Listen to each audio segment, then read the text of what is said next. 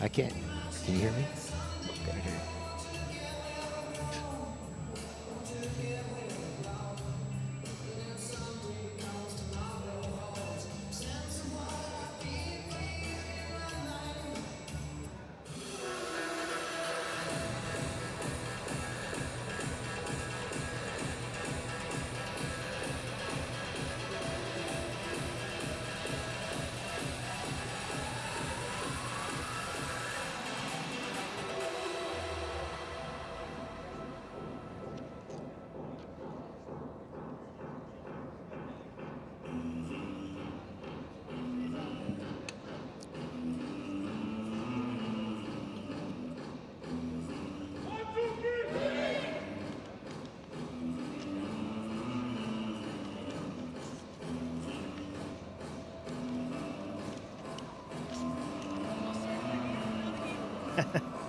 There are men and women's balls there, so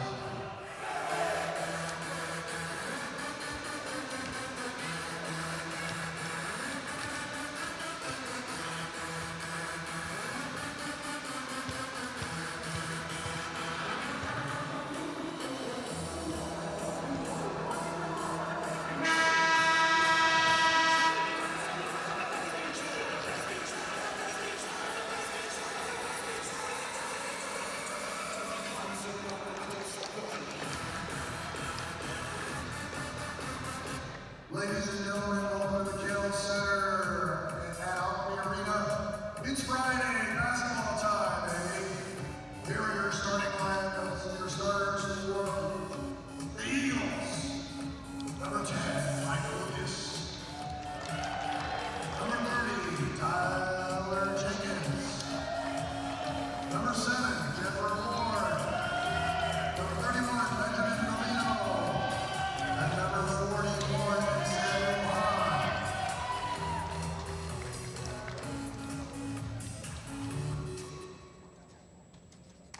And for Cutie, I don't know your mascot, I'm sorry guys. Number 1, Alex Rager. Number 35, Malkeet Singh-Gill. Number 12, Kale Harriet. Number 24, Roger Sheldon. And number 45, Christopher St. Remy. In addition, we would like to acknowledge these athletes that are graduating. Please come out and recognize for the Eagles, number 25, Liam Rockisher. And for Cutie, Malkeet Singh-Gill. Kyle Harriet. Oh, I'm sorry, Malkeet Singh-Gill. Crystal Jones, Roger Shelton, and Chris St. Remy. Congratulations, you get your degrees. This is what this is all about. That, and let's play some basketball. And a very pleasant good morning, everyone. Blake Gazaway joined by Mike Frogley as we are set for Friday action here. As it's been a great week here in Arizona. Still a full slate of games today. There's games tomorrow. And we're going to see some good games today as we'll start things off with Cooney taking on Eastern Washington, or maybe we'd say the Black Tapes at the moment. We'll talk about that a little more. Frog, you'll have some insight on that. We'll talk about it a little later, but both teams ready to go as it should be a great day for basketball. Yeah, it's a great way to start the day with these two teams. It's going to be I think it's going to be a really close game. That's just going to set the table for how close the games are going to be throughout the day. Absolutely. These two teams matching up, the 10 and the 11 seed Cooney, the 10 seed, 11 for the Eastern Washington squad. So very close in there as tip will be controlled by Cooney. St. Remy will have it out front. He'll be a big player in today's game for the Beavers of Cooney. Far side with it, they'll look down low. Pass was to Harriet. Near side, there's a shot up and good. Frazier has the first points of the ball game. Cooney leads 2-0. Really nice ball movement by Cooney. Great job keeping space and movement with their chairs so that Eastern Washington couldn't pressure the ball. Ward will have the basketball here for Eastern Washington. There's a shot up. That one no good, rimmed out by Hahn. Offensive board, that one also no good. Rebound will come down to Cooney. Couple looks there, but couldn't get a bucket for Eastern Washington. St. Remy with the basketball. He'll work it out front. He'll have a little help there with the screen. Oh, there's a pass that's out of bounds. A whistle and a foul is called. Yeah, really, one of the things I really like that I'm seeing CUNY doing right off the bat is they're initiating their offense with a cross pick high. That's the first attack that you have available in the half court. It's a crossing pick, and it was Shelton that set that pick, stuck that pick, waited for his teammate to recreate space, and then started to roll. Foul will be on Lucas, his first, team first. 8:56 left to go here in this opening period of play of the day. Again, we said full slate of games, much like we had yesterday. There's St. Remy. He fires that up good. I've known Chris for a long, long time, and he will recognize that mismatch post up every day and look to take that. That was a good-looking shot. We've talked about it throughout our course this week. He took the time to set up before he took the shot. There's a shot on the other end. That one no good. Eastern Washington's getting some looks inside. They look a little bit tight in their shooting. They're a little rushed. St. Remy throws that one before he tumbles out of bounds, as it will stay with CUNY. Good job of him to be aware of where he's at on this floor and be able to keep possession for his squad. Yeah, it'll be really interesting. So if CUNY is going to be cross-picking like that to initiate their offense, that's a great thing to do. That means that Eastern Washington is either going to need to read that and go under that pick because it's too far out to be a threat as a shot, or they're going to have to triple switch with their help coming from the elbows, not the middle. That's an adjustment. It'll be interesting to watch as the game goes on. So St. Remy with the basketball. He'll feed it down low. There's a shot off the glass by Harriet. The 4'5" freshman has his first points. Yeah, nice cut by Harriet. He had space, just a little fake and cut on the back of his defender. So with the basketball, the Eagles will have it. As pass on the far side will go through the hands of Ward. He'll go back and get it on the right wing as we played just over 2 minutes here in the ball game. With it is Hahn. He'll fire it up good. And the foul, we'll see. They will count the bucket. And that foul will be called on Shelton, the senior's first, team first. Yeah, nice ball movement by Eastern Washington. One of the things you see here, and this is a great tip for the young players that are out there, if you watch both teams, they're most effective offensively when they keep space and don't run into the defense. I always tell young players, first rule of offense, don't run into the defense. That's one of the things we're seeing that CUNY's been doing really well, is keeping space and movement with the ball like that. Unable to hit that free throw. He has 3 points on the day. It's a 6-3 CUNY lead here, as there's a shot from the low post. That one up by Singill, no good. Just a little bit too much power behind the shot. As rebound comes down, Eastern Washington will have it as Ward with it. He'll feed it off to Hahn on the far side. Hahn will try to feed it down low. Pass is knocked out. It'll be taken away. However, turnover on the other side. A whistle and a foul. Yeah, both teams a little bit, their passing's just a little bit off. We're seeing that. It looks like their arousal level, their intensity is just going up just a little bit. It's difficult to manage that if you don't practice at that level every single day. Frazier's going to pick up his first, team second. 7:12 left to go here, as that's in this first. Again, all kinds of games scheduled today. The game following ours will be UW-Whitewater in Arizona. Then we'll get into some other action from the day. We'll just have a full day. Third place women's game will be tonight. So another full day of basketball. Inbound goes into Hahn. He'll feed it off on the far side. There's going to be a shot up on the iron, no good. That shot just didn't quite fall in. Rebound will come down and go the other way for CUNY.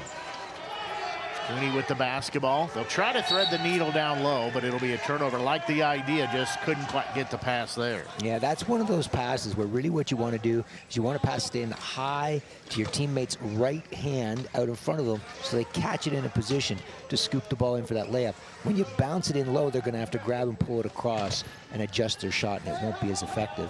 And that was the worst type of effectiveness. It went out of bounds. Lucas with the basketball for Eastern Washington. Hahn has it. He'll fire it up. He's got all 5 points. It's a 1-point ball game. 5-0 run now here for Eastern Washington. Yeah, he's finding that open space, taking the time to get himself set. With the basketball, Shelton with it. He'll work on the far side. He'll fire it up as he will go to the free throw line. Yeah, we're seeing Cooney doing a really nice job with that crossing attack. Eastern Washington's coming up, starting their defense high.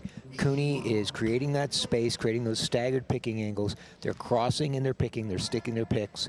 Or if the pick's not there, they're cutting. But all of the attack is coming through the elbows right now for them. That's where the space is.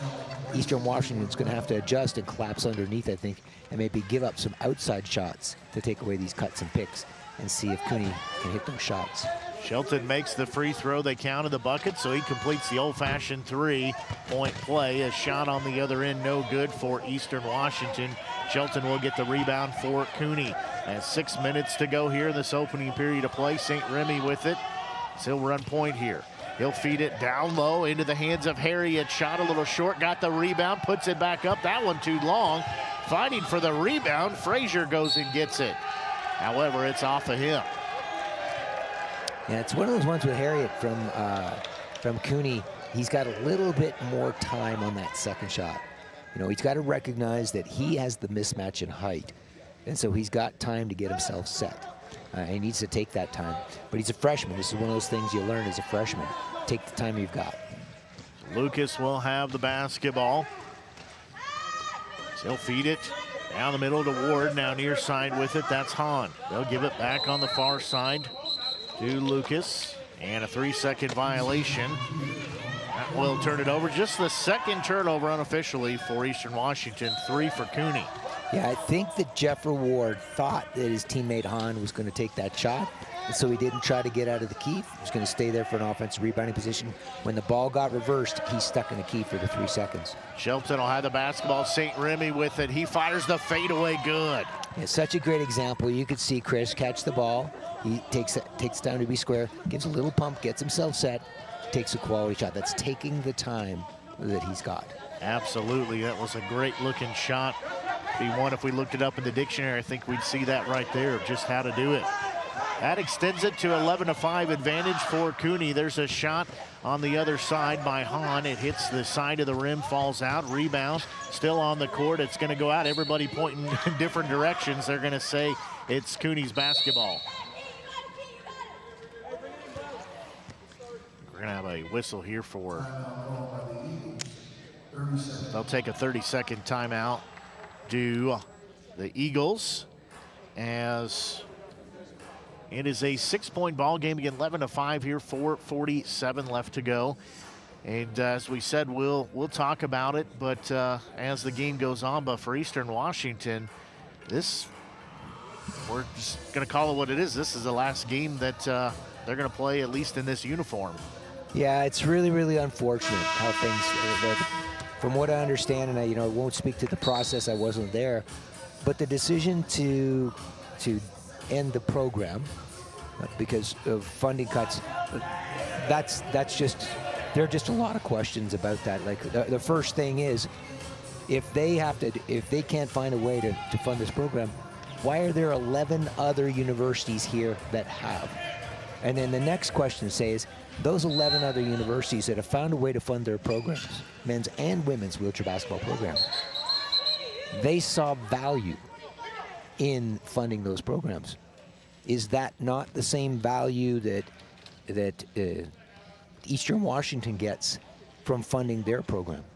I think this is an opportunity for leadership, senior leadership at Eastern Washington University, to go and spend some time at Michigan, at Alabama, at Whitewater, at Southwest Minnesota State, at Edinburgh, and ask those senior leaders why is this program important on your campus?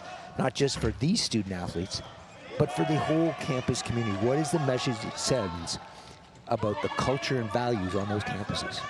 Absolutely. St. Remy, his shot was no good. On the other end, quickly, Hahn lays it up and in. He's got all 7 points here for the Eagles. As we said, we'll talk a little more in depth later on about that, but for Eastern Washington, they're going to leave it all out here on the court here today, as that shot up no good by Shelton. Rebound will come down for Ward. He'll get it off to Hahn. He'll race across the timeline here on the near side. Doesn't have numbers, but has a seam, fires it up, shot no good. Trying to get the offensive board. It's tipped out of the hands of Bellino. Comes down to Shelton, and there's going to be a foul called as contact was made. That one will be on Lucas, his second, team third. Shelton will start the inbound play as he'll be off to our left here. 3:47 left to go here this opening period of play. It's a 4-point advantage for Cooney. Yeah, these are really interesting in this game because Cooney is also a very young new team. They've only been on, in the college division for a handful of years, similar to the Eagles. And yet they're continuing to be able to find a way to make it work every single day. And so that might be a great discussion for the leadership at Eastern Washington is come and talk to Coach Ryan Martin and ask him, how are you able to do it in a complex university system like CUNY's in? Shot up by Ward is good. That's his first points of the ball game. Just like that, we're back to a 2-point game. Cooney has gone cold here from the field. They still lead, though, by 11-9 as we're at the 3-minute mark left here in this opening period of play. And you can start to see the adjustment. Eastern Washington, the Eagles are going under on their picks now, and the cross picks are not there the way they were at the beginning of the game. St. Remy will have the basketball. He'll fire it up, banked it in. So one of the things that will be really important for Cooney, the adjustment they need to make right now, they need to, on the outside, those two outside offensive players need to get wider and deeper now than they were before to create that space. They're not getting wide enough and deep enough. Hahn will have the basketball. It'll be swatted out of bounds. Harriet puts the paw up, knocks it out. There's a lot of substitution here. Yeah, it's so important that your initial two offensive players coming down get wide enough and deep enough. They will set the amount of space you have to use offensively. Inbound will go in out front. Lucas will have the basketball. He'll fire it up. That was a three. That one no good. Got his own rebound, so they'll reset the offense here. He'll work it over here to the near side. Cross-court pass, far side to Ward. As he will have the ball poked out of his hands, it'll stay on this side of the court for Eastern Washington.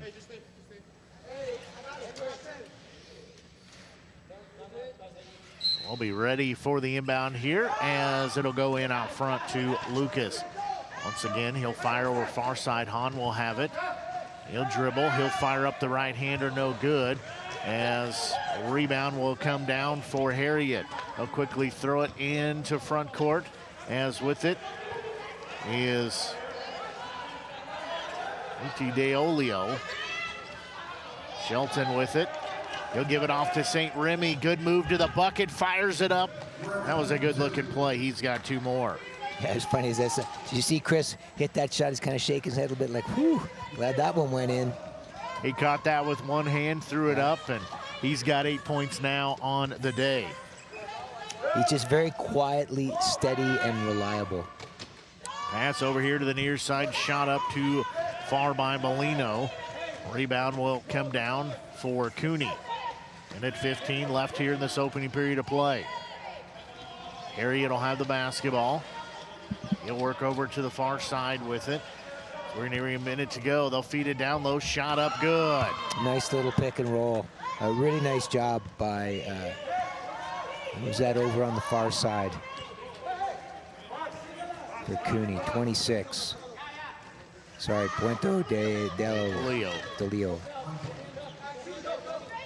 Well, he's got his first points as Eagles will have the basketball. There's going to be a pass tipped out. Able to save it, though, is Jenkins.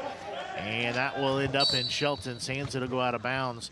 Going to have contact. Lucas is going to pick up his third, team fourth. Yeah, so Lucas, there was a nice little pick and roll. He just needed to pass that ball up a little bit higher. You know, that missed pass that took his teammate out of position, that's his responsibility to pass the ball better so his teammate can do something with it. And then he doesn't need to pick up that. That's a frustration foul, you know, right there. The play didn't turn out the way he wanted, and he got a little bit anxious. He's got to learn how to manage that emotion in a game. Well, Shelton will have the basketball for Cooney. Far side with it. Harriet has it knocked out. They say it's off of him, so it'll go the other way. Yeah, he was trying to run a pick and roll with his teammate and put the ball on his lap or went to spin and bumped it out of bounds. Really hard thing to do to pick and roll with the ball. Once that pick's set, post the ball away and then run the pick and roll without the ball. Eastern Washington with the basketball. They trail by 8. They'll give a cross-court pass near side to Ward. Far side with it. That will be Lucas. He'll have the basketball in the left hand. 8 seconds on the clock. He'll fire it up, bank it in. Yeah, really nice steady shot. He took a second to get himself set there, find his space to shoot, and shot through the space. So really nice. So he's bounced back from that little bit of a frustration foul, composed himself, resulted in 2 points. Time winds down here after the first. It is Cooney 17 and Eastern Washington 11. As our ball game, we said these two teams match up pretty good so far. That's holding true. Yeah. No, it's a great battle of two young programs at similar places in their development. You know, and from what it looks like, possibly going in two different directions. It was really neat to start the game off today. One of the things they did is they announced the seniors, the individuals that were graduating from the different programs, and I think it was Frobisher that is graduating from Eastern Washington. What'll be interesting is he's going to have an opportunity now to go out into the community. And one of the things I've seen over the years in the college division is seeing people graduate with their degrees after playing varsity sports at their university campuses. And I've seen how they've gone out in their communities, become community leaders, and add social impact beyond just the community of individuals with disabilities. When we look at the alums of the college division here, we have individuals that are state Supreme Court justices. We've got individuals that were senators, representatives at the federal and state level. We've had architects, lawyers, teachers, doctors. We can go down the list. We can go and speak and see individuals that have had significant social impact that have made each of the countries they've gone to, because we have an international community here, better by virtue of the experience they had in the college division. Shot on the other side. Lucas won't go in. Cooney will get the rebound as St. Remy has it. He'll hold it above his head. He'll give it off to Harriet. He'll be in the paint. He'll fire it up. A little too far left. Rebound comes down to Lucas. Yeah, that's one of the things I'd like to see Cooney look to do more, is find a way to take advantage of their height mismatches. They have 2 height mismatches out here right now. They've done a good job with their cross picks to get players to the basket. The other thing I would like to see them do is see how they can figure out how to get post mismatches, take advantage of the height they've got with St. Remy and Harriet. Offensive foul there against Eastern Washington. That'll be on the sophomore Jeffrey Ward, the 2-5 from Canada. So he'll pick up his first team first. Shelton will have the basketball on the far side. He'll give it off to Harriet. Harriet feeds it down low. There'll be a shot up by Olio. It's good, and he's fouled. That'll be on Ward. Yeah, Ward recognizing right away, like, oh man, I shouldn't have reached. Wasn't the spot to reach from. Jeffers, a young player, just coming up. He's a player in the U23 junior national program in Canada. Great young man. Had a lot of conversations with him. You know a thing or two about the program in Canada, don't you? Couple things. Very historic career there for you, and I know you've had the coaching experience and all kinds of things. So there's a shot up on the other end for Eastern Washington, up and good. That one by Brendan Williams, the sophomore. He's checked in the ball game. So Cooney will have the basketball here. They lead by 6. That's really been a good space for them to have the lead. They played much of it between the 4 and 6 point lead mark. As ball tipped out, Shelton will go back and get it. As Cooney with it. St. Remy pass a little too tall for him. It'll be taken away. As flipping it in a front court. Hahn has it. He'll fire it up good. He's got 9. Nice defensive possession. There was a point in there where one of the Cooney players was getting ready to roll the basket, and we saw a triple switch from the elbow to stop that cross pick. That neat little adjustment by the Eagles. That's the kind of thing they're going to have to be more aware of. With the basketball here, this is Shelton. He'll work it. He'll feed it off to Frazier. His shot, no good, rimmed it out. He flips the rebound out, though. It'll stay with Shelton. He'll feed it to St. Remy. Fade away up good. Yeah, there's taking advantage of that height mismatch. I really like how, with the Cooney players, when they're getting a pick, they're sticking it. They're not rolling. They're not getting anxious. They're letting their teammates recreate space so they can get space for that roll. Pass tipped out. Hahn was able to get it back. He will have it straight away. Near side with it. That will be Lucas. Lucas with the basketball, works the left-hand dribble, gives it off to Williams. His shot up, no good. It'll go out of bounds. Go back the other way for Cooney. 7:12 left to go here before halftime. Again, it's a 21-15 score, 6-point margin here for Cooney as they'll have the basketball. Shelton with it, he'll hold it above his head. He'll drop it into St. Remy, low post shot up. He's just as accurate from that side. He's got 12.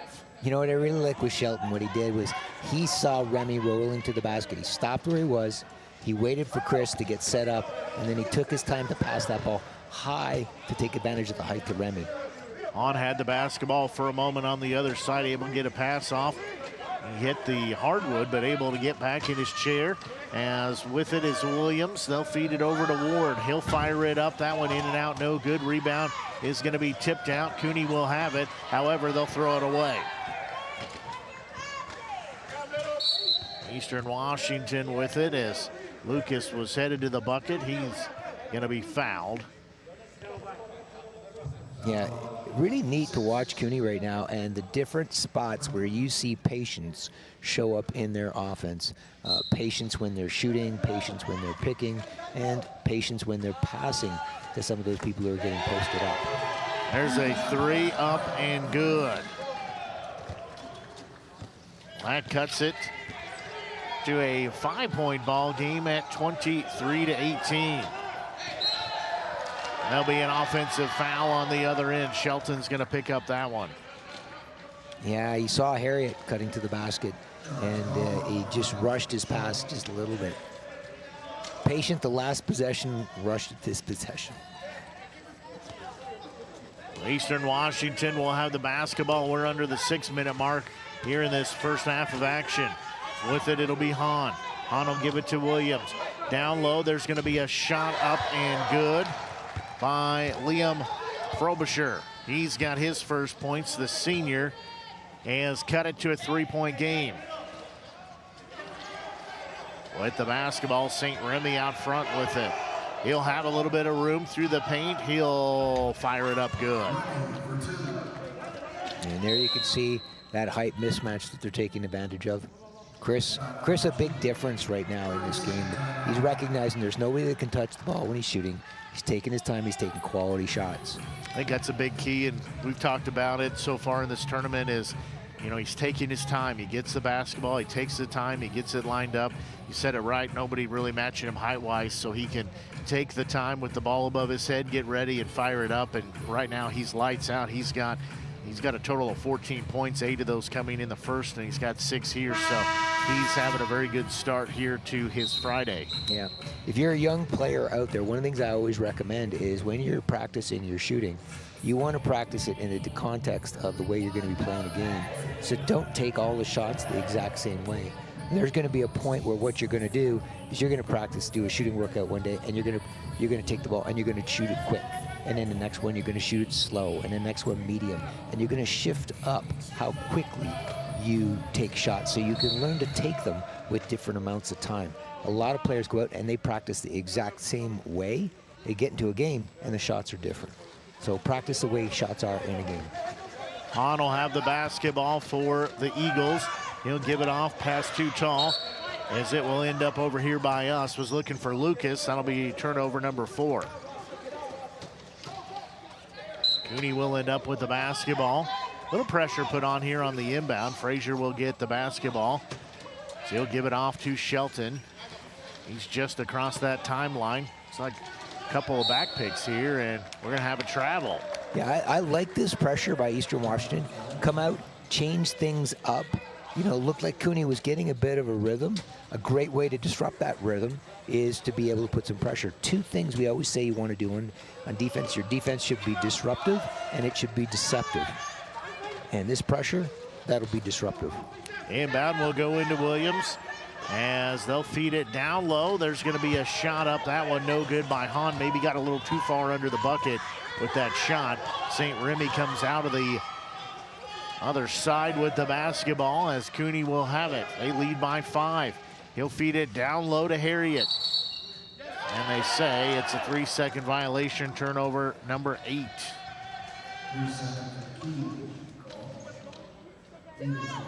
Eagles will have the basketball here. 4:45 left to go before halftime. Lucas will take it across the timeline for Eastern Washington. He'll hold it in that left hand. He'll give it off to Williams. He just threw it away. So that pass is going to be taken away quickly. Get it into front court to Harriet. He has got some room. He will put the brakes on it. He'll fire it up good. Yeah, took his time, got his balance, didn't rush it. That's important. Absolutely. I think if he rushes it, he topples over and he will not get that shot. And shot on the other end. That one coast to coast by Lucas. He's got 4. Nice little fake by Lucas in the open court. He's got space attacking, does a fake one way, and then he attacks the back of the defender with the ball the other way to go to the basket. We're under the 4-minute mark here in this first half. Shelton has it, gives it down low to Harriet. His shot high off the glass, good. And there's that height mismatch that Cooney has an advantage with. So for those young players out there, when you're looking to attack on the court, 95% of the time your successful attacks will be attacking the back of the defender that's guarding you. You only win about 5% of the time attacking their foot plate, the front of them. Hahn has the basketball. He'll feed it through the paint. Lucas shot up, no good. He is fouled, so he'll go to the free throw line for a couple of tosses coming here. That foul on Frazier, that's his second, team 3rd.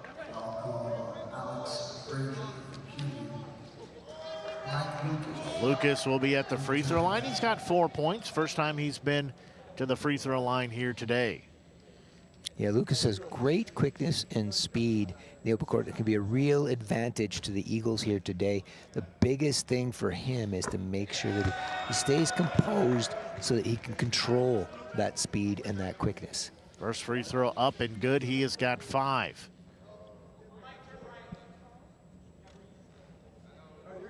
We'll have a second free throw coming. 29-23 score. That one will not fall in. So he makes one of the two. Still a 6-point ball game at 29-23. St. Remy tracks in the rebound. He'll give it off to Shelton. They'll have it out front. Not congested there out front. Everybody in a small, tight window. St. Remy has it tipped out of his hands. Singill will have it. He'll give it off to Harriet. Now that's Frazier, far side. His shot too tall. As that offensive board and put back by Singill, no good, but he will go as he is fouled. That'll be on Ward, his 3rd, team 3rd. Yeah, that's a tough one, getting in foul trouble. This Eagles bench is not deep, and Jeffrey Ward is a key player out there for him. They need his quickness, and he's got a bit of reach that can contest some of the height from Cooney. Ward checks out, Bellino checks in. First free throw is up and good. Singill, Malik, he's got his first points. Yeah, as a coach, when I was coaching, I expected our players to get a couple of fouls because you're going to get some because you're going to be playing aggressively. But what I really wanted them to be is, I'll call them wheel fouls. Fouls because, you know, you're pushing hard with your chair, trying to get contact with the offensive players. But I didn't want us to get offensive fouls, and I definitely didn't want us to get poking, reaching fouls. Those ones I felt we controlled. So it will be a 31-23 score here. 2:45 left before halftime. Eastern Washington has it as Lucas fires up a shot. That one quite high, but he is going to be hit on the arm. Shelton will pick up his third, team fourth.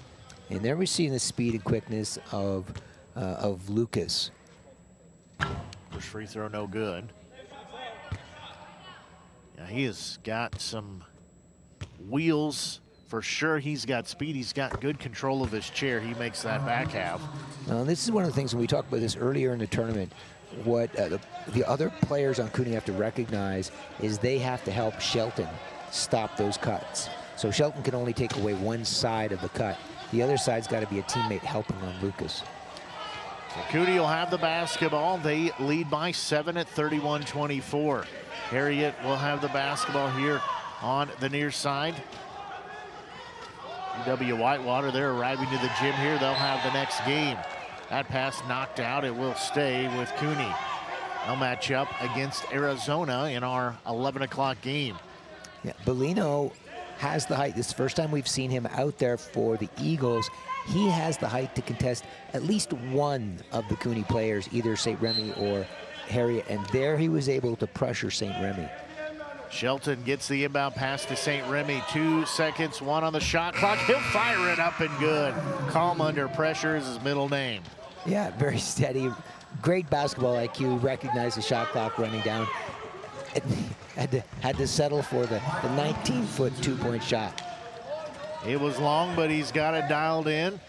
As we said, he is sitting at 16 points now, 8 points in the first and 8 points here in this second period of play. As Shelton will have the basketball. Minute 45 left to go here before we get into halftime. As near side Harriet will have the basketball. They'll work it outside the perimeter. Cross-court pass to St. Remy. He'll load up another long two. That one double hits the rim, won't go in. Tried to push it back in as there'll be an offensive board shot up by Harriet. He's got 8 points.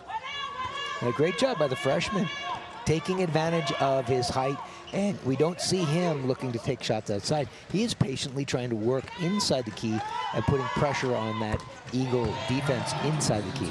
Lucas fires up a 2 on the other end. That one goes in. It's 35-28 score here. In time winding down.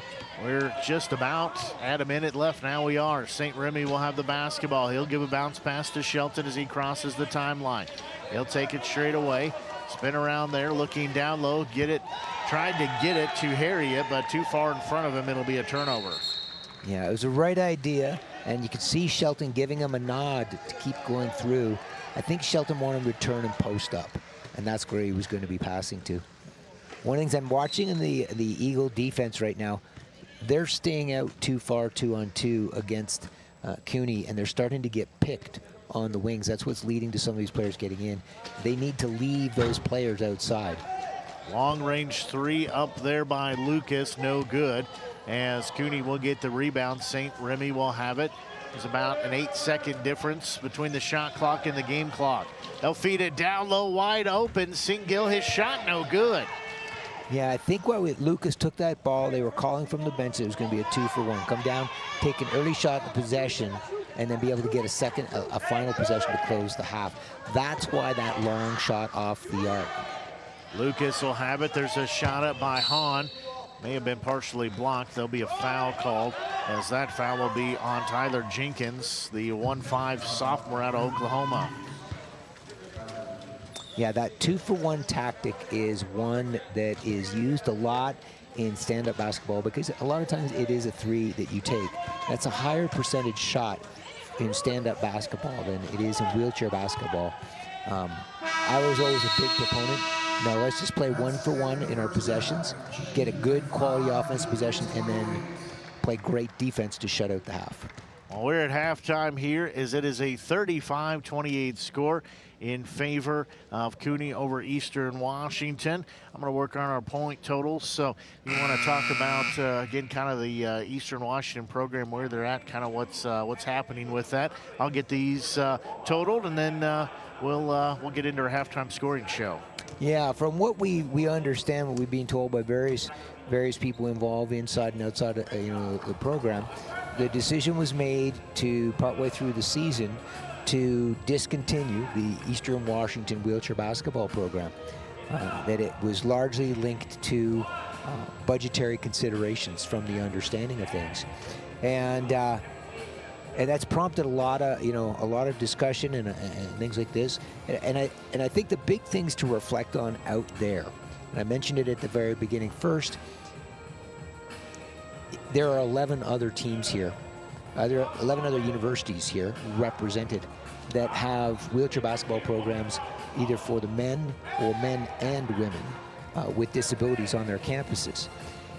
That means those campuses have found a way to get the funding to run those programs. Whether you are a big school like an Alabama, an Illinois, a Michigan, a middling school, a middle-sized school like a Southwest Minnesota State University, or a Division III school like a University of Wisconsin-Whitewater. Those schools have all found a way to find that funding. And so for a school like Eastern Washington, that will be the question. If those schools have found that way, maybe we should have a conversation with the leadership of those schools to find out how they get the funds to run a program. And they run it at all different levels of funding. There are some programs like Alabama that have a significant amount of funding that goes into the program.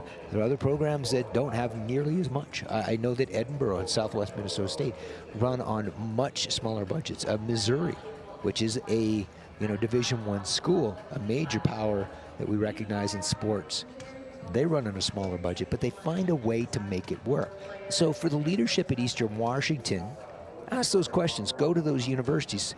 Say, like, how do you make it work? And then the other thing, when you're in those conversations with those leaders, ask them why. So why do you have varsity wheelchair basketball or wheelchair basketball on Alabama's campus? Why do you have wheelchair basketball on Missouri's campus, on the University of Texas Arlington? Why do you have it on CUNY's campus out in New York? What's the value to those students and the larger community on your campus? I can speak directly to the value of it as a former student athlete myself. The opportunity to go and to play wheelchair basketball, pursue my academic career, and learn how to be a leader has provided me with all kinds of opportunities in my life, where I've had opportunities to go around and travel around the world and have an impact, I think, positively. And then take a look at your university community. We talk a lot about the importance of involving everybody and recognizing the contributions that everybody has towards society. We talk a lot, and we're starting to learn better the value of difference. Difference is not something that is bad. It is actually something from an evolutionary perspective. We need difference to survive. We need it to actually thrive. And so we want campuses that have difference present in them. It's one of the most important things for academic and personal growth for whatever community you're in. So if Eastern Washington is supportive of difference and recognizing how important it is to have difference on their campus, they need to support a program like their wheelchair basketball program, because it communicates to the entire community, we value these individuals. We see what they can do, their ability, and we're going to give them an opportunity at this campus to maximize that, because that's what we do. We maximize the potential, the holistic potential of every student on our campus. I think those are the kinds of things that need to step back and do. I'll add one last thing here before we talk a little bit about the scoring. Leadership is difficult. Leadership means doing the hard work. It means making difficult decisions that are going to be hard to do. It is always easier, and I've seen this in countless athletic programs around the country. It's actually easy to cut a program. What's hard is doing the work to find the funding for programs. It's hard to do the work in building programs so that they give opportunities to student athletes to become the next leaders in our country down the road. We ask these athletes out here every day to go out and practice. First thing in the morning, go to class, do their lifting, come back, do their work, their class work, the group work, and then get up and do it again. We ask them to do the hard work. As leaders, we need to model that. And so those are the things, if the leadership from Eastern Washington is out there listening, those are the things I would suggest. And I would say that if you're unsure of how to go about doing it, there's a community here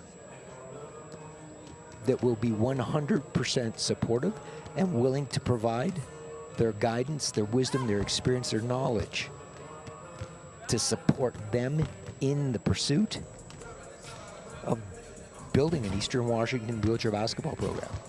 Right. So that's what I'll say for now. I would also add too, you know, that you bring up great points with this, but you know, with the teams that are here that figured it out, they find a way to keep the program sustained. There's also some talks about adding some new programs. So not only have the programs here been able to figure out how to maintain, but there's programs that are saying, hey, we're starting at zero and we're going to build up to this. So again, that community is there, and it's a very unfortunate thing for the program. And like we said, they've been pretty consistent with the tournament here, wearing the tape across the front and have it on the back. And you know, that's a pretty solidarity on their part, as they're in unison with that. And it's an unfortunate thing, because it's a great outlet, great opportunity. Even for me, coming in my second year involved with the Mizzou team, you know, this community has been great. They've welcomed me in. I've learned so much. I've had a blast, and looking forward to doing this for a lot more years. So there's a lot to be said for that. So hopefully they'll take some of your wisdom, be able to go back and retool. But you know, all we can do is just offer the support and the advice that we have. But it definitely is something that is an unfortunate thing, to say the least. Yeah, no, and that's a great point, that what we're talking about doesn't just apply to Eastern Washington University. This applies to every university in the country. UCLA, they're going to be hosting a bunch of elements of the Paralympic Games in LA in 2028. This will be an opportunity for UCLA to learn here how to do this, so that the legacy of the LA Games is adapted athletics on their campus at the varsity level. This will be an opportunity for an Ohio State, a Florida, an LSU. There's so many of these big schools, a Notre Dame. You know, we talk about basketball schools, UConn. Two teams in the Final Four on the stand-up side. If they're a basketball school, this is basketball too. You know, they should reach out, and they should be looking at doing something like this. So it's great. And I'll add one last thing. So I've had the opportunity to travel internationally and represent my country internationally at the Paralympic Games. The Paralympic Games right now is at a transition point where it's increasingly being recognized for its value monetarily and socially. Internationally, it is significantly growing, and countries are investing more and more money understanding the value of the Paralympic Games. That principle is something that the universities here in the United States should be embracing. They should recognize this international trend and what it means, and make decisions to use what's happening, to learn from it, to get ahead of it, and not be followers in that trend, but be a part of the leadership internationally, because that's the tradition of higher education in the United States. It's to be leaders internationally. And so there's a whole bunch of reasons for them to come and have some conversations with these schools, figure out how to fund them, and understand how and why this is important to be done. Let's talk a little bit of basketball. Absolutely.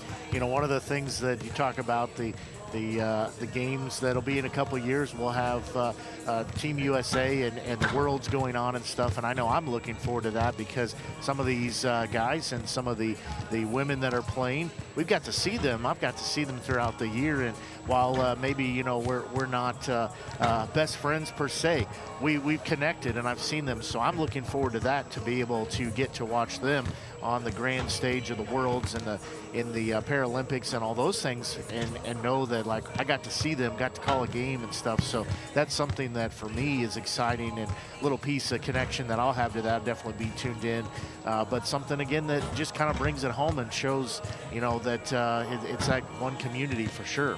Yeah, it's and for those people watching the games, they're watching athletes today and tomorrow, and if they watch the last couple of days, that are going to be representing their countries internationally, and they're going to have success internationally.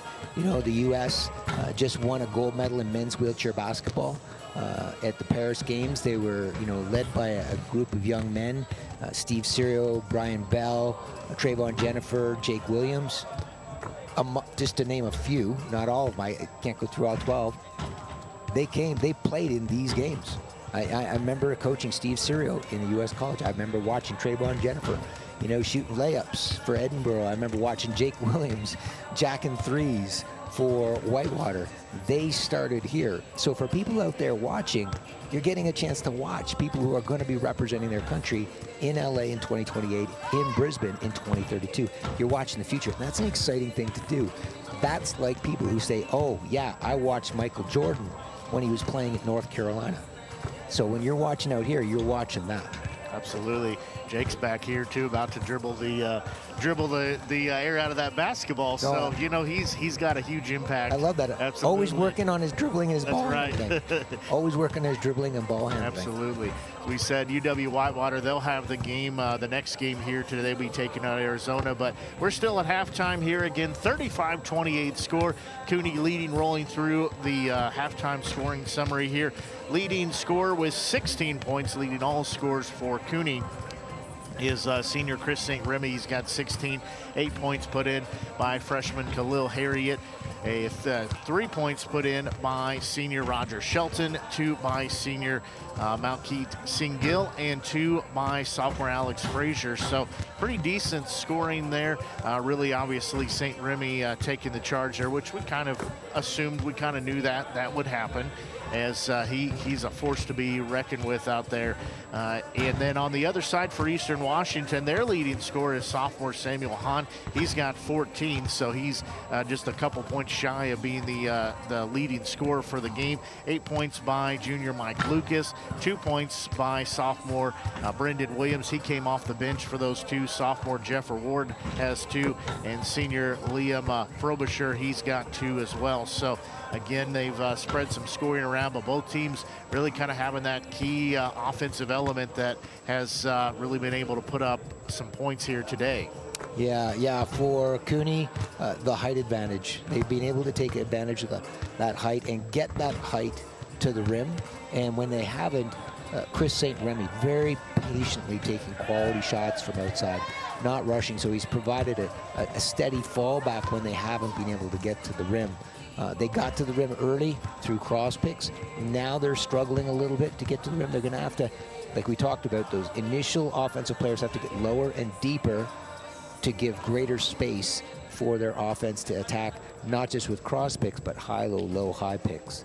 That'll be important for them. For Eastern Washington, the big thing is they've hit some outside shots that's helped them out. They haven't gotten to the rim as consistently.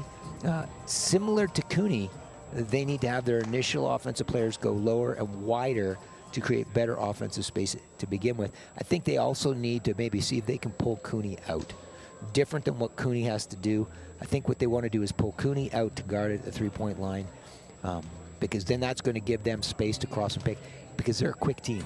They've got a bit better speed, a bit better chair mobility than Cooney. In that space, they'll be able to take advantage of it.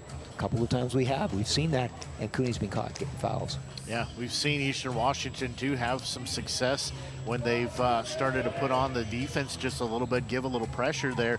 Cooney not struggling per se, but definitely had a little bit of difficulty kind of breaking that, and had to regroup just a bit. So we're about ready to begin play here for the second half. Again, it's a 7-point contest here. Cooney leading.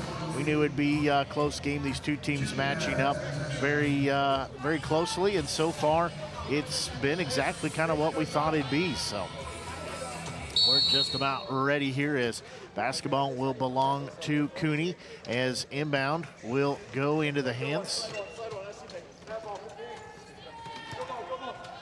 As Cooney will have the basketball, St. Remy with it as far side. That'll be a shot up by Harriet. That one no good. Rebound comes down and go the other way. As with the basketball on the far side, Lucas will have it. He will survey here, look down low, spin around. Now he'll have it again near side, still with it. 9 on the shot clock. He'll give it off to Williams. The pass was low. He's able to go back and get it. 3 on the shot clock, fires it up good. He has got 10. As this will be Cooney's basketball.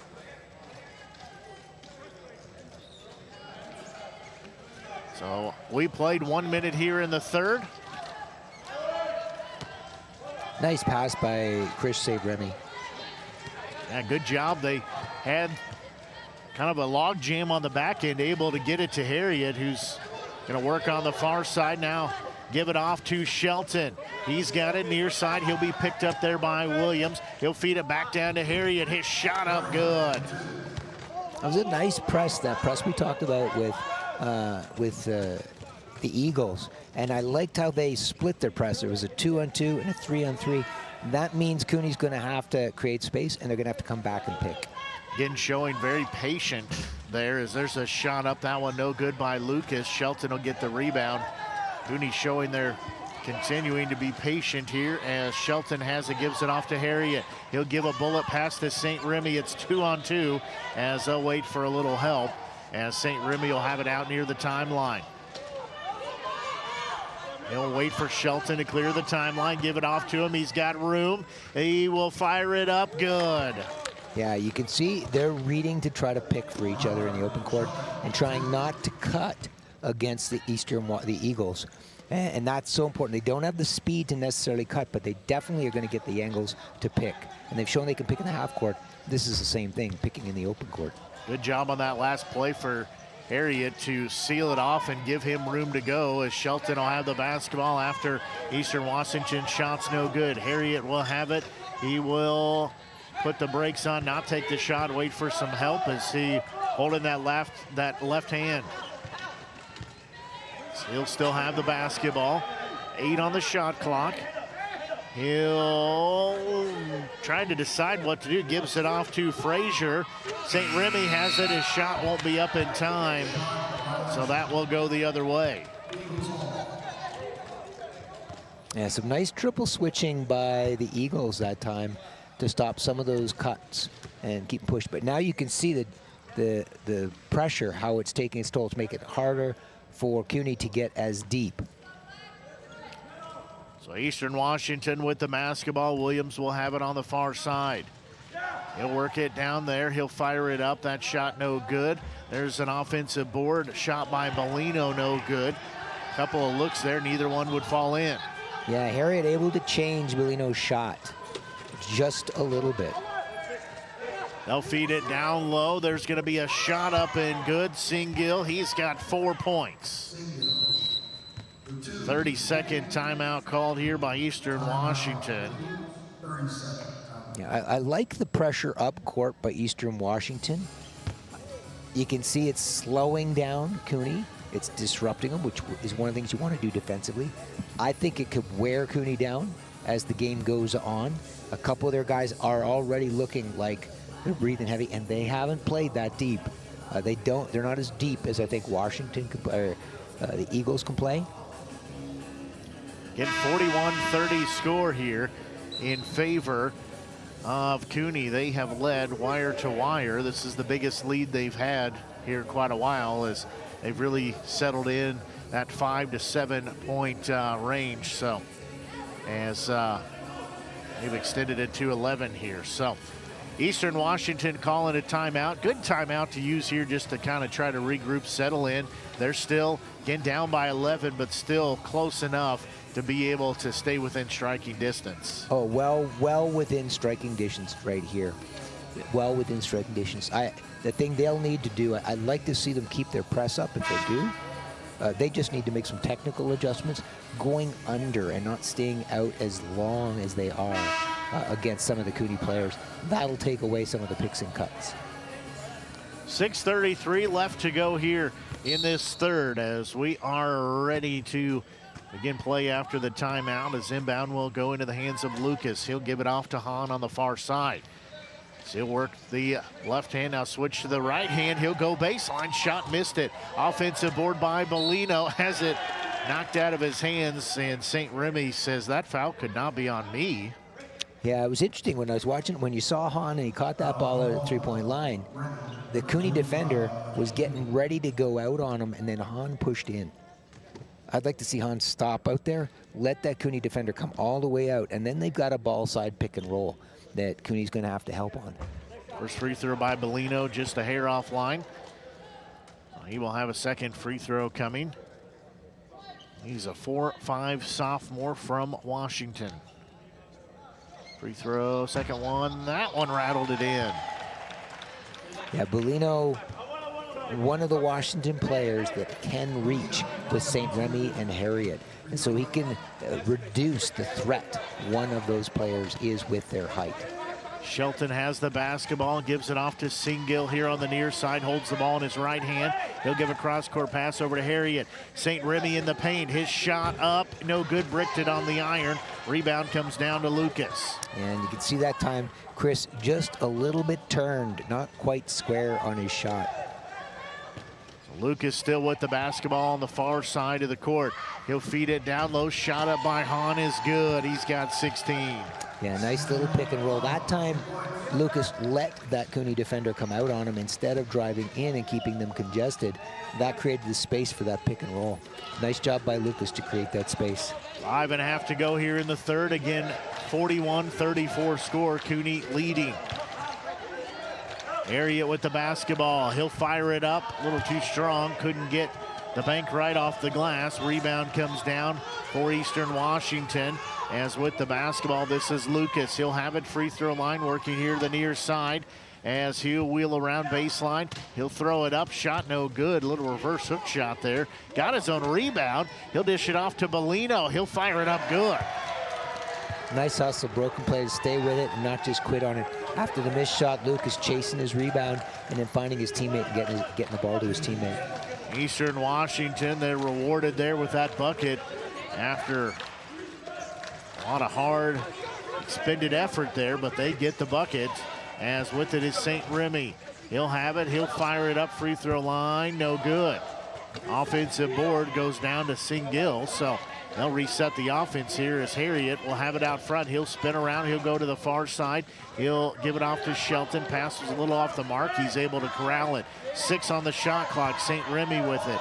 Now it'll be 3 on the shot clock. Winding down, he'll fire it up, good. Okay. So hits the shot to bail him out. The bulk of how Cooney's generated their scoring has been shots in the paint. They've been inconsistent outside with the exception of Remy a couple of times. That speaks to the importance of the Eagles playing under on defense and giving up those outside shots to make sure they're stopping cutters and pick and rolls to the basket. Lucas on the other end, he'll take it in, he'll put it up for 2 more. In 43-37 score, it's been cut to a 6-point deficit here for Eastern Washington. Cooney has the basketball, they have the lead. St. Remy with it on the far side. He'll give a pass down low. Singill, shot no good, got his own rebound, hit the bottom of the rim. Now with it, that'll be Shelton. He'll work it outside the perimeter on the far side. Now he'll have it straight away. Singill has it, that shot up, that one rimmed out as well.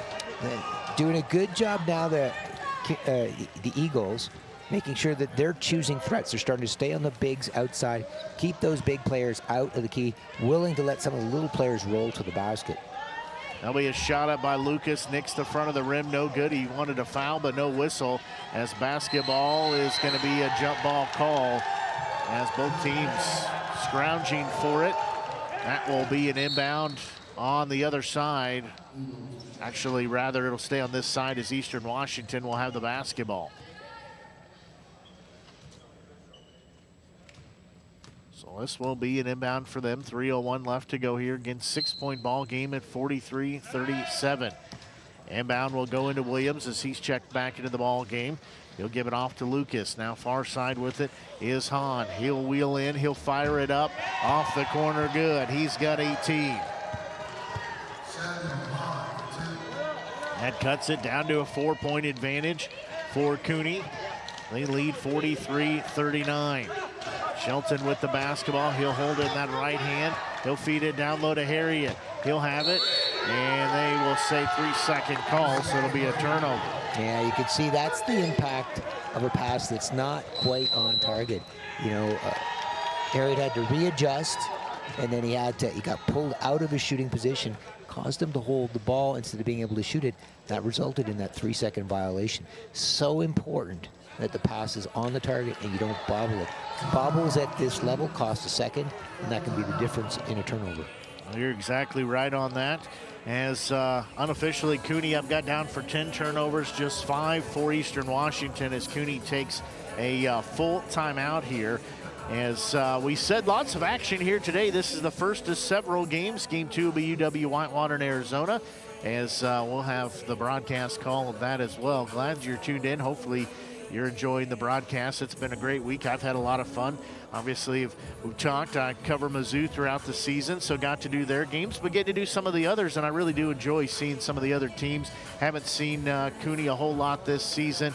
We've seen Eastern Washington about the same amount of times. Got to do Illinois' men's game. It seemed like we've seen them a dozen times, so I feel like they're almost our second home of sorts. But yeah, some good games, and there's still going to be some even better games, I think, as the tournament progresses. Well, that's the neat thing about the way the tournament's designed is as the tournament goes on and the seeds compact, you get closer and closer and closer games. And so today, I fully expect today to be a bunch of like plus or minus 5-point games, which means those are games that are going down to the last possession. Absolutely. It's going to come down to who makes that mistake last and the other one who capitalizes on it. As again, it's a 4-point game here. Cooney leading Eastern Washington with the basketball. Hahn will have it on the far side baseline. He'll wheel around. He'll fire it up. That one in and out. St. Remy will get the rebound for Cooney. Yeah, the Eagles have taken that pressure off. They're still starting their defense above the 3-point line. Nearing 2 minutes to go here in this third. As with the basketball, that's Frazier, and we have an offensive foul called. I think that might be on Shelton. Check to see. Yep, that is going to be the call. I've got him down on his 4th now. That is big for Cooney because he's a stabilizing force out there for their offense. He's very steady. He does a lot of different things. Doesn't score a lot, but he has a lot of discipline with the ball, looking to get the ball inside to their big guys and then pick as well. Yeah, we've seen that with foul trouble with some other teams. They've got it themselves in situation, and Shelton is going to check out, so they will lose his presence on the court. Be interesting with his presence and his leadership if this is a moment we see the Eagles put that press back on. Still just a 4-point game here at 43-39 as Williams has it down low, shot too strong. St. Remy easily hauls in another rebound. Great fake by the young Eagle player, and then drive past Chris Remy. They'll feed it down low. There's going to be a shot up and good. Olio, he's got 6 on the day. That extends it. That's the first bucket in quite a few minutes or so, it seems, for Cooney. They lead by 6 now at 45-39. You can see Cooney now starting to pack it into the key. And this is where it'll be so important for the Eagles to take the time to try to pull them out and pick and roll on those wings. And then the elbows open up. That's where Lucas got his cut, was at an elbow cut. He throws that one up. It falls in as that cuts it back to a 4-point game. However, shot on the other end by Harriet pushes it back. He's got 12, pushes it back to a 6-point ball game at 47-41. We're at 45 seconds and counting here in the third. There's a 3 up by Lucas, is good. And we saw Chris Remy stepping into that middle role on defense. He's starting to communicate, take on the role that Shelton normally plays. That cuts that lead in half as it's a 3-point ball game at 47-44.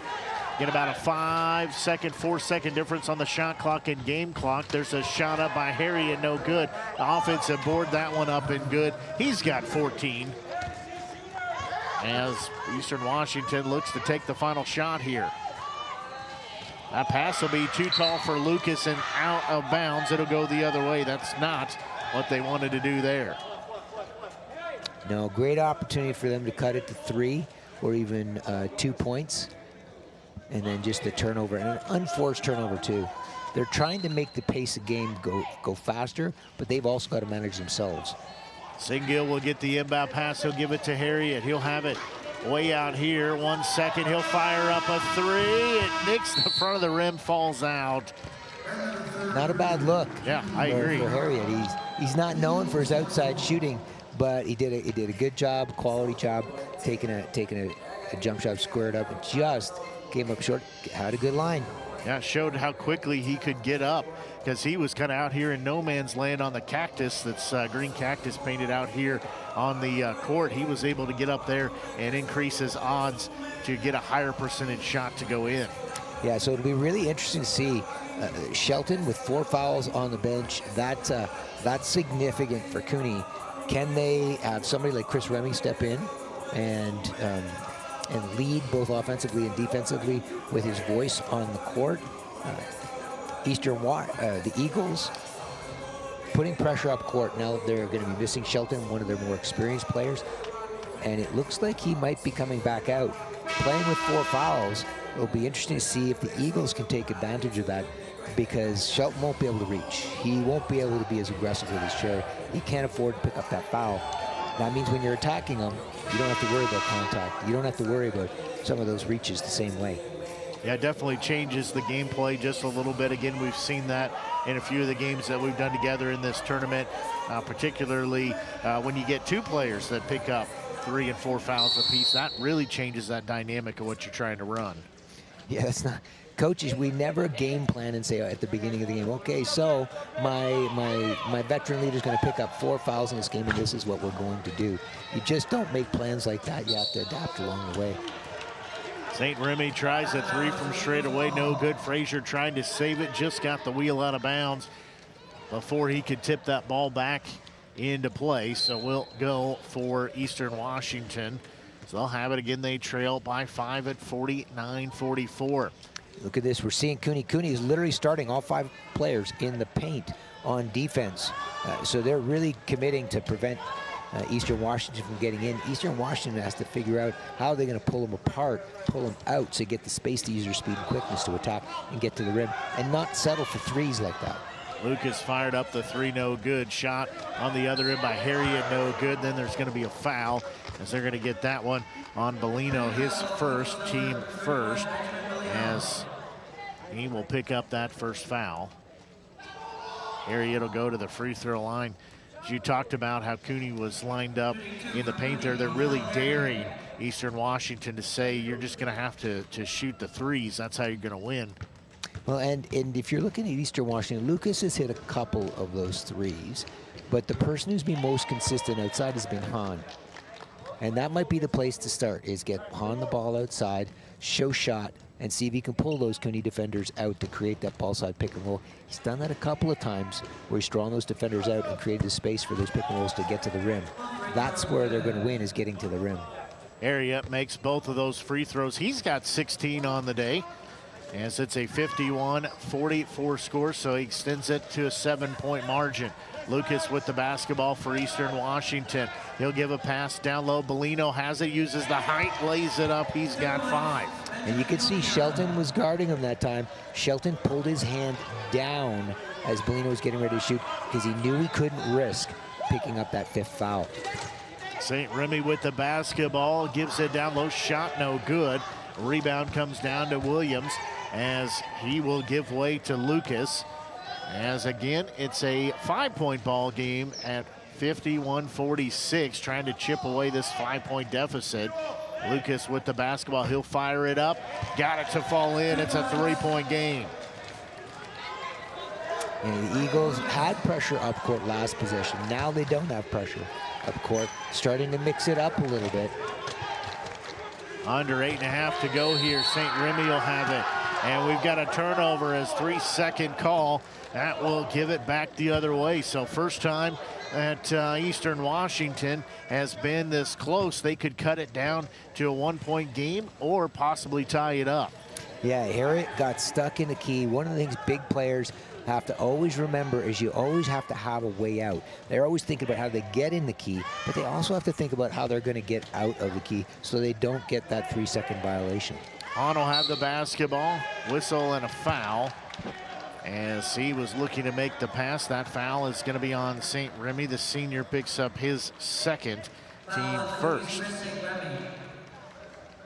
And there we could take a look. You could see the Cooney players. Now they're starting to stretch out, and you see the gaps that are opening up. That's where the Eagles have to figure out, are they going to cut or pick, attacking those gaps. Williams got the inbound pass, gives it back to Hahn. He'll go through the paint. It's a 1-point game at 51-50. Yeah, and there's the gap that was created because Shelton had to extend on Lucas to take away that outside shot. We're under 7:50 to go here in the ball game. It's a 1-point game at 51-50 in favor of Cooney. They've got the basketball. St. Remy with it. He'll fire it up good. I love the steadiness, you know, when the game's starting to get pressurized like that. What does the veteran Chris St. Remy do? Just very steadily posts outside, gets a quality scoring opportunity to try to stem the tide. That makes it a 3-point game. There's going to be a turnover as Eastern Washington will try to make a pass down low to Bellino. It's too far for him to grab. It'll go back to Cooney. So just like that, it was a 1-point game. Cooney could extend their 3-point lead here with this possession. 7:15 left to go here in the ball game. Shelton has it, gives it down low, shot up, good. O'Leal has 2 more. Nice little pick and roll again. We've seen the patience in the pick and rolls for Cooney and their willingness to stick that pick and let space get recreated. So with the basketball here, Lucas will have it. He's matched up with St. Remy. He'll give it off to Hahn. Hahn gives it back to Lucas. Now with it is Williams. He'll give it off. There's a shot up, no good by Jenkins. Rebound will come down for Cooney. Yeah, Jenkins just a smidgen out of balance when he took that shot. 6:35 and counting left here in the ball game. Back to a 5-point cushion for Cooney at 55-50. St. Remy will have the basketball, 10 on the shot clock. He'll work here on the near side. He'll fire that one up, banked it in. He has got 22. Yeah, you can see Chris now starting to kind of take charge a little bit. You know, he's going to make sure he's going to try to have the offense run through him, either through shots or passes to people who are going to take shots.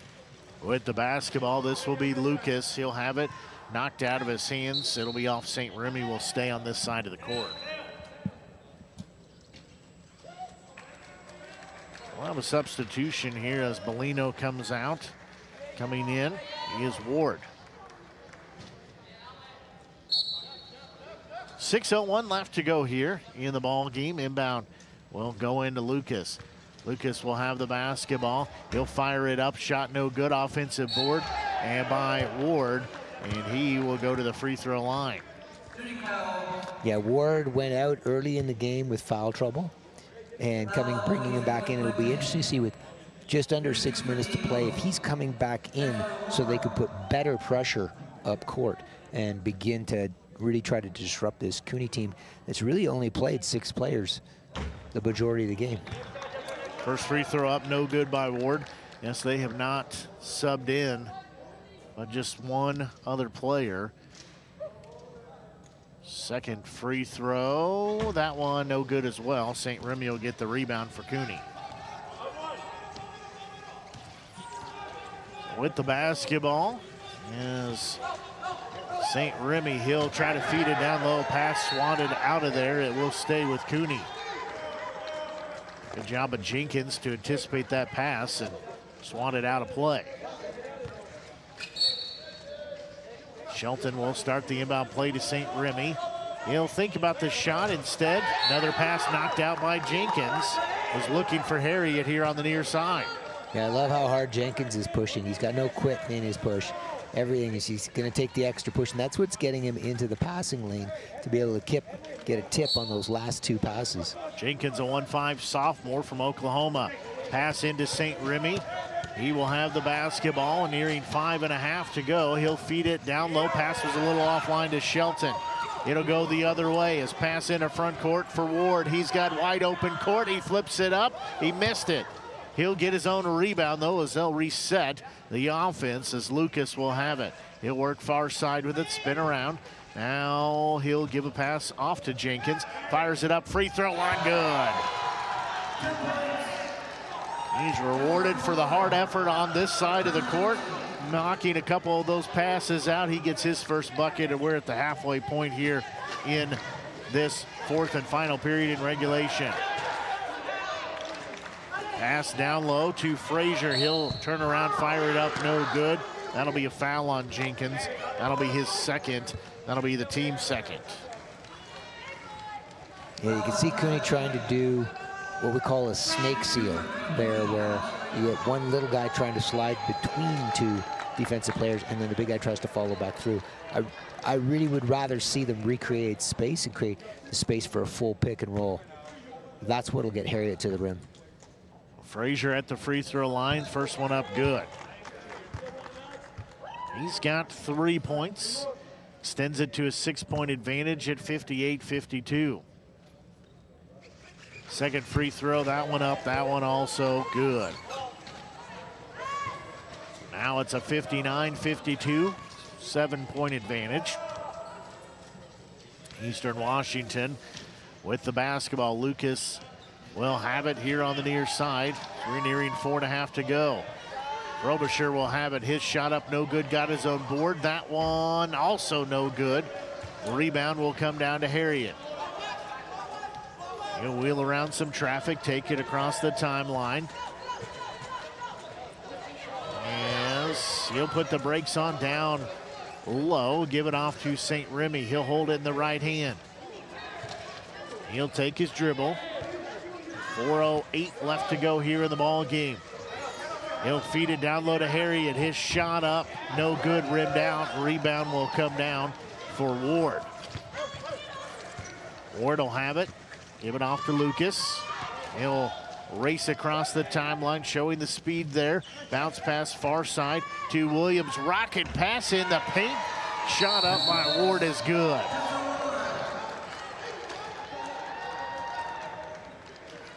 That was a bullet pass there, but right on the money. The shot was good. That's exactly what you got to do right there. Yeah, you can see the speed of the Eagles getting down the court faster than Cooney. Cooney getting a little bit slow in defensive transition there. That could be the impact of playing 5, just maybe 6 deep, and getting a little bit tired towards the end of the game.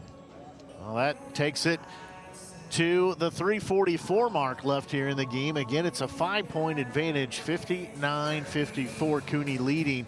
Eastern Washington was able to get it down to a 1-point game, as then they kind of took a breath, and then they were down 5 again, which is where we spent most of the time here of our game, in that 5 to 7 point range for Cooney to lead. But they did a nice job to get a little run there and close that deficit down. Yeah. It's interesting coming out of these timeouts. This is that time where you're about 3:44 to play. It's a close ball game. You're beginning to talk to your players about, one, staying steady with what we want to do on the court. That might have been an adjustment or a game plan. But then the other thing, beginning to cue them as to how we're going to go through an end game. Who we're going to foul, who's in foul trouble, how many timeouts we've got, these kinds of things. And so you want to begin to get them thinking that way. But the thing that makes an end game work, it's execution. It's not turning the ball over, passing the ball well, getting good position. So that's the third thing you remind them of. Stick to the fundamentals, execute with precision. Cooney will have the basketball here. St. Remy has it here on the near side. 3:30 left to go. He'll fire that one up, rattled it in. Yeah, nice defense by the Eagles. They had everybody pushed out around 18 feet. Chris Remy able to shoot the post up from 19 feet over top of his matchup. He just has a very good looking shot, and he's so patient as there'll be a shot up on the other end by Lucas. He's got 21. Yeah, as Cooney's collapsed in and packed it in, especially on the wings, the elbows have opened up for the Eagles, and you saw Lucas take advantage on the cut, on an elbow cut one-on-one with the ball. Shelton is going to pick up the offensive foul. That's his 5th. That hurts. An offensive foul is not the way you want to go out of the game. That's a foul you control. That is going to have an impact potentially. I know yesterday we thought we had a 5th foul about 3 times on the same player, but scorer's table does hold up to 5, so that is indeed, we were right. So that will be number 5 on Shelton. He's going to foul out of the ball game here with 5 points. There'll be a 3 up, no good. Cooney will get the rebound. Yeah, as the game goes on in a close game like this, Shelton's experience and wisdom on the court, the lack of it with him on the sideline could be impactful as they have to manage the end game. He's a Bayshore, New York native, the senior, and they're going to call a foul there. That one on St. Remy. That'll be his 3rd for using the forearm, team 4th. Yeah, we've seen a couple of calls like that in the tournament. You don't see the push-off call as an offensive foul much in wheelchair basketball. The ref's doing a good job catching that forearm pushing off of the defensive player.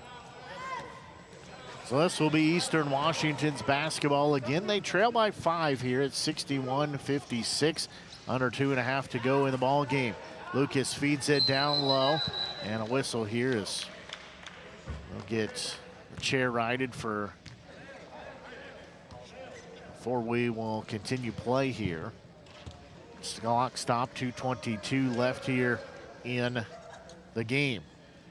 So again, 5-point ball game here. Eastern Washington with the basketball. Inbound goes into Williams as he's out front here. He'll feed it down low. There's a shot by Jenkins, no good. It'll be off St. Remy, so we'll stay on this side of the court. He wanted the foul, but looked pretty good from here. That was a nice clean touch.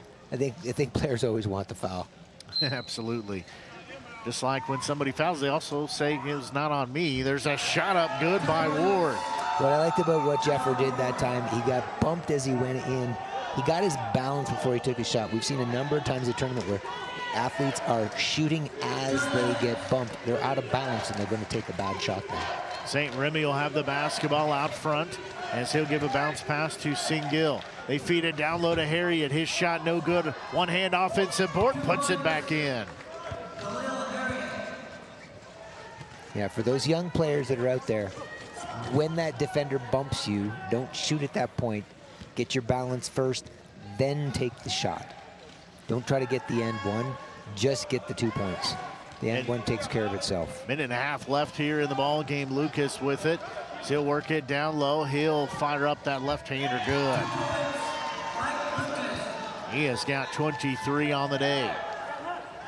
Look out now as it's been cut to a 3-point game at 63-60. 3-point advantage for Cooney. They have the basketball. St. Remy with it. Still have it out front. Working over towards the far side. He'll look down low, decide to fire it up. Good. We have seen that so consistently. You know, it's not the shot you would like to see, but Chris Remy has consistently hit that post-up 18-footer to keep Cooney in this position all day. Good assist down low, shot up there and good by Hahn. Good assist by Ward. Yeah, great court vision by Ward. Cooney takes a timeout here. Yeah, Ward was kind of falling away from the bucket along that baseline, able to get a good pass off to his teammate Hahn on the other side, who laid it up and in. Yeah, so we got 48 seconds, 1-point ball game. So right now the coaches are talking about their end game situation. They're talking about what they're going to do in this possession, but not this possession, but subsequent possessions. So what do the Eagles want to do? They want to come down? I think they should just play tough defense. I don't think you need to foul anybody. If you're going to foul, it's to foul to get close to bonus, but not in bonus at this particular point in time. And you might bring in some subs to burn some fouls that way. So you have what we call situation substitutions. And then when they're coming down at the other end, just run a good offensive possession that pulls Cooney out And then make or miss, you've got to know whether you're going to foul or whether you're just going to play defense. Cooney, they want to have discipline in their possession right now.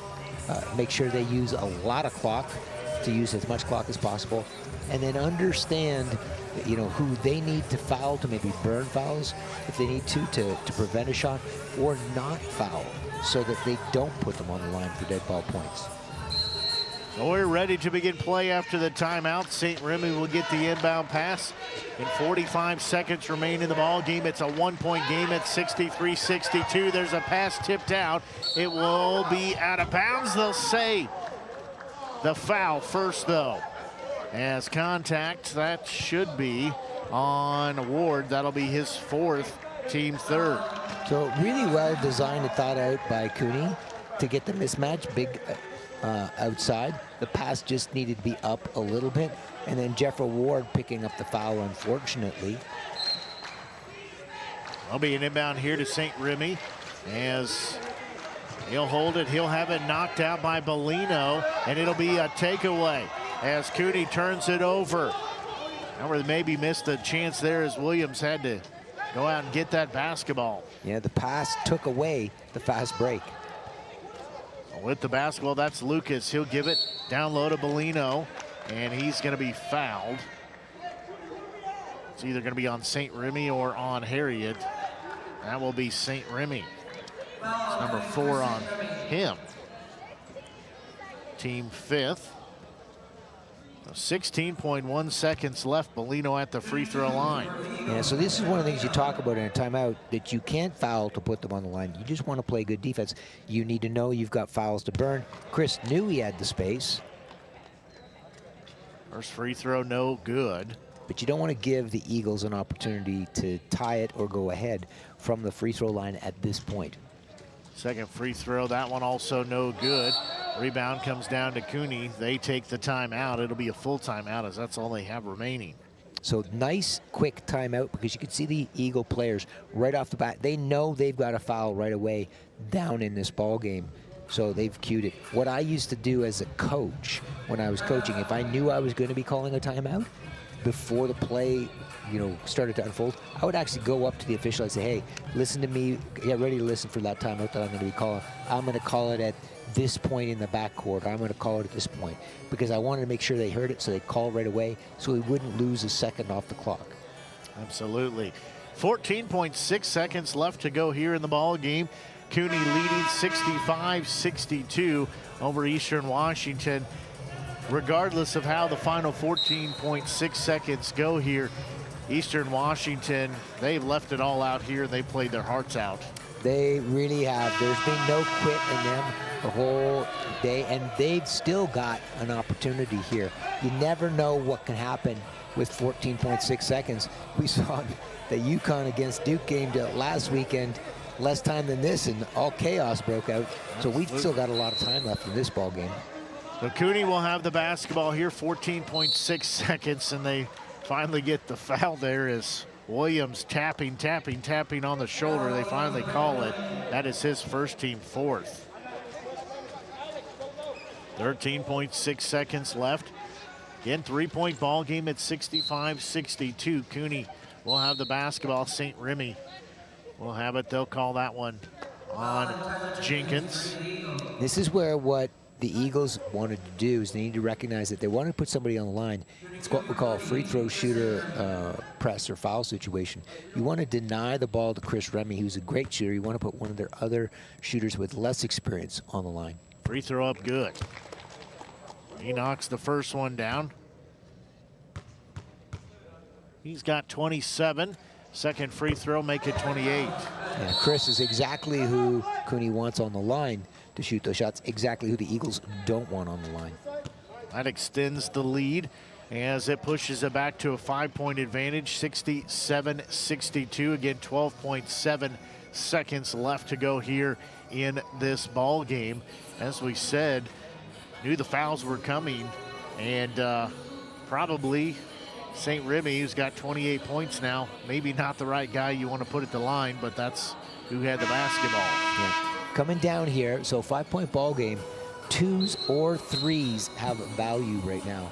A quick 2, okay, if CUNY comes all the way out to deny the three, is just as valuable in closing the gap. And sometimes teams, they come out and they try to force a three in this moment because the defense is out taking it away. And there are twos that are open. Take the two, foul right away, put them on the line, and then have another opportunity to lengthen this game. Each team having one timeout remaining here at this juncture of our ball game. 12.7 seconds left here. Again, it's a 5-point advantage, 67-62. Hahn will get it into Jenkins. He'll give it off to Lucas. 9 on the clock, rolling down. He'll feed it off, and there's going to be an offensive foul as Lucas is going to pick up his fourth. It'll be team 5+, but it's an offensive foul, so no shots regardless there. As timeout called by CUNY, they'll take their final timeout, so they've got none left, but one left for Eastern Washington. Yeah, you could see that time we talked about how CUNY has been packing it in all second half. This time they came all the way out to the three-point line, so they were looking to take away that three. That's when you can look for that quick two, either off cut or quick pick, whatever it might be, get to the basket, pass it inside, and then quickly foul right away. You could see they were so set, the Eagles were so set in trying to set up that three. And then by the time they got a pick and roll, they chipped away like 7-8 seconds off the clock. That's a lot of time at the end of the game. So 6.5 seconds left here in the ball game. CUNY leading by 5, 67-62.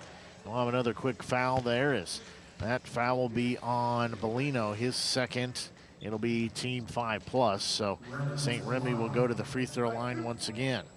One of the things I like about the way the officials officiate those fouls at the end of the game is they understand to blow the whistle quickly, so it doesn't force a player to be overly aggressive in trying to foul. That's one of the differences we see with our officials here in the college division and what they see when you get internationally. Internationally, the officials wouldn't necessarily call that, or they might call it an intentional foul, and not being as, I don't know, in alignment as to the strategies at the end of the game. So if some of these players go on to play internationally, they're going to have to learn how to foul properly at the end of the game to get that player on the line. Well, that's the final timeout, so nobody has any timeouts left. You can't take them with you, so I suppose you might as well use them as Eastern Washington's going to draw up what they want to do here. As St. Remy makes both of those free throws. He's 4 for 4 at the line right now. What I love about watching Coach Everton from the Eagles is he's still playing right till the end of the game. There's a piece about that really teaches a culture that you never quit, you never stop. You go all the way to the end. That's something, when you see all those players of his listening, they're that type of person. That's the type of person this program's developing, a person that is never going to quit.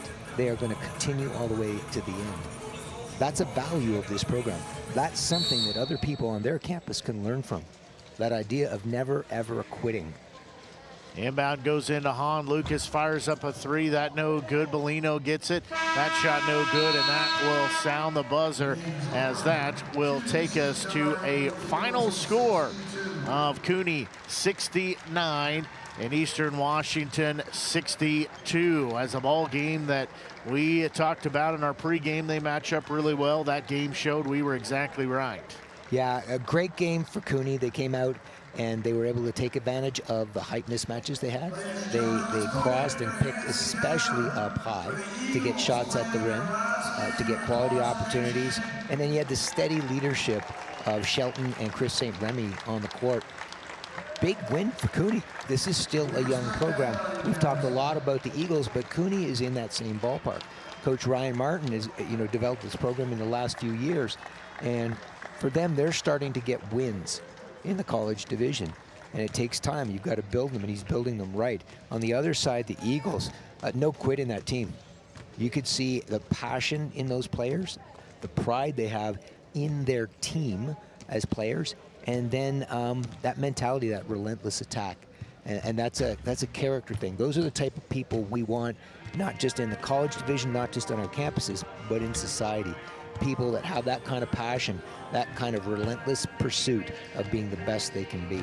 And so I hope the story is not over for the Eagles. I hope that the leadership at Eastern Washington takes the opportunity to speak to the leadership from some of these other schools and find a way and do the difficult things that need to be done to give these young men and women an opportunity to maximize their holistic potential, and through that be role models for their entire campus community. Absolutely right on that. We'll take a look at our scoring summary real quick, and we'll get our ball game closed out. As for Cooney, again, they get the 69-62 victory. Chris St. Remy, the senior, he had 30 points, 18 points put in by freshman Khalil Harriet. Also in there, 8 points put in by Roger Shelton, the senior, before he fouled out. 4 points put in by senior Malky Singil, as well as sophomore Alex Frazier.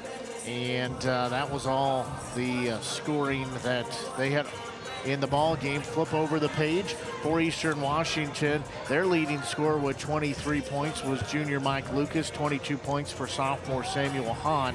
6 points by sophomore Jeffrey Ward. 5 points by sophomore Benjamin Bellino.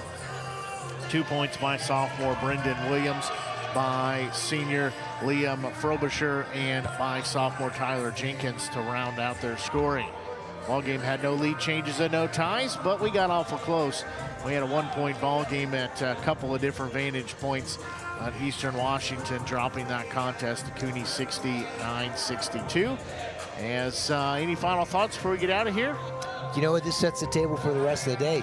We talked about how they're just going to be getting, closer and closer as the game goes on. So for those people who are looking at how they want to spend a Friday morning and afternoon, wherever they might be, I'd suggest they stay online and keep watching, because these games are only going to get better as the day goes on.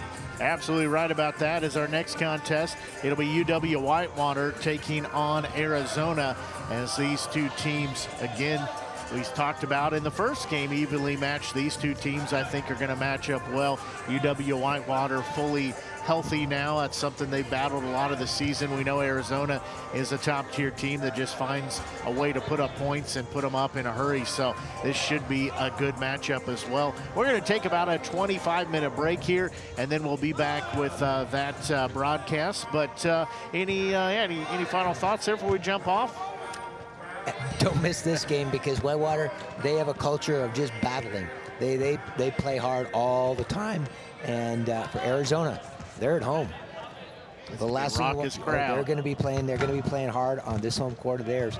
This is a character game for them. They want to show everybody that they are a great team. Absolutely. Well, it was a pleasure calling the game with you again. As always, for Mike Frogley, I'm Blake Gazaway. Until we talk to you here after this break, so long and have a great rest of your morning.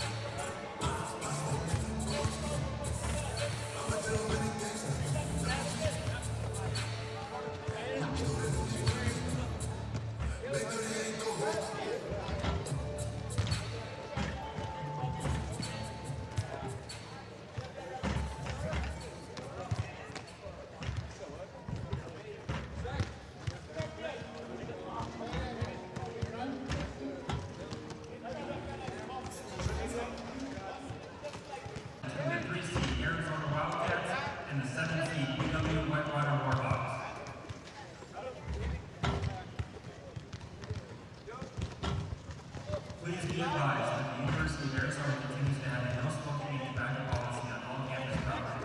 Smoking and the use of tobacco products is strictly prohibited in the McGill Center. This includes the use of any and all electronic smoking devices. Thank you for your cooperation.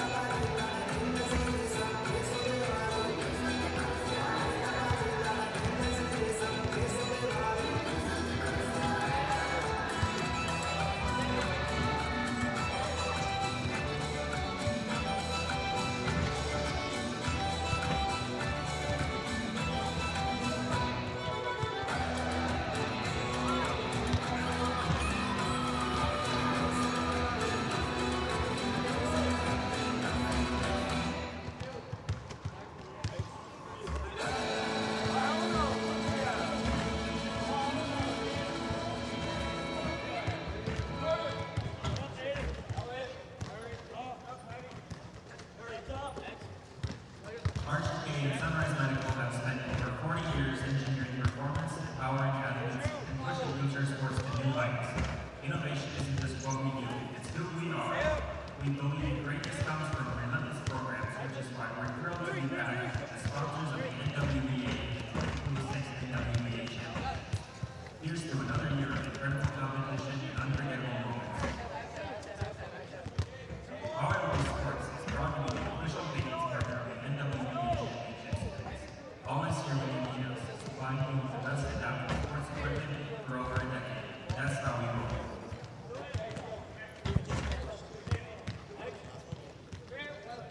Hopman is proud to celebrate 40 years of supporting active athletes at every level of competition.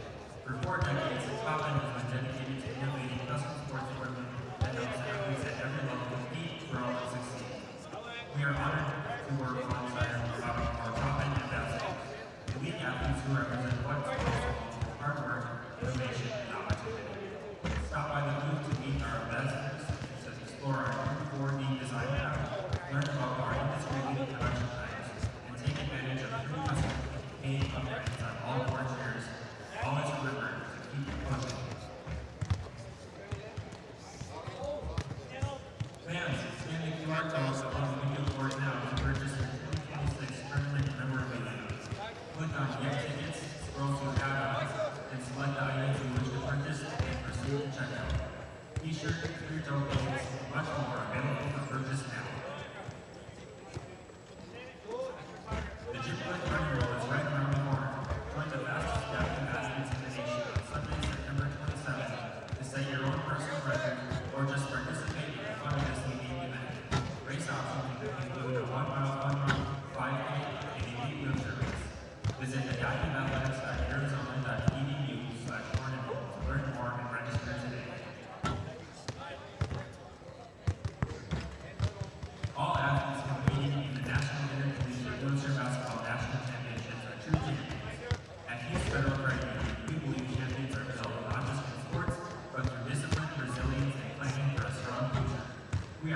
support new state champions as part of our Coast Champions initiative.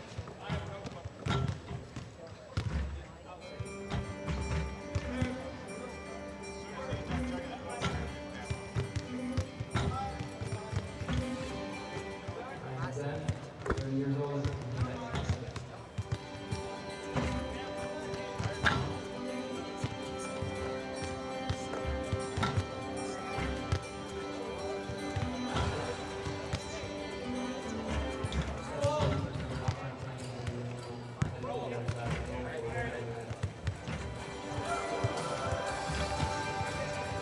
Young middle school is inside others, faces, but also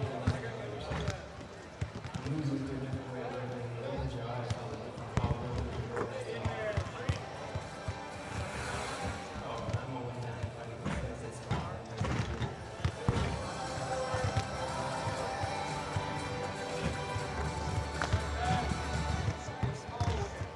I get to meet the locals, always open together, and show them what they like. Each restaurant, which is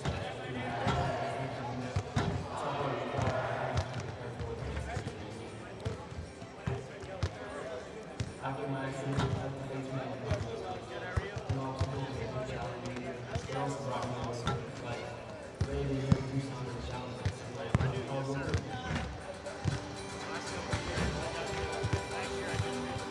My loving friends are there, everyone has it. I always believe that it's not just the destination, it's the destination. I'm looking for the great way. Many things that mean to Southern Arizona Baptist Sports Organization. There's not going to be deep views and destinations.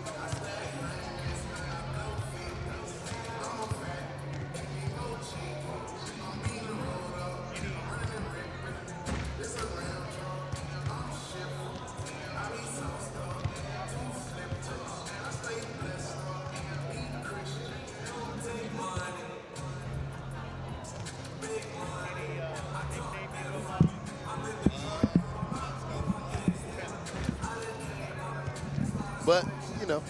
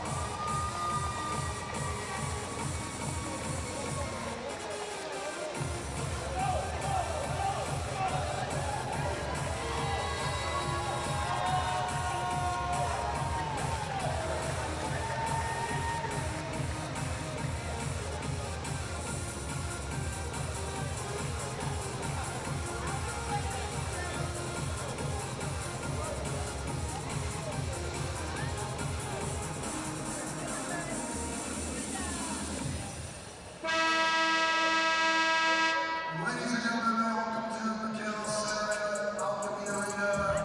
Today's game is the Whitewater Warhawks versus the University of Arizona Wildcats. Your starting lineup for the Warhawks. Number 0, Nuri Abdus-Salam. Number 3, Danielle Gonzalez. Number 23, Nasir Ray. Number 24, AJ Fitzpatrick. And number 45, Zachariah Ricky. And your starting lineup for the Arizona Wildcats. Number 2, Ronan Nagel. Number 4, Dylan Zander. Number 10, Benjamin Thornton. Number 17, Carlos Reynoso. And number 52, Brandon Lilly. Let's play some basketball. Sorry, coach for Whitewater. And a very pleasant good late morning here. Blake Gazaway joined by Matt Scott as we're getting ready for the second game of the day. A second game that should be a good matchup, as it'll be UW Whitewater and Arizona matching up. These two teams, they're going to leave it all out here. We should see a great game. oh, this is definitely going to be a great game. We have the home team in the Arizona Wildcats, and then we have a very strong Whitewater Warhawks team. This is going to be an exciting one. Whitewater healthy for the first time, pretty much the first time this season, is, as you said, for Arizona. They are in front of the home crowd. They're going to bring the energy for sure, as there's going to be a pass down low to Reynoso. His shot up, no good, rimmed out. Rebound will come down to Abdus-Salam as he'll take it the other way. As we see the phenom, I've been calling him that all weekend, the freshman phenom. He is exciting to watch. He is definitely a player we're going to look out for today. There's going to be a three up. That one a little short by Fitzpatrick. Rebound will come down and go the other way. We played 30 seconds. Nobody put up any points yet. Fitzpatrick taking that three. He was lights out yesterday against the Auburn Tigers. It was really incredible to watch. Put down in a stat line that was pretty impressive, and it was no surprise to anyone that he was just taking that three right here, just to see if he could get things going. That foul is going to be an offensive foul on Reynoso, his first, team first. So we'll go the other way, as with the basketball will be the Warhawks. Again, neither team has scored yet, but we're early on here in this contest. Fitzpatrick will have the basketball, work it over here on the near side as he'll hold in that right hand. He'll spin around, has it poked out. It'll stay on this side of the court. It's a great two-man action between Nuri Abdus-Salam and A.J. Fitzpatrick. A.J. being such a dominant shooter from outside has to command a jump, and you see Nuri Abdus-Salam putting that pick down. That's a really good two-man game. Let's look out to see if that's going to be effective for the Whitewater Warhawks. Gorecki gets the basketball out front as Fitzpatrick will load up, fire it up good. Free ball, and he picks up right where he left off yesterday. This kid can really light it up. As you hear the Whitewater bench over there saying "Olé," that's what they do when they hit a three. We've seen the Warhawks several times this season, and I think he's yet to put anything under 20 throughout a game. There's a shot up. That one no good by Thornton, but there'll be a foul. That one called on Xavier Ray, the 1-0 sophomore's first. Team first. This is something we're going to want to look out for. So Whitewater put Auburn on the line yesterday a lot of times in that first half. So we'll see. We'll look out to see if Whitewater is going to get into foul trouble this time. First free throw up and good. As that cuts it to a 2-point ball game at 3-1. We'll have a second free throw coming. Ben Thornton, I believe, a senior this year. That one up and good as well. So we've got a 1-point ball game here at 3-2. As Warhawks have the basketball. Fitzpatrick feeds it down low to Gorecki. He wheels in, shot up good. That's beautiful basketball. That's beautiful basketball. Unselfish play. Obviously, AJ being the dominant player out here, he commands a lot of respect and then dishes it to his player over there when he gets the attention. Nuri Abdus-Salam, the freshman's going to pick up his first foul, second team foul. Maryland native. So inbound here will belong to the Wildcats as Louis will have it straight away, three up, no good. Ooh, great shot. Great shot. It looked good. Not quite able to knock it down, but took it with a lot of confidence. Both these teams are three-point threats. As Fitzpatrick will have the basketball, working here on the near side, holding the right hand. He'll fire a fadeaway. That one no good, rimmed out. Reynoso with the rebound. How far has it got to go down? Apparently longer than that. That looked like it was about halfway down before it jumped out. Louis will have the basketball here for Arizona. Good move. Thornton will fire it up. Benjamin Thornton is getting started right now. I mean, you can see his body language. He's clapping his hands. He's looking towards the bench. He wants to lead this team to victory, and he's doing a great job right now. He had a big seam there, got to the bucket, lays it up and in, back to a 1-point ball game at 5-4.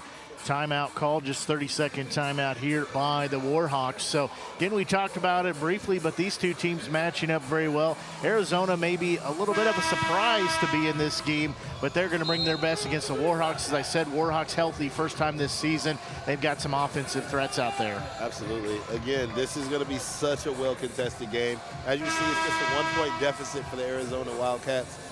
This is definitely going to be a game that we're going to, it might go down to the wire. It very well might be the team that makes a mistake last, and the team that capitalizes on it last will be the victor here as play underway with the basketball. This is Fitzpatrick. He'll work over on the far side. Again, he's got that tray to his credit today. As he'll hold it in the right hand, he'll be picked up by Reynoso there. AJ's ability to knock it down from 3-point range is creating many opportunities for the Whitewater Warhawks. The Arizona Wildcats are jumping him right after he comes after half court. So that's creating a lot of opportunities for scoring for other players on the Whitewater team. That pass was knocked out. The Wildcats will take it on the other end. Through the paint, Louis has it, fires it off the glass. He's got his first points. We've got our first lead change of the day. Beautiful basket. Louis is showing a lot of confidence right now. He came out earlier, took that three, had a nice assist to Benjamin Thornton, and now he gets a bucket of his own. Gorecki with it on the far side. He'll give a high pass to the near side. Fitzpatrick will have it. He'll eye the bucket. Doesn't really seem like he's going to take a shot. Instead, he'll work it out front. Look how calm he is with the double team. It just knocks down a bucket like nobody's even guarding him. That kid can really hoop. I mean, he was double teamed. He had defenders draped all over him. Didn't even look like anybody else was in the room. Absolutely. He moves over, gets that shot from straight away, lead back in favor of UW Whitewater. As down low, they'll have the basketball for Arizona. Shot was short. Rebound will come down to the Warhawks. We see a couple of UW Whitewater players approaching the bench. Jake Williams has been doing a great job of rotating his players as AJ knocks down another basket. That kid can really play. But as I was saying, Jake has really been doing a good job of utilizing his entire bench. That bench goes all the way to the other end of the gym. I mean, a lot of players on that roster, and Jake seems to use all of them. There's a three up and good by Louis. He's got 5, and that gives us our first tie of the ball game. We're tied at 9 apiece. A good sign for the home team. There'll be a 3 by Fitzpatrick on the other end. That one no good. Abdus Salam, he fires it up as he's got his first points of the day. That's a good energy bucket right there from the freshman phenom. Grabs the offensive rebound, puts it back in for 2. That's the kind of buckets that are really needed. When AJ's not able to knock that down, Nuri grabs that rebound, knocks down the 2. 2-point lead for the UW Whitewater Warhawks. Warhawks back on top, 11-9. Substitutions on both sides. We'll talk about them as we go along here. As Louis with it, he'll fire up a long 2. That one off the front of the rim, no good. Rebound comes down to Gorecki. He'll get it to Roach on the other end. He'll feed it down low to Fitzpatrick, able to corral it, lay it up and in. These two have an incredible chemistry. I joked the other day that they have the same haircut. That's why they have that chemistry. But I mean, honestly, Caleb coming in right off the bench, making an immediate impact, dropping a dime to AJ, who can knock down pretty much from anywhere on the court. There's a pass down low to Reynoso. He fires it up. That one no good. Gorecki again gets the rebound. The Warhawks leading by 4, could extend it here as he'll have it near side. He'll flip it off to Roach. Roach will fire it up. That one a little short. He's fighting for his own rebound, got it back. He'll give it off to Fitzpatrick. Free throw line, shot up. That one no good. Rebound comes down to Arizona. Those second chance opportunities a lot of times come down to desire.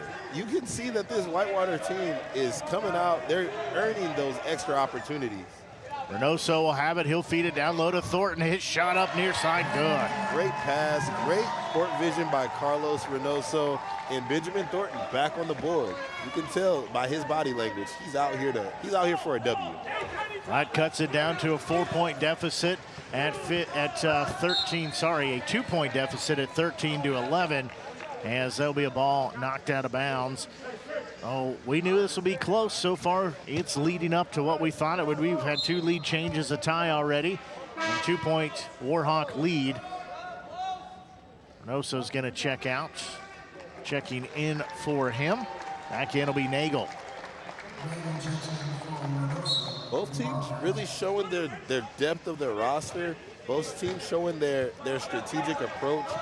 Both of these coaches are utilizing everybody on the roster and really rotating through.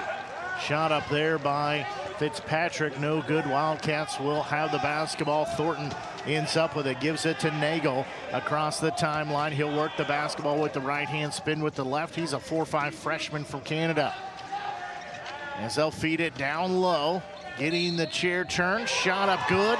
I think it'll count for Taylor, and he'll have a chance to the old-fashioned 3-point play. Well, that was a tough shot. He was unable to square up. Look at this replay. Unable to square up, but still use his body, twerked it through, absorbed the contact, knocked it down with the hoop in the arm. Foul is going to be on Roach, his first, team third. Taylor's 3-point opportunity, in and out, no good. Too much English on it, as that keeps the ball game tied at 13 apiece. Second tie of the ball game. Fitzpatrick has a pass near side to Roach. His shot too strong. Offensive board is going to be taken away. However, out of bounds, so we'll stay on this side. That rebound was by Jamie Stanford. It got taken away, but it's out of bounds. Well, that's a great heads-up play by Caleb Roach. Missed the layup, but still kept in the play. got a hand on that ball, knocked it out off the Arizona Wildcat, and then knocks down the three. Caleb Roach really making his bench minutes felt. Roach fires up the three. There's going to be a ball out of bounds off of Arizona. It'll be Whitewater basketball underneath their own bucket after that three-pointer. I don't know if you saw that, but the Arizona Wildcats inbounded it off his own teammate's back. That's an unfortunate turnover if you're an Arizona Wildcats fan, and Whitewater basketball. Not really how I think they wanted to draw that up. Not at all, not at all. I think it was just a bit of a miscommunication. But coming off of that three-point shot, you can see that the momentum is starting to turn towards the Whitewater wall. Shot by Fitzpatrick is no good. Rebound comes down to the Wildcats.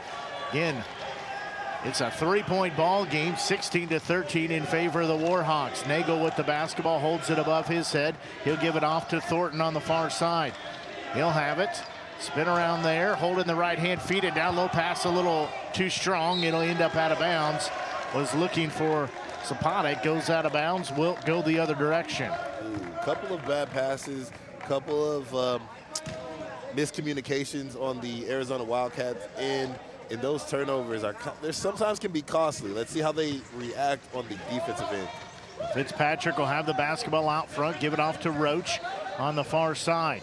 He'll feed it off Fitzpatrick near side. He'll fire it up.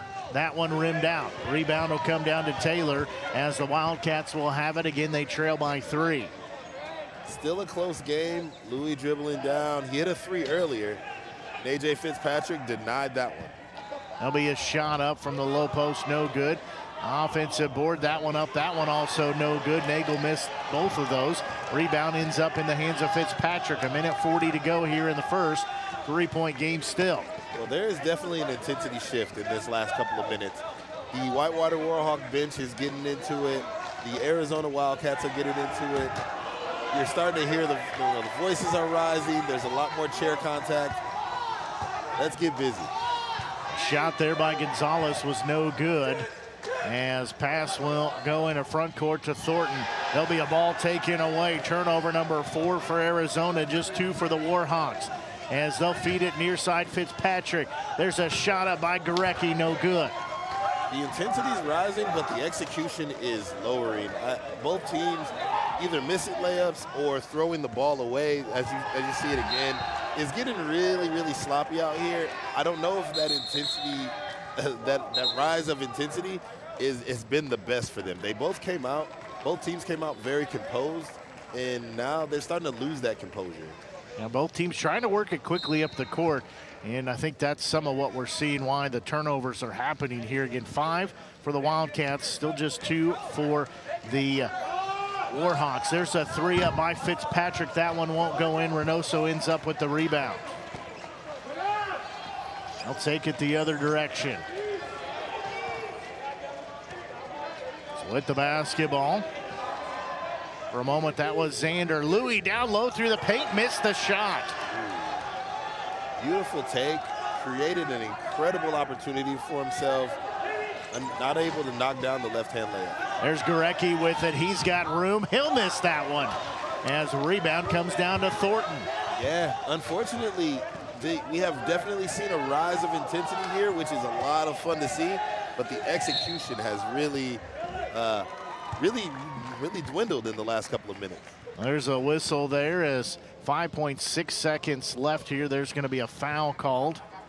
That one on Fitzpatrick, the seniors first, team 4th. So inbound here.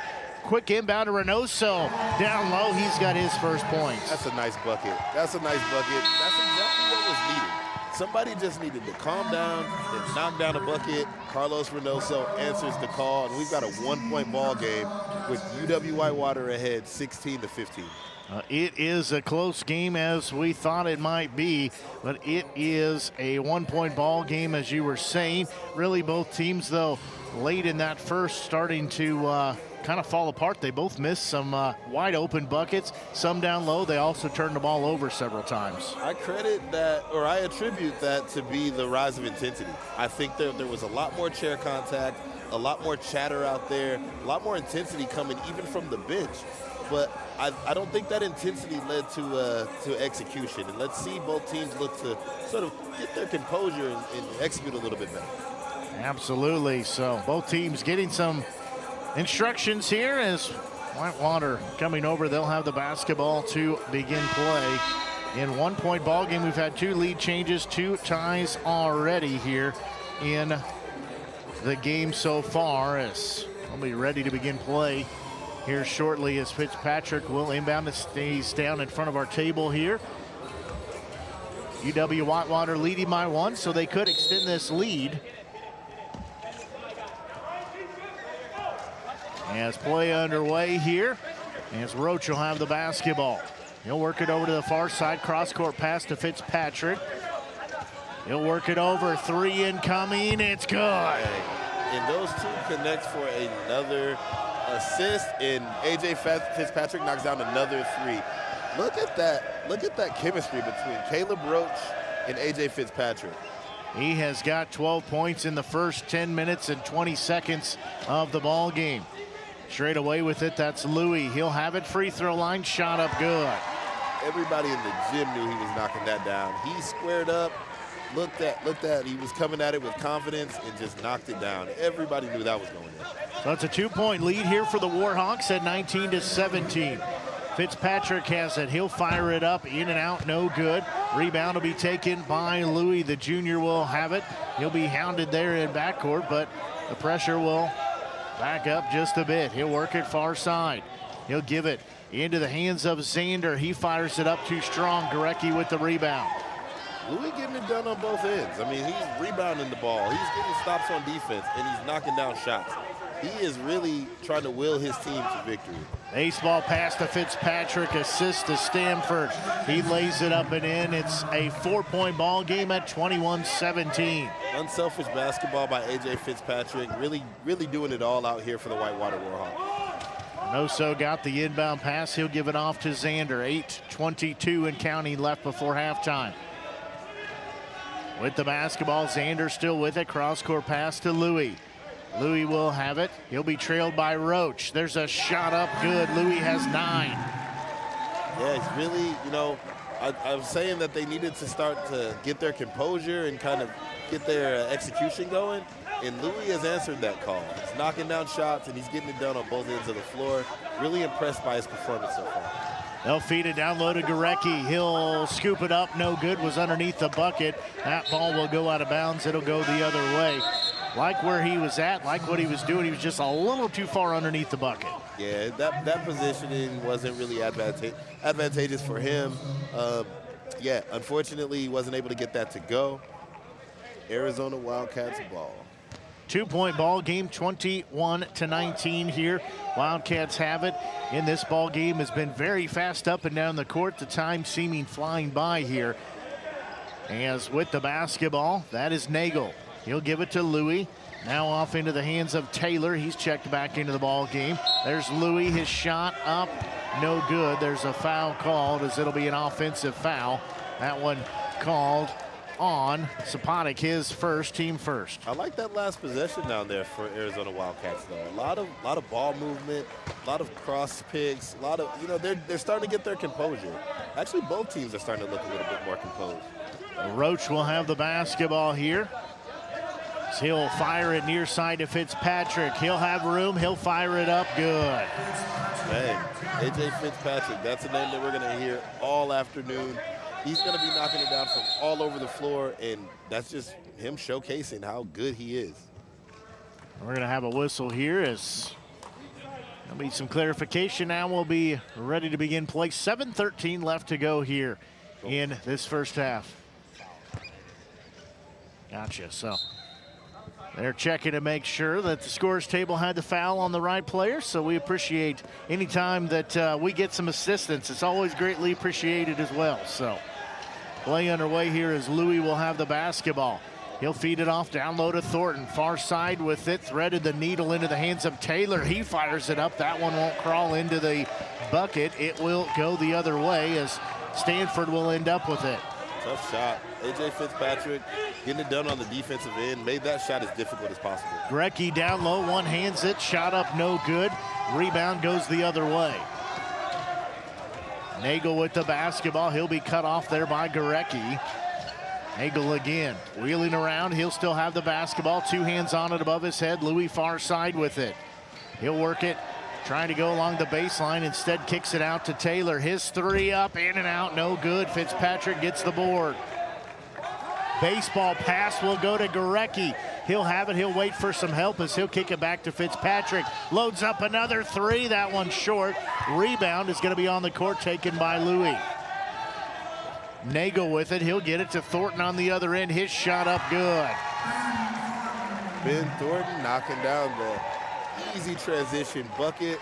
We've got a 2-point ball game, 1-possession game. We keep going back and forth between a 4-point game and a 2-point game. We're settled in here to a 2-point game. Fitzpatrick with the basketball near side. Another long 2 up. That one a little strong. Rebound will come down for Arizona. Nagel will have the basketball now as he will race across the timeline. Both teams having some good superior chair skills to be able to get across quickly. Louis with it. He'll have it near side. 5.5 to go in this first half. He'll try to throw it down low. There'll be a shot up. That one good. We're tied 23 apiece. Great pass. That court vision out of Louis to see his big guy in there and then deliver that entry pass with just precision. That was incredible. 23. I was going to say, incredible pass, awesome finish. We've got a tie ball game. 23-23 tie. As that foul, that'll be on Louis. That's the juniors' first, team second. We've had 3 ties so far, 9-13 and 23. And we've also had 2 lead changes as timeout called by Arizona. So they want to talk this over as they've hung tight here, cut that 4-point deficit down and tied it up here with 5:06 left. Both teams have really cleaned up their execution in this second quarter. We saw that, that rise of intensity towards the end of the first really started to shake up their execution. Both teams have calmed down. They're getting to their go-to plays. There's a lot more ball movement and there's a lot more execution. This is a fun ball game to watch. Absolutely. Like we said, they match up pretty quickly, pretty nicely on paper, and maybe Arizona a little bit surprised they're playing in this game, but you know what? They're leaving it all out there on the court in front of their home crowd. They've got the rally towels out. You look out there, there's several signs. They've got some pom-poms, all kinds of things. So definitely brings that intensity from the crowd into the players. It's so much fun playing in front of a home crowd, in front of a beautiful arena like this. I'm sure that Arizona Wildcats are just really enjoying the ride. There's going to be a shot up by Cameron Poole, the 1'5" senior from Rockford, Illinois. First time he's checked in. He's got points in the ball game, gives the lead back to UW-Whitewater. Yeah, that's how you make an impact immediately. You get in the game, nice pick and roll, knock down the easy layup. Louis has it, tries to feed it in there. It'll be a 3-second violation as the pass was tipped out. That'll go the other way. UW-Whitewater looking to increase their 2-point lead. Gallagher, Patrick Gallagher, the 4'5" senior. He's checked in the ball game as well. With it will be Fitzpatrick. He'll give it off to Roach. He'll have it out front. Last couple of times that, well, he'll fire it up for 3. He's going to say last couple of times that we've seen the UW-Whitewater Warhawks. Roach did not play, so good to see him back out on the court. There's going to be a pass taken away on the other end, as that'll be knocked out. We'll stay with UW-Whitewater.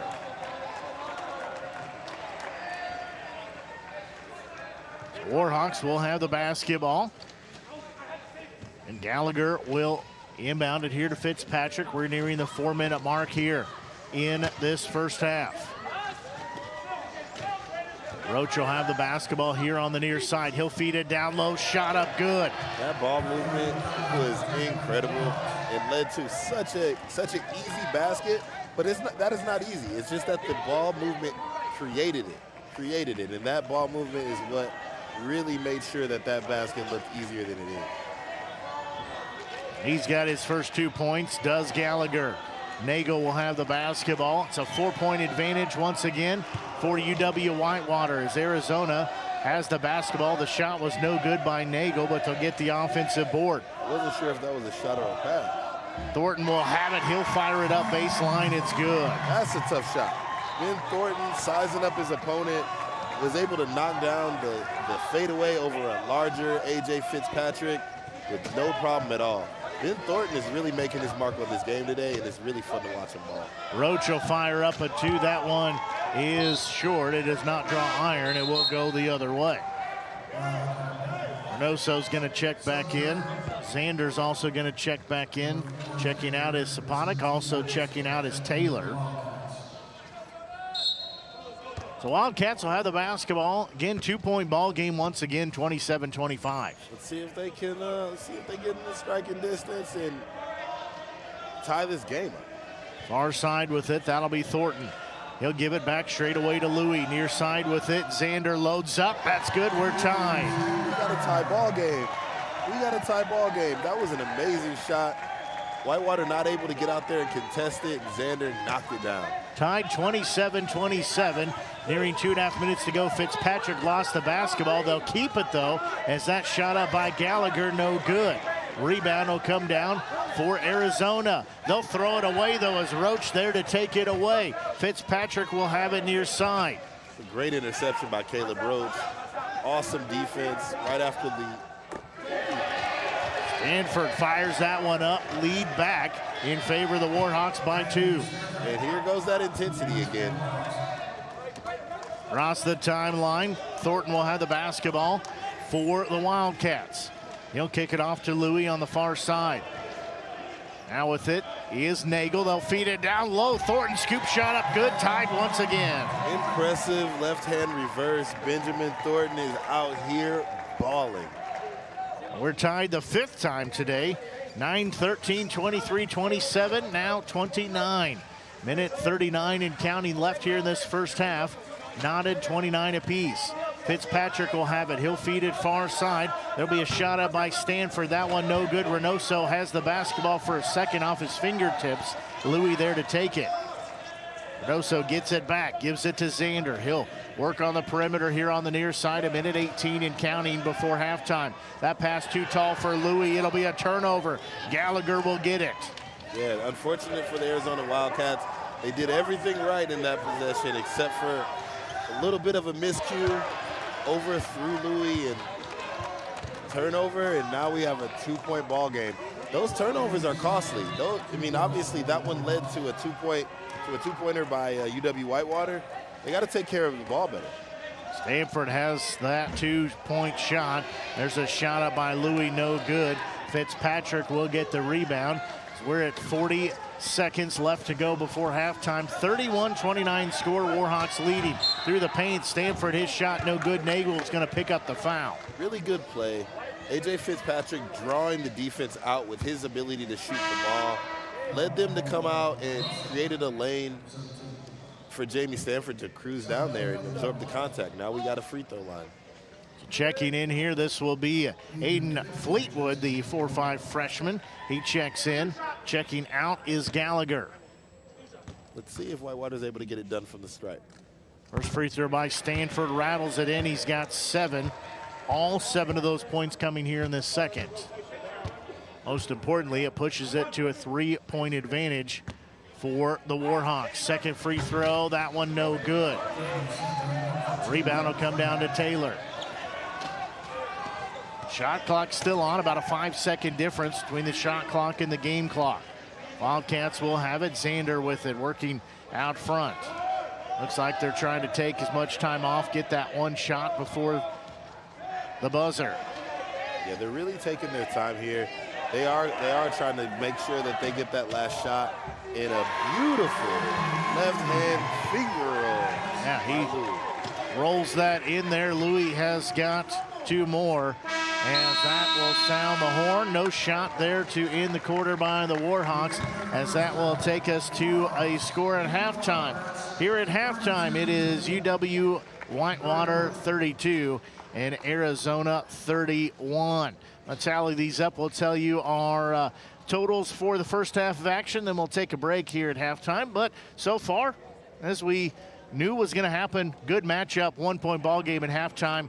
It's lived up to what we thought it'd be. What a great half of basketball. We saw Arizona Wildcats coming out here, utilizing everybody that came in. they're getting a lot of production from a lot of different guys. Most importantly, Louis and also Benjamin Thornton out here balling. From the Whitewater Warhawks, AJ Fitzpatrick, no surprise to anybody, is out here filling up the stat sheet, and it's just been a great half of basketball. Absolutely right about that. As let me finish adding these up, and I'll tell you what the totals are, and we'll get you set for second half action. We said full day of basketball here scheduled. This is game 2 of a whole lot of games.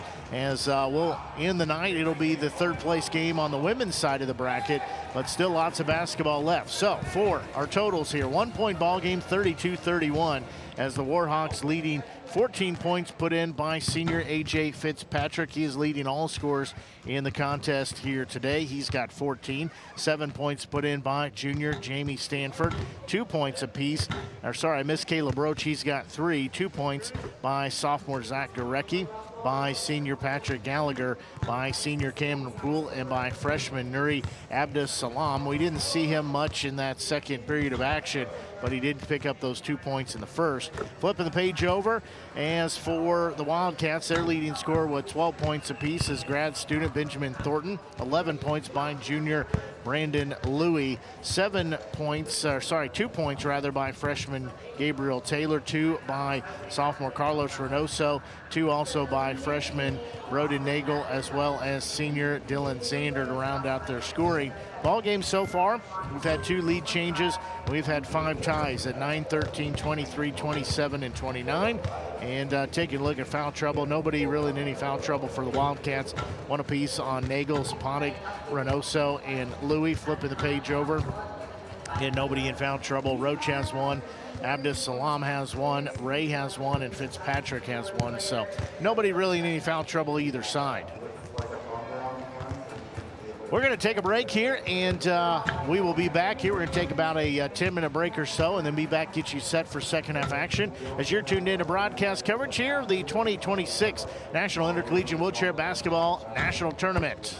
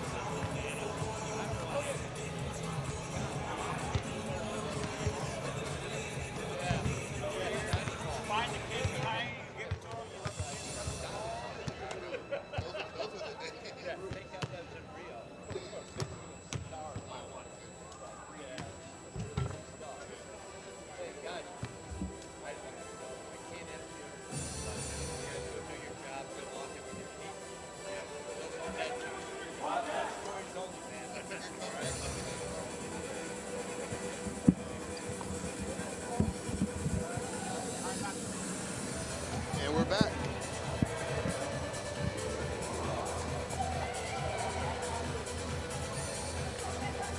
Let's do it. Welcome back in here as both teams finishing up their final preparations for the second half of action, as it's a 1-point ball game here at halftime. 32-31, the Warhawks leading, as basketball though will belong to Arizona to begin play. This game has not disappointed. I mean, it's a 1-point game, and it's been highly contested the entire time. I mean, the Arizona Wildcats have had Benjamin Thornton out here balling. He's right here in front of me. But, Boy, it's stone cold face right there. but they've really been balling. Whitewater Warhawks have been doing their thing. This game has not disappointed. Let's see what the second half brings. Well, you said Thornton out there balling. He's got 12 points, leads the team right now with that 12-point total. So he'll give a pass to Louis on the far side as we're underway. That shot up good.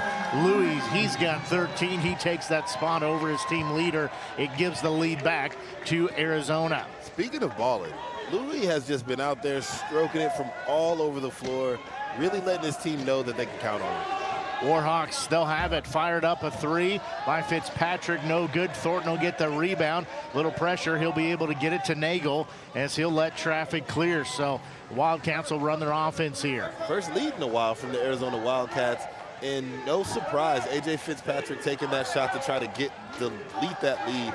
Anytime that there's a possession where the Whitewater Warhawks need a bucket, look to A.J. Patrick to be taking that one. Tried to feed the pass down low. It was off its mark. It'll be a turnover, as there will be a basketball taken away by Xander. So the Warhawks turn it over. With it will be Xander. Miscommunication there from the Whitewater Warhawks, and that is going to turn into a bucket for Thornton. I spoke too soon. Rimmed it out. Easy Rebound. bucket. Benjamin Thornton not able to knock it down. Let's see if the Whitewater Warhawks can make it pay for that. Fleetwood add the rebound. That's the second or third time we've seen a shot pretty much what we think goes down. It pops right back out. So that will keep it a 1-point ball game. Arizona leading 33-32, but the Warhawks have the basketball. Last possession, a little disastrous. The pass was well offline to Fitzpatrick, unable to get there in time. He'll have the basketball along the baseline. He'll fire that up good. Lead change once again. Smooth. And Whitewater Warhawk back ahead. We've got a new leader. And as I said in that last possession, anytime that Whitewater Warhawks need a bucket, look to A.J. Fitzpatrick to call his own number. Nagel weaves his way in. He's got his first bucket. That'll be lead change number 5. It's 35-34. Completely uncontested. I mean, that he came down the lane, knocked down the easy layup. Whitewater Warhawks did not even contest him. There'll be a 3 up. That one no good by Fitzpatrick. As rebound offensively, they'll keep it down low. Fitzpatrick shot up, no good. A whistle and a foul. Ooh, almost an and one. Great pass by Jamie Stanford to A.J. Fitzpatrick in the lane. That was an incredible cut to the lane. A.J. is so fast and explosive. His first push that was allowed him to get to exactly where he wanted to be. That foul on Thornton, his first, team first. First free throw no good by Fitzpatrick. He'll have a second free throw coming. That one up, that one good. That ties it up now at 35 apiece. That is our 6th tie of the ball game. 5 lead changes, 6 ties. These two teams are definitely, they are familiar with each other. They are playing this game as well as they can, with Carlos knocking down an easy layup in the lane. Noso just drops it in there. He's got 4 points. It's a 2-point advantage for Arizona. Roach has it, gives it off to Fitzpatrick. Down low, Fleetwood in the paint. Shot up, no good. Reynoso gets the rebound. He'll just hold it above everybody's head. AJ was able to create that bucket for his teammate, unable to knock it down. Thornton with it on the other end. That shot up good. I think what Benjamin Thornton needs is just a little bit of a degree of difficulty to knock down that shot. Earlier, we saw him knock down a shot over outstretched A.J. Fitzpatrick, again scoring a bucket over A.J. Fitzpatrick. And earlier, he missed a really easy layup. So I think that degree of difficulty lends into Ben's favor. So this will be a 4-point advantage for Arizona at 39-35. As they'll give it back to Fitzpatrick on the far side. We played nearly 3 minutes here in this third as Reynoso, he takes a tumble. We're going to get him righted here. As this might be Arizona's largest lead of the game right now. So this is, look to see them try to extend this lead. They are really on a run here. As we see Carlos Reynoso getting back up. I think he had a little bit of chair contact. Shaking it off, though. he picks up his team second. He's going to come out of the ball game. Looks just a little bit shaken up on that, a little slow to get up off the hardwoods. They're going to go check him out as there'll be a pass tipped out. The Warhawks will turn it over. Louis will have the basketball. He'll take it across the timeline, straight away with it. He'll feed it off into the hands of Xander. Feed it down low. Nagel with it. His shot up, no good, but he is fouled, so he'll get 2 shots coming. The Arizona Wildcats are doing an incredible job of getting to the spots that they want to get to. They're not getting a lot of resistance in the key, so they're getting to the spots that they want to. And you see Nagel was able to absorb that contact, unable to knock it down, but drew the foul. That foul called on Fleetwood, the freshman, his team first. So Nagel will be at the free throw line. He's got 4 points. He could extend his team's lead by 4 here if he could hit one or both free throws. So not a good sign. We see Carlos Reynoso on the sideline over there with the trainer. He's out of his ball chair. Clearly that contact that he took on that last play shook him up a little bit more. Let's keep an eye on that. See if we're going to see him back in this game. Second free throw up and good. Kind of looked like maybe he hit his shoulder, that right shoulder. They're kind of looking at that, and he definitely, while he was on the court, was kind of holding that, favoring that shoulder. So, pardon me, hopefully he'll get that, be able to come back in. Yeah, we'll keep an eye on that. So with it, this will be Fleetwood. He'll have it free throw line, knocked out of his hands, got it back. He'll give it off straight away to Fitzpatrick. Good move to the bucket. Shot up good, and the foul. That is beautiful basketball. Oh, my goodness. Number 4, who's number 4? Cameron Poole with that seal for A.J. Fitzpatrick. What we all see is A.J. Fitzpatrick knocking down that bucket, but what we didn't see is Cameron Poole creating that lane for him. That is great team basketball, and we got an opportunity for the old-fashioned three-point play. That was a big enough lane there. We might have been able to drive one of the buses through it. Absolutely. Man, major shout out to Cameron Poole for creating that bucket. Free throw by Fitzpatrick, good. He completes the old-fashioned three-point play. He's got 20 points, cuts it to a 2-point ball game at 40-38. As you hear that Olays rising from the Whitewater bench, even whether you hit a three-pointer or an old-fashioned three, you're going to hear the Whitewater team, Olay, Olay, Olay. There's a shot out by Nagel. Oh, they called a technical on Fleetwood. This is going to be a swing of momentum here. So we have a counted basket going to the free throw line plus a technical foul. That could be costly. So the bucket was good. Bucket good. By Nagel. Then the technical foul on Fleetwood. Yeah, I think something was said. Something was said. I don't think he agreed with the foul that was called. Unfortunately, he disagreed in a way that the refs didn't quite appreciate. So not only do they count that basket, they're getting free throws and they're getting the ball back. He knows the magic word of the day. Louis at the free throw line here. We'll have these 2 tosses coming. He's got 13 points. Now make it 14. That's the way you make those things count. Louis stepping to the line, putting his team on his back, knocking down that free throw, and really taking advantage of the mental mistake that the Whitewater Warhawks just made. Absolutely. Warhawks will take a timeout here. 6:04 left to go as they'll take a full timeout. But really, again, it's a mental mistake. I didn't necessarily see Fleetwood do anything, but as you were saying, I think he knows the magic word, said something that they didn't like, and that got him teed up there. So now. That's the swing of the momentum that's been back and forth, but definitely shifted back over in Arizona's favor. As someone who has been on the receiving end of some technical fouls, I think that what was said was regarding the call. I don't think that Fleetwood particularly appreciated that and one that was called, and he let the refs know in a way that they didn't particularly like. One thing that I'm seeing right now is Carlos Reynoso is back in his ball chair. He's back with the team. He's in that huddle. Not back on the floor yet, but that's a good sign for the Arizona Wildcats as they start to extend this lead.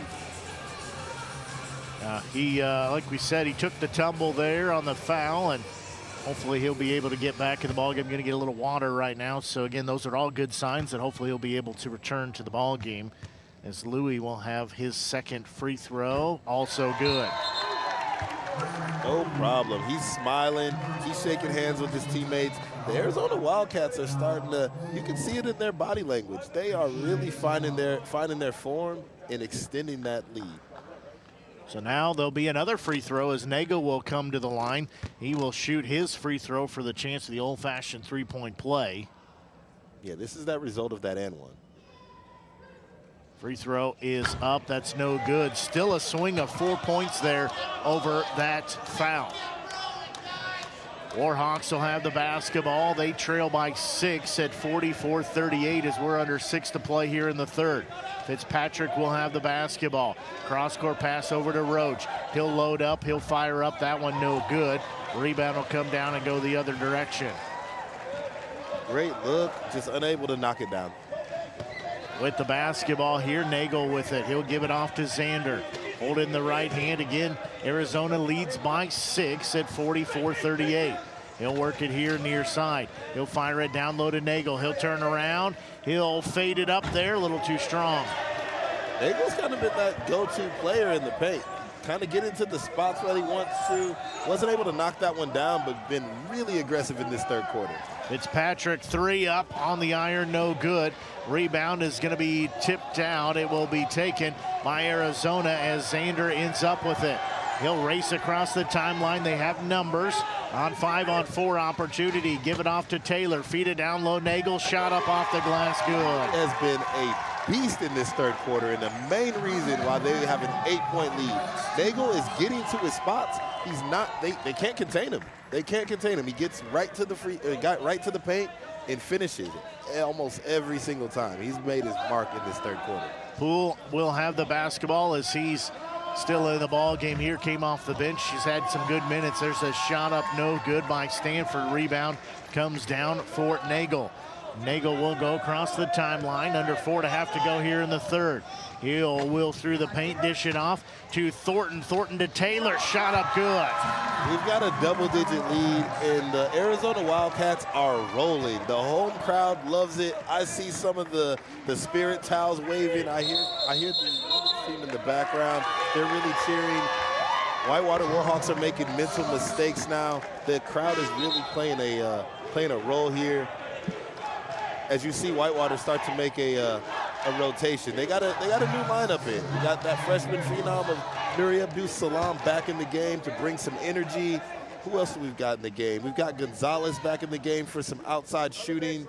We've got Zach Gorecki out there for some defensive prowess. And let's see if the Whitewater Warhawks are able to turn this around. Basketball will belong to the Wildcats. Again, 10-point lead now for Arizona. First time either team has had a double-digit lead. We've had those 5 lead changes along the way. There's a shot up by Xander, no good. Rebound comes down to Fitzpatrick as he'll race across the timeline with it. Work on the far side now straight away. Flip it down low. Shot up, no good by Gorecki. Fitzpatrick gets the rebound. That one no good. Nuri fires it up. Abdus-Salam, no good. That one up and good. That is just effort right there. All of those offensive rebounds and the ability to put it back, that is just effort. Nuri Abdus-Salam grabbing that offensive rebound, Zach Gorecki grabbing that offensive rebound, and all those Whitewater bodies in the paint, just trying to fight back to get into this game. We're gonna have a foul called. As the foul called on Stafford. Okay. Oh, they say a technical foul on Thornton. Yeah, I'm not sure exactly what happened. We'll maybe get some clarification from the refs in a bit, but there has been a technical foul called, and A.J. Fitzpatrick's at the line for 2. Fitzpatrick will be there. Reynoso getting ready to check in, so that's a good thing to see him come back. Shot up is good by Fitzpatrick. So he's adding to his total. He has got 21 points now. Second free throw also good. A.J. Fitzpatrick's ability to put his team on his back whenever they need it has been on full display this entire weekend. He did it yesterday, he didn't need to do it the day before, but right now his team needs it, and he knocked down those 2 free throws when Whitewater needs it the most. So what was a 10-point lead has been cut to a 6-point lead at 48-42. Fitzpatrick fires it up, in and out, no good. Offensive board, putting it back up, that one no good by Gurecki. Again, we talk about that extra effort. That is why Zach Gurecki is in the game. He is able to get those offensive rebounds. He's able to provide a little bit more effort and intensity, and he is really showcasing exactly why he is in the game. There'll be a foul called there on the Warhawks. A lot of contact there. That one on Fitzpatrick, his second, team 4th. Nope, team 5th. I forgot to mark one down. So for the remaining 3:07, the Wildcats will have free throws coming with every foul. That is a good sign if you're an Arizona Wildcats fan. Nagel at the free throw line, deep breath. First shot up, good. Really has his fingerprints all over this third quarter. They can really tip their hat off to his performance for the reason why they're ahead 7 points in this third quarter right now. He's got 10 points, 8 of those coming here in this third. Second free throw up, that one no good on the iron. Rebound is going to be chased down by Fitzpatrick. Fitzpatrick is on the move. Look to see the Whitewater Warhawks get back into this game. You see that Benjamin Thornton is on the bench at the moment. Also Louis is on the bench, and those have been those guys that have been producing. I know Nagel right now is on he's got the hot hand, but with 2 of the Arizona Wildcats' best scorers, let's see Whitewater look to try to dip into this lead. Wildcats going to take a timeout here. Nagel did pick up that foul, as that will be his second, team 5th. So now for both teams, any more fouls, they each will get free throws coming. Clock stop 2:59. Looks like they've been attending to Fleetwood over there, as well as looking like maybe a hand issue that they've been looking at comes out of the little pipe and drape setup over there. So not sure if he might have been out there when they had that technical foul that had everybody bunched up down here in the paint. I don't know if his hand got caught in between 2 chairs or what, but see, keep an eye on that for you. We said Reynoso come back in, so glad to see that after he took a tumble. He was checked out. Glad to see him get to come back and play. Yeah, it's definitely good to see him back. I mean, he was definitely feeling that pain.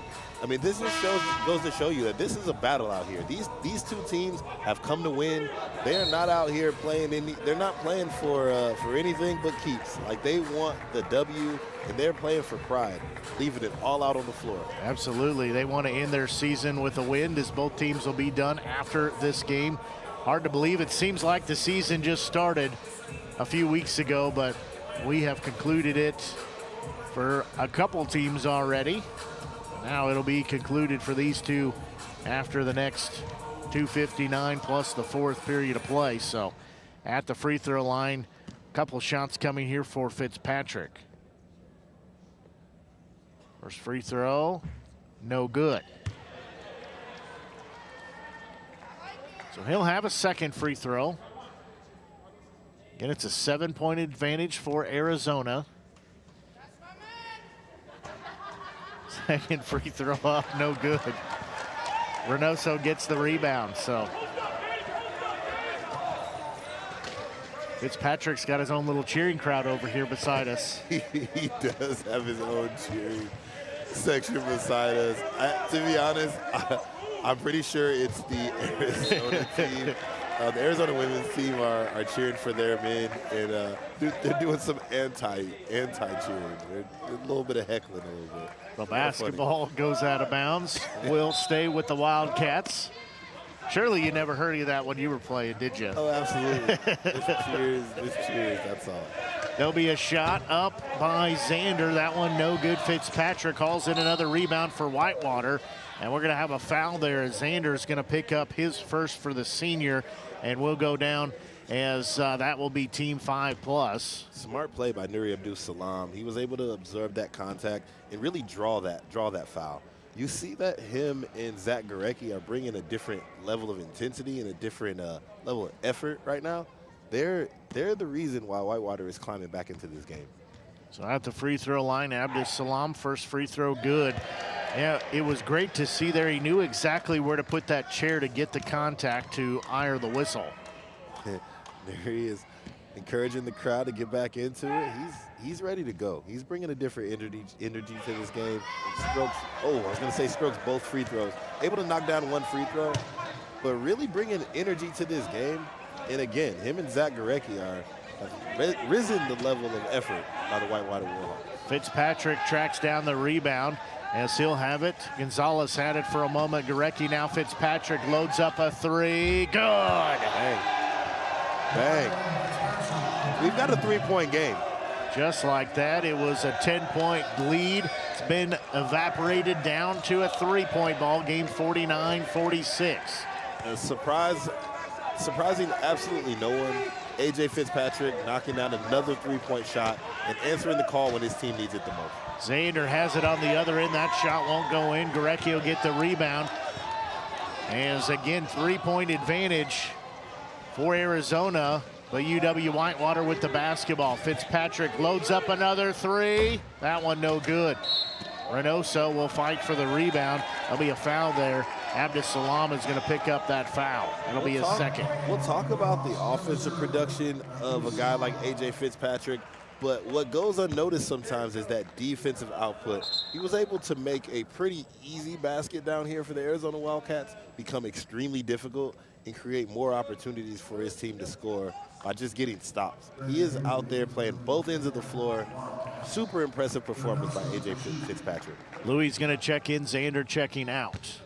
So Reynoso will be at the free throw line.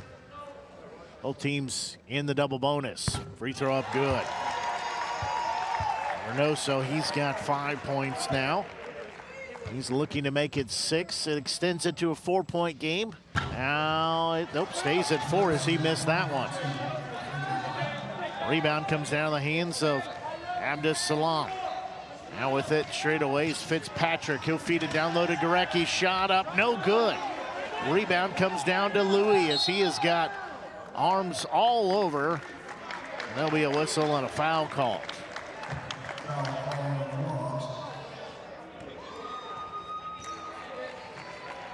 That foul, I believe, will be on Gorecki, the sophomore's first, team first. So we'll go to the other end here as Louis will take a couple of tosses.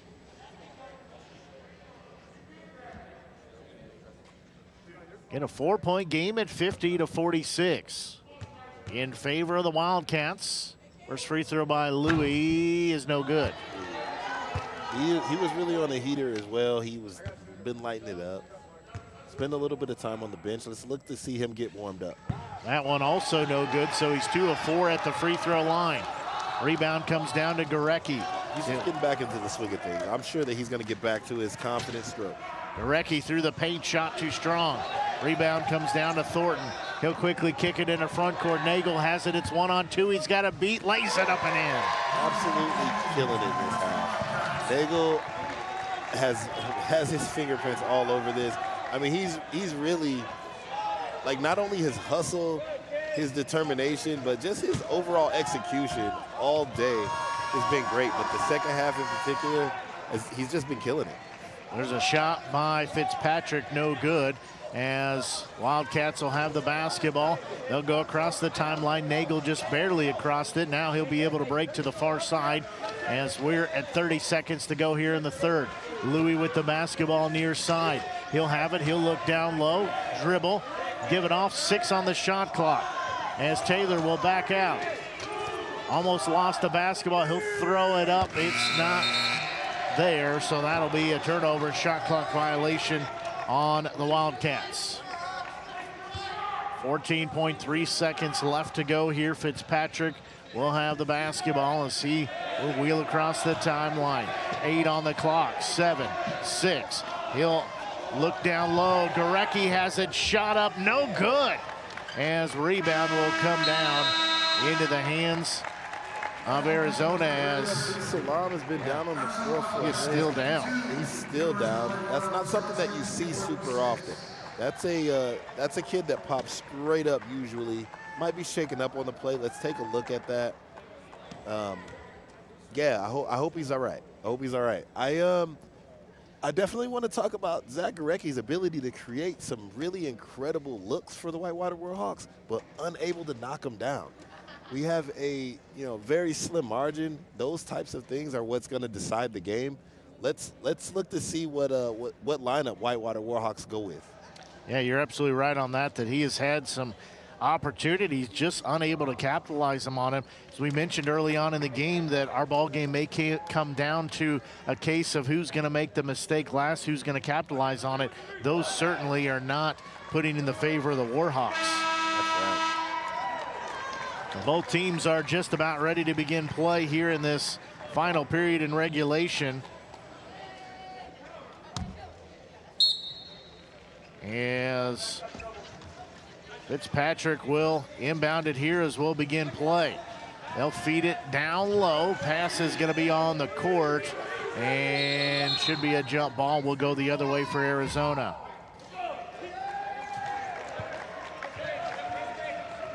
Not how the Warhawks wanted to start the play. Good news, we do see Abdus Salam back out there, so might have just maybe been a little frustration.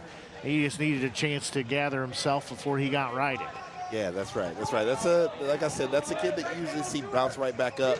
You hate to see him on the ground for an extended period of time, but him being back on the floor just speaks to the toughness of this kid.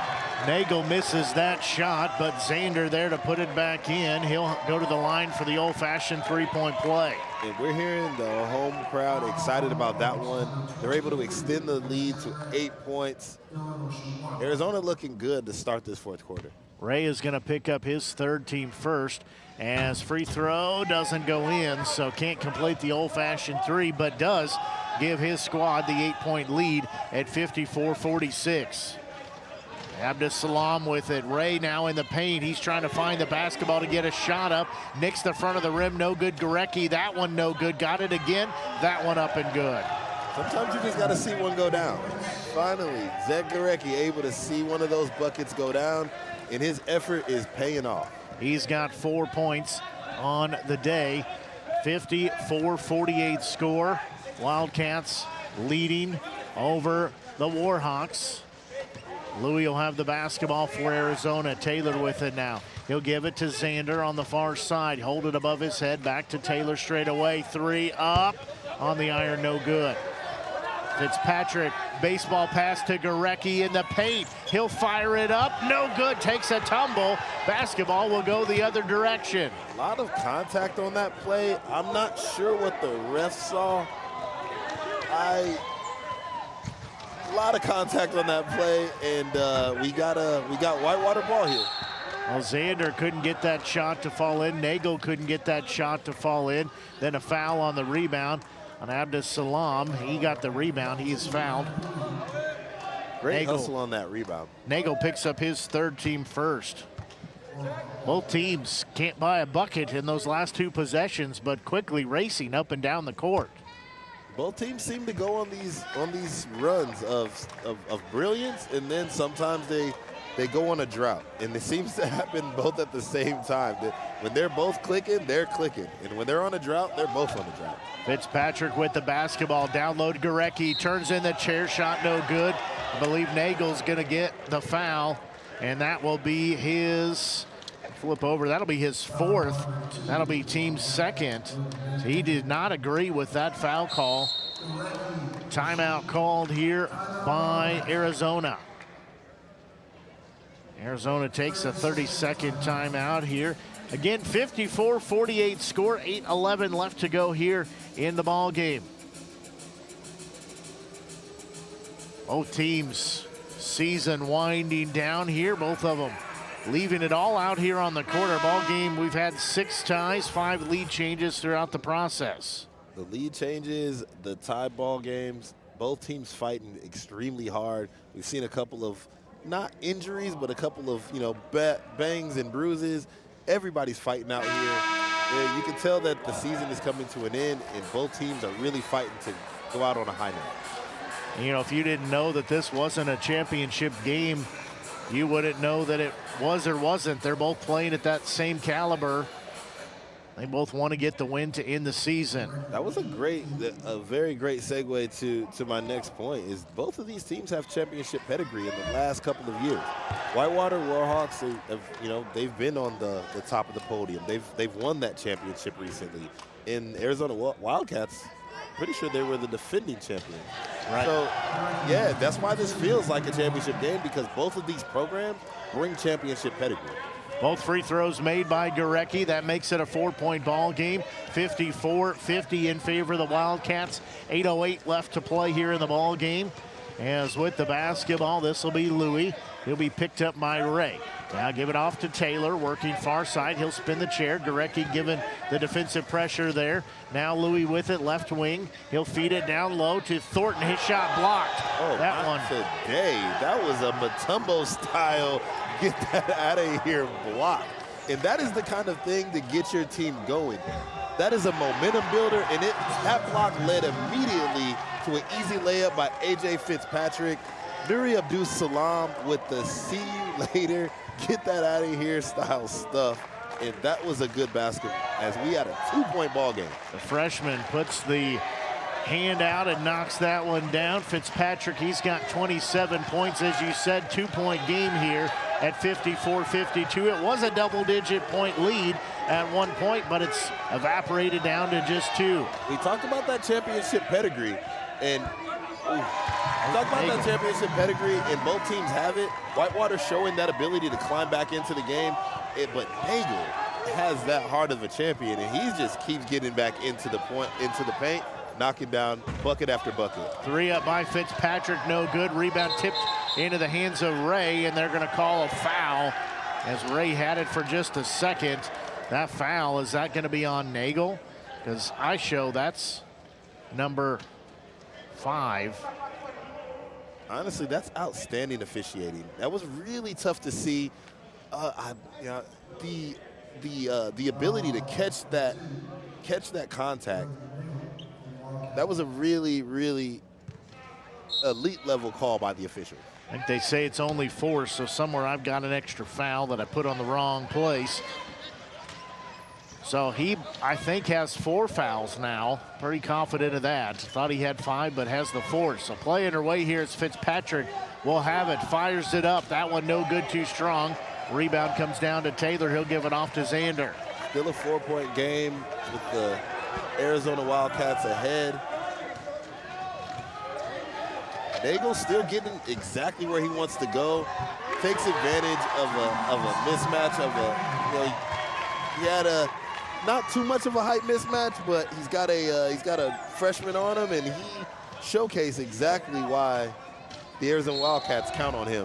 He's knocking down every time. That too, so that will give him 2 more, as there'll be a foul on the other end. That one on Louis. That's his second, team second, as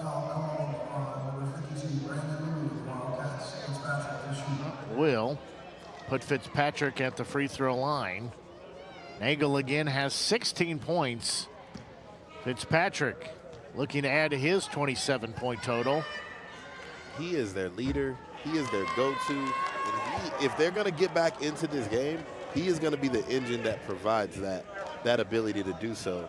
Unable to knock down this free throw, but look to see him get back on the scoreboard.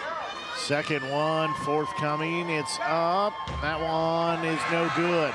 Taylor will get the rebound as he'll take it the other way.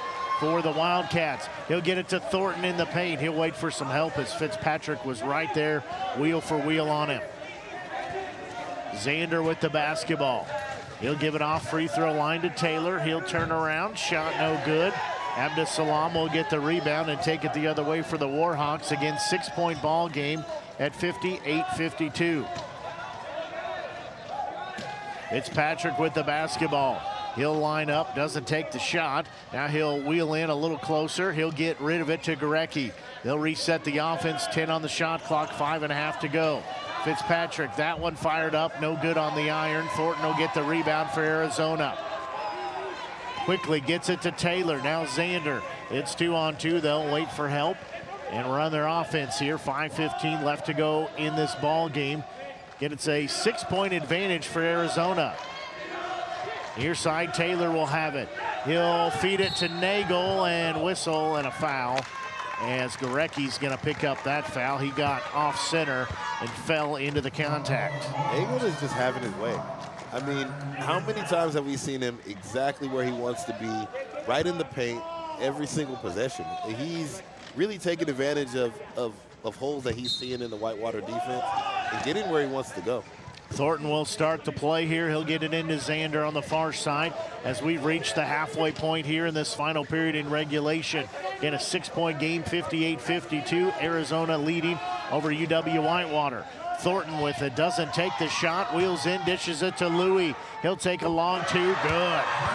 Big shot. It's written all over his face. He knows the importance of the shot he just knocked down.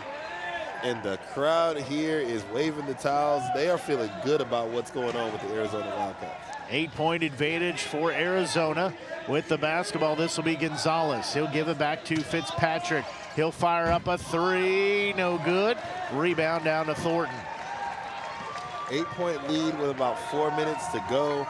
A.J. Fitzpatrick trying to will his team to victory. But again, Nagel getting exactly where he wants to go, unable to finish. Nagel, great rebound by Zach Gorecki. Nagel misses that shot. Gorecki will take it across the timeline, give it off to Fitzpatrick. He'll lay it up and off the glass in. He's got 29. Beautiful bucket by A.J. Fitzpatrick. Again, he's their go-to. He is their engine. He is the reason why they're trying to climb back into this game. And if they're going to do so, he's going to lead that spark. I wonder if Nagel is having a bit of fatigue. He has had a lot of usage in this second half. Let's see if he's able to knock it down. No fatigue. No fatigue. He is just out there putting the team on his back. Nagel kisses that off the glass. He has got 18 points here. Is back to an 8-point cushion for Arizona. Feed it down low. Gorecki shot up good. Incredible pass. Great court vision by A.J. Fitzpatrick. Zach Gorecki able to knock down the bucket, as you see here on this replay. That was a beautiful basket. So that shot up and good. Full timeout called by the Warhawks, as that'll give us a chance just to briefly talk. I talked to Frog about it in the first game that we did of the day, but we got to see, at least from what we've been told and what we know, the last game for Eastern Washington, which is an unfortunate thing as their program is being shuttered. He had a lot of thoughts on that, had a lot of good thoughts. Yeah. Let me rephrase. Good thoughts is in that good points in that programming being shuttered, not a good thing to happen. Well, you know, Frog being one of the leaders in this collegiate program, in this, you know, in the NWBA, and has been a leading voice for a long time. What he has to say about that entire situation, it really holds weight. What I'll say is that I'm disappointed. I'm disappointed to see another program, you know, go to the wayside. I know that Frog made the point that it's easy to cut a program, but to show the value of these programs that have been here, there's so many programs that have been here for decades, it's showcasing their value in the university. It's just a shame that Eastern Washington wasn't able to see that value and, you know, fight for that program to stay alive. And we know that a lot of that tied into the financial side of things. but as Frog talked about, there's 11 other schools here that have the same thing. They've got to work to find the funding, work to find that, and they found that value to put that in. So if they can do it, if all these teams have been able to do it for decades, there's no reason why they shouldn't have been able to, or at least had the opportunity to. And it's really disappointing to see them go. shot up by Louis is good. He's got 19. That pushes it back to that 8-point advantage. Fitzpatrick 3, no good.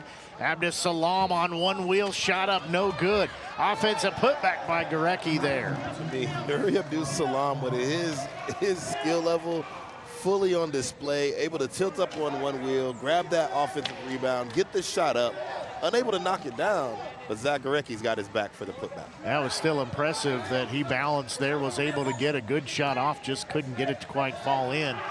Again, 64-58 score, 2:20 left to go here in this ball game. Straight away, Nagel will have the basketball. 6 on the shot clock. Louis with it, he fires it up. That one rattled Amazing shot. Louis has just been on a heater this whole game, really absorbing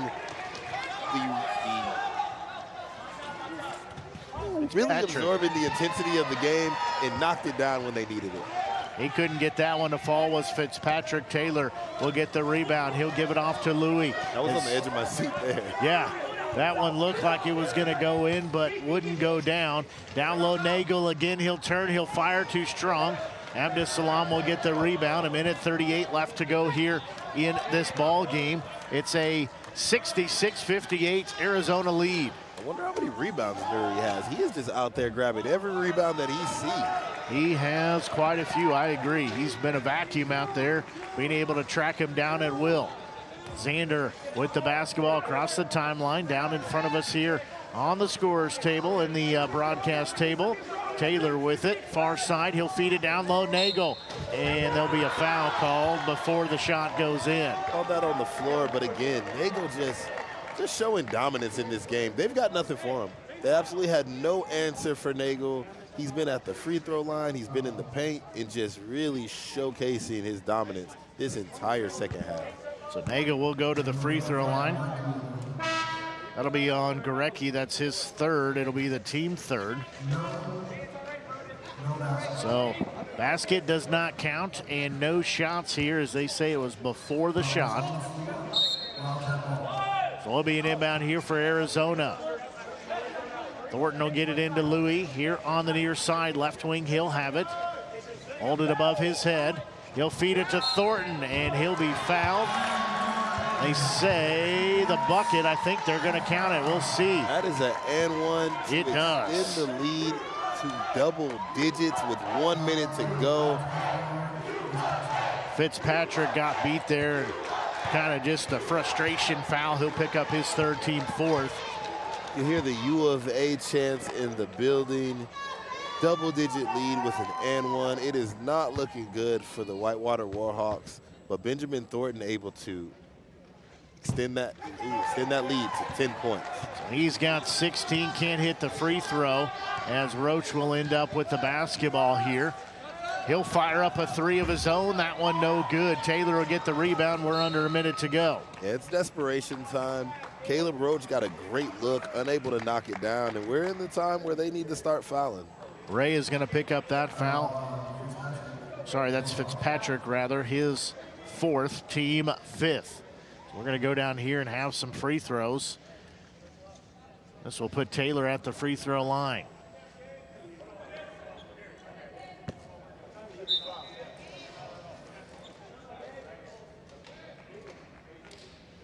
There'll be a couple of tosses coming here.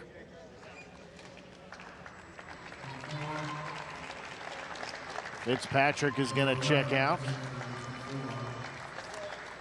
Checking in for him is Stanford.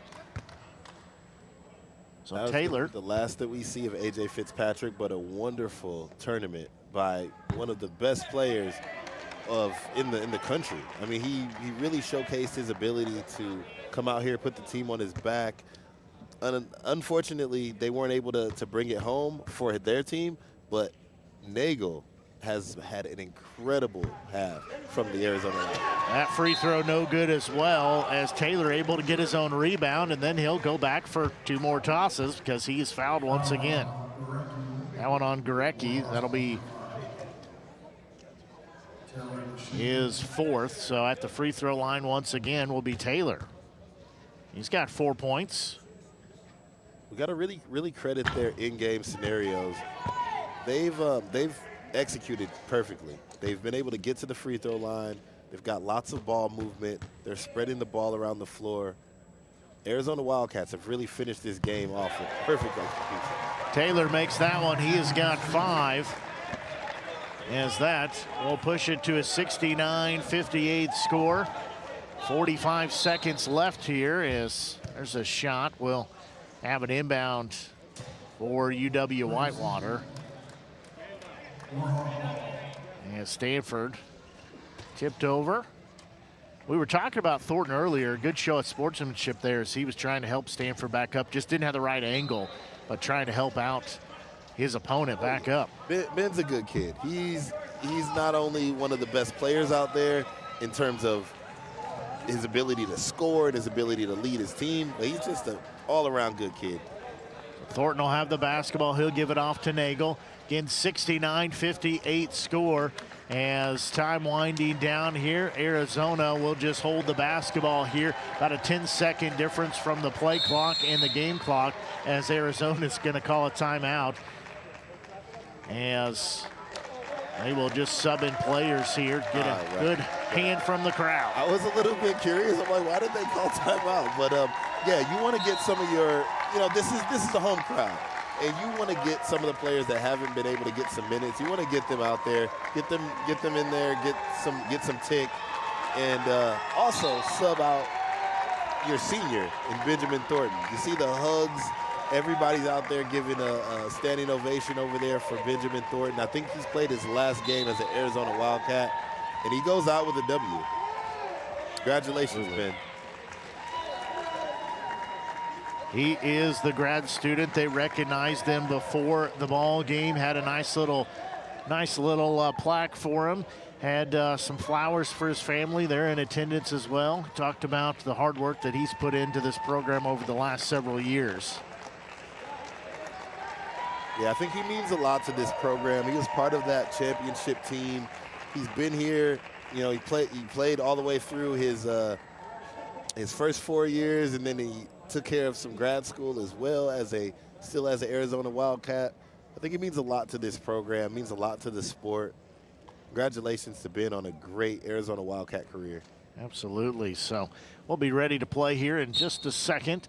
Again, 14 seconds left here in the ball game. Wildcats will get it into Louis as time winding down. As they'll continue to wind it here, they'll let the time expire on the shot clock, but that will go back for the Warhawks. Is continuing to wind down. There'll be a long shot up. That one no good, and that'll take us to a final.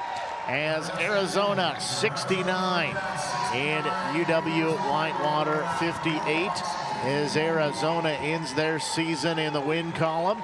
As they came out and played a pretty solid game, they get the 11-point victory here. As taking a look at scoring totals for the day, as leading scorer with 21 points for the Wildcats is Brandon Louis. 18 points rather put in by freshman Broden Nagel. 16 points by grad student Benjamin Thornton.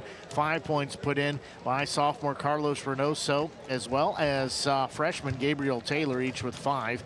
And then 4 points by senior Dylan Zander. Taking a look on the other side for the Warhawks, leading all scorers was A.J. Fitzpatrick, the senior. He had 29 points. He did foul out of the ball game, but 29 points. Good season for the senior. Good career for the senior, as 10 points put in by sophomore Zach Gurecki. 7 points put in by junior Jamie Stanford. 5 points by freshman Nuri Abdus Salam. 2 points by senior Cameron Poole, as well as senior Patrick Gallagher. So that ball game, we knew it was going to be a great game, good matchup, and it definitely held its water, and that was a great game to call. Incredible game to call. That was highly contested. It is exactly what we said it would be. Absolutely. Well, it's been fun calling games here at the tournament. As Matt, any final thoughts for you to get out of here? I mean, this has been a great tournament. I mean, the college division is in great hands. These kids are really showcasing exactly what we want to see. Growth in each program. I mean, we just watched a game that looked more like a championship game, and that was for what place are they playing for? I mean, there's a lot of parity across the league, and there's so much intensity, so much skill level. I'm just proud of each and every one of these kids, and it's good to see where the sport is. Absolutely. Well, Matt, it was our first time working together. It was a pleasure. You did a fine job. You made it fun for me. You made it easy for me. So I appreciate it. As that'll do it for our broadcast here today. We're going to hop off. We're going to change our broadcast crew as the next game will be set to tip off about 1 o'clock. That'll be Alabama and Illinois. They'll be matching up, and a lot on the stake. Winner moves on to play in for the national championship. But for Matt Scott, I'm Blake Gazaway. As it has been my pleasure bringing you coverage here all tournament long. This will be the last game for me, so we'll get to hang out with the Mizzou team before we head back to Missouri later on today. But appreciate you tuning in, and it has been a fun time, as that will wrap us up as you've been tuned in to coverage of the 2026 National Intercollegiate Wheelchair Basketball National Tournament. So long, and have a great rest of your afternoon.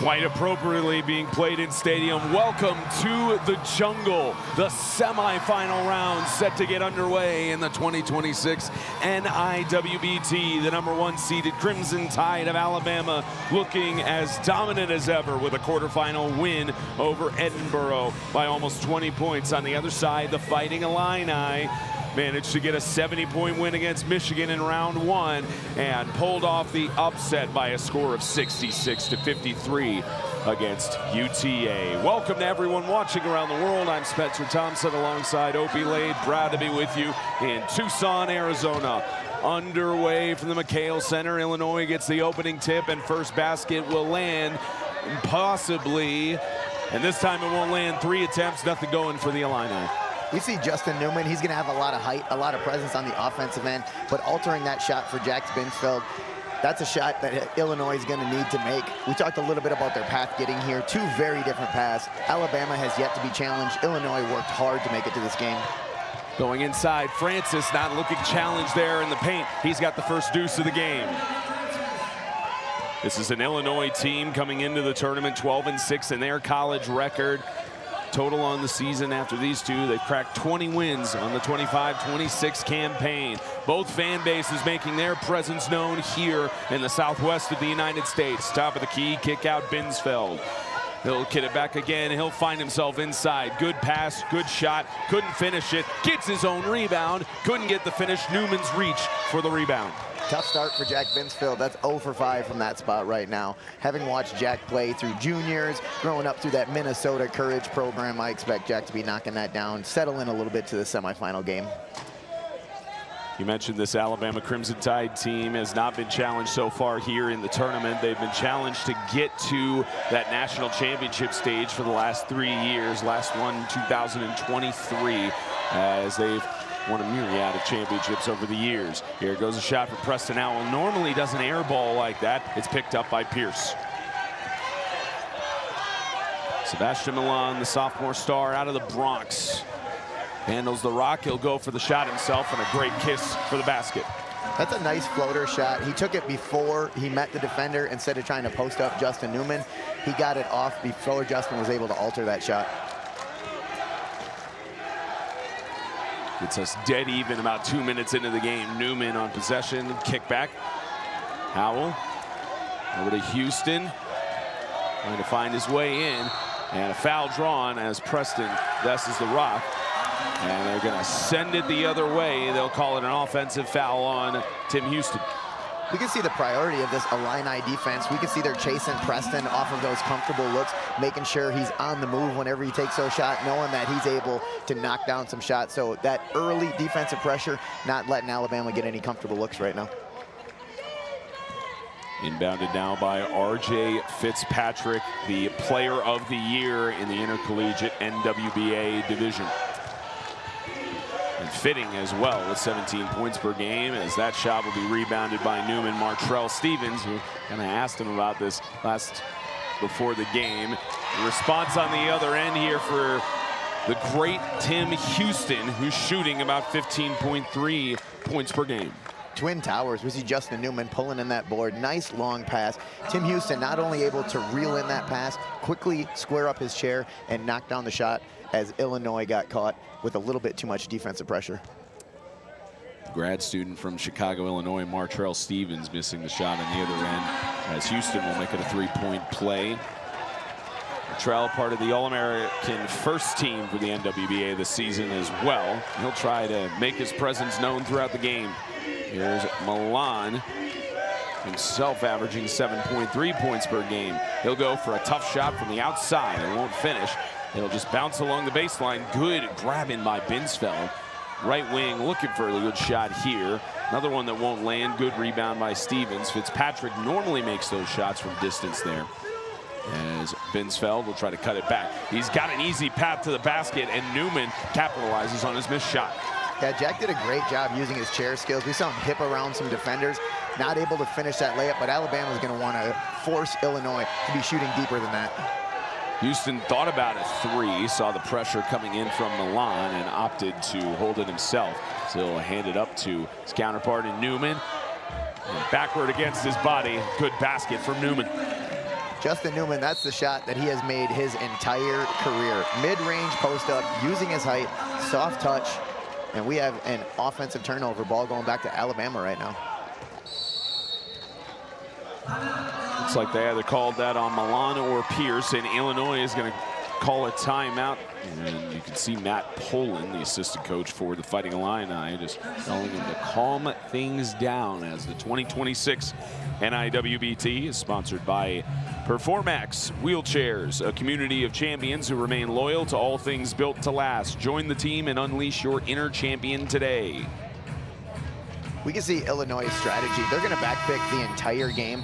That particular situation, when you're on the offensive end trying to create a numerical advantage, you want to make sure you don't get too aggressive with your chair, because the worst thing that can happen is an offensive foul, which ends up being a turnover. Now Alabama getting back-to-back looks at an offensive possession because Illinois was a little bit too aggressive on the back picks. Winner goes on to the national championship. Second semi will tip off at approximately 3 p.m. local time between Auburn and the red-hot Mustangs of SMSU. Auburn and Alabama, two of those teams in the tournament thus far that have not really been tested. But Alabama, although it's a 7-2 run right now for the Crimson Tide, they're facing a lot more physicality than they're used to. Francis will maneuver the bucket around, and he'll get the shot up. Howell at the buzzer.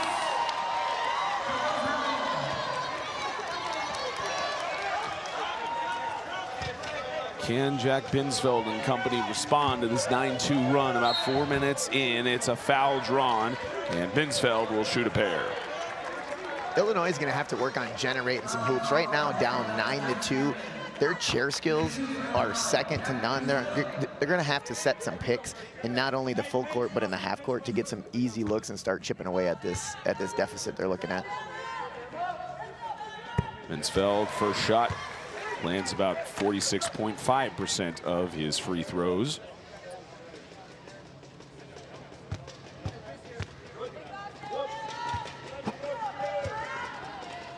Sophomore out of That an A Heights, Minnesota All-American second team member for the NWBA. He'll just land one, and this run continues for Alabama.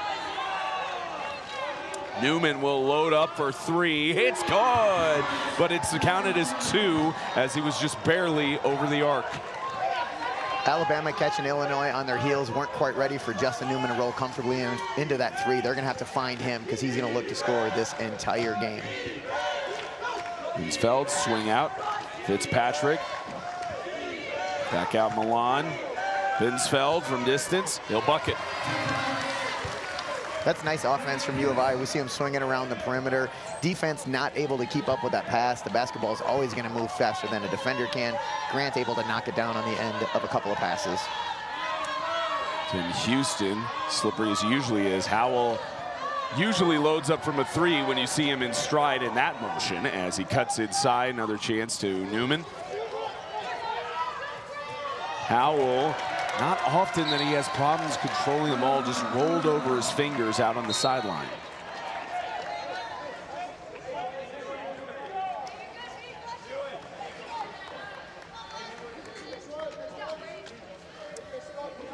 Looks like we have some substitutions going on here for Illinois. They'll give Milan and Binsfeld a chance to rest over on the bench. Checking in John Matthew Davis, as well as Tanner Adkins. Fitzpatrick's still in the game. They'll probably need him for the full 40 minutes in this one. Pierce, cut back. Fitzpatrick has it. He'll go for the distance shot. Good floater. Illinois going a little bit taller with this lineup. Interested to see if their strategy is going to change a little bit. They're swinging around the perimeter looking for that mid-range. With this much height on the floor, they're going to want to find some baskets inside the paint. Houston, top of the key. Good defense by Stevens to keep him out of the path to the paint. He's going to have to settle for a deep pass, which has been the case for the Crimson Tide most of the season. Newman kicks it back up. Howell, high up. Good steal by Fitzpatrick, who leads the Illini with 38 coming into the tournament. Fitzpatrick looking inside. He's got it off the glass. A great steal, great finish. Alabama was playing with fire on that possession. They had a loose ball. They chased it down. Their first pass almost got tipped. The second one got stolen. Illinois is going to be jumping those passing lanes, and Alabama has to use the pass fake to take advantage. It's a 7-2 run for the Fighting Illini thus far. Gets it within 2 points here. Newman has yet to respond. He's been pretty quiet so far in the opening 6 minutes. Can Houston get it? That one won't land. Francis in the paint draws the foul. Alabama right now taking a long time to get to the point where they're attacking in their half-court set. And part of that is Illinois playing those passing lanes and disrupting the offensive attack. University of Alabama is going to have to use a pass fake and cut backside on some of this defensive pressure they're getting from Illinois. Eric Francis, the grad student from Smyrna, Georgia. A three-time national runner-up during his time with the Blaze Sports Junior Hawks. Began playing wheelchair basketball in 2013. He was a Defensive Player of the Year last year, co-defensive Player of the Year honor, 23 and 24. And cannot land anything there as this 7-2 run continues for Illinois. Atkins, kick back, Fitzpatrick. Francis trying to make up for his missed free throws. Kick out, Pierce. Fitzpatrick far outside the stripe, got off of the rim, and is picked up by Houston. University of Alabama is going to be comfortable giving up that shot. Ryan Fitzpatrick, one of the bigger players on the court, having him shoot a 17-foot jump shot, Alabama's going to be okay with that shot. Newman on the outside. He'll dump it in, trying to go up for a shot there. Good floater by Preston Howell, and Coach Bertram has been very complimentary of his progression over the years. High up pass, good reach and good finish by John Matthew Davis. That was a catch and a finish all in one motion. Very athletic. Made so the defender wasn't able to contest that shot. Foul drawn on the floor. Houston will have an inbounder that he will face, even though he points to his own chest saying that was on me, but they called a foul on Fitzpatrick. Houston's coming in hot the last couple of possessions, showing the ability to be able to turn out really quickly, keeping an eye to make sure he doesn't put himself in a spot that he can't get out of in that situation. Ryan Fitzpatrick got a little bit too aggressive trying to match Tim Houston's speed.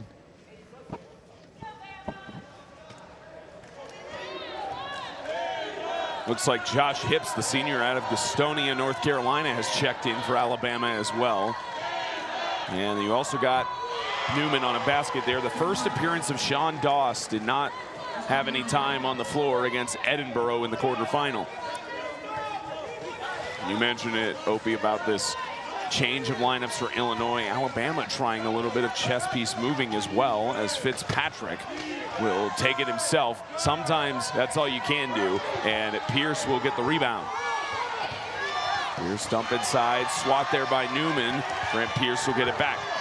He's got 4 seconds to work with on the shot clock. He'll take it from distance, and it will reset the clock, and it's a foul going the other way. Both lineups have a lot of height right now. That's awesome for getting into the paint and getting a good look, great on the defensive end. But when you're making passes, you have to know where the defense is. We see University of Illinois trying to sneak a pass by the height that is Justin Newman and Tim Houston, and ending in a late shot attempt in their shot clock. And they're going to have to clean up their passing a little bit. You got some coordination here going on by Michael Allprince, trying to clarify some of the lineup things. Looks like Jake Livingston saying, I know, and both of them laughing at each other at something. So good relationship between the coaches and the officials here. Houston, left wing.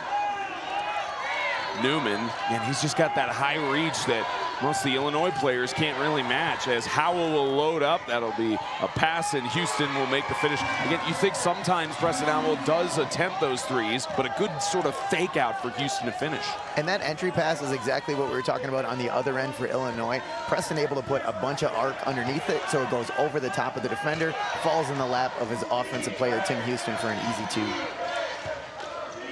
Illinois has been silenced here. It's now a 5, make that actually a 6-0 run for the Crimson Tide in the last sequence, and now it's another swipe and steal by Tim Houston.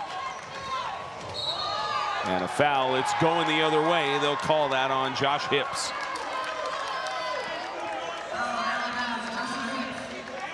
Credit to Illinois there. They turn it over on the offensive end, and they hustle back to make up for the error on the offensive end, putting Alabama in a tough spot, getting that offensive foul, and Illinois getting another look at this one. Sophomore in Jack Binsfeld with a good pass. A foul drawn by Davis, the junior out of Canton, Mississippi. He'll head to the line for 2. Tim Houston got caught pretty far out on the baseline there, guarding Martrell Stevens. He needs to sag a little bit and close that gap, help out his fellow defender, giving up cuts to some of the high point players.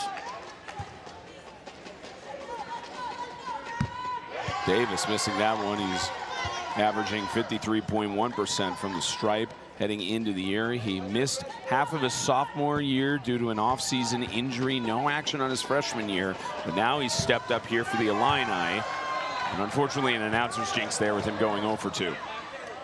Opie never has to worry about that sort of thing, as we got a stoppage on the floor. Free throws playing a factor early. Neither team really knocking them down at a high percentage. And with this amount of speed and chair skills, I think we're going to see more free throws throughout the game. So something that the coaches are going to want to talk about. Nobody's trying to miss free throws. They just have to relax and focus up, do what they've been practicing to do. Again, a 6-0 run the Crimson Tide are on right now after allowing a 7-2 run for Illinois. At Martrell Stevens, talked to him before the game. We asked, how many big shots are you going to hit? Says as long as there's a good look, and he's got one inside the arc there.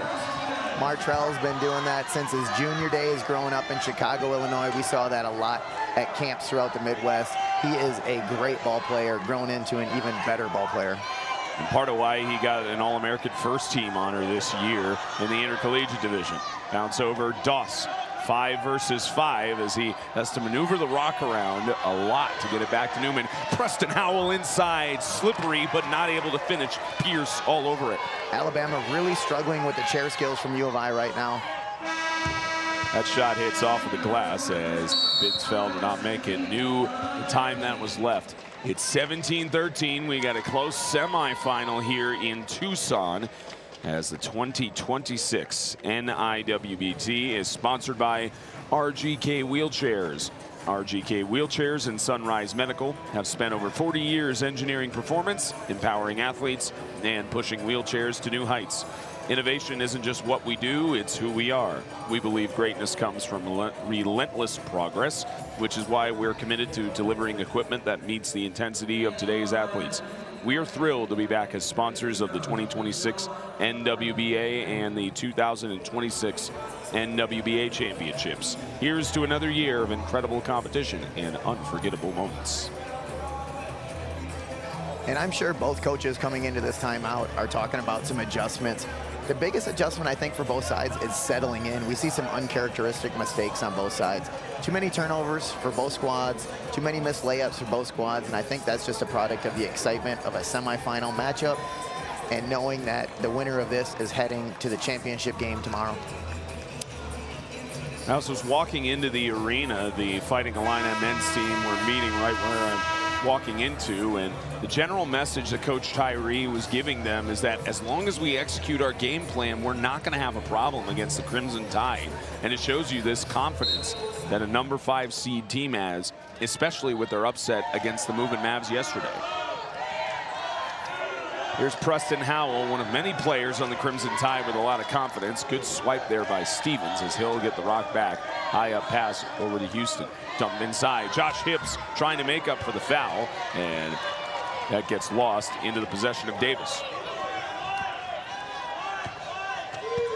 4'5" junior facing off against the 1-0 senior. He'll kick it back out. Here's another good shot there, won't land. Good rebound on the back end. Tanner Atkins will land it in. That's a really nice putback for Tanner. Justin Newman was in the area. He's able to focus up, not be concerned about Justin Newman swatting that shot. He's able to hit a layup for him. Great putback. Houston. Kick back, Howell.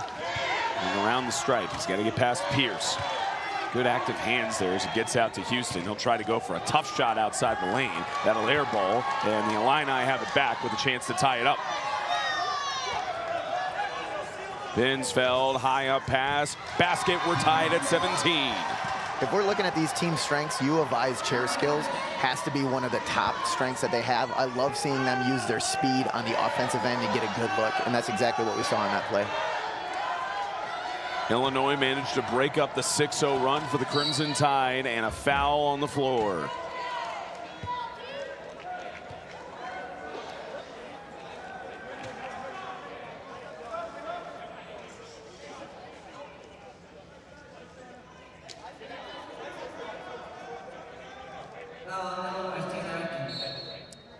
Tanner Atkins called for the foul for Illinois on the floor. Inbound, it's into Newman. Trying to use his size and try to get the finish there. Almost lost balance on his chair. His pleas to Sarah Sowers, nothing doing as it goes out of bounds, and Alabama will get it back. Both teams have been presented with some opportunities like that where Justin Newman misses. Illinois is running in transition, look like they can get a little bit momentum, and ended up turning that basketball over.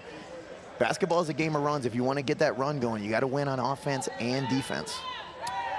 Aaron Berry and Colin Lancaster checking in for Alabama. Newman for three. It's good! And this time he's outside the arc. Jack Binsfeld tightly contested that one as well up there, and Justin Newman still able to hit it. Tough ball that won't finish for Pierce, and it gets into the hands of Caden Bagley, who's also checked in for Alabama, the sophomore out of Columbia, South Carolina. Down to Lancaster off the bench. Lancaster loses it. A great swipe by Pierce, ends up in the possession of Stevens.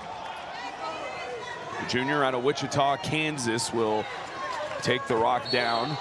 Foul going the other way. It's a charge.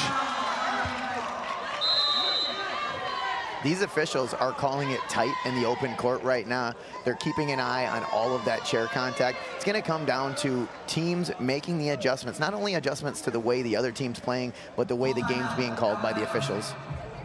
Alabama calls a timeout. It was tied at 17. A big three by Justin Newman, who's been lit. He's been hitting those all throughout his career, and we got to talk to him about one of the big elephants in the room when we had the Alabama media days, about the process he had to transfer to Alabama. And basically the story piece between him and Coach Bertram was Ford was hesitant to have Justin transfer over, and Justin had this desire to. He loved Arizona, loved the community. He wanted the sort of facility standard that Bama had, and to go to a really big school. Not to say Arizona's not, but compared to Alabama, when you look at several other metrics, depends on who you ask. But Coach said you need to ask Beardsley first. They had just won the national championship, and Newman had the conversation with Coach Beardsley, and Coach was very supportive of his move. And Justin, mentioned it was a good conversation, and he's felt he was very welcomed on campus, and he loves the new family he has with a team that wears the same red color scheme as the Wildcats. Yeah, and regardless of your thoughts on the transfer portal, Justin Newman putting himself in a good spot to get his degree and meet the goals that he wants academically and athletically. Newman on the other side to Howell. He'll dump it in. Two-pointer won't land. That shot attempt for Caden Bagley. Now Martrell Stevens will try to work his magic on the other end. This is an Illinois team that is very focused on getting points in the paint, very rarely taking any three-point shots, although Fitzpatrick, he's able to do it if he wants to, but an uncharacteristic mistake as he mishandles it for an out on the baseline. And we're seeing a bit of a chess match here. Alabama changing their lineup, going a little bit shorter, but a little bit quicker, trying to be able to match some of that share skills we're seeing from Illinois.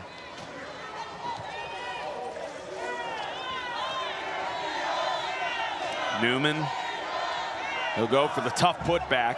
It will get contact with the rim, showing you the range of Newman, but it's a rebound by Fitzpatrick. Martrell Stevens. He'll pivot around several times. Fitzpatrick trying to go for a tough shot. That is tough on the baseline. Good reach, couldn't get power enough on the first shot. The second one lands for Davis. Davis, fortunate that Justin Newman is on his left-hand side. He had a smaller defender on his right, was able to get that shot up with his right hand because of the positioning of Newman being on the non-ball side, non-shooting hand side. Newman, one of the floor generals, coordinating this offense, goes himself, tried to get an option, goes over to Howell. Kick back, Lancaster back to Newman. He'll look for a pass, got it back out to Howell around the top of the key, high up pass. Inside Bagley, couldn't get it to land, got his own rebound. Can he get the other basket to land? Had to maneuver around several times with the great defensive coverage of Fitzpatrick, but it goes. University of Alabama generating that hoop. They swung the ball around the perimeter until they caught the defense watching the basketball. Nice cut off of a defender watching the swing. Side Adkins will kick it back, Fitzpatrick. Chance in stride, that shot won't land. Newman on the rebound. Pierce was looking for several options, and we got a foul at midcourt. And it's offensive. Illinois got the ball back. And Spencer, this goes back to what we're talking about. We were watching these officials call it in the open court, and how many calls have we seen between these three-point lines where the officials are stepping in, calling offensive fouls? The teams are going to have to make an adjustment. The team that makes the adjustment earlier is going to benefit. The main difference between these two right now is that three banked by Justin Newman, the only three so far in the game. Can R.J. Fitzpatrick match with one of his own? He won't on that stride. Trying to go up for the shot. Great active hands by Caden Bagley. That's a lot of height they're throwing into for that Illinois offensive player when you got Justin Newman and the rest of the Alabama long arms going for that shot. Another skill Newman has so well is to be able to quickly pivot. Here's Howell for three. That one won't land. Martrell Stevens will get it back. And one of those that it's dangerous when you leave Howell open either at the top of the key or in any of the wings. This will dump inside, foul drawn. They won't count the basket for Fitzpatrick, but with him shooting 50% from the stripe, he'll go to the line for two. I think they got him on the floor for this one. We had Jake Livingston waving off the shot attempt. Going to be inbounding underneath. 45-second clock here as Davis will need to get a tire swapped. Matthew Pullen was actually talking about they had one of their players in their previous game. They had to reach into their wheel bag for 4 or 5 different tires. And he's talking about how some of their players, they had Performax, the support bars on the back. They were welded in temporarily, and Performax made some new ones for them. They didn't replace them. The players didn't swap them out when they needed to until it finally broke. So shows you how some guys that you talk about superstition in sport, waiting until they absolutely have to make a replacement. Well, either superstition or it goes back to coaching. You're not only coaching basketball, you're coaching life. When you time to replace some equipment so you're not in a tough spot, you're going to learn that lesson. Toss up, Pierce, right elbow, kick out, Fitzpatrick. He'll go for a distant shot. Fitzpatrick just makes it look so easy. Alchemy Arena, the McHale Center at it, hosting this semifinal as we have 4:30 left to go before halftime. 1-point game, Alabama on top. Newman, great fake out, good shot inside. Bagley is starting to heat up. This is a great combination for the University of Alabama, struggling a little bit less with that defensive chair skills we were talking about for Illinois. They're able to get in the paint, break down the defense earlier so they can get into their offense. Here's another one to Fitzpatrick. Didn't like the angle on the shot there as he will keep it back. We see Justin Newman backpicked right now. He's content, ready to turn around and get on offense. And couldn't get that one off the glass, Davis, but a rebound there, Martrell Stevens with the bucket. Martrell Stevens, right place, right time. He's got long arms, a heads-up play to get that rebound and put it back in for 2. And that back pick not successful shows you the skill of Fitzpatrick to weave around the defense as Barry will toss it over, and it's a block as he tumbles.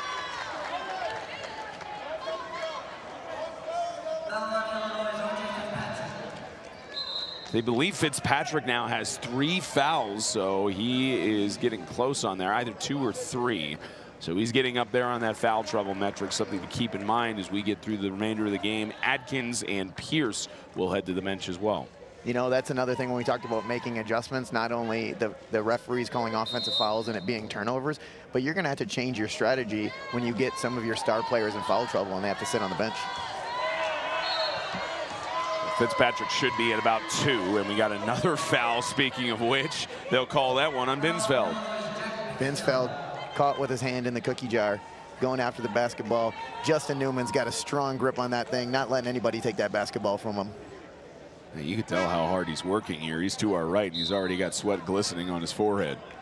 As Alabama is going to have a line change here. You got Houston, Doss, and Francis coming in. Newman, speaking of him putting in the hard work, he's going to head off, as will Lancaster and Barry. Alabama putting a big part of their offensive attack on the bench right now in Justin Newman. We'll see how this changes their approach on the offensive end. Houston. He'll look for an outlet, practically uncontested into the paint. He's got an outlet. He's got a bucket. That's a rare defensive mistake by Illinois. They need to be sliding over and giving the help. Tim Houston right now, the top threat for the University of Alabama, getting way too close to the basket without that help defender sliding over. Binsfeld loaded up for a moment, gets it over to Stevens. They'll kick back out. Here's Davis. Couple swing arounds, and Alabama forcing this Fighting Illini team to take some really tough shots in the perimeter, as that one will rim its way in. Alessandro Pintor off the bench. That's a big shot for Pintor. If you're the University of Alabama, you're happy with that attempt. You want to force that attempt more times. But what a great job by Pintor making the defense pay. Houston with 2:40 on the clock, 15 on the shot clock. He'll go up. That one won't land. He'll go for a pair at the line. And fouls are definitely going to play a factor in this game. It'll be interesting to see how lineups are changing based on the foul trouble that players are getting in. And the bonus is going to play a factor as well. Pintor called for the foul. Alabama keeping all of their personnel outside of the lane. Not many to put in the lane in that matter anyways. As Illinois has all 4 of their players there, as Houston not get that one to land. It's a 1-point game here in Tucson. Make that a 2-point competition. A lot of points left on the floor here in the first half based on the amount of free throws that are being taken. Athletes practice these all the time. Just have to relax, focus up, knock down those easy ones. Binsfeld thought about loading up towards Houston, but that goes outside the reach of Fitzpatrick. It's Alabama ball. He's even looking at Binsfeld and saying that was too high on the pass. Yeah, that's one of those mistakes I call an unforced mistake. It wasn't defensive related. It was just an inaccurate pass. And Houston Company capitalized on it. Howell for three. Too strong off of the rim, but great rebound again by Tim Houston. Another one of the Alabama players who can load up from three, and inside another basket. Where has this sophomore been all year? That was an impressive finish. He had 3 defenders all around him. Not only an impressive finish, but nice job getting the basket, in the pass where it needed to be. Fitzpatrick and company trying to respond to this mini run Alabama has been on. Good rebound and stretch there inside. Fitzpatrick drew the foul. Fitzpatrick taking advantage. The shot attempt went up, and Alabama defenders watching that shot attempt, chasing after the rebound. And while they were doing that, Fitzpatrick was cutting to the basket, taking advantage.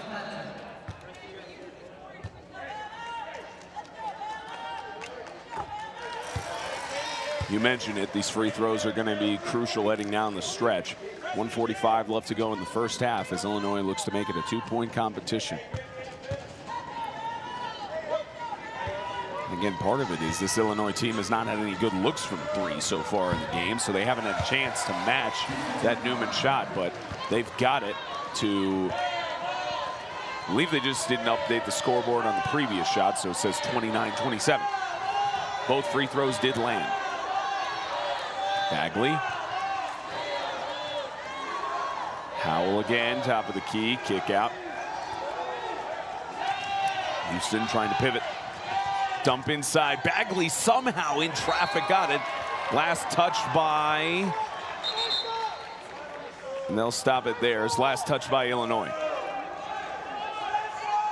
Bagley able to cut on the non-ball side. This has been several possessions where we've seen that, which Illinois is going to want to talk about that when they get an opportunity, whether it's halftime or not. They have to control his chair. Too high of a shot there from Bagley as it goes out on the baseline. Illinois has got a chance to tie it up. And that's the range they're going to want to keep Bagley in. You want him to be in that 10-12 range, not these 4- and 5-footers that he's been knocking down. Looks like the clock was running when it went out of bounds on the baseline for a couple of seconds. The officials are going to talk it over and make sure they got it all situated. Our officials for today, Sarah Sowers, Rocco Lamachia Jr., and Jake Livingston. Between all of the officials here on the floor, you've got a combined 65+ years of officiating in the game altogether. They added seconds on the clock, back to 1:14. Making sure they got all situated there. As you can see, see Frog to our right having a laugh with the official there as Milan tries to find some sort of outlet here. Several hands up, won't let him get a shot off, and a foul on the floor. We see some hesitation from Sebastian on the willingness to take that shot. We saw it early in the game, seeing it there as well. He's going to have to show the University of Alabama that he's willing to take it because he is a really good shooter, but right now not looking to score.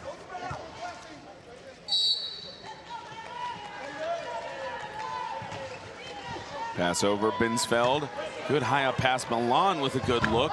Too strong. 50 seconds left in this first half. Howell through traffic. Back out to Houston. He's going to load up for three. That one air ball's good. Swipe out of the air by Bagley. Gets the rebound on the shot, and he'll land that one in. The chair movement of Bagley right now is what is hurting the University of Illinois. It wasn't a pass in that situation, but he was able to cut, get a secondary shot, and an offensive putback.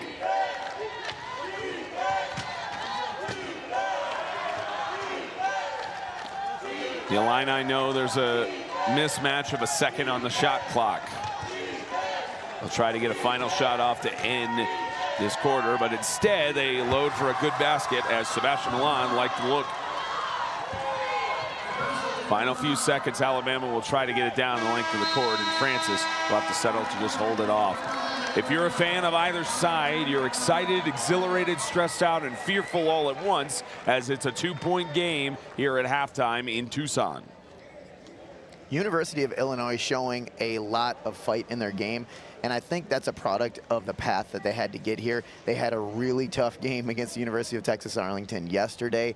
They have been prepared for this. They're excited for this. University of Alabama, as we mentioned, this is going to be the first resistance they've seen here at the NIWBT, so interesting to see how that plays out in the second half.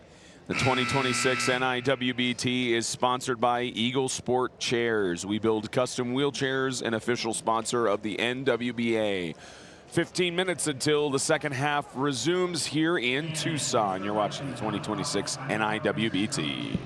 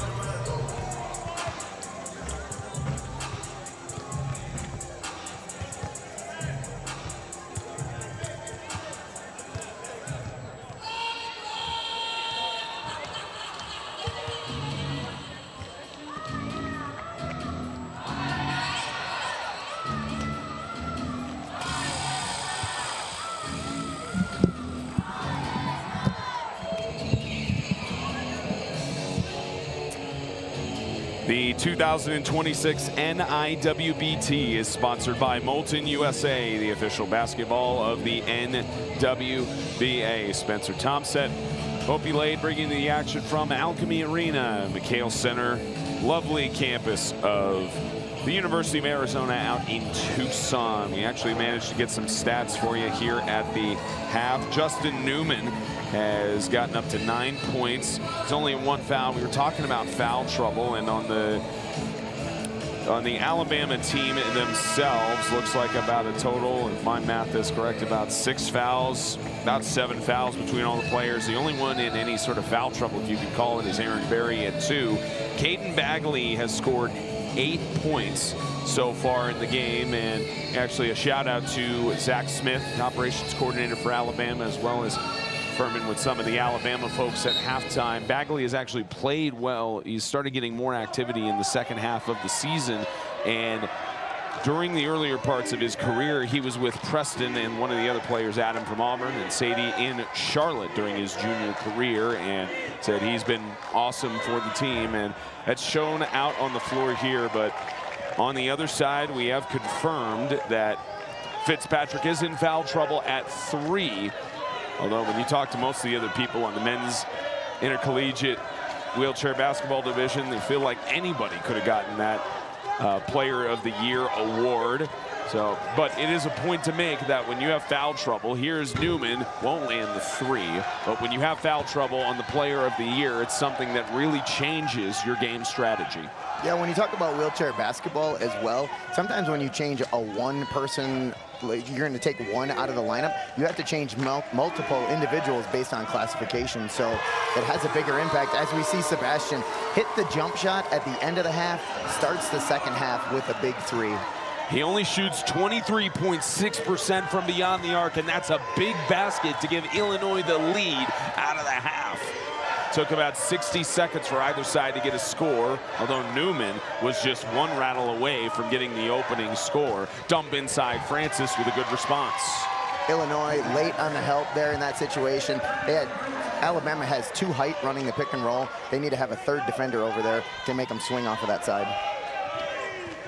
John Davis, one of the lead scorers for the Fighting Illini as well. He's around a 6-point margin, closer up to 8, as you've also got Fitzpatrick mentioned. He's up to around 10 points as well heading into this second half. Alabama managing to take back the lead. It's a back and forth swing we have here in Tucson, 33-32. Alabama gets possession back. Howell thought about loading up for a 3 as he'll sling this back around. Thought for a second he'd have a good look, but smartly tossed it off to Newman. Has it batted a little bit. He won't finish.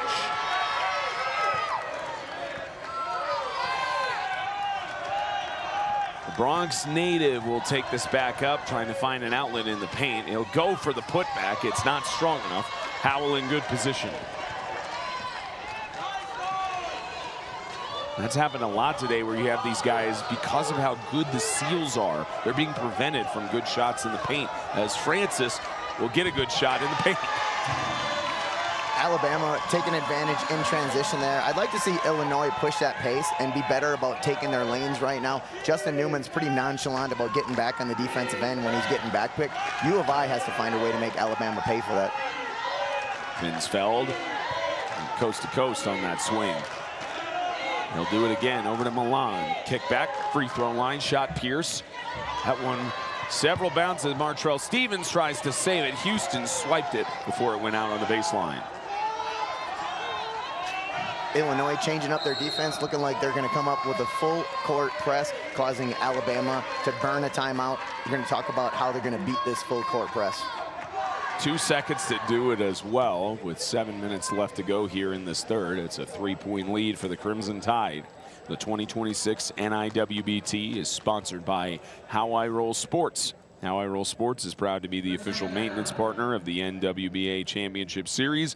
Always here when you need us, supplying you with the best adaptive sports equipment for over a decade. That's how we roll. It's good to have them on standby. When you have a guy like Matthew Poland doing maintenance stuff on the sideline, you don't really need any other maintenance folks to come in.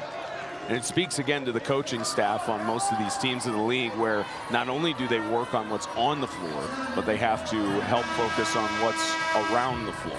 Absolutely. What they're trying to do is teach these athletes how they can be the best athlete they can be, and that includes making sure their equipment is up to date, having some backup stuff.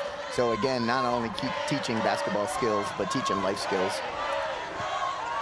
Good swipe there, top of the key. It's picked up for a turnover by the Fighting Illini. Milan uncontested in the paint. He'll get the basket. He'll get it within one. That's exactly what I'd love to see Illinois do on the offensive end, take advantage of their chair skills and speed.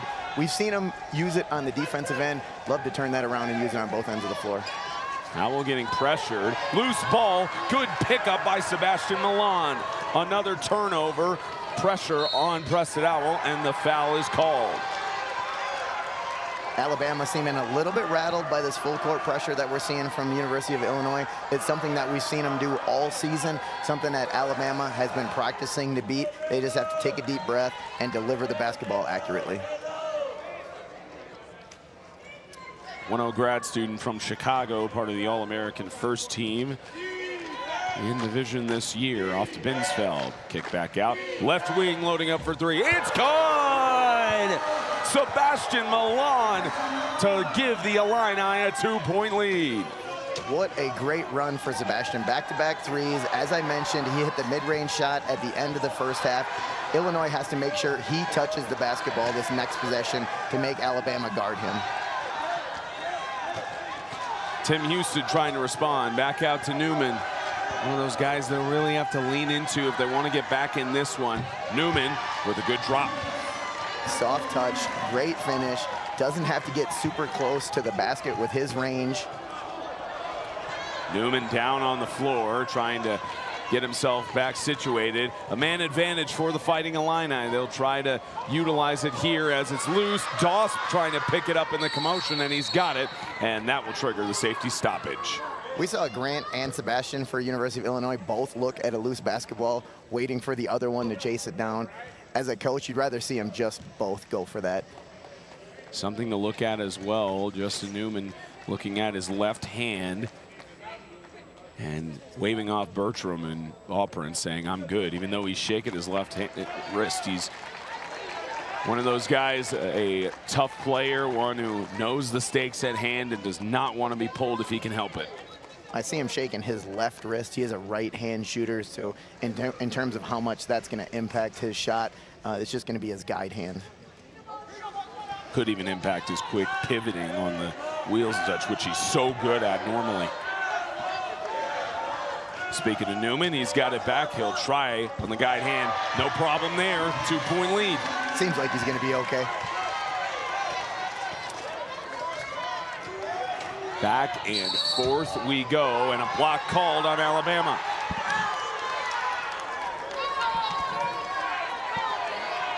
We see some consistency from these officials. It's the call we talked about in the first half. The officials are watching how much chair contact is happening in between the three-point lines. Anything they feel excessive, they're blowing the whistle. This is the adjustments we talk about both teams needing to make. They're going to have to back off some of that aggressiveness on the wheelchairs we're seeing. Also like to point out, a fan behind us said, good call, Jake. I don't know who it is, but it shows you how great of a relationship these folks have with the officials. Sebastian Milan inside of the paint. He'll cut it back out last second. Here's Pierce. Couldn't get it to land. Newman on the rebound. Hit everything but the net on that shot. Deep toss. It goes outside of the reach of Tim Houston, and it's going the other way. Turnovers right now starting to play a factor for the University of Alabama. We saw a handful in the first half. Now, again, struggling with that full court pressure of Illinois and throwing some inaccurate passes. Milan will get fouled. You're going to call that on Howell? Yes. It's either him or Newman, both of them trying to reach in to swat at the ball. I thought Howell and Newman both had pretty good chair position. As soon as you start taking your hands off your wheels, you're giving the official the green light to make that call. Milan, left wing.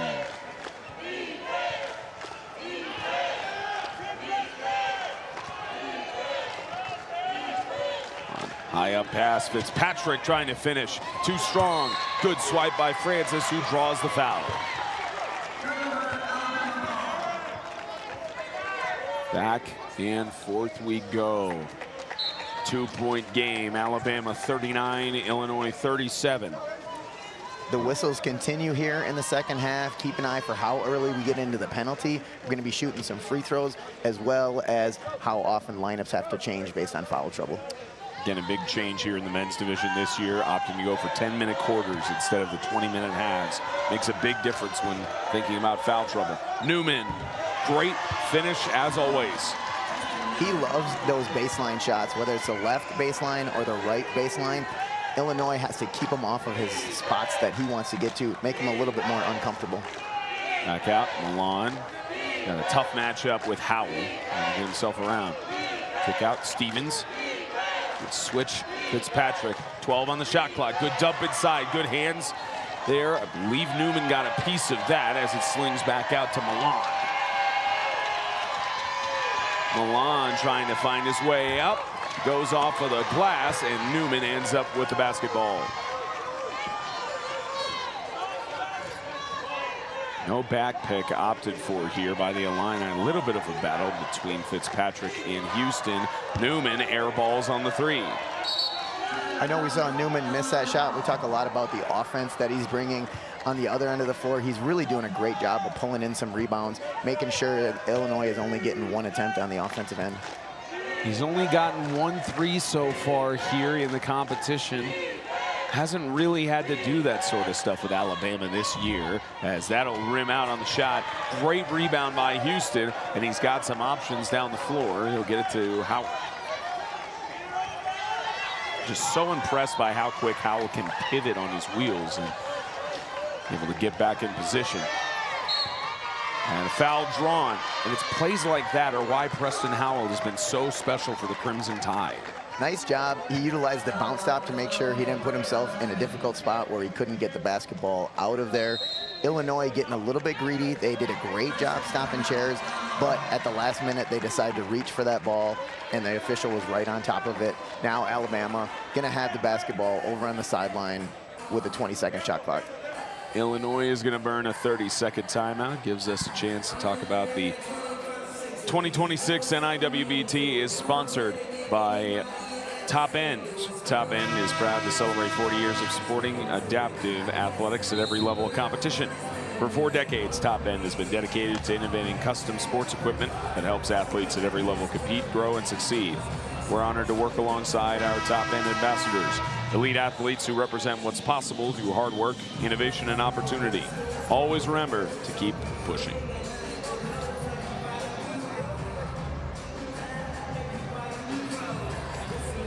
Illinois burning their first time out of this second half.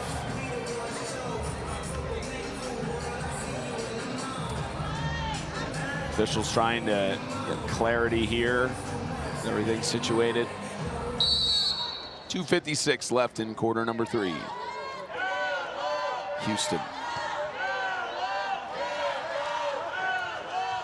Newman back out. Francis got it. Foul drawn, and it was on the floor. And the whistles continue here in the second half, waiting for these teams to make adjustments, clean up some of that chair contact. We see both teams attacking the basket really well, which you're going to have some fouls. But again, those defenders are going to have to adjust to some of the whistles that we're hearing. Tanner Adkins called for the foul. Newman high up on the pass. He'll try to think about load for a shot and has to opt to do it again just outside the right elbow. Easy finish. And that's with one of Illinois' taller defenders, Justin Newman, able to show off that mid-range fadeaway post-up that he's just made a career out of. Illinois needs to try and break up this run here as the man who just committed a foul, Adkins, kicks it back out. Fitzpatrick, he'll go inside and one. That's a really nice job by Fitzpatrick. University of Alabama jumped. Fitzpatrick cuts tight off of the pick, keeps his momentum going towards the basket, forces Alabama to make the decision, and catches the defender going backwards, able to finish the hoop and the harm for Ryan Fitzpatrick.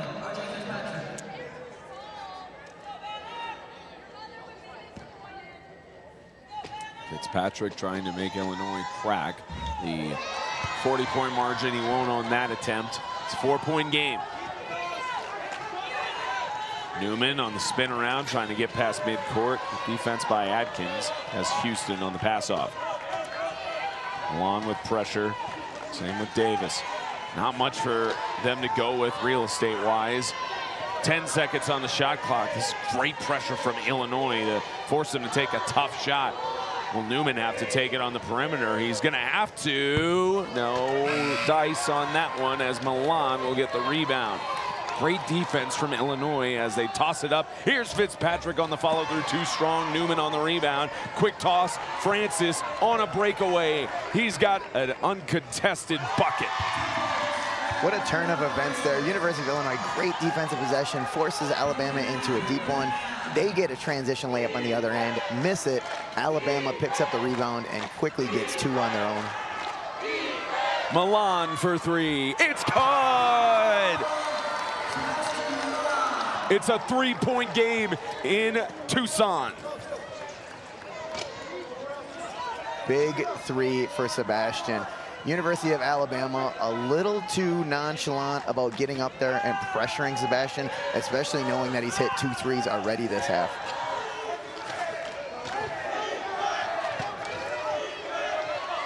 Newman draws the foul, but won't get the basket. That foul is a product of the mid-range post fades that Justin Newman has already hit. There's so many of them. And defensively, Illinois is trying to pick up the pressure to change that shot. They got a little bit too aggressive in that spot, but obviously knowing that Justin Newman can knock down that shot. Fitzpatrick called for the foul. That's his 4th now in the game. And Coach Tyree and company opting not to take out their star junior, allowing him to try to at least finish out this quarter. But in a tight game like this, you're going to need him as much as you can, as Newman will bank free throw number 1. This is a challenging call as a coach. Ryan Fitzpatrick's such a big part of what Illinois does, but with 4 fouls, this is a little bit of a gamble. You definitely want him in at the end of the game, especially the way this game is going. It's going to look like it's going to be right down to the wire. Sebastian Milan. It's a 5-point game with those baskets being made on the free throws. We got a 3-second violation. University of Alabama able to trap Martrell Stevens in the paint. And once you get trapped in the paint, even if you're making an effort to get out, the referees are still going to call that as a 3-second violation. Heads up play by the University of Alabama to trap him in there. Doss on the inbound. He'll turn on the Jets. There's Houston. Got an 8-second mismatch on the shot clock. They don't need it. All they need is Preston Howell open to make it an 8-point game. A rare clean look for Preston. Illinois has done a good job of knowing what he can do from the perimeter. They lost sight of him that time. Preston making him pay. Milan up top, Stevens. Foul.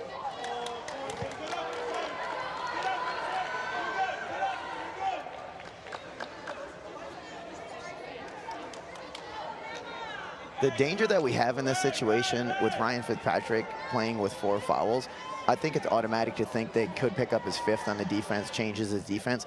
But we have seen a lot of offensive fouls being called in this game in between 3-point lines and in transition.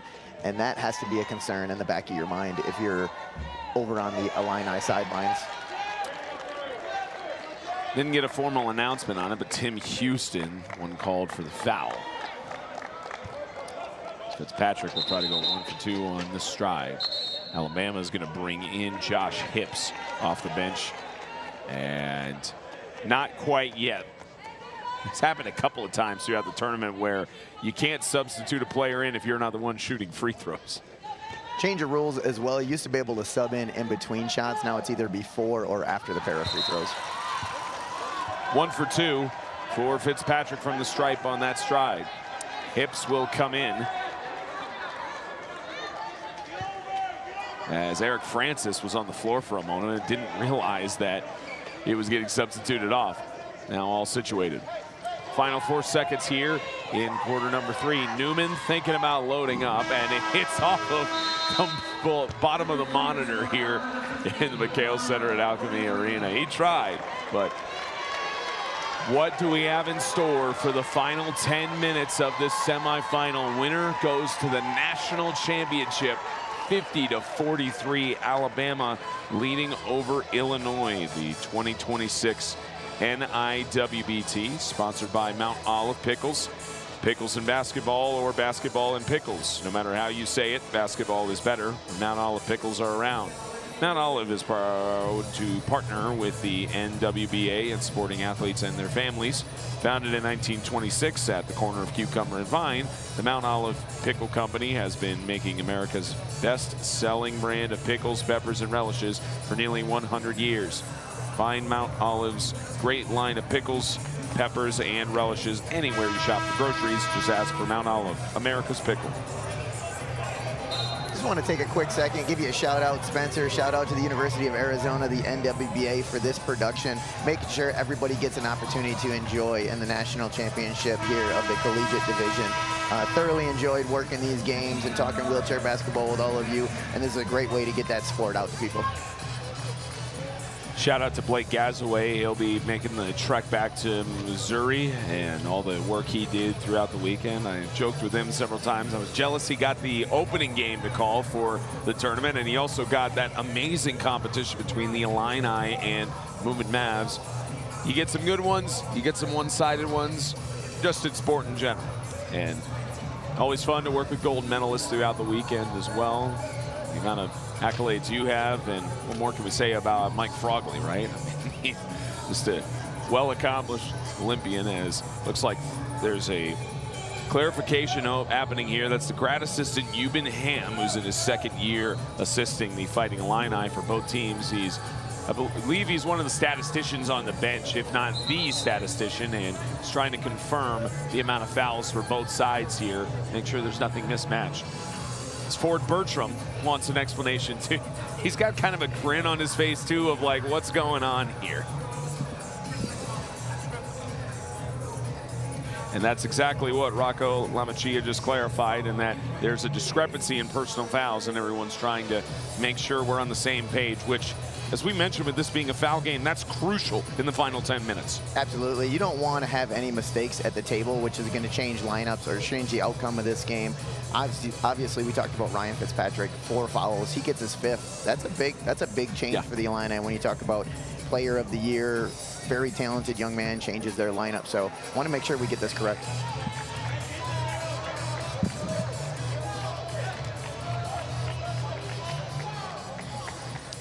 Yep, clarified what we thought, 4 personal fouls for Fitzpatrick. Again, as we talked about Fitzpatrick, 1 more foul and he's done. So he's got to be very careful. Clean basketball is what he's going to try to do the next 10 minutes. Same for Alabama as they lead by 7.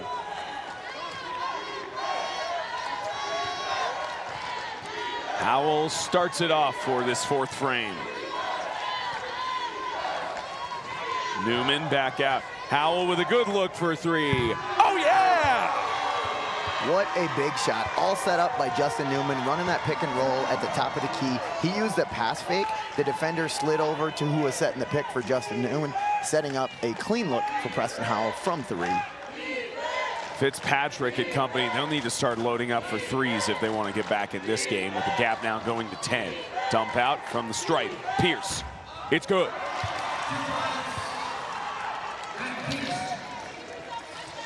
Sean Doss on the inbounder here. Illinois trying to take the pressure up as Newman gets it across midcourt to Hips. Alabama able to get that basketball into their front court so they don't have to worry about the 10-second violation, actually turning this press into an attack as Preston Howell sneaks on the outside for a big 2. There's only so much you could do whenever you allow Howell to turn on the Jets and get open like that, as Binsfeld couldn't get the backwards layup. Fitzpatrick has the N1. That is a big offensive rebound, put back, hoop in the harm to stop the bleeding for the University of Illinois. Really good opportunity to stop the clock. Illinois can take a deep breath, gather, on a made basket and see if he can capitalize here from the free throw line. Last year's semifinal for Alabama was against UTA. They lost in a thriller in that one, 65-61. And from last year, Coach mentioned about how they were wanting to turn the narrative on that game and what they learned from there and trying to shut things down when they could. As Hips will send it up, it's intercepted. Fitzpatrick with the steal, had the reach over Howell. Dump over inside the paint. Pierce, it's good. Nice job by Fitzpatrick playing the hip, jumps in front of that passing lane, snags the steal. Not only snags the steal, but turns it into offense and gets the basketball to Illinois up court quickly. Houston, quick toss. Trying the back pick on Houston. Dawson, collision course with Milan as well. Newman, down to Hips, wide open, splash! Alabama turning that defensive pressure they're seeing from Illinois into offense on the other end of the floor. A sophomore, 3.5. Tries to sling it around, it's a great swipe by Houston. Doss ends up with it. What a big steal, because Ryan Fitzpatrick was sitting on the low block for an easy two. Defensive Alabama bailing out some cuts on the non-ball side. Martrell Stevens called for the foul in transition. And a timeout called by the Fighting Illini. Try and regroup here as they are down by 8. Still plenty of time left to go here on this full timeout. Lots of basketball left. University of Illinois seems like they're right on the edge of putting on a little run, and it's little mistakes like that last one. They could have had Ryan Fitzpatrick for an easy two. Instead, it turns into a turnover, University of Alabama ball. Reminder on the schedule for you all for the rest of the day. Auburn and SMSU, the other two teams looking for a spot in the national championship. They collide approximately 3 p.m. tip-off time local, which this game is on pace to allow that to start on time. We've also got on the rest of the day, Edinboro and UTA face off at 5 o'clock today, and the women's consolation game rounds out the night between Arizona and Illinois. All those games here on the NWBA YouTube channel. What a great national tournament it has been. We have got to call some fantastic games through the quarterfinals, the women's semifinals. The third place game should be great for the women tonight. Expecting fantastic championship games tomorrow. And we got a good one that's still cooking here at Alchemy Arena. A lot of Alabama fans not happy on a potential call there as Fitzpatrick gets back up and it stays on the baseline. You can see why Alabama's upset about that, because some of them are aware that Fitzpatrick can foul out here. I would guess they are all aware, and there was definitely some contact there, and that raised all of the eyebrows on the Alabama sideline. Hips looking to load up from distance. He'll kick it back out to Howell. And Howell around the right wing, pressure from Milan. He'll dump it up. Newman, another tough shot. And that one airballs. Good rebound, Binsfeld. If you can even call it a rebound, since it made no contact with the basket. Binsfeld, quick toss, Milan. Kick back from the stripe. That one rims out, toss up, Hips. Try to pull it in, and it's ruled the other way, even though it looked like Alabama touched it last.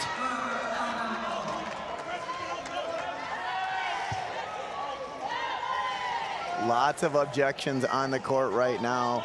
Jake Livingston, our official, walked by us very confidently making that call. Hips, and it doesn't matter. Milan manages to swipe at it. Binsfeld gets the steal.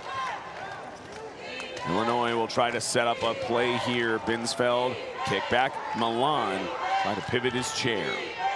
Quick switch. Pierce, tough shot, too strong. Hips will get it with no trouble that time. Houston.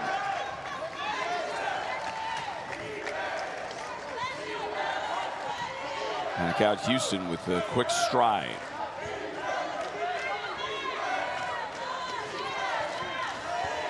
Top of the key, Tim Houston.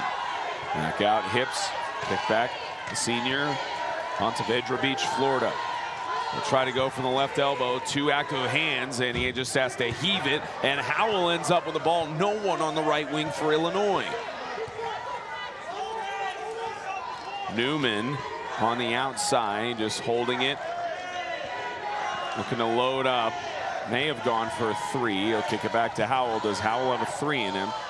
Too much defensive contact. Great block on the shot, but it's loose again. Hips will pick it up. Binsfeld was in the area, but it doesn't matter. It's a shot clock violation. University of Alabama needs to get a little bit more sense of urgency on the attack on the offensive end. That was a great reload on the offensive rebound, but then they were content just staying outside the three-point line, easing into it, leading into ultimately a shot clock violation.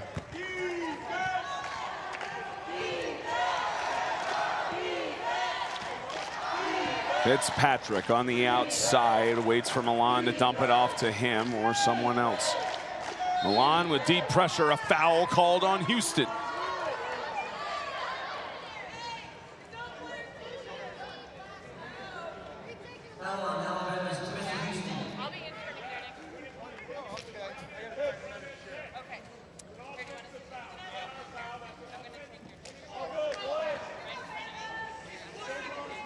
Milan sets up here for Binsfeld. 20 seconds to work with on the shot clock. About 5.5 left to go in regulation. It's an 8-point game. Dump off Fitzpatrick. He'll go for the high up pass, go inside. That one not strong enough off the glass. Second attempt is good from Grant Pierce. The chair skills of Illinois, again, not leading to a basket in that one, but leading to the offensive rebound in the right position, able to get a secondary look. Great steal by Fitzpatrick. If he could keep it from going out of bounds, he does, but no one from Illinois able to get it, and it's Alabama ball.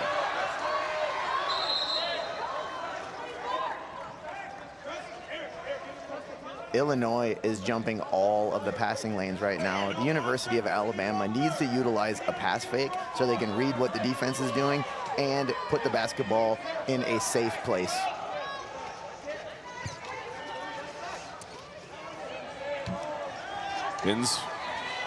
Binsfeld and company sees Newman get a deep toss. Houston alone again in the lane. Spin move.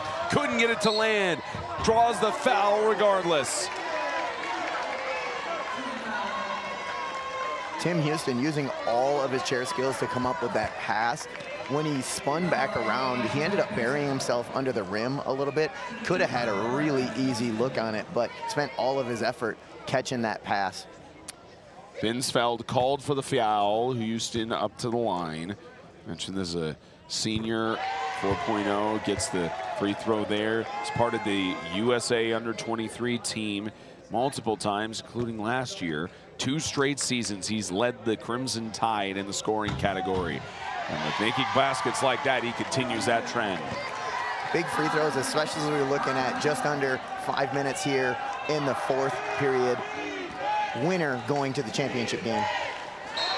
Binsfeld with a costly mistake. Fitzpatrick was not anticipating the pass. We are halfway through the final quarter. 59-51, Alabama over Illinois. It's Howell on the wing. Winner plays Auburn or SMSU in the title. Francis stumbles, and it's going the other way.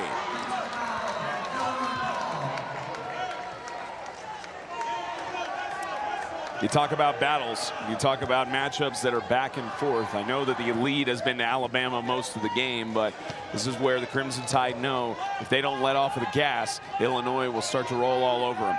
As that pass is too strong for Milan, he's able to recover and stay inside on the corner. Back out, Pierce.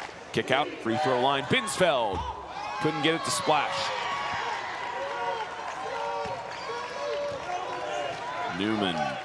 Toss it deep, almost broken up by Stevens, just outside his reach. Doss trying to heave it over, and a timeout called by Alabama for 30 seconds. Coach Bertram on the sideline adamantly calling that timeout, knowing that Sean Doss just barely reeled in that pass. Great usage of a timeout. Make sure you get a good look here for the University of Alabama. We've already got a good semifinal here. Auburn and SMSU will collide in a matter of about 32 minutes. And I don't think either of these teams want to face either of these ones for a national championship. Both teams out here in these in this first semifinal matchup showing lots of fight. We see a lot of defensive pressure. I think it's going to come down to, in the last 4 minutes, 22 seconds, the team that makes the least amount of mistakes. We've seen a lot of turnovers. We've seen some offensive foul calls. Alabama's going to have to make sure that they are using their pass fake and delivering the basketball and not letting that defensive pressure we've been seeing from Illinois this whole game lead to some turnovers. In most of the competitions between the Crimson Tide and the Fighting Illini, the spread has been about 5 to 6 points. Does that trend stay here as they're down by 8? Illinois trying to shut things down. Houston, high up toss. Newman got the switch. Does he get the basket? Yes, sir. That is a big bucket from Justin Newman. Catches it on the fade, fading in that 17 to 18-foot range and doesn't even touch the rim. Fitzpatrick trying that back pick on Newman as Milan, who's been the general on the floor for the most part in possessing the ball. Martrell Stevens, he's got a good look and a good finish. And the Fighting Illini faithful trying to do their part in the cheers from the crowd. Alabama doing the same as Francis dumps it in. Howell left alone in the lane again. We see Howell shooting that layup. What you didn't see is he set the pick initially. Great chair position for him. As he spun off of that pick, Jack Binsfeld hit the floor. Preston Howell all by himself for that 2, turning all of that pressure into 2 points. Roll down on the floor, Binsfeld, top of the key. Dump inside, Fitzpatrick, kick back, Milan, 3-second violation.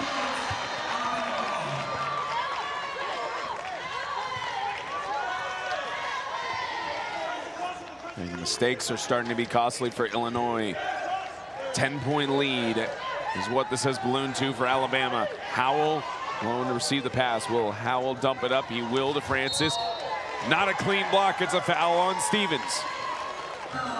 University of Alabama has turned the pressure they're getting from University of Illinois into their offensive strategy. They're picking the pressure, and we see them turning it into offense. Illinois has to clean up that pressure. I think they have to stay in the press because they're down 10 right now, but right now, Alabama turning it into layups on the other end.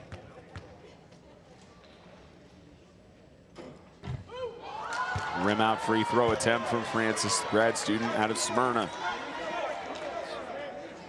Smyrna, Georgia, to be more specific. It's a part of the alternate team for under 23 USA team at one point. And he goes 1 for 2. Gap goes to 11. About 3 minutes left to go in regulation.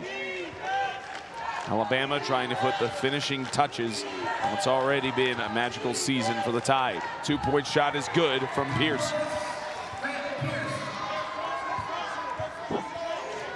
This backcourt right here is where the University of Alabama has turned the Illinois pressure into 2 points. See if Illinois can clean it up. Couple of seconds to work with. That's going to go all the way down and out of play on the Alabama bench. Illinois ball. And that's exactly what Illinois wants off of their full court pressure, forcing a difficult long pass, turning it over. Illinois with an opportunity to decrease this deficit. Binsfeld, back out Milan. Fitzpatrick, dump inside, good 2-point basket, but it won't land. There's a good attempt there from Binsfeld. It's loose, and Alabama ball. We see the frustration for Jack Binsfeld, knowing he had a clean look at that one. Frustrated, not going to be able to get that one to go. Still an opportunity, lots of possessions left in this game. It's a 9-point game. This Illinois team has hardly attempted any threes throughout the game, which has been their strategy most of the year. You have to think some of these players need to start heaving the ball up from beyond the arc. Francis, dump over. Howell, even though he wasn't expecting it, with a quick reaction and gets it back out. Houston beyond the arc. Newman just maneuvering around, dump outside. Howell trying for a tough look, good pressure from Stevens. Newman, right elbow on the shot. Won't land. Binsfeld back down court.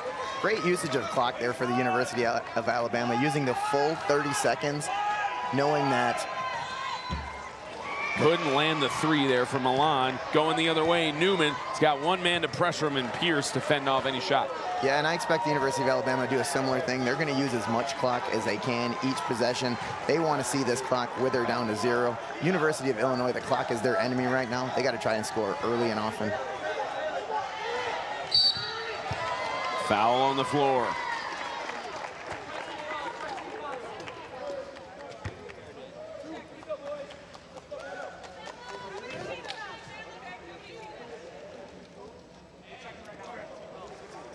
They're double checking the number to see who that was on. Looks like just 3 fouls for the player who committed it. Alabama inbounding. 1:27 left to go here.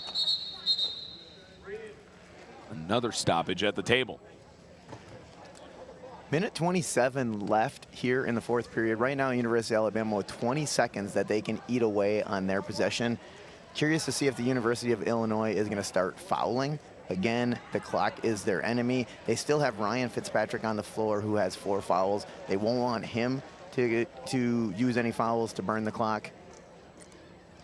I think we have we have another discrepancy on the amount of fouls. I think both benches were saying 4 for a certain player, even though the score table said 3. Yeah, Jake Livingston, the rest of the officials crew, the table crew, making sure that they're getting this correct.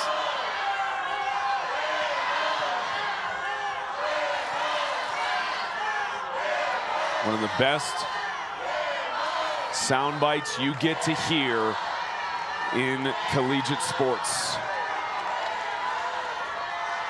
Jake's pulling in the officials, making sure they're talking about this, making sure all the officials are on the same page.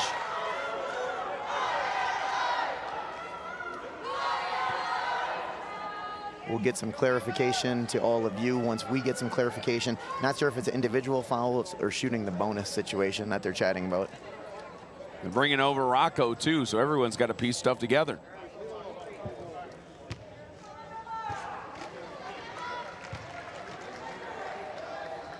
Looks like we're still going to have a baseline inbound for University of Alabama.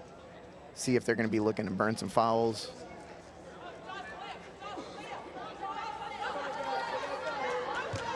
Jake Livingston clarifying it. Coaching staff, we got an inbounder, and that's tipped out off of Stevens.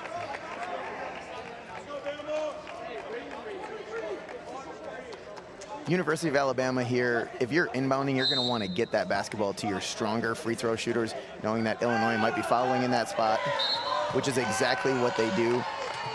Sending Sean Doss to the free throw line. Oh, not quite penalty yet. I see Rocco signaling for the sideline inbound. That might have been what they were clarifying in terms of the amount of fouls here in the quarter and trying to make sure that they were not in the shooting at the line game, as Illinois is going to bring in Tanner Adkins. And looks like Binsfeld is done. We see the adjustment for the University of Alabama as well, bringing Justin Newman over to ball side. Again, getting it to one of their stronger free throw shooters, which is definitely Justin Newman.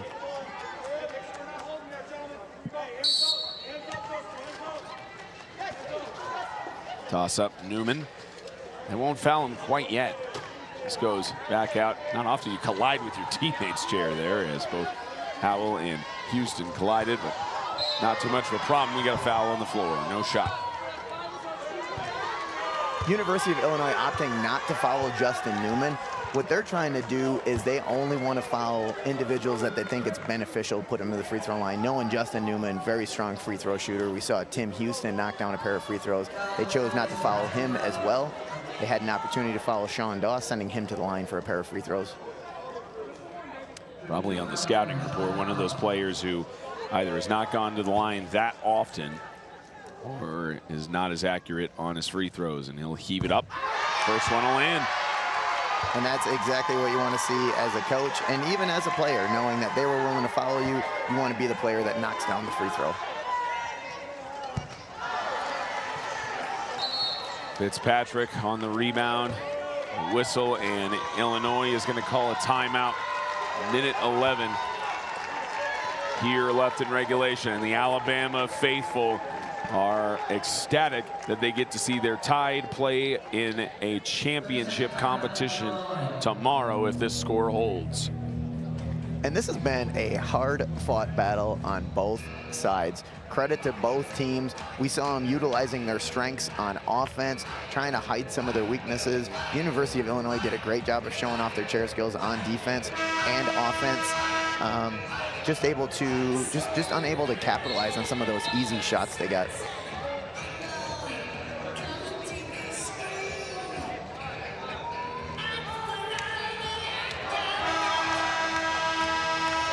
"71 ticks left.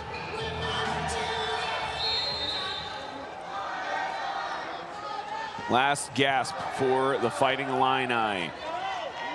Milan. He's going to heave it up for three. That one, no dice off the glass. Newman will be fouled, and we're in the foul game now. A minute left in this game. Justin Newman making sure he pulled in that rebound. Not the guy the University of Illinois wants to foul. Nonetheless, they have to stop the clock. To think this is an Illinois team that led, and it was a closer bout between back and forth possessions between these two. And it's now ballooned with this shot from Newman, up to an 11-point lead. Justin Newman with that soft touch. We've seen it from the baseline post fades. Same thing that we see from the free throw line, able to knock down his first.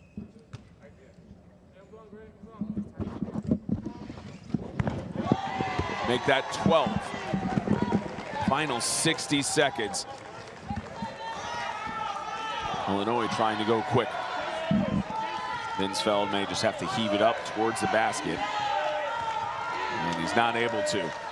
Good seal there. Fitzpatrick. Air ball out of play. See the University of Alabama chasing Illinois off of that three-point line, knowing that's the shot that hurts them right now. And Alabama wants to force Illinois to use as much clock as they can.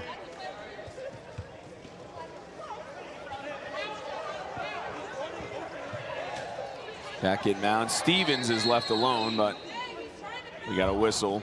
Safety stoppage.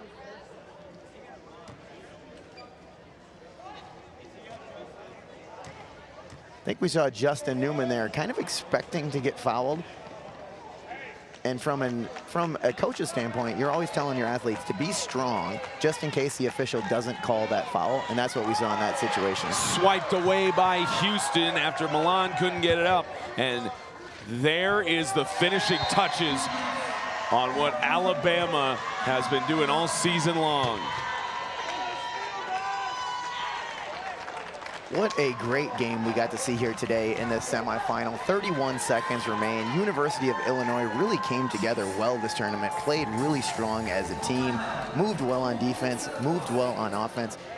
The offense of the University of Alabama just too much for the Illinois here in this semifinal match. Full timeout called on the floor, 31.3 remaining. Alabama's going to move on to the national championship game. Last time they claimed that title in 2023. As they continue to build off of what's been great momentum for them. Total of 4 national championships in the men's wheelchair basketball division: 2013, 2018, 2019, and 2023. Both Alabama programs, the men and women, have been very strong for a lot of years. Phenomenal facilities, great program. University of Illinois, very similar, been around this game for a very long time. Awesome to see such a great, hard-fought semifinal matchup. The winner of this heading into the game, we're going to find out who they play next, which would be the winner of SMSU Auburn. Neither one of those teams facing off against Alabama will be a pretty good national championship to witness. Going for 3 on that. That one will rattle out. It's a good attempt from Davis at a good look. Another one will just airball, and Newman is going to control it. Illinois is done with the foul game, and that is going to do it.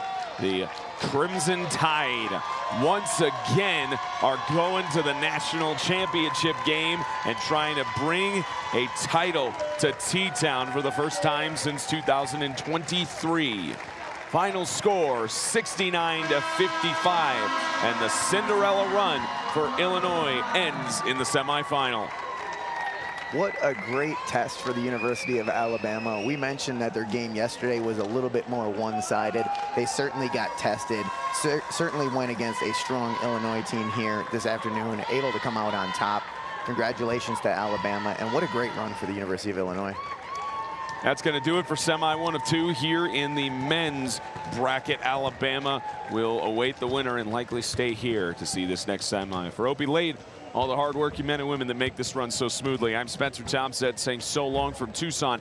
Alabama headed back to the national championship with a final score of 69-55, and Illinois headed to the 3rd place game.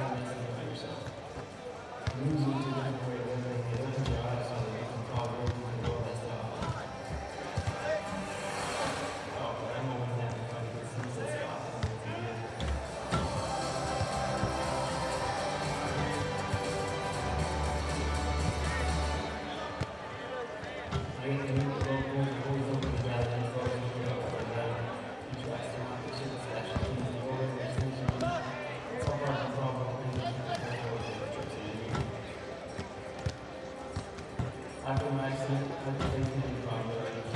New obstacles and new challenges. What else brought me to this? But today we're here to do some of the challenges. I'm going to.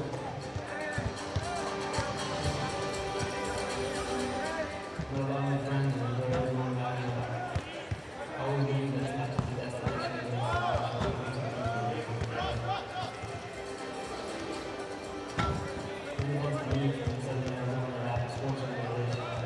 Greg Hawkins with Pete Hughes and destination to do something that we hear consistently every day.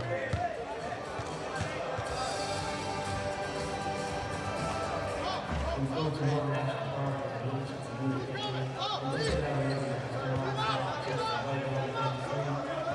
Take the party up and do it.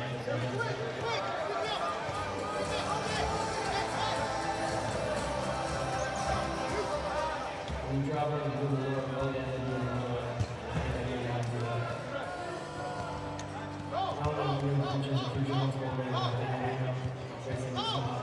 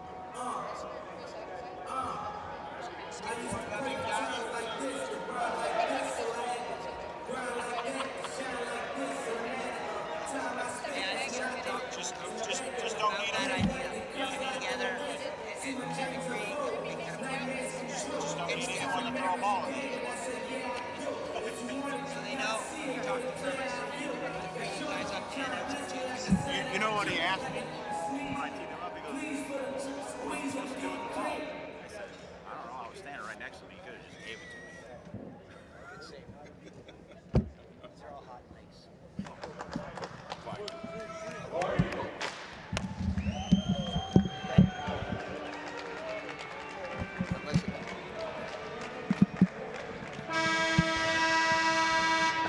Ladies and gentlemen, welcome to KL Center at Alcamina Arena.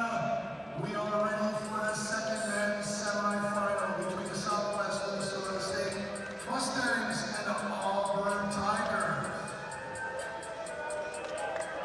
Introducing the starting lineups for SMSU. Number 0, London Cruz. Number 3, Joshua Brown. Number 5, Herman Wingerter. Number 23, Emmanuel Cervantes. And number 32, Ron Blue. For the Auburn Tigers, number 0, Dennis Taylor. Number 3, Drew Patel. Number 9, Adam Smith. And number 24, Jake Eastwood. For our honorary tip-off today, we have 2 special guests. From Ward 2, the city of Tucson, Paul Cunningham's office.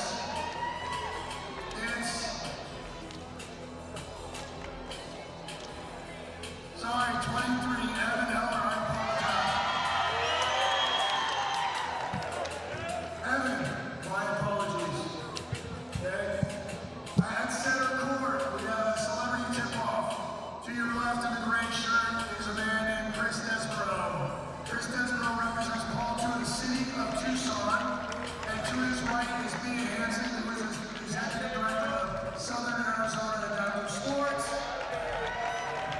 Together, they have taught wheelchair basketball to kids, more than 10,000 students in the Tucson area over the last 4 years, creating an inclusive city. Chris Desborough is visually impaired, and he will do the honorary tip-off. 1, 2, 3. Thank you, Chris, for what you do. Keep fighting. Thank you, Mia Hansen. Let's play some basketball. Alabama is destined for the national championship in both the men's and women's divisions, and the final piece of the puzzle in this year's 2026 NIWBT will be settled with this tip-off. The red-hot 6th seed of the Mustangs of Southwest Minnesota State University upsetting the home host Arizona 68-55 and winning 71-49 against the Eagles in the first round. Face off against the number 2 seeded Auburn Tigers, who escaped Whitewater by a mere 69-59 in their quarterfinal. Welcome to everyone watching around the world. I'm Spencer Thompson alongside Mike Frogley. Proud to be with you in Tucson, Arizona. Opening tip-off won by Drew Butel of the Auburn Tigers, and we are underway. 1 versus 5 earlier, now 2 versus 6 as this goes to the top of the key for Jake Eastwood. He'll kick it back out inside the lane. Tough shot attempted right now. That one won't land after it hits off the rim and backboard, and Fuentes will get the rebound. It's going to be a great matchup here. Really excited to see Auburn's speed in the open court, but also excited to see how Fuentes from Southwest manages the game. He's one of those very special players. He's one of the players in this tournament that could put a team on his back and control the game at both ends of the court. Not only that, he just loaded up for a 3 on the other end, and that foul is Eastwood as he goes to the line to shoot a pair with that shot. Yeah, I really actually like that early look from the three-point line from him. He's letting Auburn know, hey, I can take this shot. You're going to have to come out and meet me. He's reminding them they're going to have to come out. That could create the space they need to pick and roll and get to the basket. Robert Liu called for his first foul as that shot will land on the first attempts here from Eastwood, who shoots 67% from the stripe. He's also part of the wheelchair tennis team with the Auburn Tigers, formerly on the USA Under-23 team, and he's got 2 points so far. Tried out for the senior team for Team USA in 2025 as well. And the first points of the game belong to the Auburn Tigers. Fuentes trying to respond. Kick back, right wing. Furman Wingirder from distance. Count it. Yeah, Wingirder, he came up big yesterday. He was one of the key threats for them as yesterday Arizona rotated to try to take away Fuentes' opportunities, Brown's opportunities. Weingartner got open, and he had numerous shots down the stretch in the second half to create a lead and then keep a lead for Southwest.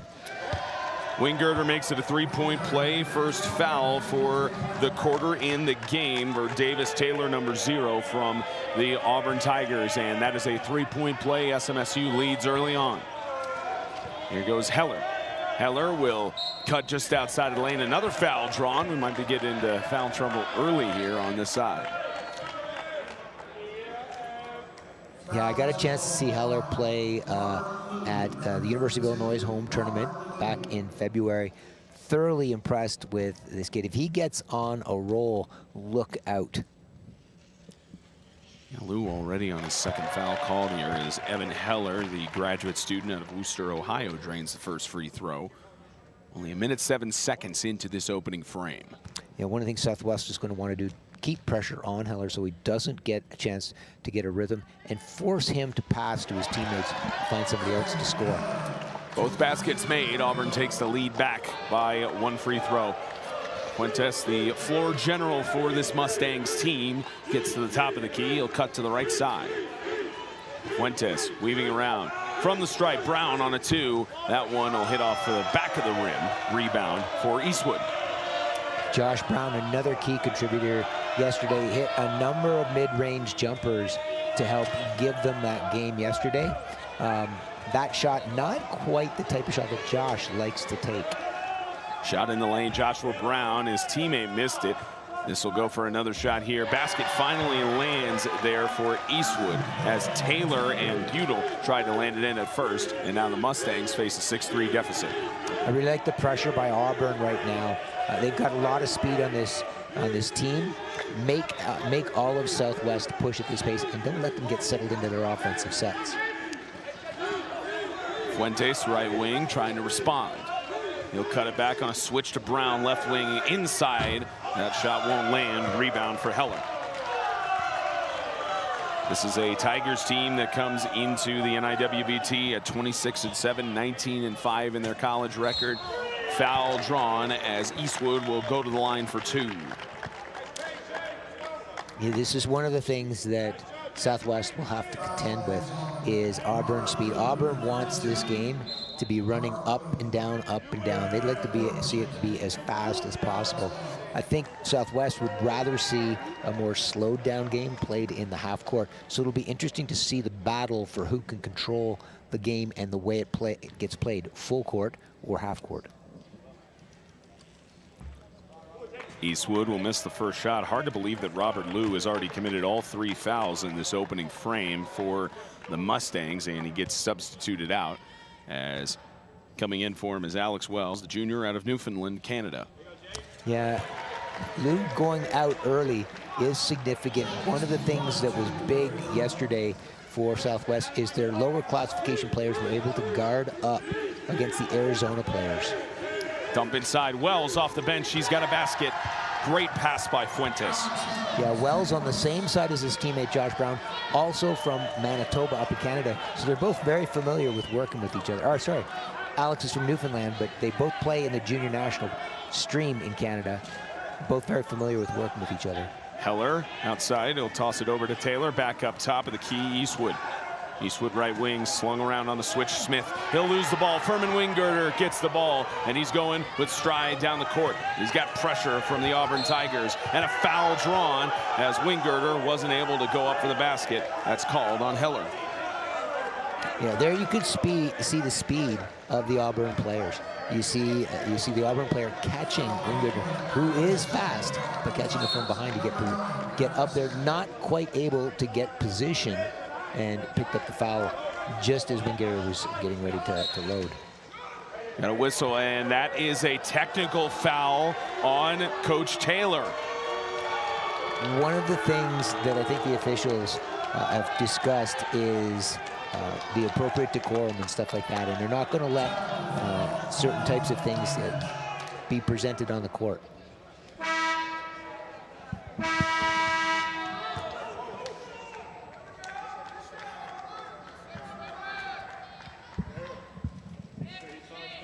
Tech for swearing at a player on the opposing team on the floor is the call we get from Gary Navaskill, and it was either called on the coach or a player. And you mentioned about decorum, not something you want to see in any sport for that matter.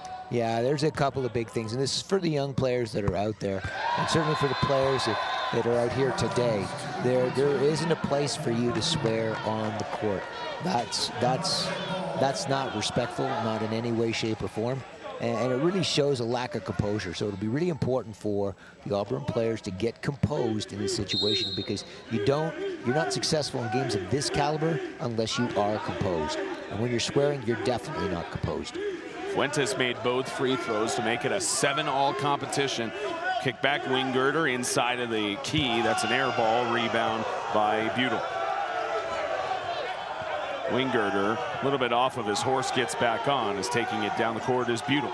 Outside the lane, quick toss, tough shot, great finish by Auburn's Davis Taylor. Yeah, that's one of the things about Auburn. They've got a lot of different guys that can finish. It's not just one or two guys like Eastwood, but they've got a couple of guys here. They've got a lot of guys that can put the ball in the hoop. Joshua Brown not able to make the shot. Quick breakaway by Smith. He has to cut back almost at an unimpeded path to the rim as there's a foul drawn. Eastwood possessed the rock. It'll stay with the Tigers. Yeah, one of the things in particular Coach Taylor is known for. Coach Taylor is known for his composure. You know, he was a gold medal winning coach for the U.S. national team at the last Paralympic Games. He's a tremendously composed person. He'll transition that onto his players so that they can get that composure in the game. Basket made by Adam Smith. SMSU is already up to 2 team fouls, 1 away from the bonus, and we're not even halfway through the opening frame. Fuentes, top of the key. He'll go for 3. That one will bounce out, and Heller gets the rebound. I tell you, Fuentes is really comfortable with shots from that range, but not able to land one there as it goes over to Eastwood. He'll try to respond. That 3, it's good. Rattled the ring and the backboard. Yeah, at SMSU, they might have some problems today with the Auburn speed, and that'll result in fouls. Joshua Brown trying to respond to the other end, deep inside of the lane. It's out of play, ruled last touched by Auburn as Alex Wells wasn't able to go to the basket.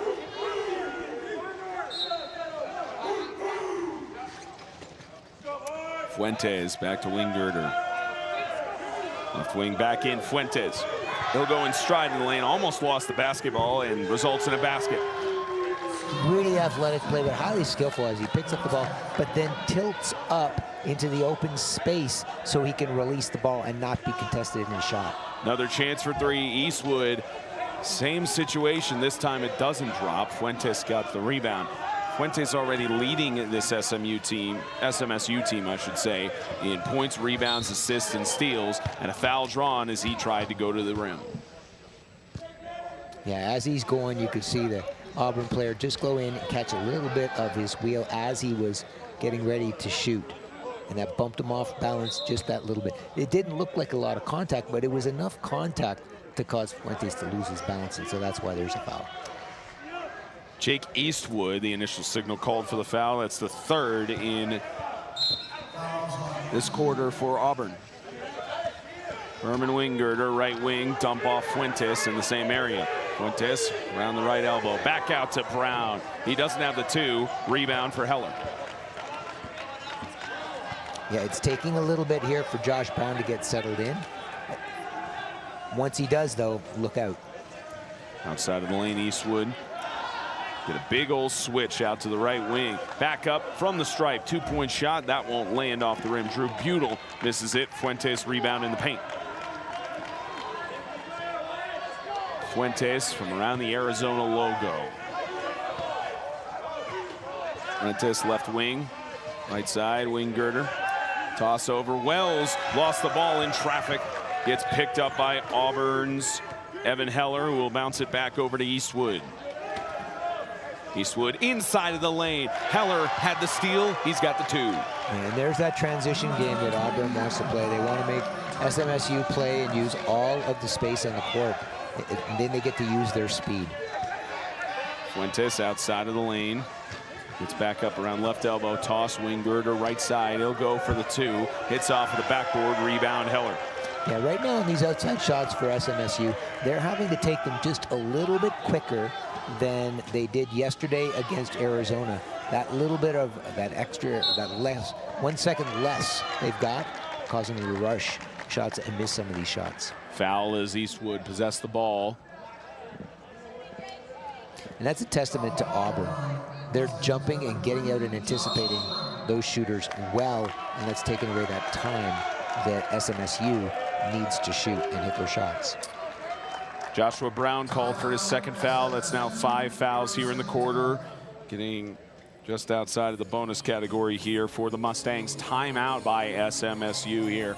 3:23 left to go in the opening frame. It's a 16-9 lead for the Tigers over the Mustangs. The 2026 NIWBT is sponsored by How I Roll Sports. How I Roll Sports is proud to be the official maintenance partner of the NWBA Championship Series. Always here when you need us, supplying you with the best adaptive sports equipment for over a decade. That's how we roll. Alabama awaits the winner of this one in the championship game tomorrow at 1:30. Hard to believe it'll be the final game of what's been an exciting week here in Tucson at the McHale Center. Yeah, we've seen some great basketball, and it's only gotten better as the week's gone on, and today has been the epitome of it, with all of the games so far being close ball games decided in the last roughly 5 minutes of the game, even less than that in a couple of instances. And I would expect the same thing today for this game. Eastwood will have that one flushed down for free throw number 1.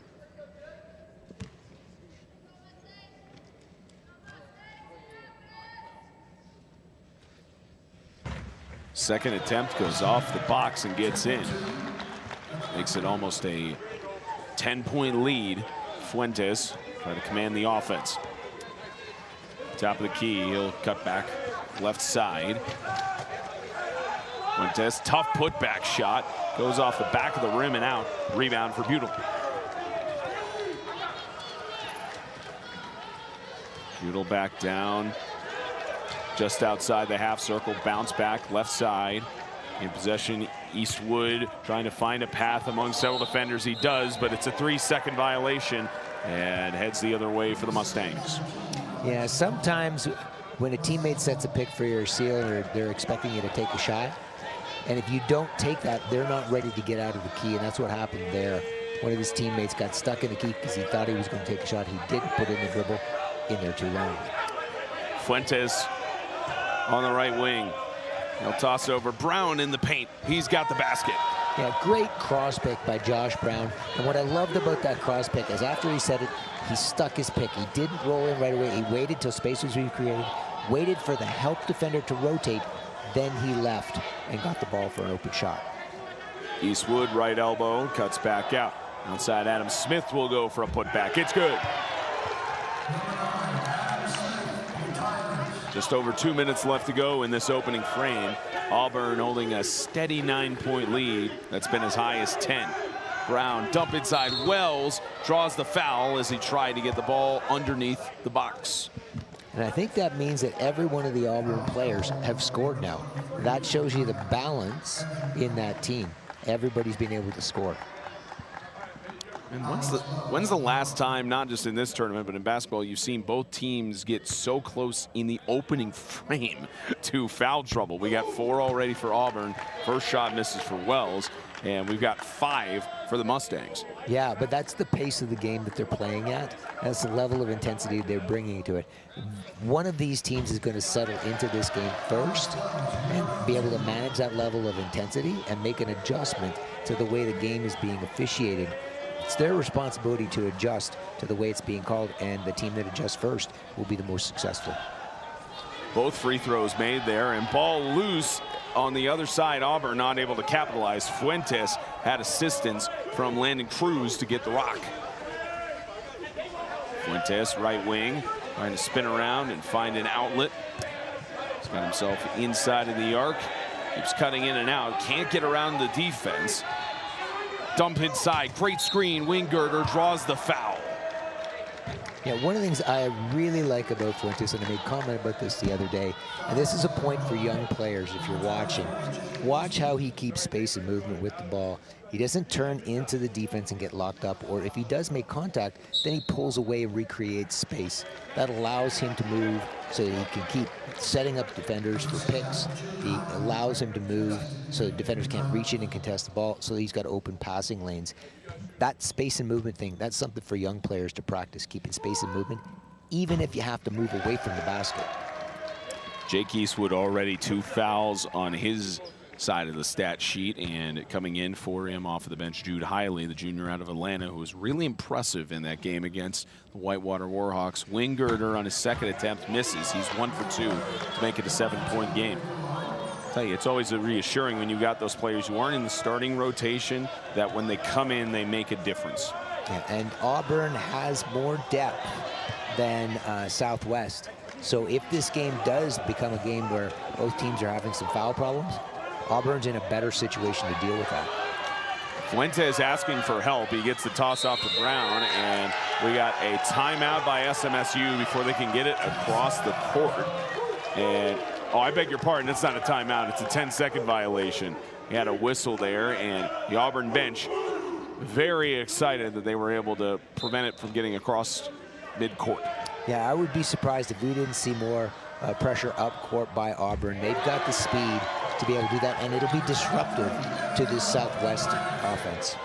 Evan Heller drains in a bucket, make it a 9-point game. 45 seconds left to go here in this opening frame. Wingirder tried passing it to some of his teammates in the lane. Although Fuentes and Wells do have the reach for it, it was well off the mark.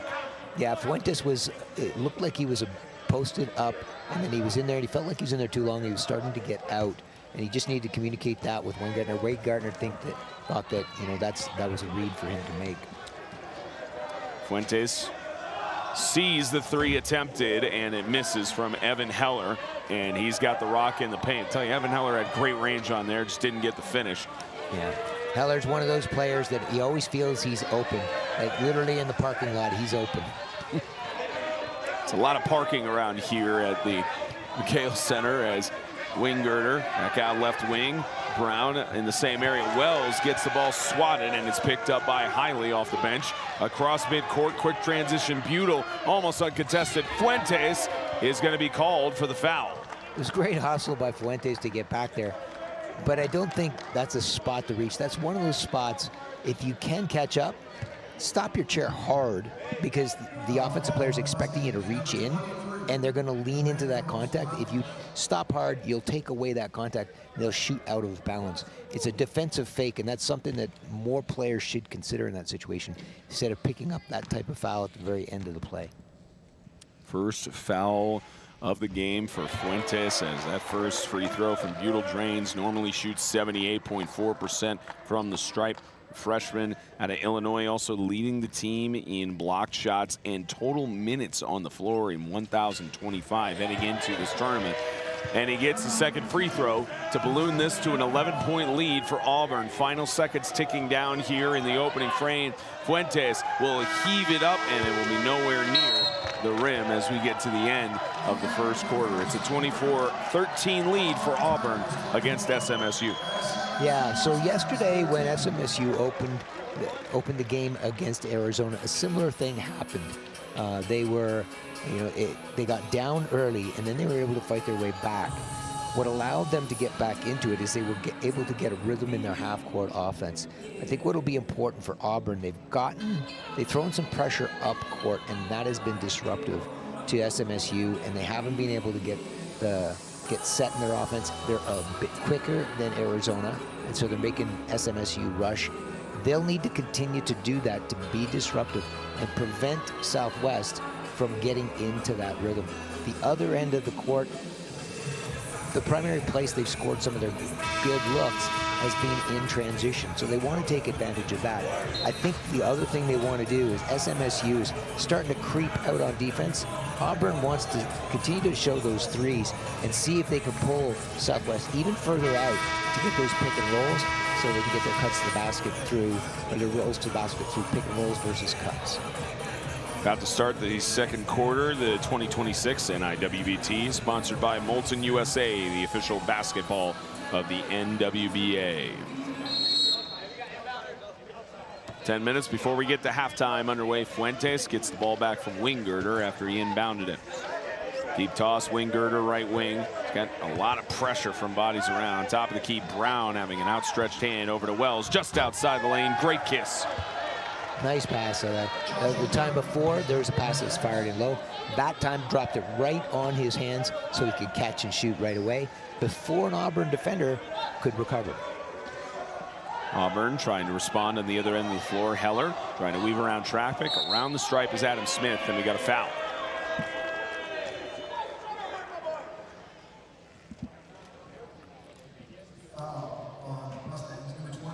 Yeah, Fuentes with a little bit of a bump there.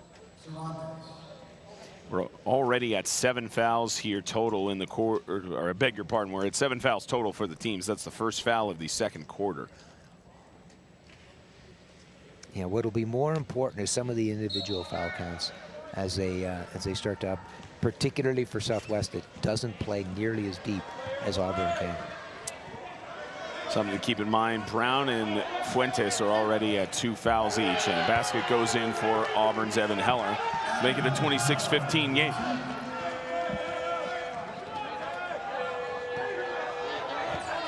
Fuentes all the way down to the stripe outside the left elbow. He circles around, he'll take a tough shot, won't land, it'll graze the net and head out on the baseline. Yeah, Fuentes, he's looking down at his chair. There's something that's not quite right, that's not allowing him to move quite the way that he wants to, I think, on the court. Smith get the ball back at the stripe. They'll circle it around, and going up for the shot off the glass, Jude Hiley.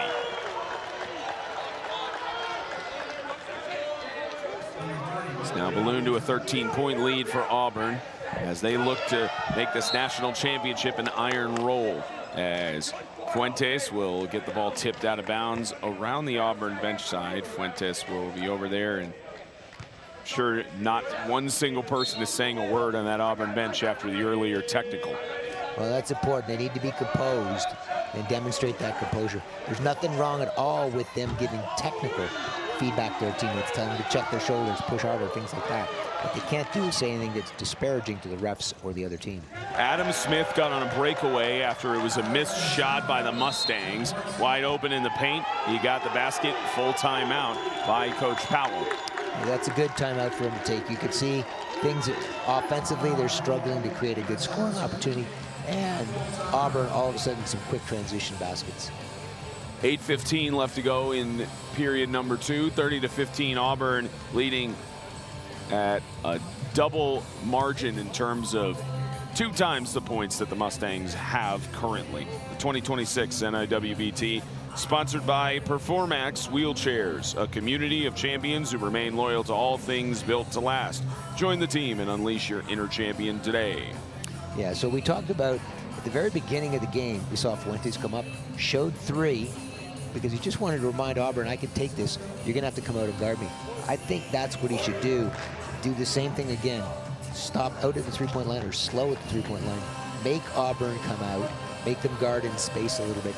That'll give him a little bit more space to operate. And that'll make some of the recovery distances longer for Auburn. That might open up some ball swing scoring opportunities, whether they're cuts, picks, or jump shots.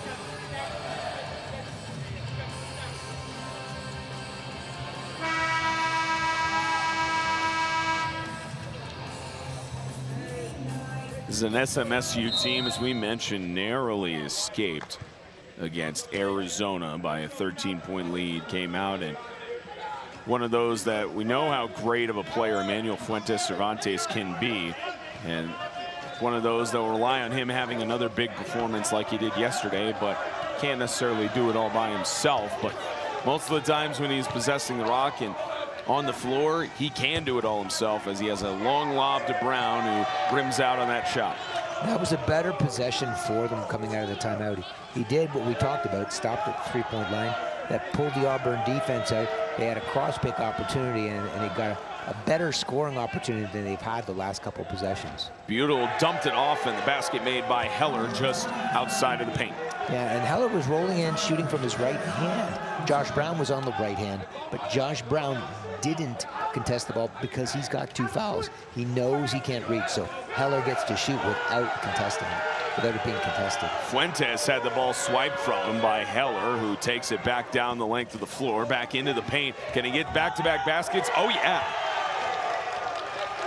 And Heller's somebody that SMSU doesn't want to get on a roll, because once he gets on a roll, he is lights out.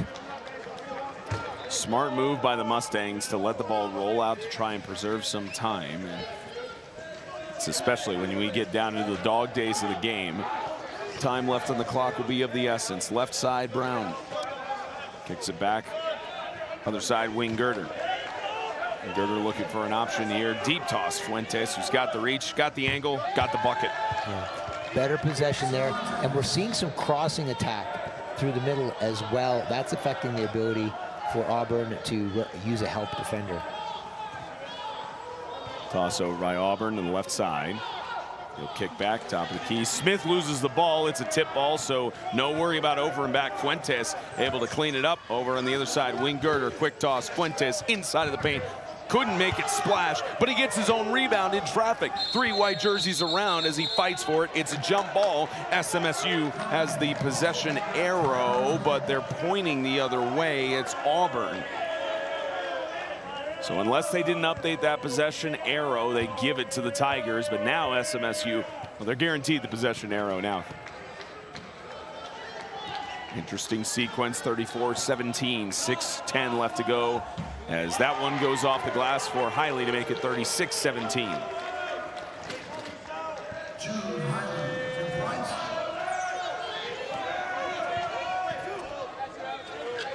Back on the other end on the left wing, it's Fuentes. He's got pressure from 2 Auburn Tigers. Yeah, you can see Auburn having to start to come out, and it's starting to open up opportunities going to the basket. SMSU has to capitalize on those opportunities, though. Loose ball, the Tigers pick it up. A shot attempt, and that was Dylan Cruz trying to get reach on it. He couldn't do it. Top of the key, Heller. He'll do a deep toss just outside the paint. Auburn with another great look, another great basket for Drew Buell.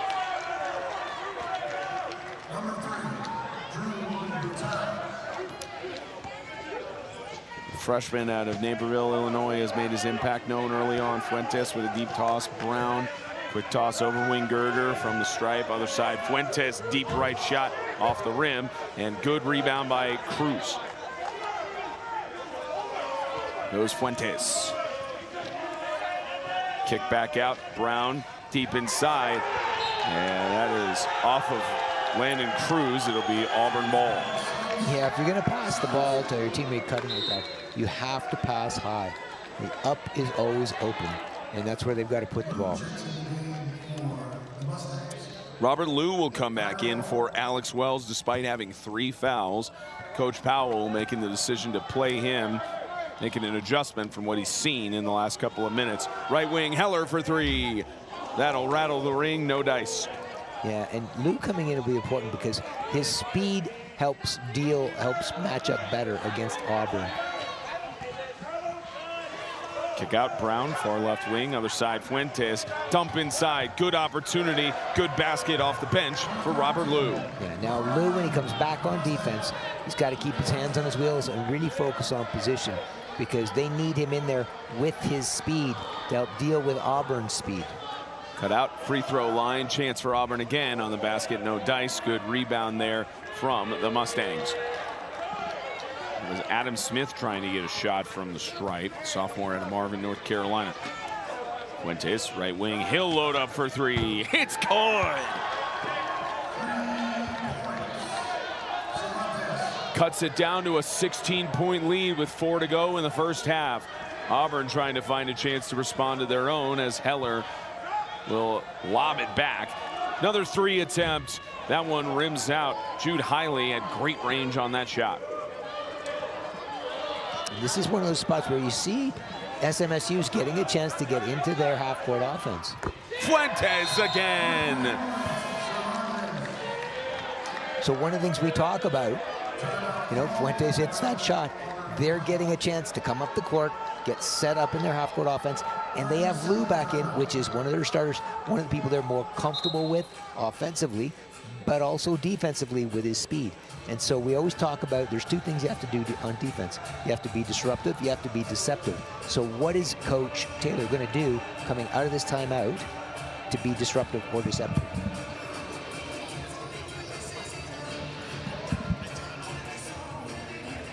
So right now, great little bit of a run by SMSU. It's a 13-point ball game. So coming out, getting a stop will be important for them. And what we've seen from them is that they're pretty quick in their rotations, but they're starting to let shooters take shots from outside and just get a hand up, as opposed to triple switch and give up potential pick and rolls. And Auburn's starting to settle for outside shots. They're stopping attacking inside, and that's one of the things that we saw in Arizona yesterday. Their big guys weren't able to get in the key. That helped SMSU get back into the game. So that'll be something to watch and see how Auburn's trying to score or create scoring opportunities. Jude Hiley kicks it back out to Eastwood. Eastwood back up top of the key. Hiley, quick toss. Adam Smith from distance. He's got the basket. Once again, 40-25. So outside shot hit, but we didn't see anybody attempting to attack the basket. Fuentes for 3 again, too short. Gets rebounded after it hit off of the rim. Butel will take it back down. He's got it on the right wing. Butel hook around.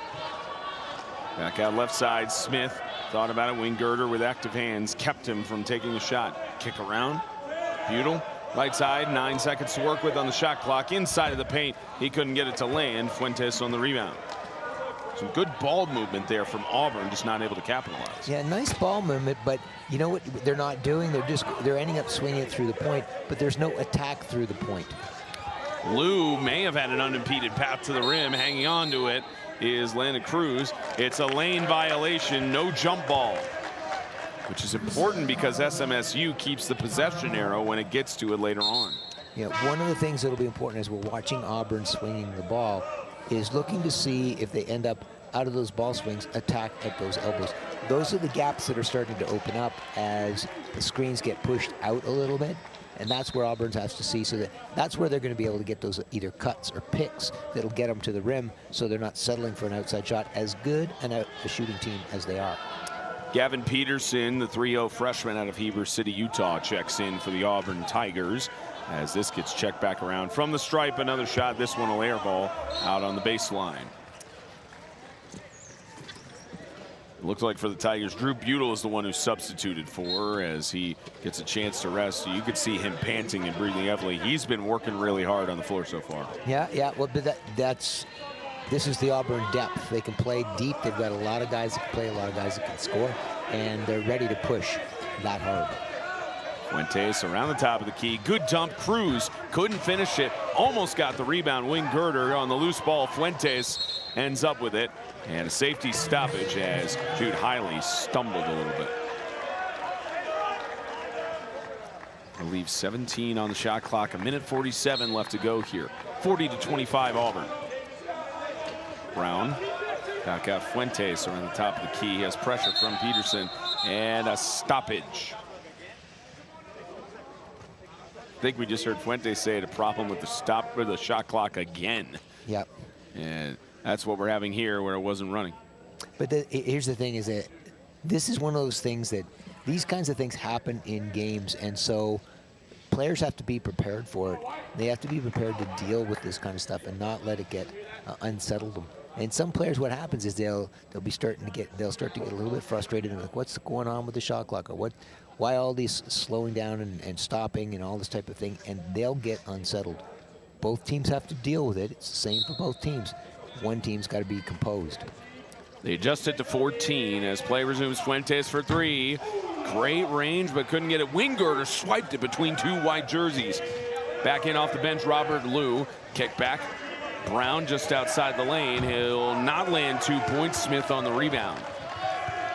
But you can see Southwest is getting a chance to move the ball the way they want and get looks that are part of their normal offense. Eastwood, the right elbow, kick back, Hiley, shot, good. Got it off the glass to land there, almost at the corner of the box. And that makes it 42 total points for Auburn so far in the game. Fuentes, tough pressure for him to get around Smith here. And we got a foul drawn. I think they're gonna call this on Smith. Yeah, Smith trying to fight through a space that it just wasn't there. It was way too narrow. That's the spot where he's got to give it up, and he's got to look for where he's going to recover in a triple switch or call for help on a triple switch. The other thing to think about is Fuentes. We're out here almost at the A on the half court. What he needs to do is go under on that. Fuentes isn't a threat from the A. Wingirder going for a shot. That one will land. Rebound by Eastwood, pretty much at his bench area. Fun fact for you, as much as we had about foul trouble situation, Eastwood for three, no good. That'll head out on the baseline. As much as we've had an issue with fouls in the first period, only one per side here in period number 2. Yeah, yeah. It's interesting. We saw Eastwood roll up, take that shot. He took that early three in the game. And Eastwood is a shooter, so he has a shooter's mentality. In his mind, after he hit that first one, he's on today. And so we're going to see him look to take some more. 30 seconds left in the half, and we've got a charge going the other way.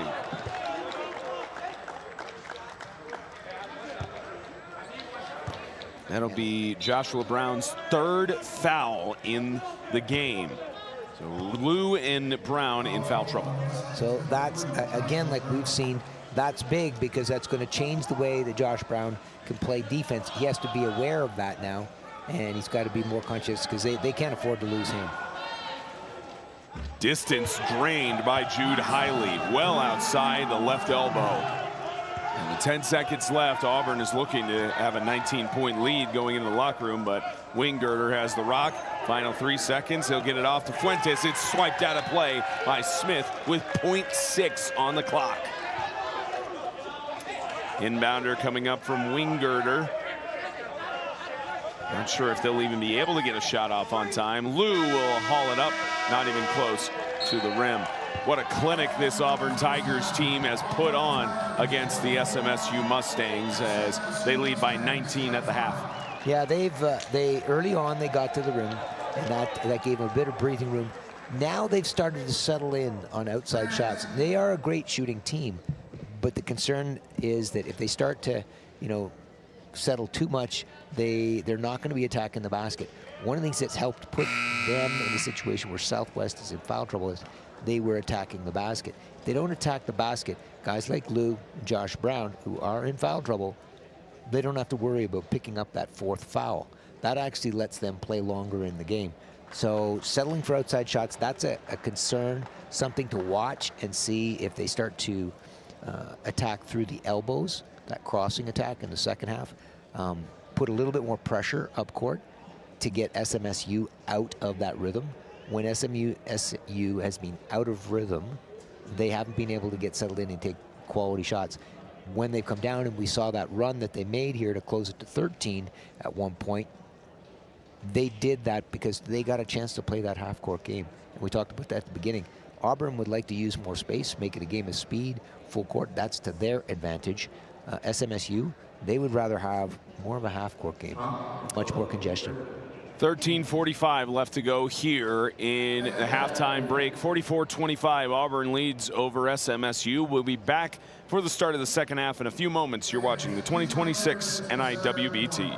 Performing today's halftime show, please welcome up-and-coming artist and member of the 2025 Arizona Wildcats National Championship team, Garnett Silverhawk.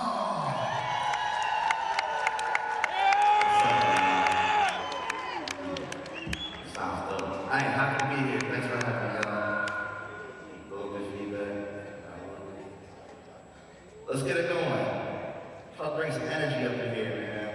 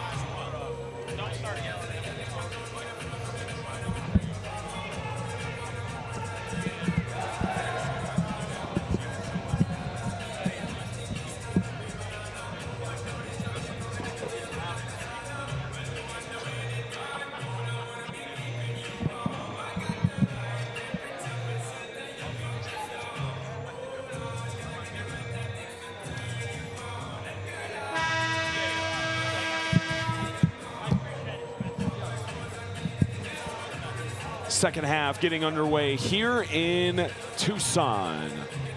You can see the back of our heads on the camera. You don't want to see them, but you are anyways, as Fuentes will inbound it in, and we get started for this second half.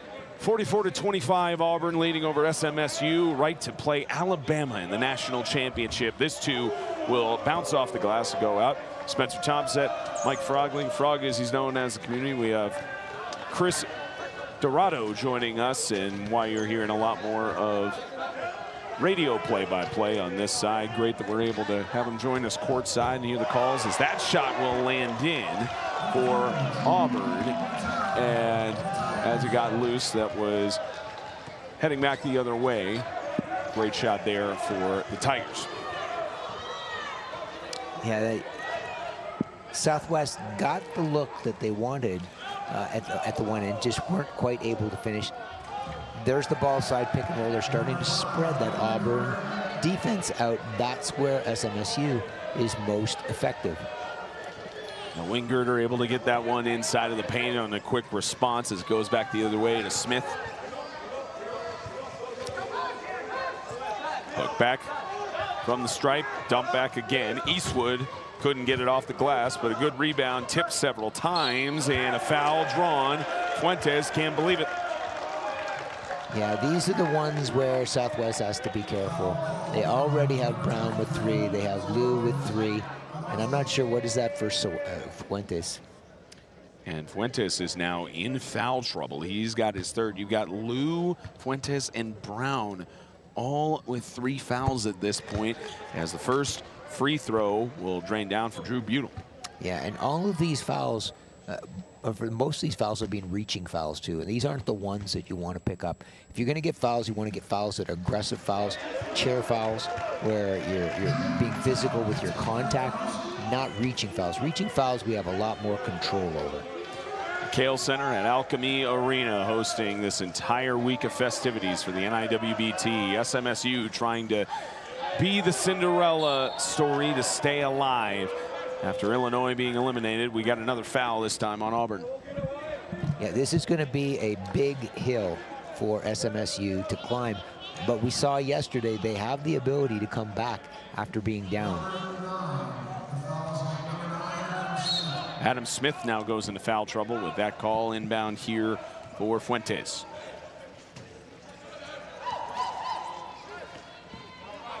Back out.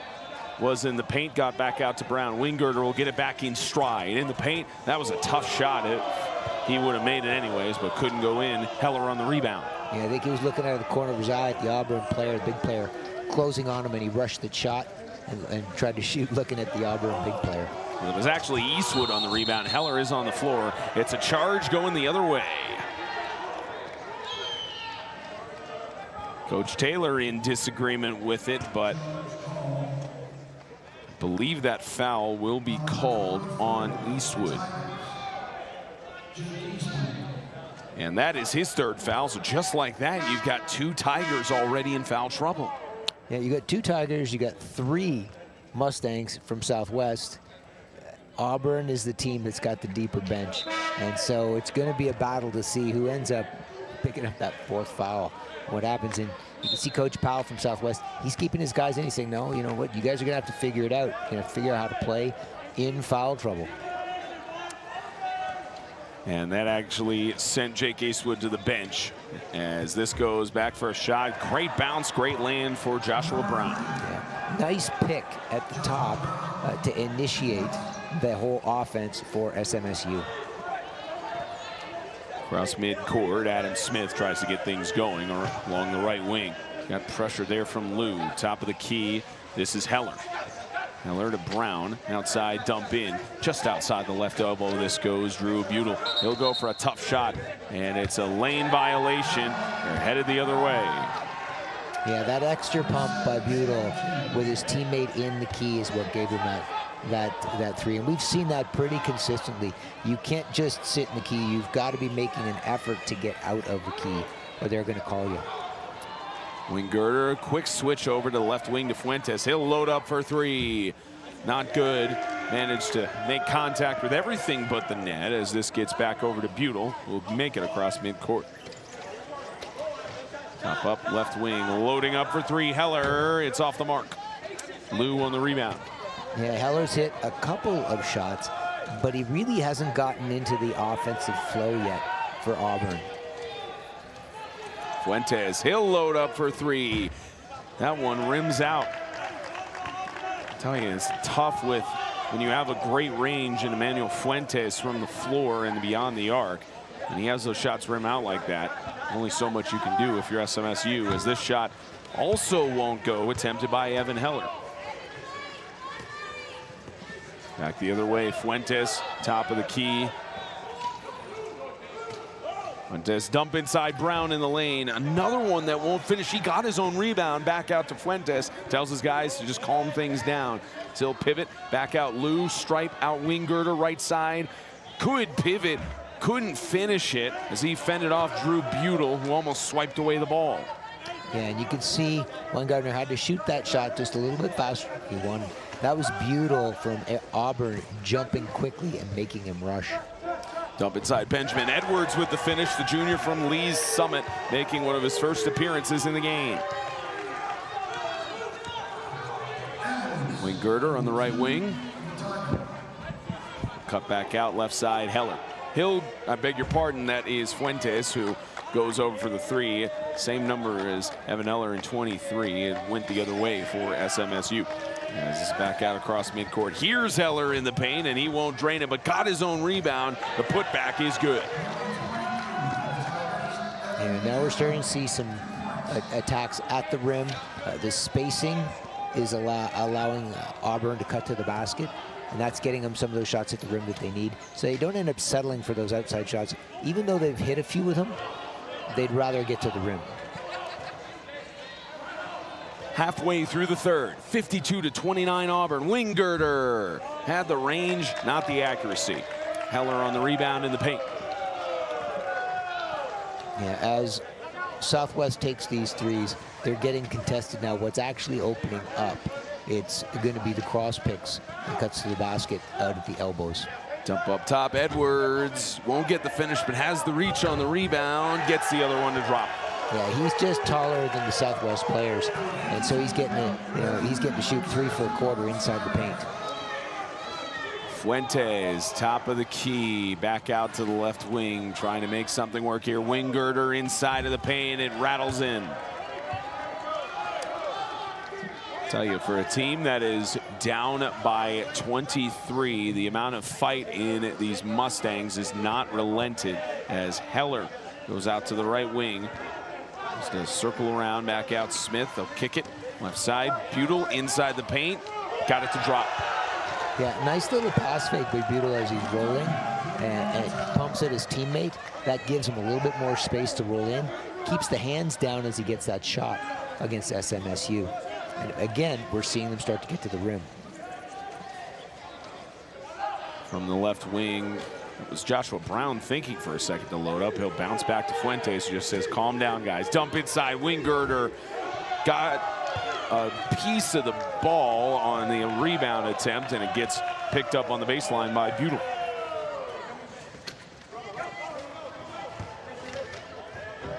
And the shot attempt, Fuentes on the rebound. That was just outside on the right. Drew Butel trying to take it coast to coast. Fuentes, top of the key.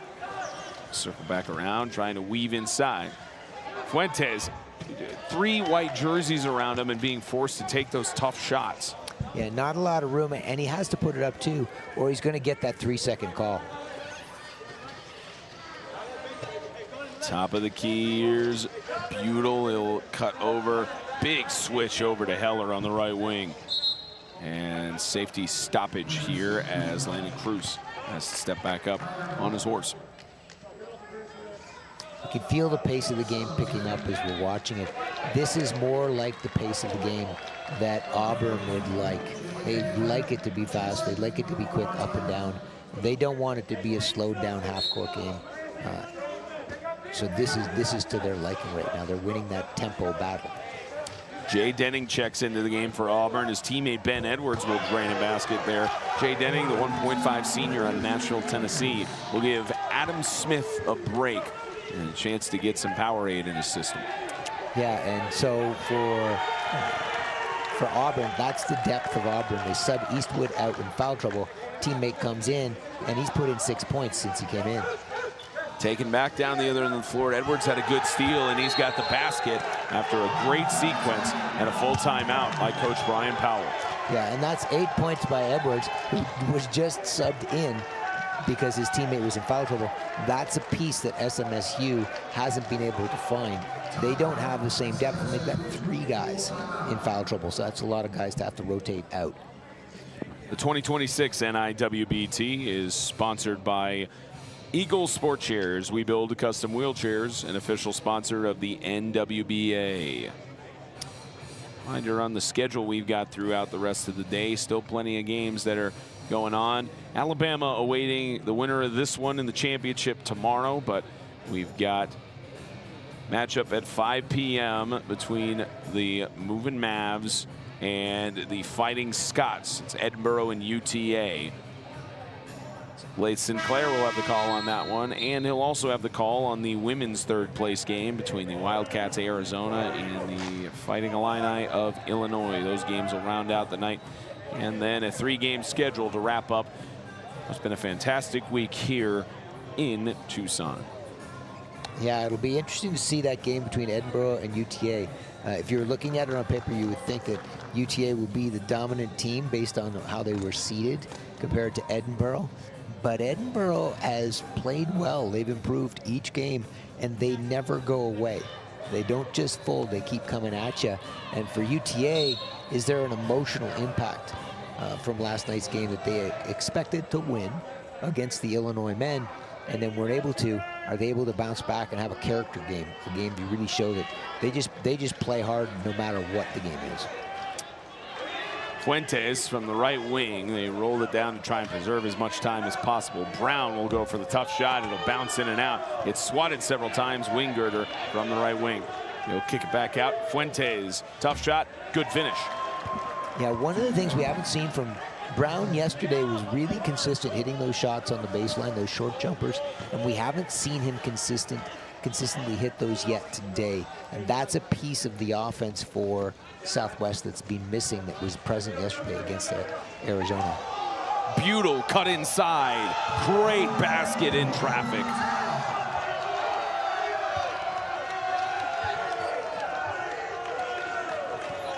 It's 62-33 Auburn with 1:25 remaining. Fuentes from the stripe, bounce over Wingirder to Brown. Brown inside, Wingirder lost the ball. Great pressure from the Tigers. Back out Brown, kick it, Fuentes, tough putback. It's good. Yeah, right now we're seeing it's mostly Fuentes that is able to get scoring opportunities against this Auburn team. They really need to have somebody else produce some scoring and hit some shots if they're going to close this gap. Foul on the floor on the Mustangs. Believe they called that one on Joshua Brown.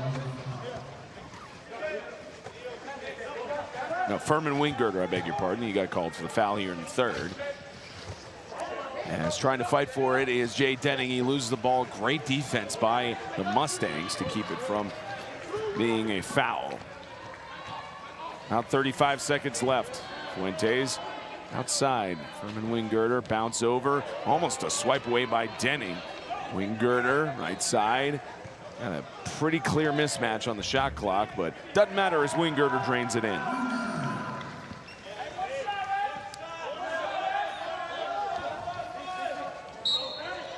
Got another foul here.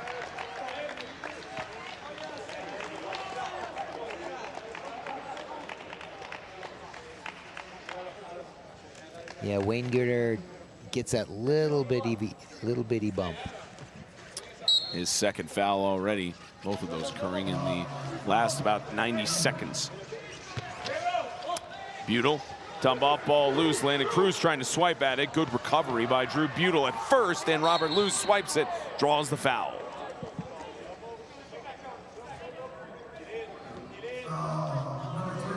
Yeah, we've seen the pace of the game pick up here in this third quarter, and that's been to Auburn's advantage. And we've seen them start to get to the rim, whereas in the second quarter, we saw them able to hit some shots from outside. That's not what they want. They want to get to the rim. In the third quarter, they've been able to get to the rim, and that's really, really increased this gap on SMSU. The ball going back the other way as Joshua Brown mishandled it on the sideline. And that was a post-up situation where what Josh Brown needed to do is go into Denning, make contact with him, then post away. He tried to move without making contact first. That let Denning cut into the passing lane and contest it. Deep hook, and it's swiped by Fuentes. I know that'll go as a steal in the stat line, even though he pretty much had the ball thrown to him. 62-37. 1 period left here in this semifinal round in Tucson, and Auburn has a commanding lead over the Mustangs. Yeah, Southwest has done a tremendous job getting to this point, but you can see how, as much as they've got as much fight and the way they play together, they still don't have quite the depth that Auburn has. They don't have quite the speed that Auburn has, and Auburn's been able to take advantage of that. We've seen the speed make the pace of the game faster than I think Southwest wants to play. And then the depth, having Edwards be able to come in when Eastwood got in foul trouble, and bang, he's got 8 points. And when Lou went out, Alex Wells came in. Alex Wells, less experience, hasn't produced as much offense. And we've got Brown and Fuentes with foul trouble too. So they don't have anybody to sub that can come in and drop 8 points. So we've seen a couple of shifts. That's what's created this gap here in the third quarter. Final frame here in Tucson for the second semifinal in the men's bracket. It was a great game between Alabama and Illinois earlier. This one getting a little one-sided, but still the Mustangs trying to break through on some sort of run of their own. 10 minutes left. Dump inside Edwards. And if you make shots like that, you're going to shut down all hope for the Mustangs to generate any sort of offense. Yeah, and you can see the SMSU player, Josh Brown, he had to stay high on Eastwood. He couldn't triple switch from the point. The switch needed to come from the offside elbow. SMSU couldn't make that switch, and shot going to the basket. Jay Denning commits his first foul as Mustangs will keep it on their end, and Edwards picks up the loose ball. Fuentes just saw it get swiped away.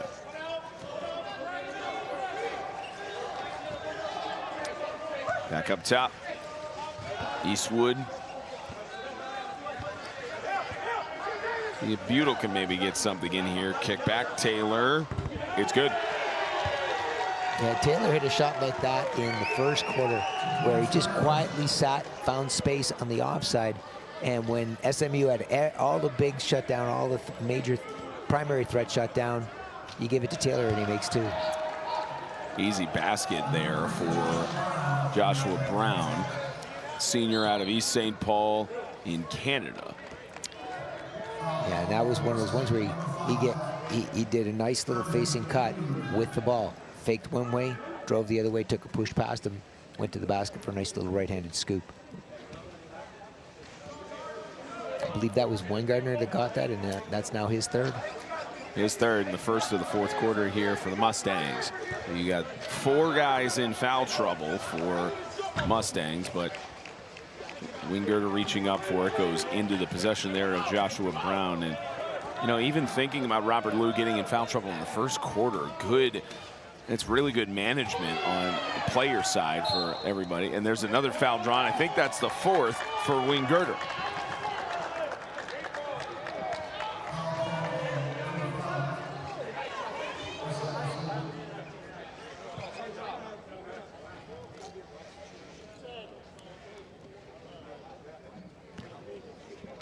I think you're right. I think that was on Weingartner. So he's the first Mustang to get to one more foul to give. Here to Taylor. Loose ball. Fuentes was fighting for it as much as he could. That shot won't land. Edwards got the putback. Yeah, and Edwards, he's just simply, his height is more than SMSU can handle. He hasn't taken a shot farther away than 4 feet, but nobody can reach that ball when he's taking those shots. It's ballooned to a 29-point lead here in Tucson, as Fuentes won't get the finish. And that's really been the case of the game, and credit to this Auburn defense on the amount of seals they've gotten to force so many tough shots from Fuentes. Yeah, they've made Southwest play a little bit faster than they would have liked it today. And that, I think, has sped Southwest outside their comfort zone. That's why we're seeing them miss some of the shots that they hit yesterday against Arizona. And another one lands in for the Tigers. They've cracked 70 points in this competition, which they didn't crack 70. Went up to 69 against Whitewater, so the highest they've scored here in this year's tournament, as we have another foul on the floor. Well, for Auburn, this is a really, really important game for them to play well. There were, you know, in a couple of in some of the opening play, it looked like they were a little bit flat yesterday when we first saw them open up. And then they started to get it going. Today they came out right out of the gate and have been playing at the pace they're going to need to play at tomorrow against Alabama. How about Joshua Brown banking in that three? Doesn't shoot more than 20% from beyond the arc. Managed to get a three banked in there. Make it 42 points total for the Mustangs. And a good one there. Auburn trying to respond on the other end of the floor. That's loose, almost picked up by Cruz. And Taylor picks it back up. Dump inside. Ears Denning. Kick out. Eastwood from the left elbow. Good shot. Butel. It rattles the ring, but no dice. Alex Wells back off of the bench as well.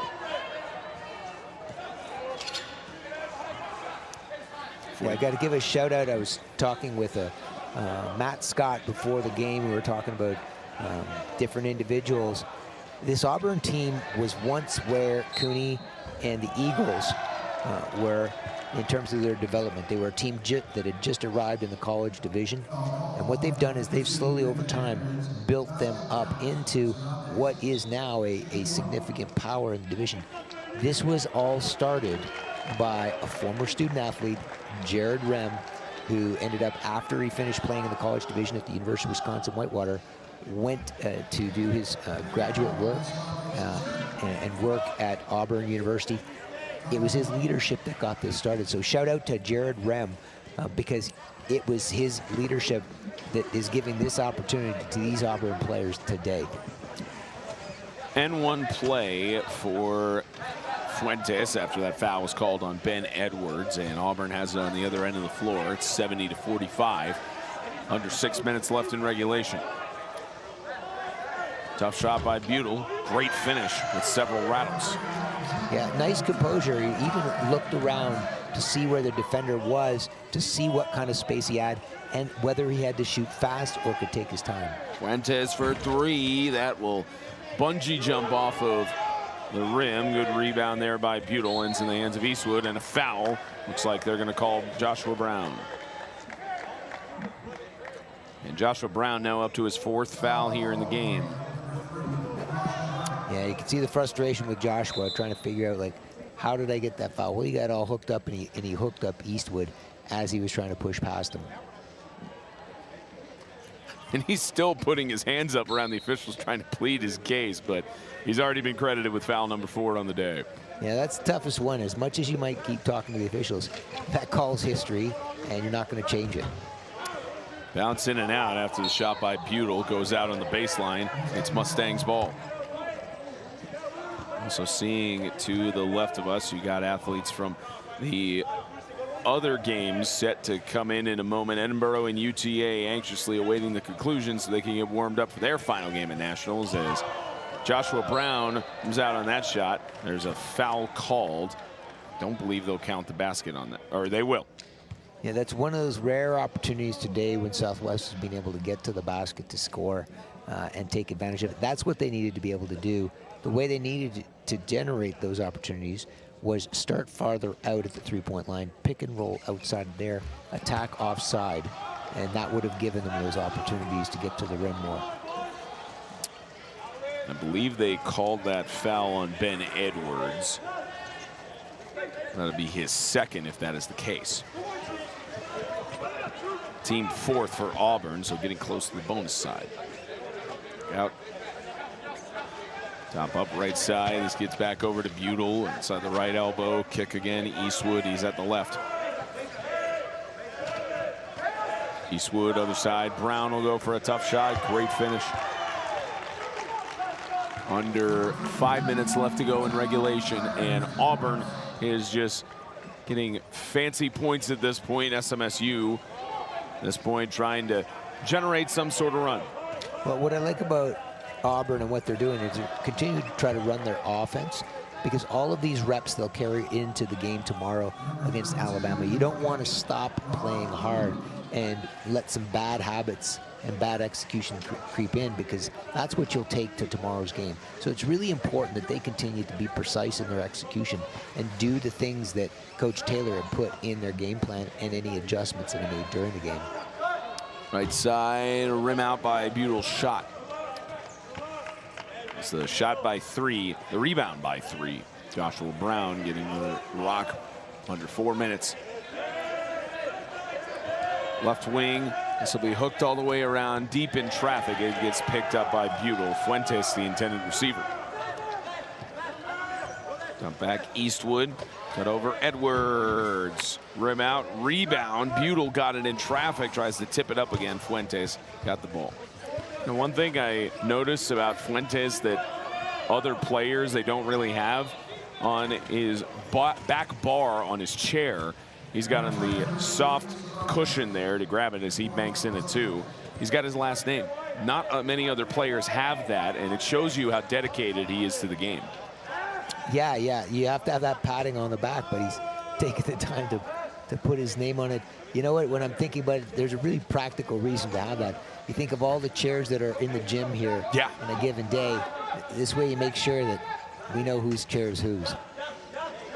Back outside, 2 point from distance won't land for Smith, and out on the baseline as we reach 2:47 remaining in regulation. SMSU is going to start substituting in their players from the bench. Jeremy Holland and Henry Kusha will check in, and it looks like potentially the day for Cruz and Lou is done. Yeah, you know, I was really impressed with the other day. One of the things I thought was a really big contributing factor for SMSU, Holland on the bench. I saw him loud and cheering his teammates, even though I don't think he played in the game last night. I thought he really helped to bring the emotion up for that SMSU team as they tried to compete against and ended up winning against Arizona. Yeah, for Jeremy Holland, a 1.0 freshman out of Los Angeles, this will go back outside the paint. Auburn gets another basket there for Drew Butel, and that's something you like to see with the freshman on the bench, especially knowing that they've got a short amount of time before they're the ones that are being looked up to when they're looking up to several of these seniors here on the floor. As Furman Wingert, tough to not get the finish, and that's been the story of the day for the Mustangs. Yeah, even when they've gotten some of these opportunities, they've missed them. Fuentes, great vision on the court to see his teammate cutting through the traffic. He was barely visible. Weingartner not quite able to finish. It just rimmed out. All of those shots that are rimming out today were the same ones that went in yesterday. And certainly this is the first year, count that shot, Eastwood will go for the N1 play.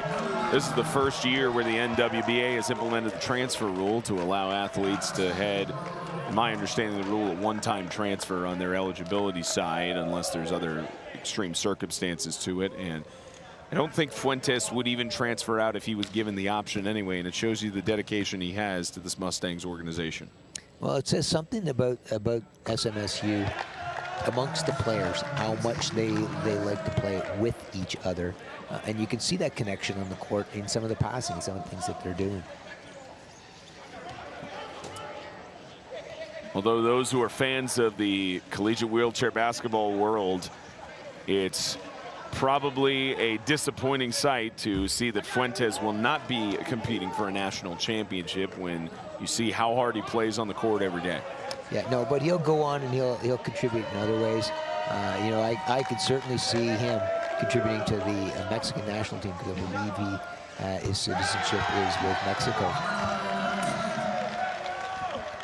Has a chance to do that competition as well, but in terms of SMSU, the road will end here in the semifinal. He'll play for a third-place title against the opposition in Illinois. And that game will take place at 8:30 in the morning tomorrow. Yeah, they still have something to play for. Playing for third, finishing third in the college division that's not a consolation prize. That's something you have to earn. And so both teams, Illinois and Southwest, are going to have to bring their best game, because you still want to finish leaving this tournament on a winning note.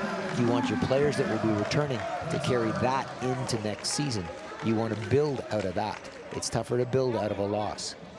There's also a trophy that comes with it too, so playing for something there, and bronze medals. Do it just like the Olympics, as that three won't land from Joshua Brown. As final 10 seconds, things wrap up here. Auburn's going to keep it up. Well, it was talked about in media day among both of the coaches, and the Iron Roll will decide a national champion in this men's NIWBT.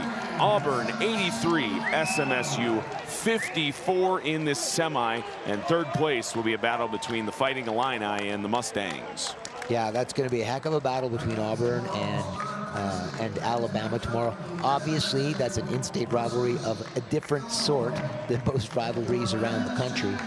But it'll also be a great battle on the court in terms of different styles. You know, Auburn has got a tremendous amount of speed. They're going to want to use all of the court as they have. They're going to stretch the court with their shooters more so than Alabama. Alabama, they've got Newman. You know, they've got Newman, they've got Houston, and then Preston Howell. All of those players give different types of looks. And Newman especially, it'll be interesting to see how Auburn chooses to deal with his height. And we saw a little bit of a possibility of how that could be done. If Newman gets down and gets his spot tomorrow, he's going to just sit there and he's going to hit shots all day from 10 to 15 feet out. What Auburn has to do is they have to prevent him from getting those looks. What Illinois did today, they pressed full court. That prevented Newman from getting to his spot. It'll be interesting to see if Auburn decides to do something like that so that Newman doesn't get his spot tomorrow. And then on the other side, Auburn with their shooters, they really stretch the court. That's going to make Alabama come out and play in space. And that's where Auburn really likes to play. That's tougher for Alabama. So a great matchup as to who's going to win that battle tomorrow in the championship game. One final thought on that. Auburn does not have a 4.5 on their roster, but Eastwood 4.0 versus Justin Newman at 4.5. That is going to be tremendous basketball for a national championship. Oh yeah, and it's exciting in all respects. And then and now what we've got coming up, we've got UTA Edinburgh, so stick around for that, right? That's going to do it here for this semi. The championships are set, but still have some basketball going on here in just a little bit. For Mike Frogley, all the hardworking men and women that make this run so smoothly, I'm Spencer Thompson saying so long from Tucson. Alabama Auburn for a national championship tomorrow. Illinois and SMSU for third place. Final score 83-54 for the Tigers.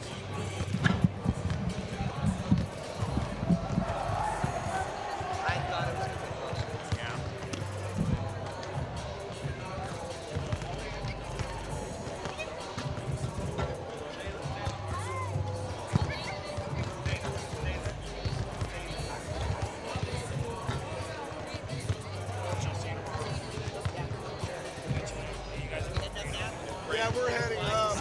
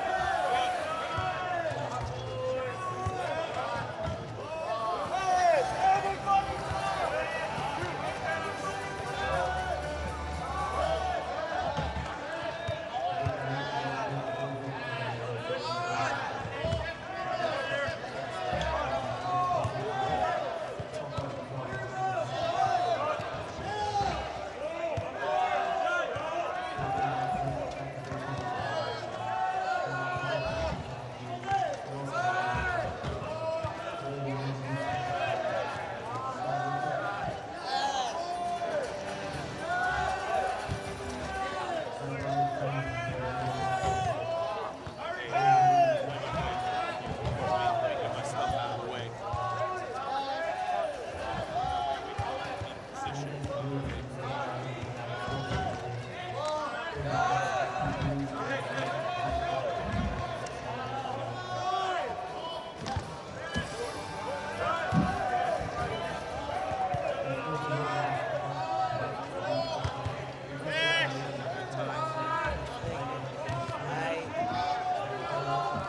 had better pants earlier. I shaved them.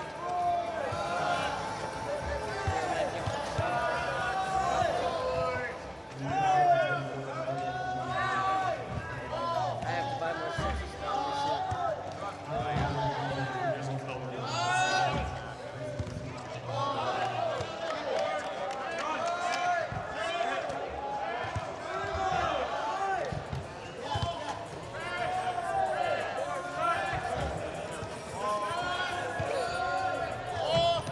Where did you come upon with these?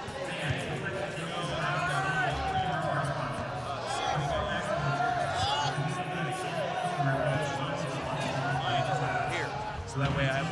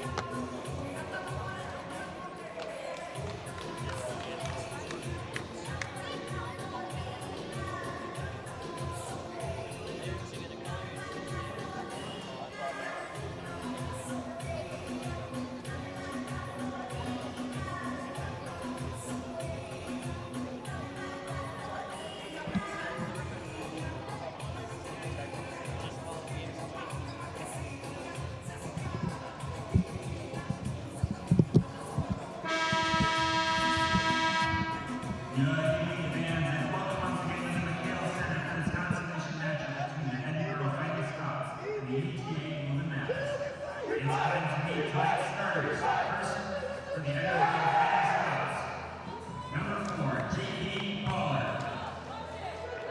Number 13, Elijah Yoder. Number 14, Isaiah Johnson. Number 22, Kamari Moore. And number 32, Jeremy Evans. And now the starting lineups for the UTA Blue Mavs. Number 2, Dylan Mitchell. Number 7, Robin Chaudhry. Number 13, Lionel Timothy. Number 14, Angel Vaughn. And number 30, Keyshawn Kennedy.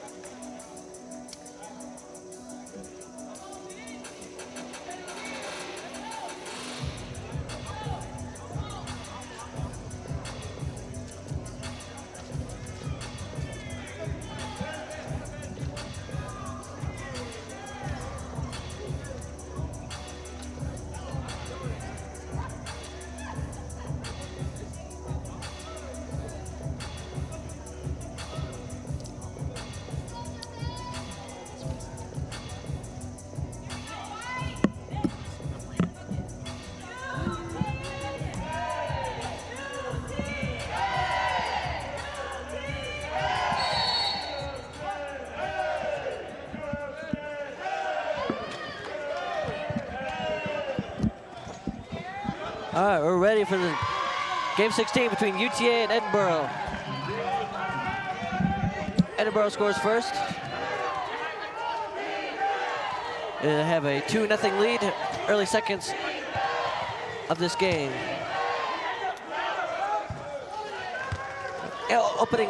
Answering layup by number 32, Jeremy Evans.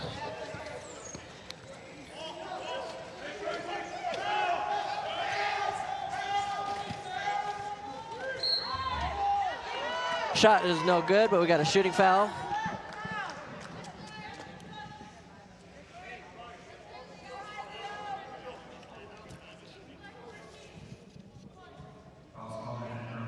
Lionel Tamaki shooting 2 for UTA.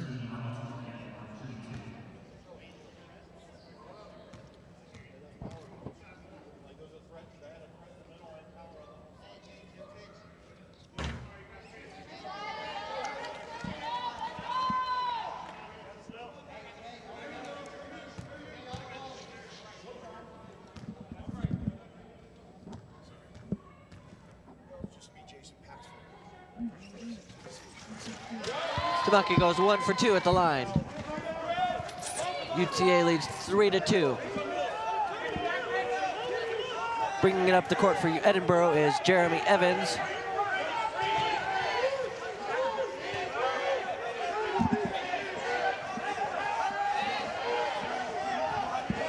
James Pollard has it in the corner. JP Pollard, my bad. Passes to in the paint. Elijah Yoder, layup was no good. Back the other way comes UTA.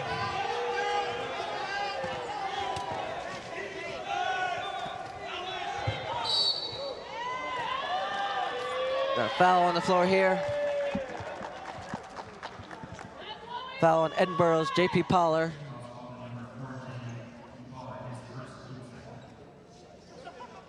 UTA will inbound under the basket here.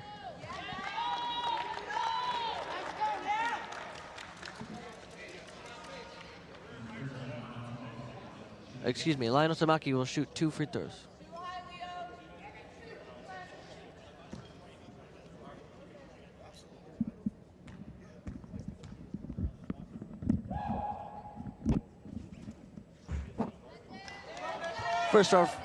First free throw goes off the rim.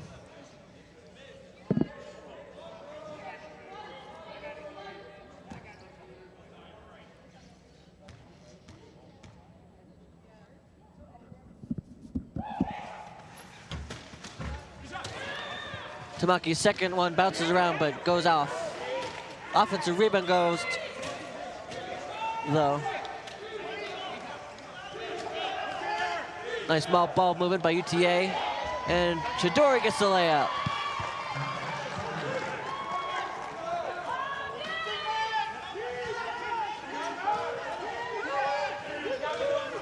Back the other way comes JP Pollard. Resets there. Over to Isaiah Johnson. Isaiah driving. Ball moving around. Knocked out of bounds by UTA. It'll be Edinboro ball with 4 seconds to shoot.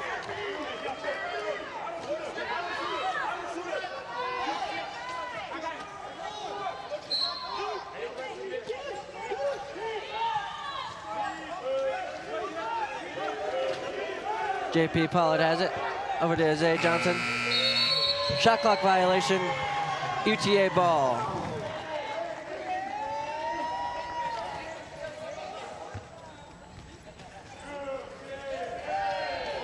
Mitchell Bond the other way for the Mustangs.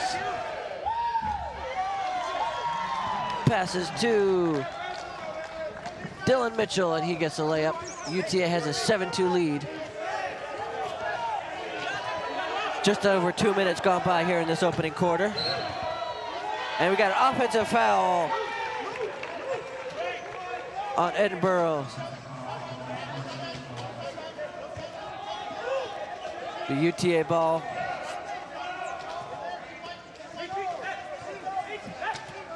JP Pollard was the one called for the foul there.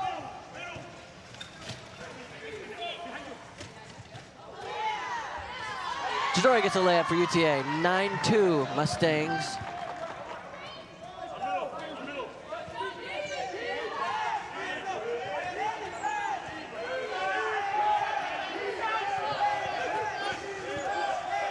Back the other way, Jeremy Evans.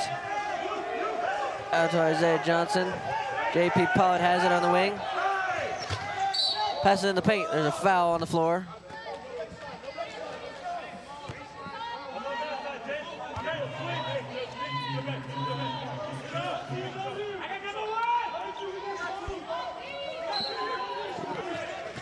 Inbound under the basket here for Edinboro.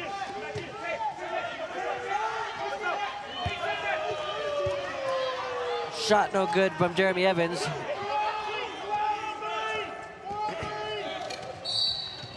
Layup no good, but a foul.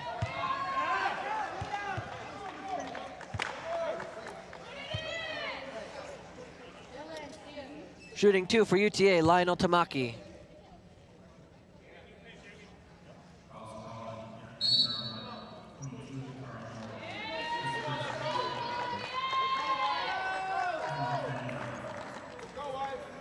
We got our first timeout of the game. Edinboro with the timeout.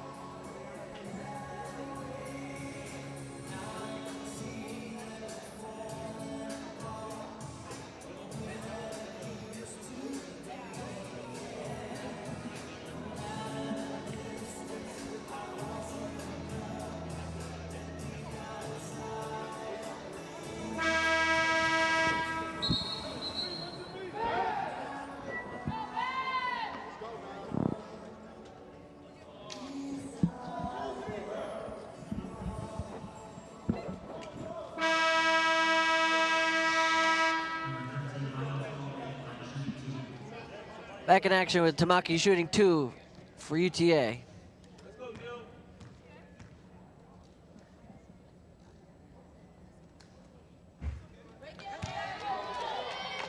First free throw misses just off the back rim.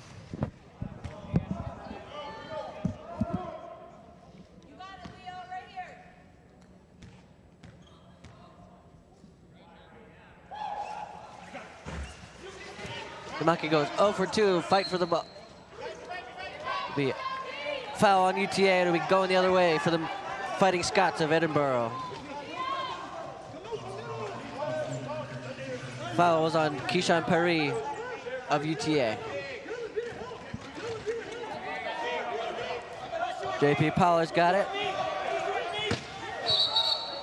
Offensive foul going the other way, Mustang ball.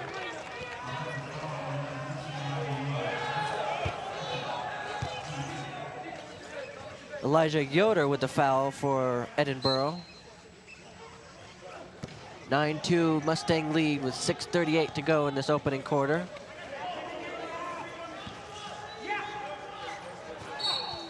Layup by Jadori, no good, but he's fouled.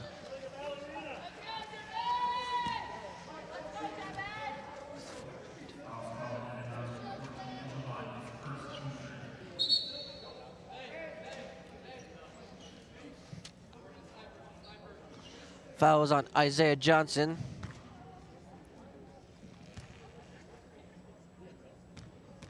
Javed Chadori shooting 2.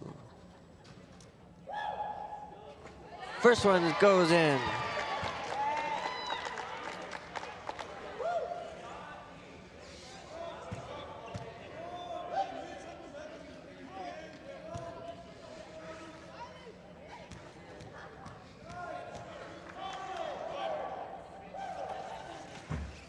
Chadori goes 1 for 2.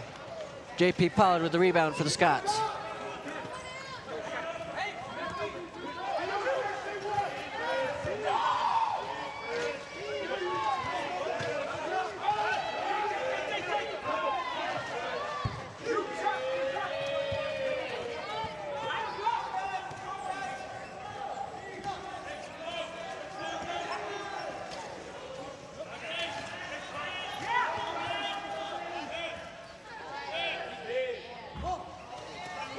Javed rolls around and drops off the iron. JP Pollard the other way for Fighting Scots. The Fighting Scots.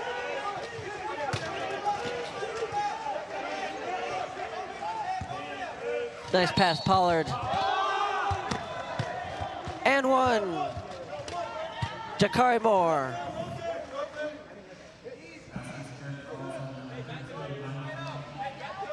Tamaki with the foul.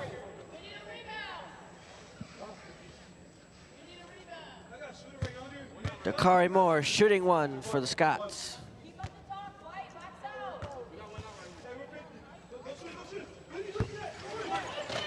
Off the back iron. UTA ball.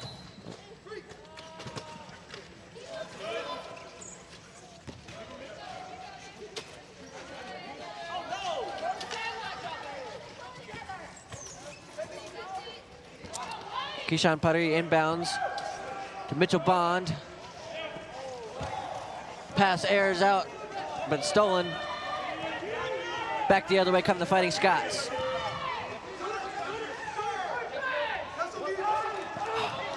Two points.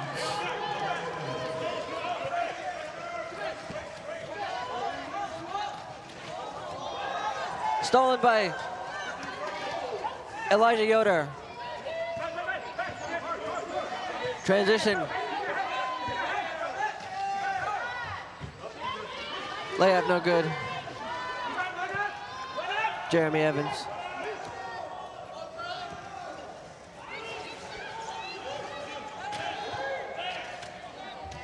Chidari layup no good. Offensive rebound, gets his own rebound. That's good. UTA 12-6 lead with 4:45 left. Got a foul on Edinburgh. Excuse me, UTA.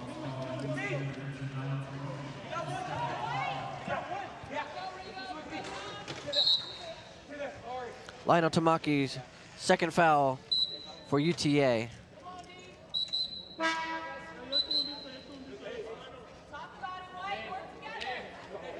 Got substitutions coming in for UTA.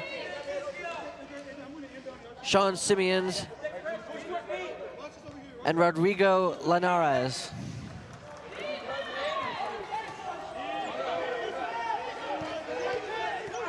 Jeremy Evans with the ball for the Fighting Scots.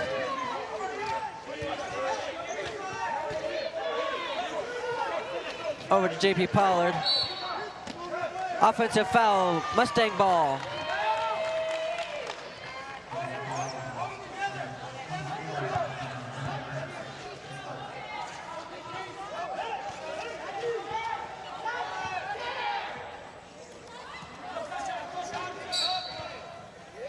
Foul on Edinburgh's Elijah Yoder. Two shots coming for Keyshawn Putty.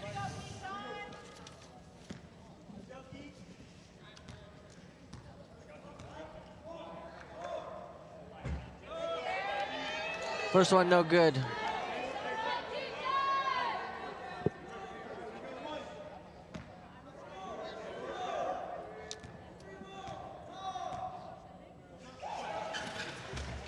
Puri goes 1 for 2.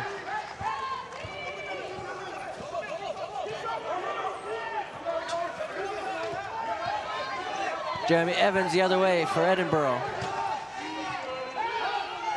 Over to JP Pollard. Layup no good for Elijah Yoder. Back the other way come the Mustangs. Keyshawn Paris with the ball.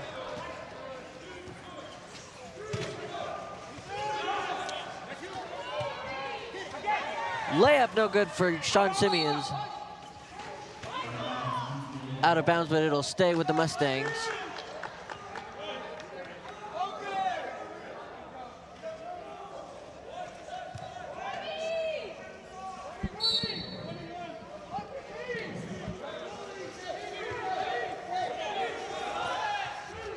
Dylan Mitchell for 2.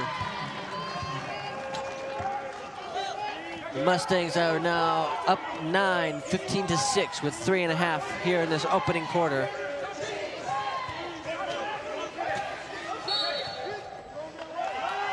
And an offensive foul, Mustang ball.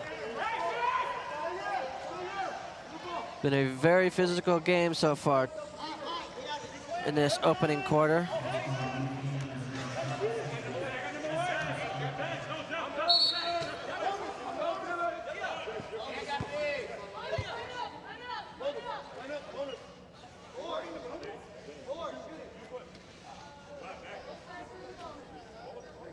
Foul on Sean Simeons for UTA. JP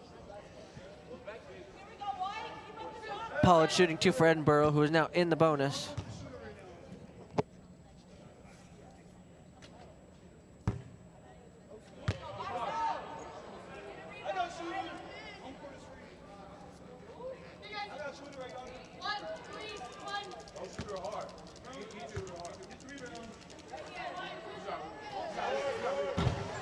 JP goes 1 for 2. Now trailing 15-7. 3:20 left, first quarter. Jadari has it. His layup banks it, but no good. Offensive rebound. Simeons gets it to go. 10-point lead, UTA's biggest lead so far.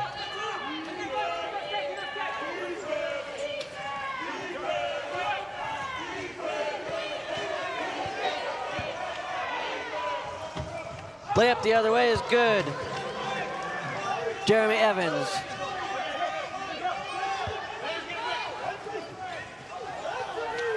And a turnover, Fighting Scott ball.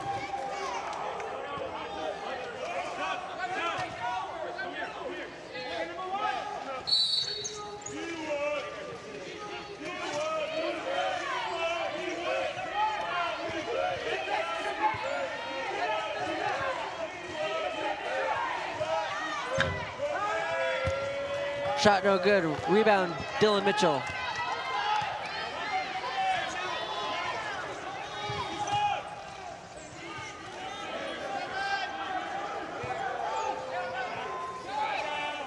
Jump shot is good. Rodrigo Linares pushes the lead back up to 10 for the Mustangs.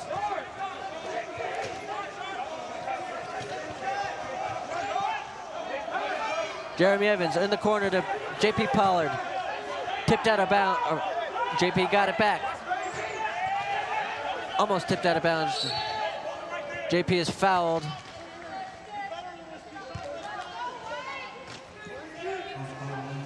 Fouls on UTA's Keyshawn Paris. JP shooting 2.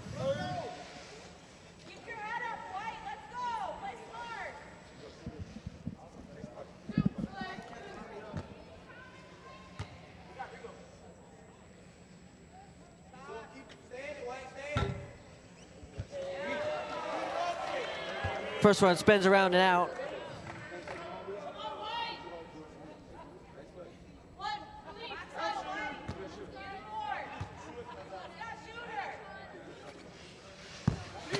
Second one bounces off the back iron.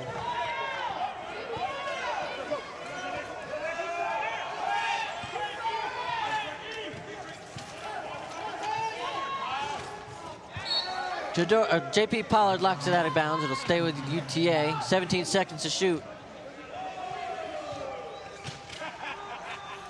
Linares to inbound for the Mustangs. Dylan Mitchell shoots a big shot. 21-9 lead for UTA. UTA bench cheering him on. Layup no good. Jeffrey Kurtz. Back the other way comes Linares for the Mustangs. A minute 15 left in this opening quarter. And an offensive foul, Edinboro ball.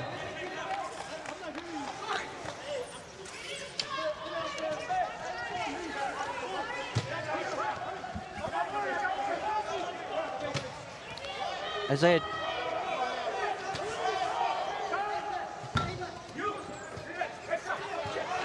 Dylan Mitchell bringing the ball up the court.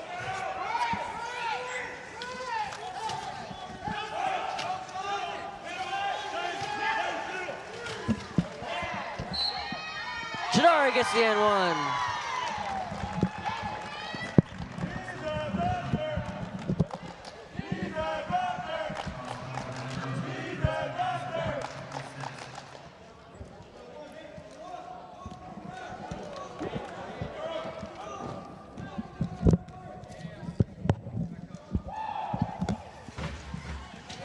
And he completes the three-point play.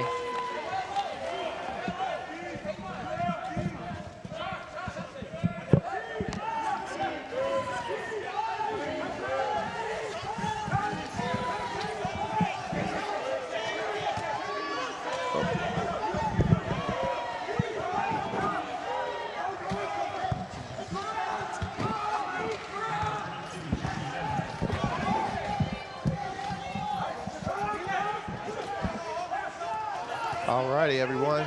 Jesse Robinson joining in for this UTA Edinboro Appreciate matchup. that. Appreciate you, man. Appreciate having you. Awesome to join you. Layup by Chidori is good. 26-11 lead for UTA now as the clock winds down in the first quarter. They have early control of this game.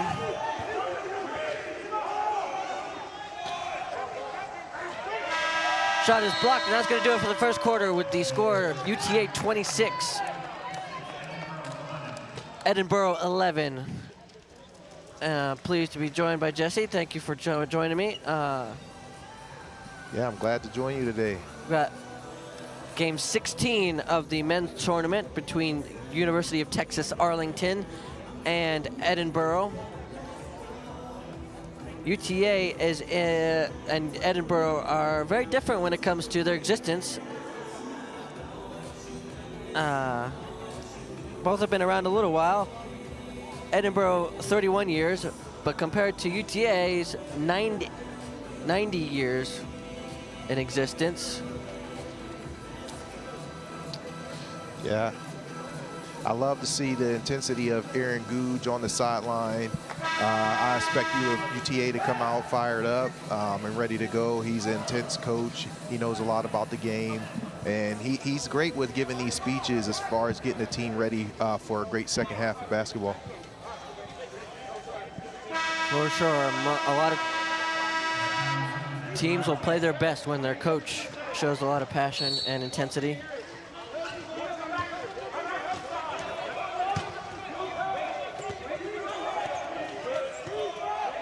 JP Pollard with the ball here to start this second quarter for Edinboro. Over to Isaiah Johnson for the layup. Nice pick and roll action from the wing.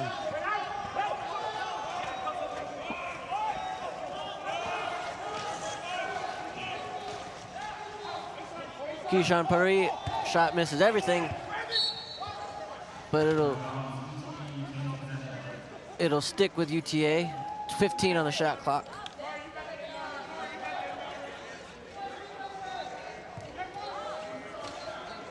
Linares to inbound for UTA. Dylan Mitchell's got it. Going into the paint, shoots it, got it. Dylan Mitchell with the layup there. Great read by him. Nice pick and roll. The defense didn't come out to him. The shot was over the top. He took it. Great shot. Another pick and roll here. Got an and one. Count the basket for Dakari Moore.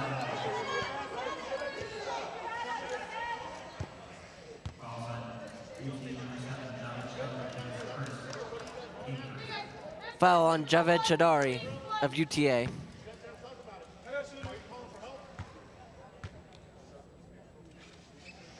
Moore completes the three-point play.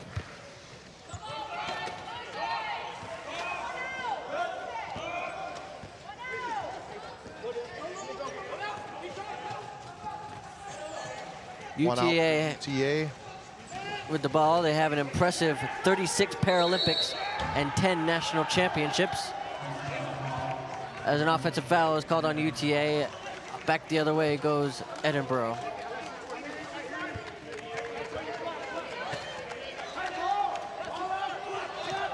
But 10 national championships, Jesse, and 36 Paralympics, they've certainly established themselves as an elite program in wheelchair college basketball. Yeah, it's always exciting to see UTA take the court every year. Such a dominant ball club. Looking forward to all the players that they bring in, and yeah, they definitely have a great style of play and been doing this for a while. Edinboro has their own unique history. They were in 2001 the 5th school to have an athletics program. JP Pollard the other way.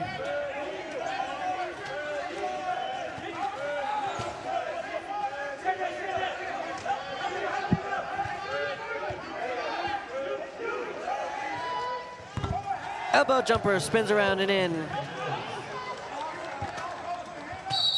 for Jeremy Evans.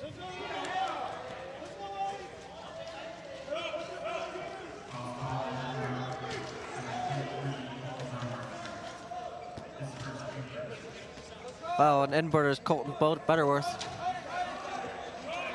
It is a 10-point game with 8 minutes to go in the half. Dylan Mitchell with the corner jumper, with the elbow jumper. Offensive rebound. Layup is good, counted and a foul.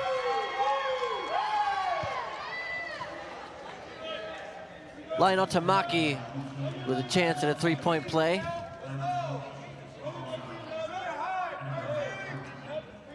Fouls on Isaiah Johnson for Edinboro.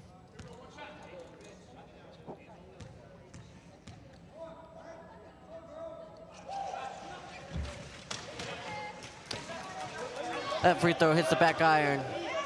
It's stolen by Dylan Mitchell. His layup rolls off.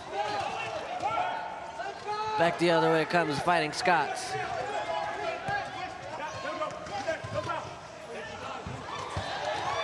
Julivon Buckley. Great execution on the 3-on-2 by Edinboro. Hopefully they can get the momentum going with those 3-on-2s, and they're starting to get some leak outs here, so we'll see if they can cut this a little closer. Dylan Mitchell mentioned when he came to UTA that it was a clean slate for him. What does that mean when a player can have that second chance at college ball?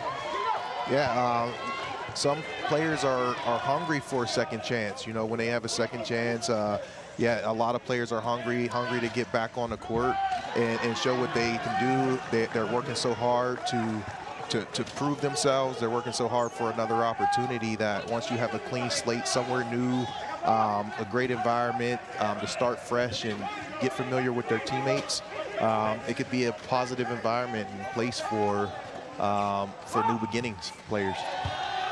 As the layup is good by Isaiah Johnson, Edinboro has cut this lead to 10 with 6:25 left here in this first half. Foul on the floor here.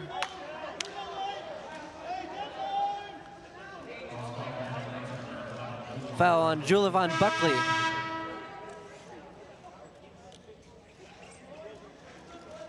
Linares to inbound under the basket here.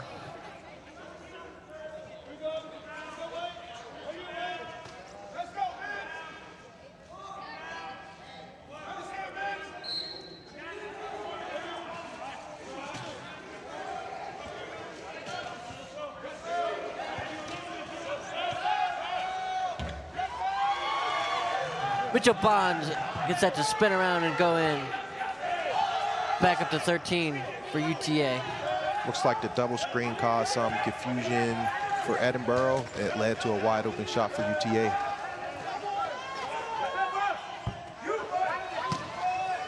Isaiah Johnson's shot bounces off. No good. Dylan Mitchell the other way here from UTA.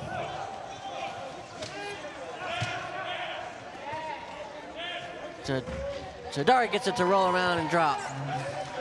Back up to 15 for the Mustangs. Nice seal on that play for number 14, Mitchell Bond for UTA. Led his big into the paint for a bucket.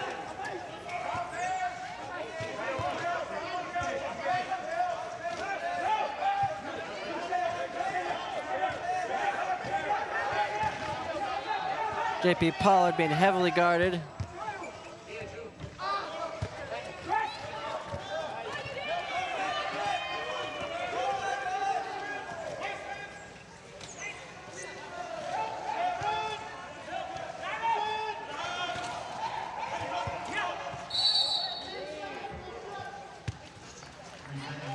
Three-second call on UTA. It'll be Fighting Scott basketball.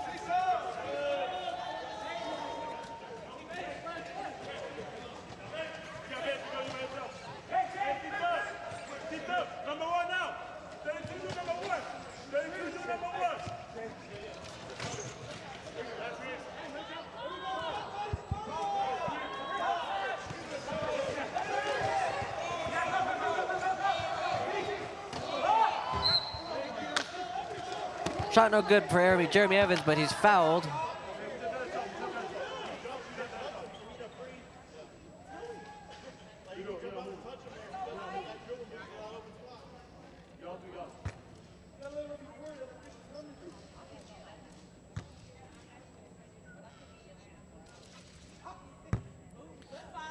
First free throw hits the back iron.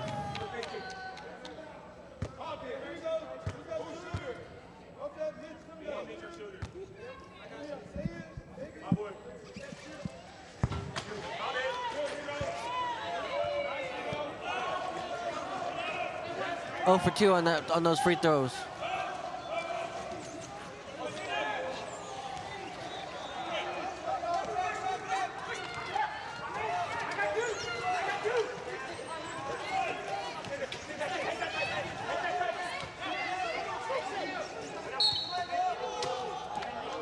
Linares stole it, but committed a foul there.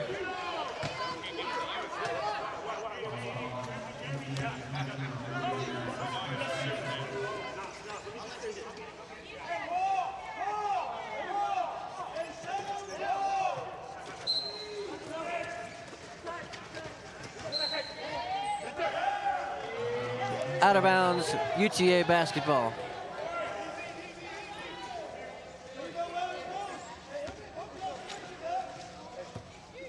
The Mustangs are not letting them get anything easy so far in this first half. That layup is good for Lionel Tamaki. Lead is now up to 17, 38-21 with 4:08 left here in this first half.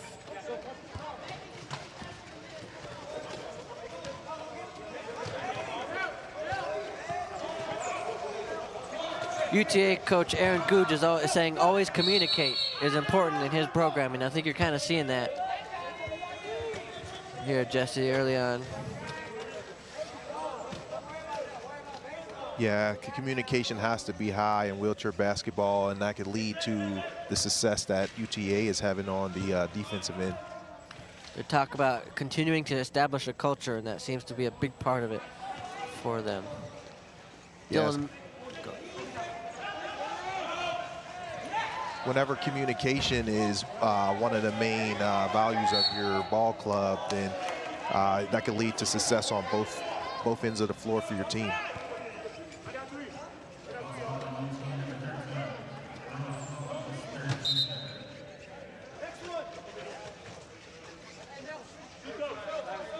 UTA also last year's national championship runner-up, losing to this year's host, Arizona. Their coach mentioned that the Arizona was just more experienced and that they always want to remember how far they've come since that loss.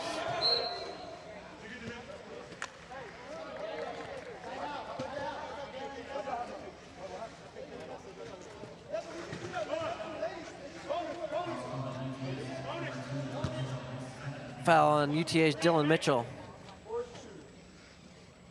Shooting 2 for Edinburgh, JP Pollard.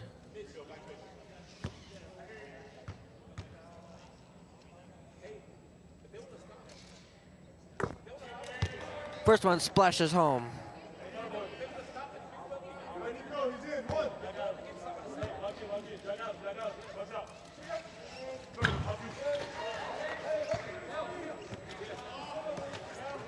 Second one bounces off the side iron there.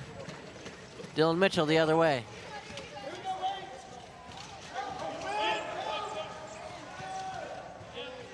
Dylan Mitchell passes to Elijah Yoder for the layup. Great job by UTA back picking as a team. 2 people back picking 1 person, leading to the easy basket.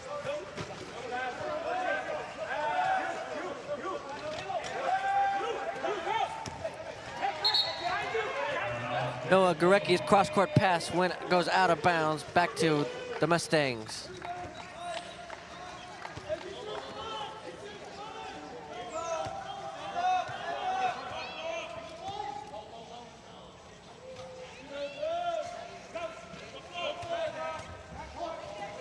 Dylan Mitchell's bank shot no good. Dakari Moore the other way. Over to Isaiah Johnson. Free throw jumper, that's good.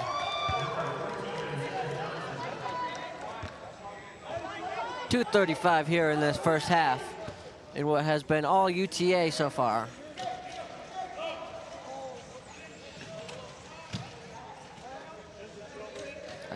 Bond over to Johnson, or Mitchell.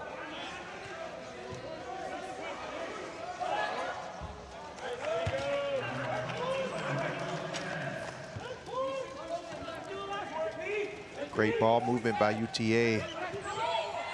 Nara is there with that layup, yeah. And an offensive foul on Edinburgh.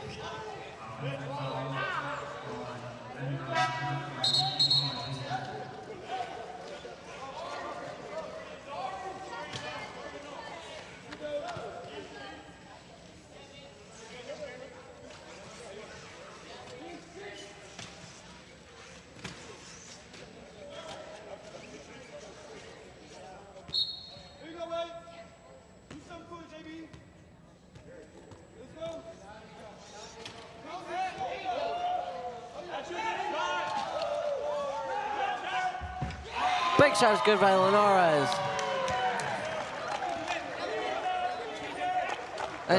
Nice pump fake by Jensen Blaine there. That's the second shot off the glass for him. That might be his sweet spot. We'll see if UTA goes back to that next possession. Stolen by Dylan Mitchell. UTA's got numbers. Mitchell's layup no good. Offensive rebound though. That putback is good. Sean Simeons.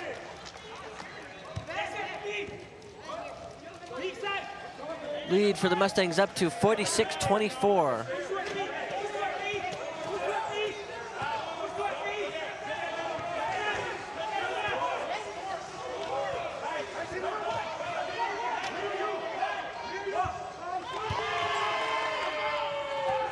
Elijah Yoder's layup no good. Dradori the other way for the Mustangs. 55 seconds left.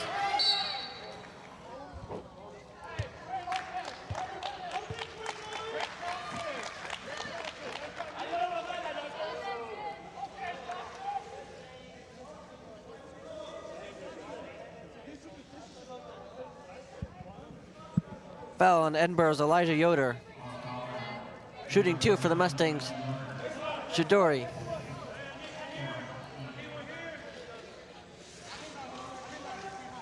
Sorry, inbounding.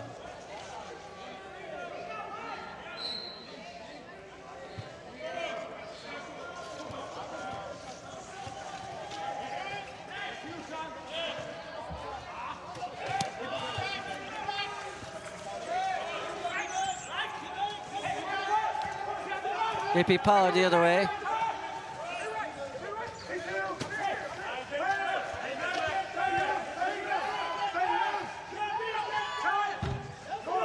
That shot's no good. 25 seconds left. UTA can hold for the final shot.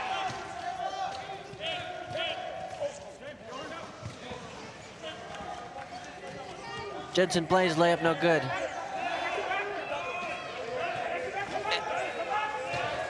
Five seconds to shoot.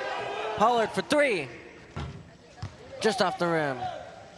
And that's going to do it for the first half. Your score, UTA 46, Edinburgh 24.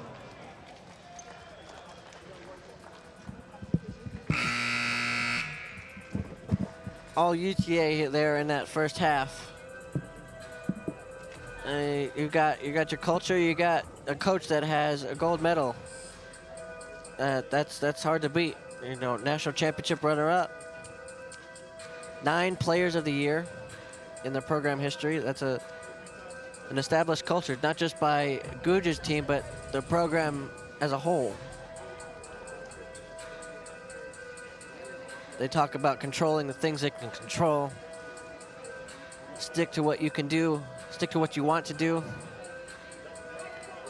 And I think you're seeing that there as they have a 22-point lead.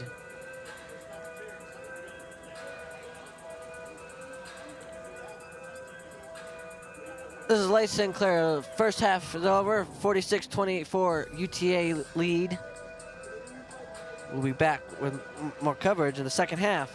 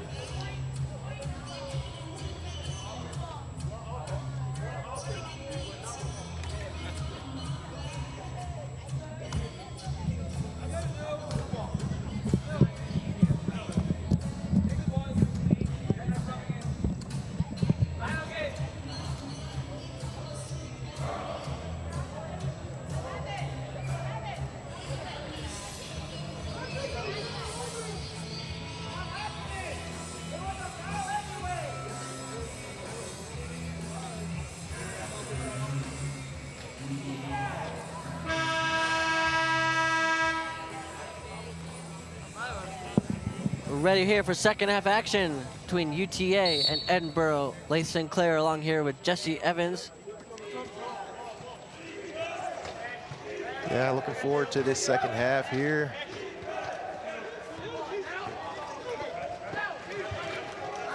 As you talked about, like, experience of the UTA team, you can see that the wheelchair basketball is a game of reads, and it looks like UTA has their reads down, what they need to do in situations when they have numbers.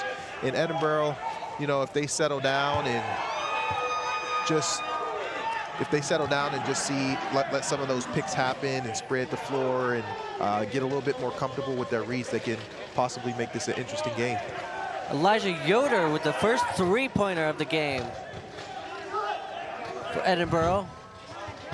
Chidori layup unable to answer. Edinboro with the numbers. 2-on-1. Jeremy Evans here.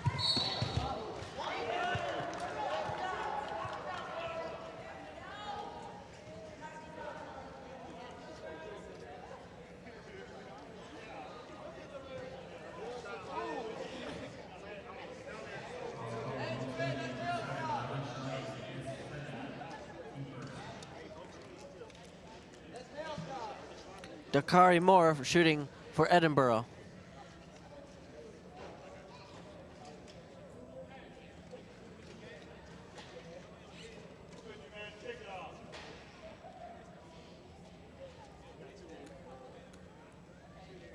UTA came up a little bit short last year against Arizona in the national championship. Jeremy, you mentioned, you know what it's like winning championships here in Arizona. Yeah, oh yeah, championship culture is a thing. And yeah, for U of A with their championship culture and the Tucson team here, championship culture is a thing. Winning championships and understanding what you have to do and the goal that you set out at the beginning of the season to get it done. The men's able-bodied team playing in the Final Four tomorrow. 3 of the 4 teams in the able-bodied Final Four were represented well here in the NWBA tournament. Illinois, Michigan, and Arizona all have men's and women's teams that were playing here in this tournament.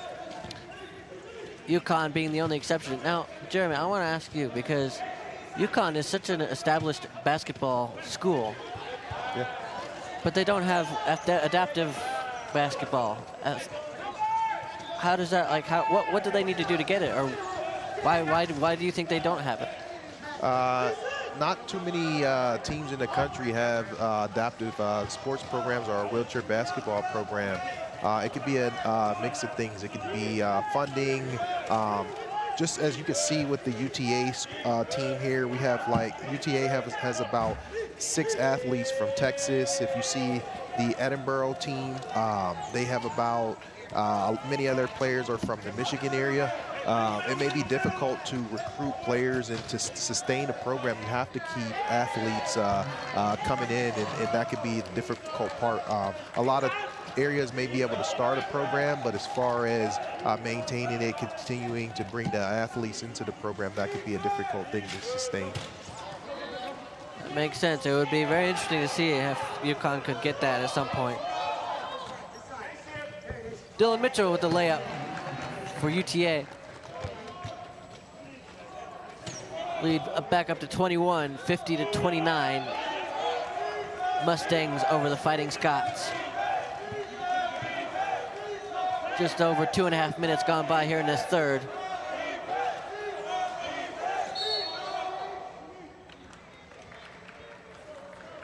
Foul on UTA's Javad Todori.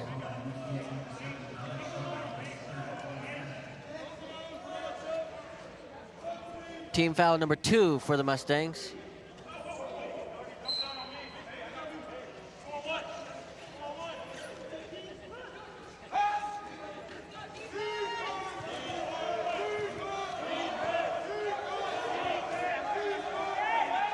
Jeremy Evans.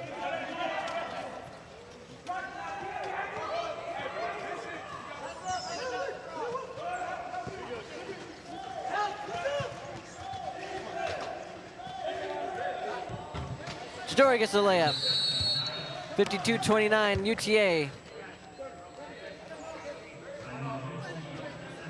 30-second timeout for the Mustangs.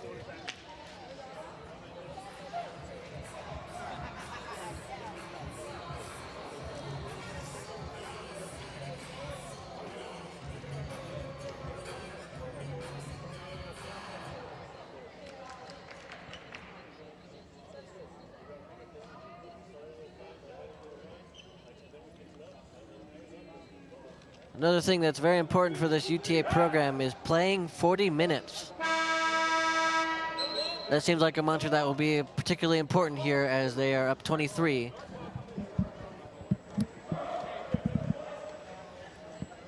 Almost midway through the third quarter. You don't want to let up because in basketball things can change real quick.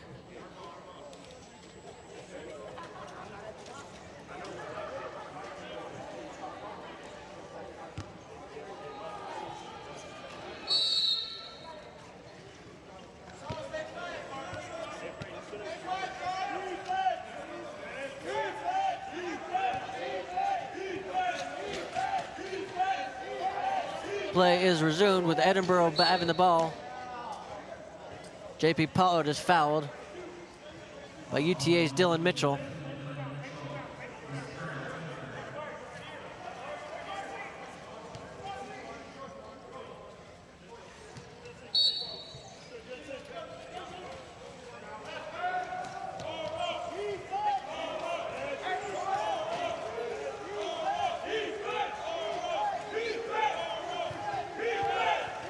Jeremy Evans with the ball for Edinboro. Driving into the paint, tosses in the corner. Isaiah Johnson's shot is off.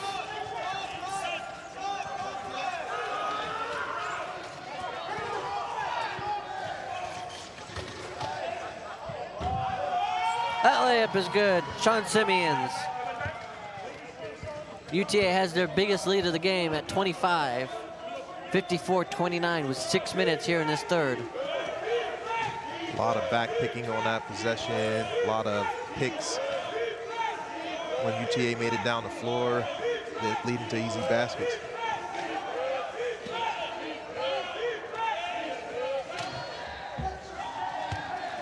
That two-pointer is good. JP Pollard. Back that comes the other way, Linares. Over to Dylan Mitchell in the corner.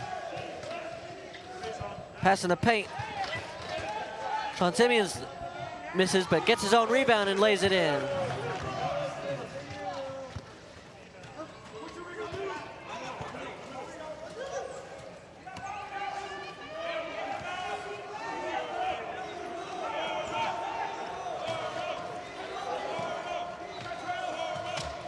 Great pass. Isaiah Johnson misses, gets his own rebound, and passes out. Ball battering around and controlled by Keyshawn Perry. Another one out by UTA. Perry takes it himself. That's no good. Rebound, Jeremy Evans. JP Pollard, they got 3 seconds to get it across. Just gets it across there.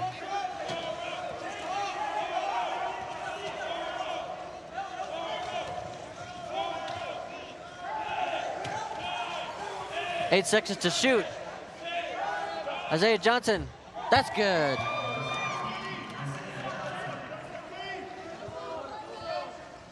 Two points from the free throw line.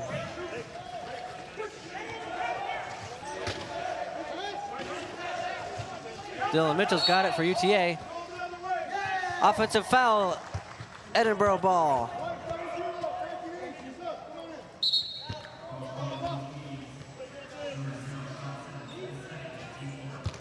Sean Simeons with a foul for the Mustangs. 4 minutes here in this third quarter. UTA leading 56-33.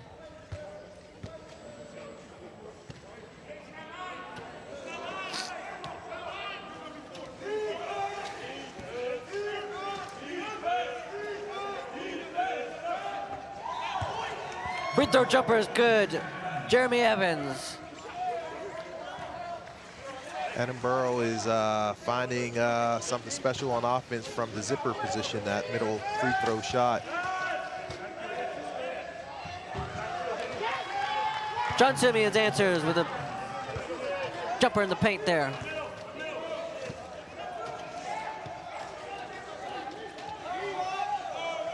(58-35) UTA. JP Pollard's got it. That shell goes off the rim, around the rim.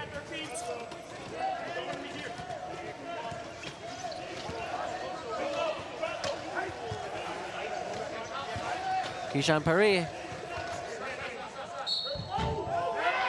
passes it to Lionel Tamaki. He's got the and one. Good find inside.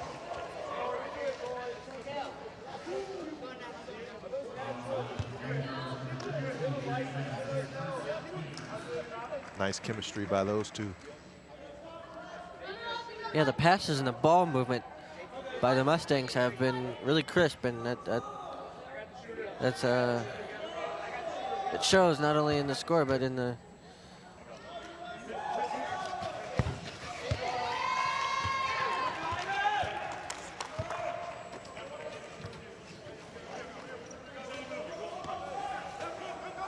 you're seeing that team chemistry there on the court and in the scoreboard. Zipper shots kind of open again.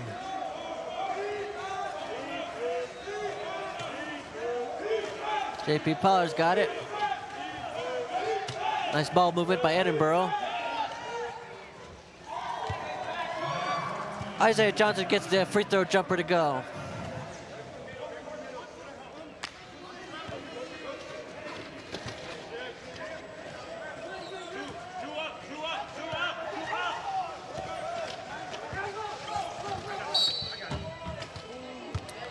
Shot by Paris, no good, but a foul.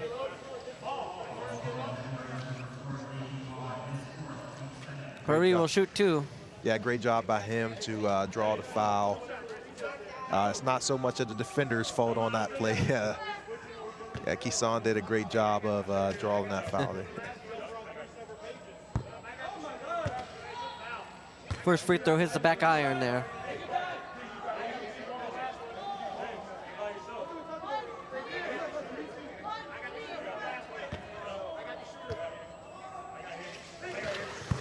Paris goes 1 for 2 to make it a 62-35 Mustang lead. 2:15 here in the third quarter.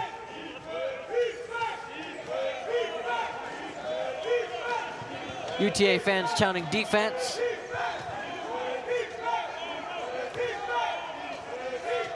Jeremy Evans, top of the key, back to JP Pollard.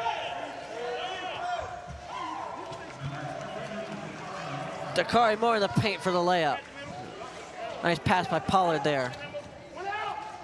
Really, both teams got to have good ball movement.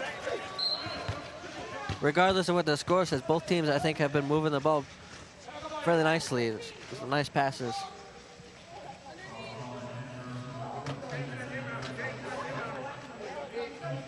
Foul on Edinburgh's Isaiah Johnson. Linares to inbound under the basket.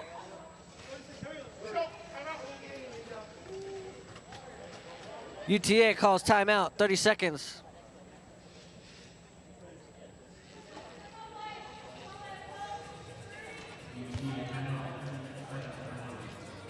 With 1:44 left here in this third quarter, the Mustangs have a 62-39 lead over the Fighting Scots of Edinburgh.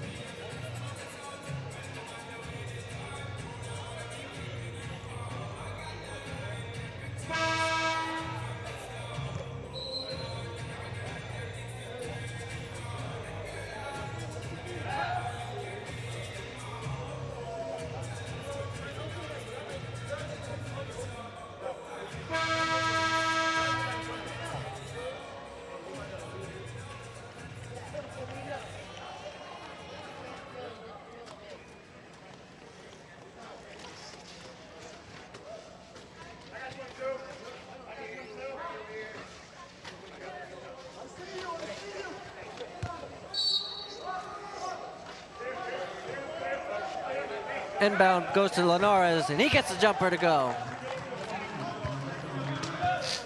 Another knockdown for him.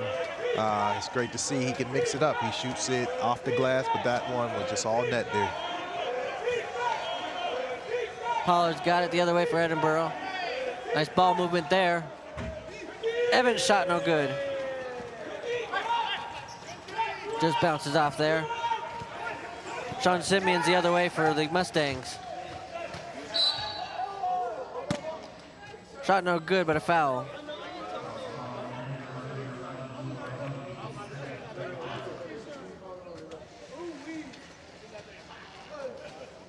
Another good find by Keeson Pear.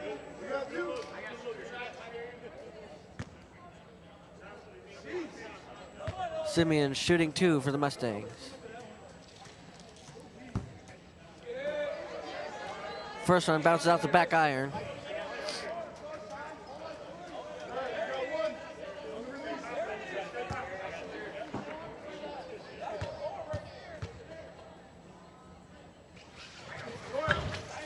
Second one goes off the front rim.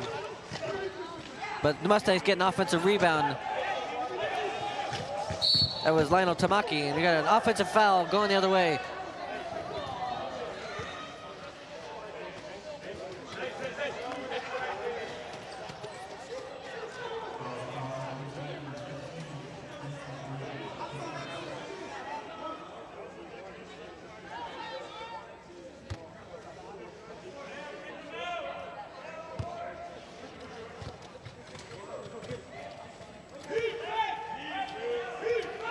Under a minute to go here in this third quarter, 64-39 Edinburgh, UTA over Edinburgh.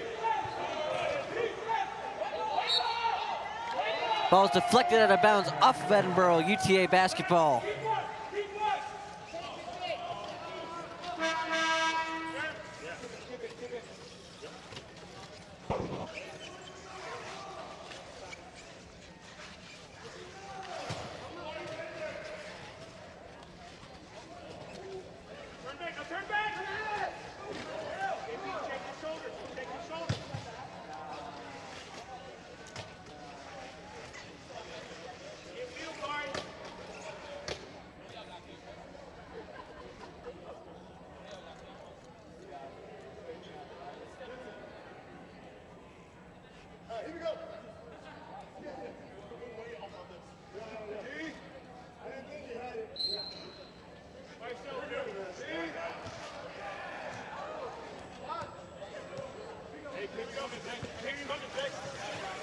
.45 seconds here. Linares, jumper is good.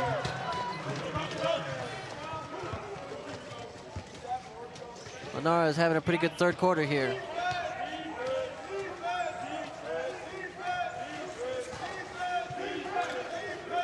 Yeah, he hasn't missed too many this second half.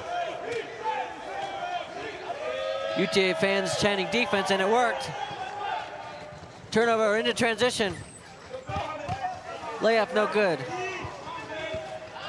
Elijah Yoder couldn't quite get it to fall. 10 seconds here for Edinburgh.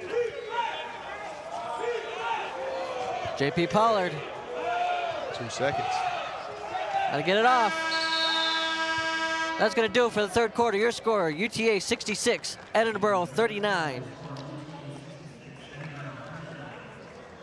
Here in this game 16 in the men's tournament between University of Texas Arlington and Edinburgh here at McHale Center at Alchemy Arena here in Tucson, Arizona.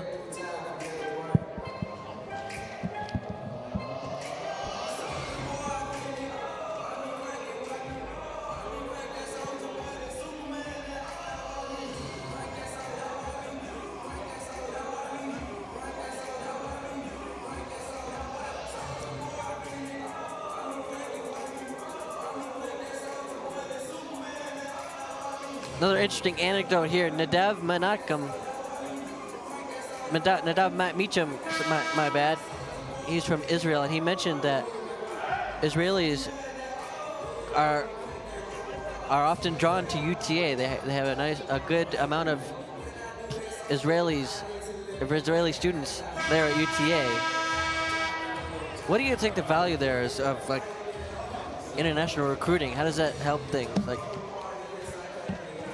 international players, whenever they get an opportunity to come play in the States, it's usually for a great reason.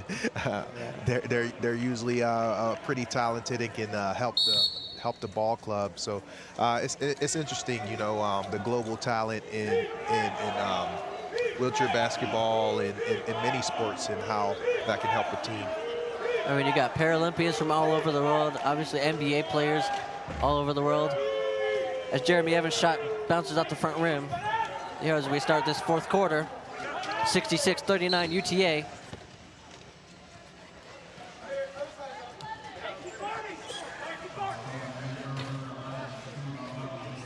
Foul on Edinburgh's Julavon Buckley. Keyshawn Puri inbounds over to Jensen Blaine. Linares has it.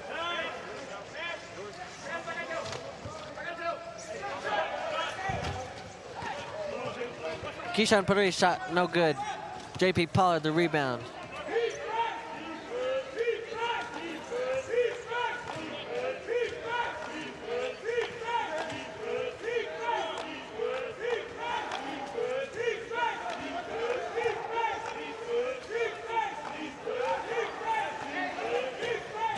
JP Pollard passes in the paint.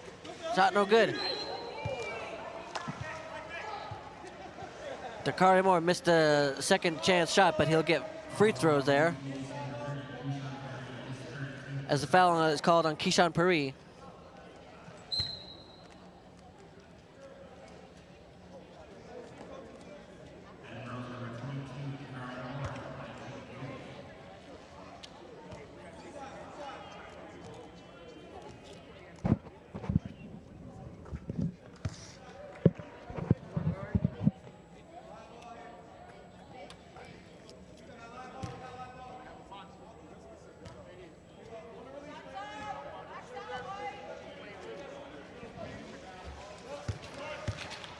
Two for two on the free throw line there.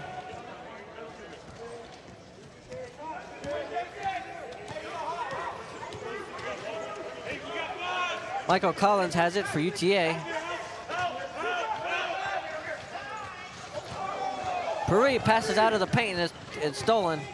But Jeremy Evans, JP Pollard going in transition. 8:35 here in this fourth quarter. It looks like Edinburgh will have the numbers for a while. Player for UTA is unable to get up if they just take their time.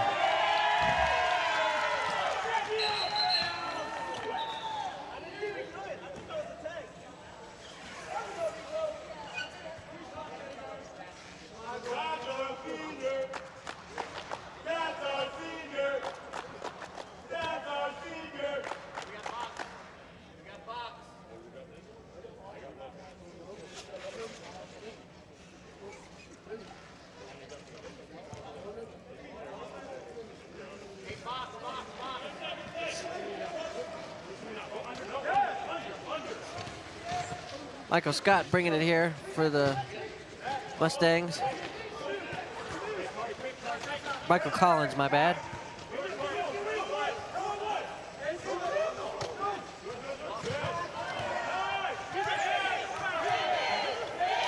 Linares recovers the loose ball. It's knocked out of bounds by Dakari Moore. It'll stay here with the Mustangs. 2.9 on the shot clock.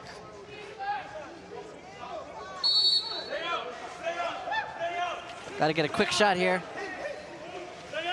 Linares, three-pointer. That goes out of bounds, shot clock violation.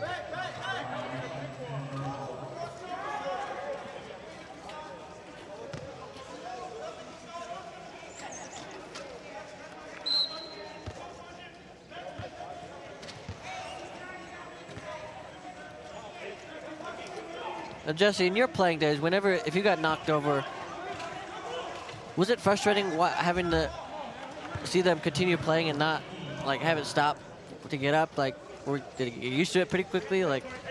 I guess that's just part of the game, so I really couldn't get frustrated. But it just depends. Some players like myself, I'm a lower pointer, class 1.5, but fortunately I was one of the 1.5s that can get up on my own. So I was able to push myself up to get back into the play. So it wasn't too frustrating for me, but I can see how it can be for other players. JP Pollard here. Edinburgh over to Evans. Evans on the elbow. That's good. 7 minutes here, 68-45, UTA lead.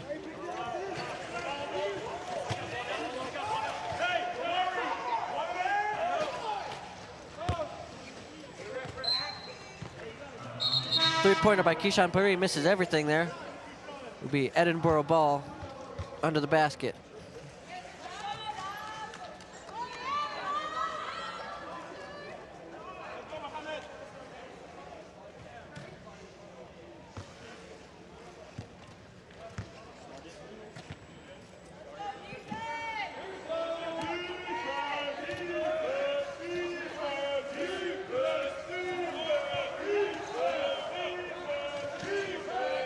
Pollard left side, that's good.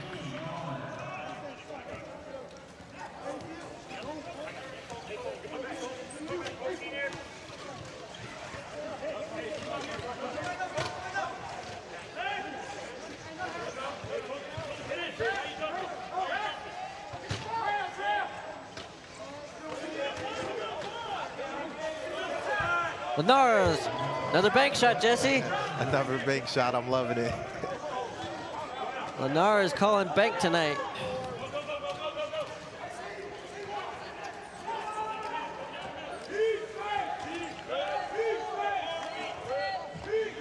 Evans layup, no good. Linares rebounds.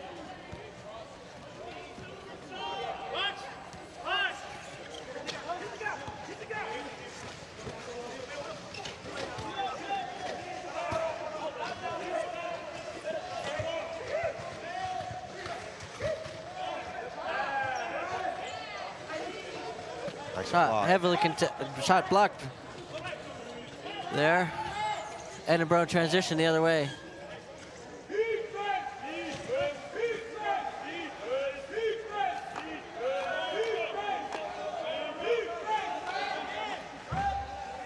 Shot's no good.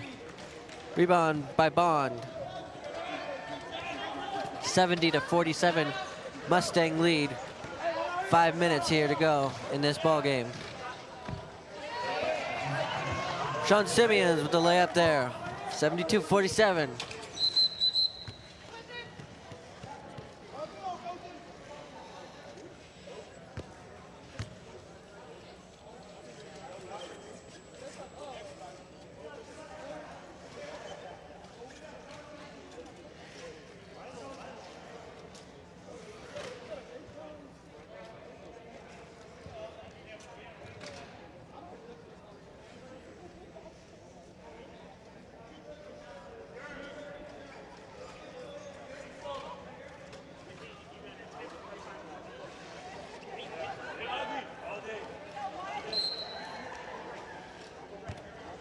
Evans inbounds. Over to Isaiah Johnson, back to Evans, which brings it up the court here. Ball is stolen by Sean Simeons, and he is fouled. I'm sorry, it's on UTA's Mitchell Bond.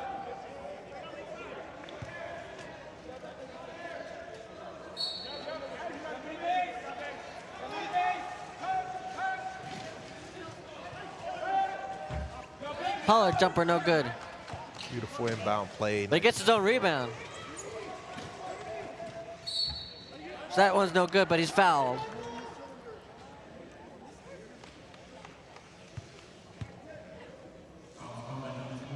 Edinburgh still hustling out there, down 25 with 4:32 left.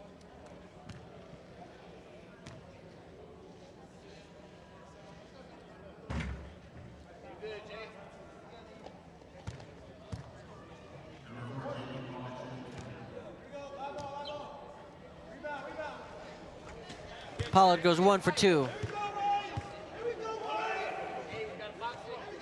Simeons inbounds.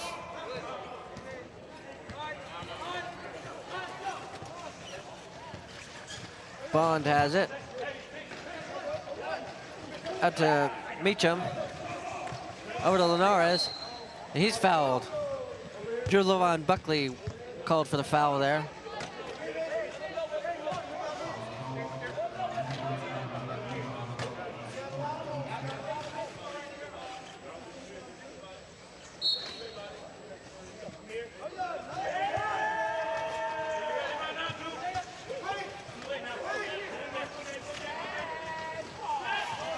Bond in the corner. That rolls around, but doesn't go in for him.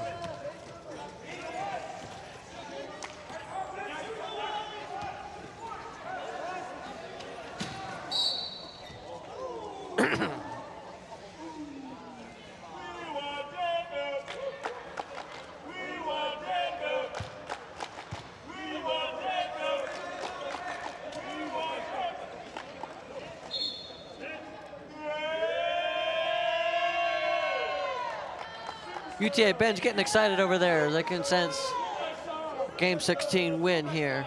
3:55 left, up 24.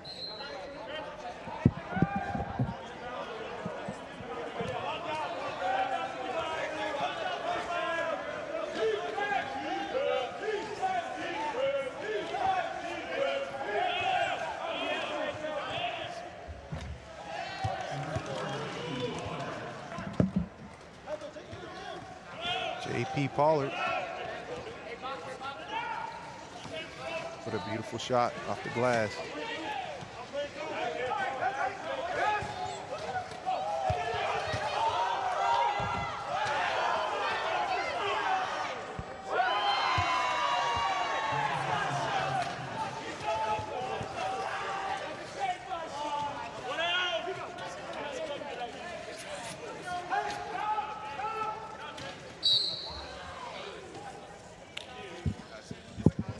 I apologize.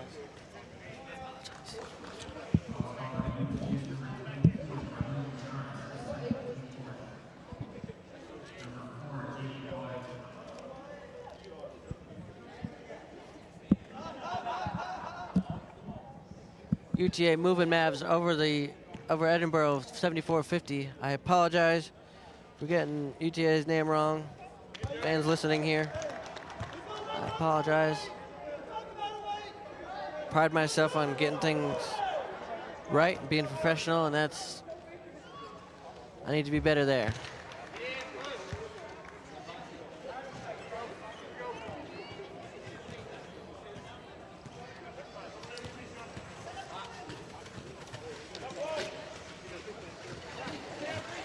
Still got the one out, UTA. Linares gets a layup. Another bucket from him. His incredible second half continues for the moving Mavs.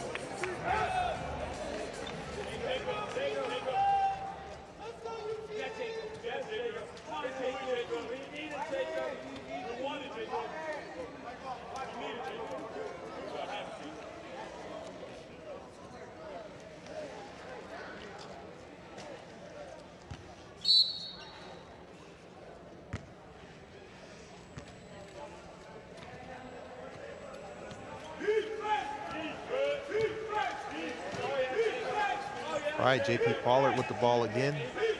Skips it around. Three-point shot. There. That's good. Lino Tamaki there for 3. Fighting Scott still, Fighting Scott still fighting. 0-0, Sean Simmons blazing through the paint on that play. Turnover, moving Mavs there.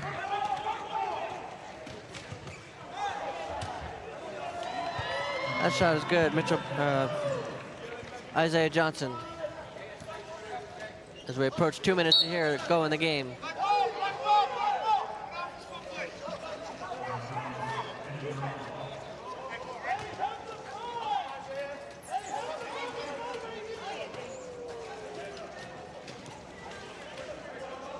Let's see if Edinboro can get some good ball movement on this possession.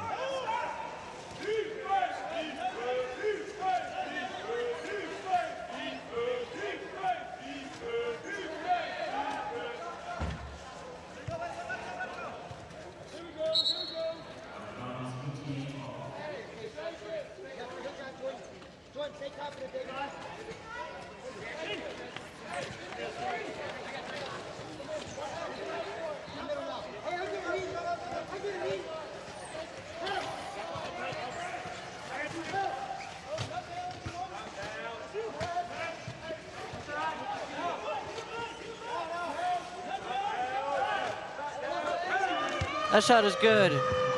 Michael Collins pushes the moving Mavs lead back up to 21. Good communication by Edinboro about the 1 out. Let's see if they can get a bucket out of it.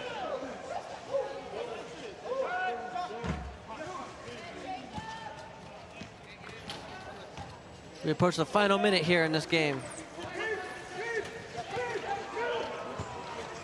Big guy, big man. Lennar is over to Collins.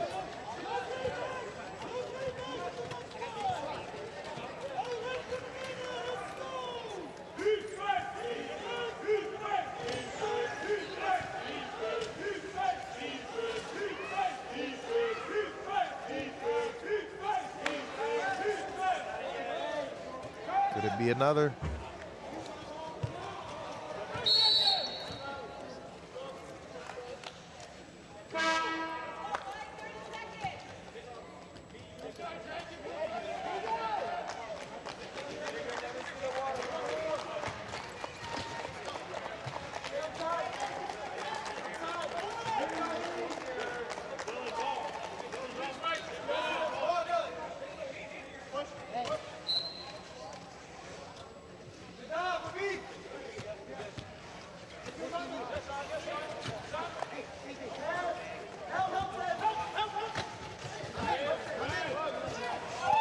Dylan Mitchell's pass is stolen. Final seconds here.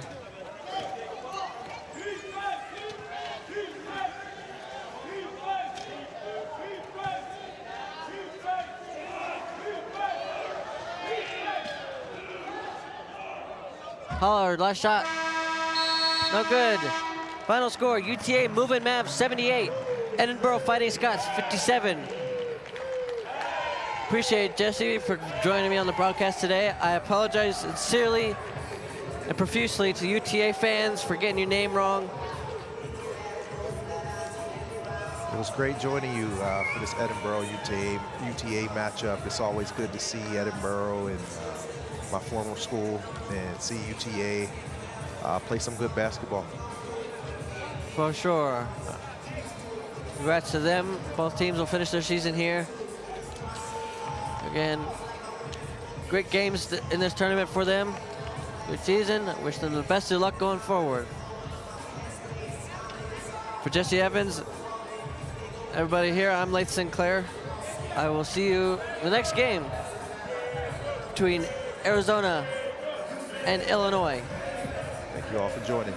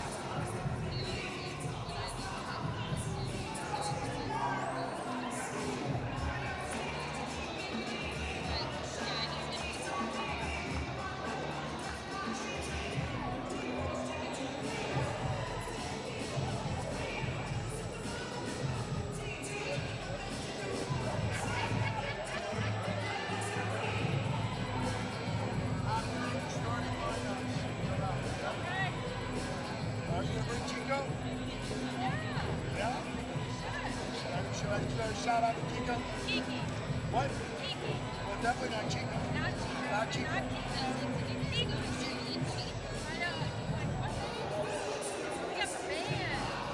Yeah, it's so funny when you said you were 40 years old, and then Josh Wheeler was like, oh shit, I'm not the youngest.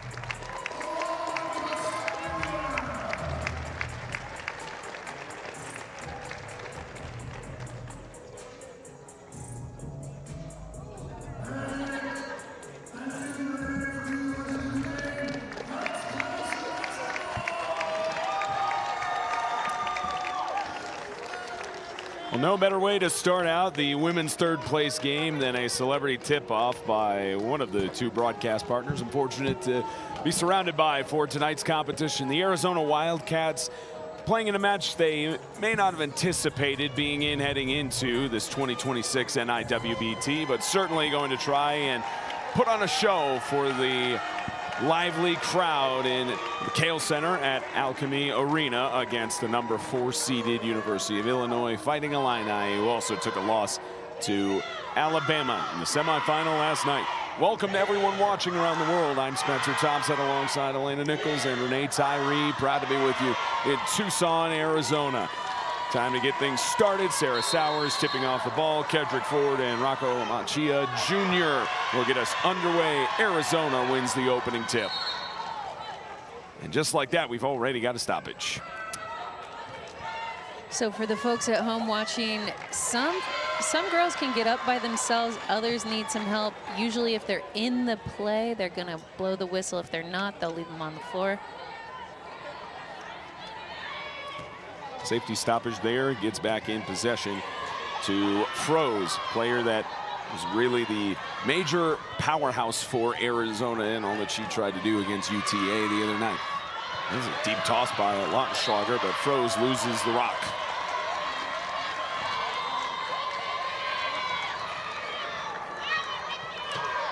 (78-55) the final score on that UTA-Arizona semi yesterday. Trying to keep it competitive. The Wildcats got off to a good start in that competition. Illini in similar fashion tried to get on a sort of run to keep it close, and Alabama overpowered them. Wagstaff in the lane will get the first 2 points of the game. First 2 of many, as we have seen Wagstaff just absolutely show up for the Fighting Illini. She's a force to be reckoned with. This will kick back to the outside. Froese will dump it in. Frazier couldn't get it to land. Good rebound by Rodriguez. And even with the Wildcats being in this third place game, Rodriguez mentioned that the wins and losses not really something she focuses much. Mentioned that on was strong and they have their own culture, and these players are able to grow together as they finish out the 2026 season on the same court the NCAA teams play for the Wildcats. Maya McCampbell off the glass. This is a longtime rival. I remember back in my day playing the Fighting Illini while I was representing Arizona, and it's always a good game. One of the most storied programs in the women's wheelchair basketball scene with the Fighting Illini.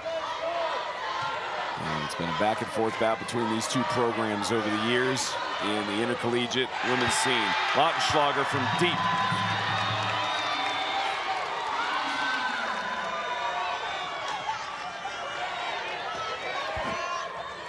And coming into this tournament, 2-11 college record for Illinois.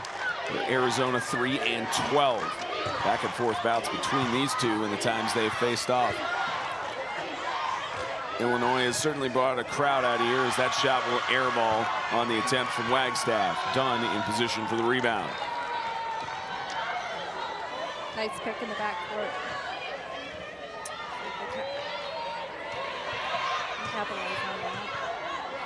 Froese loses the rock. Illinois trying to pick it up. Dunn as well, still rolling down. Lautenschlager picks it up. Final seconds winding down here. Froese will have to take a tough shot with McCampbell in pressure. And that will not get off of the rim. Shot clock violation.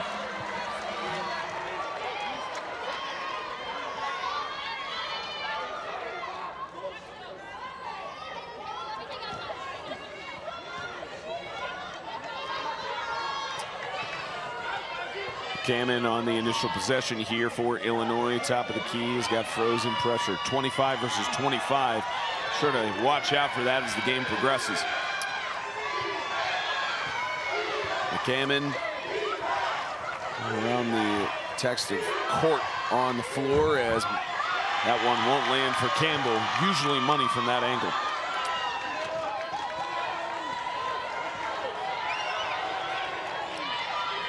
Frazier close to an over and back there on the line. Good maneuvering to keep herself inside as that will not land for Froese. McCammon picks it up. Grad student out of Nevada. It's it back over the Arizona logo. I'm really loving the defensive energy from both teams, picking each other up as soon as they can. One of the starters in Abigail Counts for Illinois finds a basket there. It's a 6-2 run for Illinois to start out the game. Coach Hazelton already going to call a timeout here, try to settle things down at 6:03 left to go in the opening quarter. 2026 NIWBT, sponsored by Eagle Sport Chairs. We build custom wheelchairs, an official sponsor of the NWBA. The two very accomplished Paralympians that you see split on your screen here. A lot of rich history on the women's wheelchair basketball side between these two players. On the left, still being written for Josie Aslickson. That's right. Her and her partner have really spearheaded this Arizona program.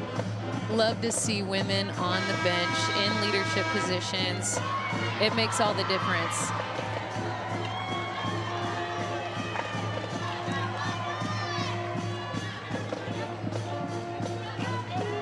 Anytime you talk to any of the coaches around the wheelchair basketball scene, especially we were having conversations with the Michigan Wolverines coach, Jessica Wynn, mentioned there were a lot of people she reached out to for mentorship and advice when stepping into that role in the college division. And she said, I can always pick up the phone and talk to Stephanie Wheeler, and she's an open book. Lautenschlager won't bang that in as McCammon gets the rebound.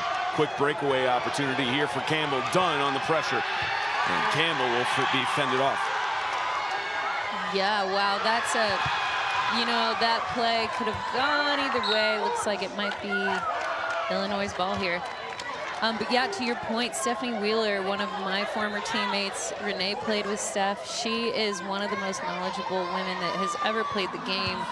And the way that she's been able to teach and coach each individual player of hers, it's been really inspiring to watch. Cannon gets this back out. Wagstaff having to go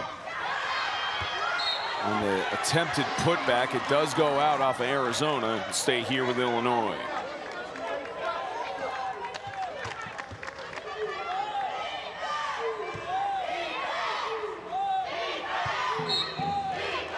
Inbounder coming up here from Ava Finger. That shot won't land. Picked up here by Frazier. Junior out of Sugar Hill, Georgia.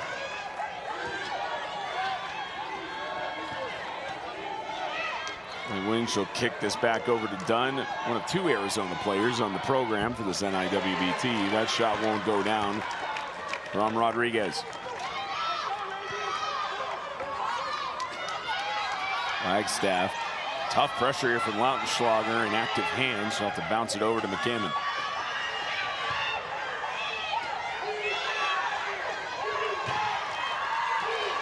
Tell you, the pressure that Arizona is having here out of the gate is impressive. I was just going to say they're really putting it on him. Oh, and one.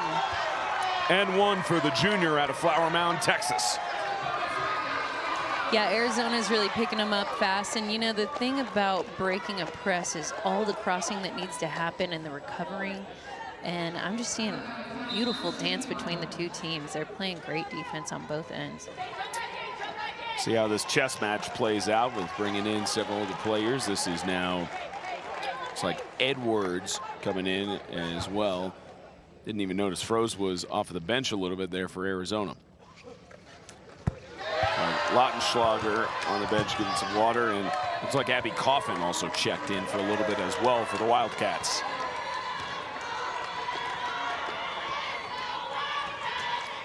Top of the key, thought about a look, did Rodriguez. Will send it off. Froese.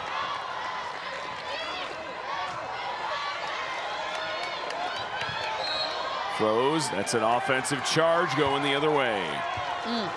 Tough call. She's doing a lot over there, and I feel like what she really needs is a teammate to get open and pass the ball. She's dribbling a lot right now. And Kedrick Ford is going to say, hang on a second.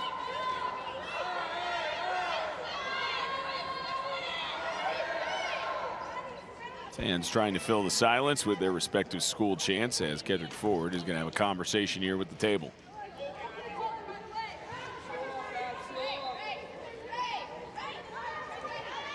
So they're making sure that either the shot clock or the game clock was ready to go as McCammon gets it in. And has plenty of time to work with here. 9-2 run to start out the game for Illinois. Wagstaff inside of the paint. And it's a lane violation.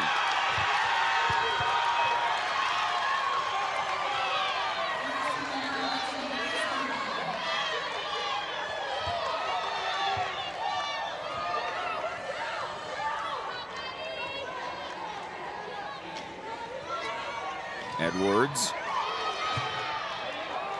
Tough look, won't go.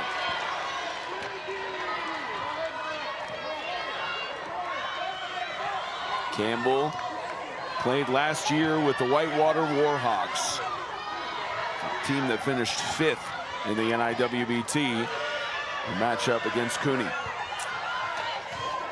McCammon loses the rock. Good active hands by Madeline Edwards. Yeah, beautiful defensive play right there. She's just all up in her face. The Arizona team knows Wagstaff is their #1 threat. They're going to be all over her.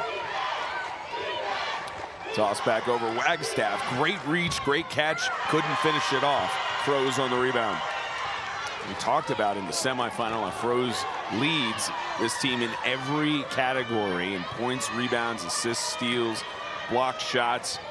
Needs some personal fouls as well. Pretty much the floor general for this Arizona Wildcats team throughout the season. Deep toss, Wagstaff practically left alone. Back pass, great move, great finish. Incredible. That was such a good look, and what an athletic play on Wagstaff's part. She really had to get creative with that pass. I love it. Think about the difficulty it takes to do that over the shoulder type of pass as well. Throws to Rodriguez. Rodriguez will lose it. It'll stay on this end of the floor.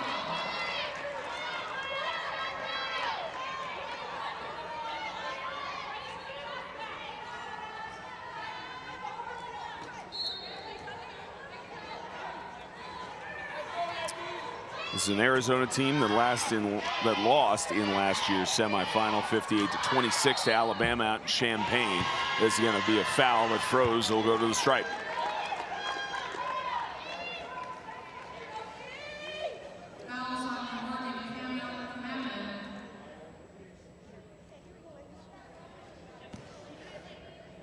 Cameron called for the foul on that sequence.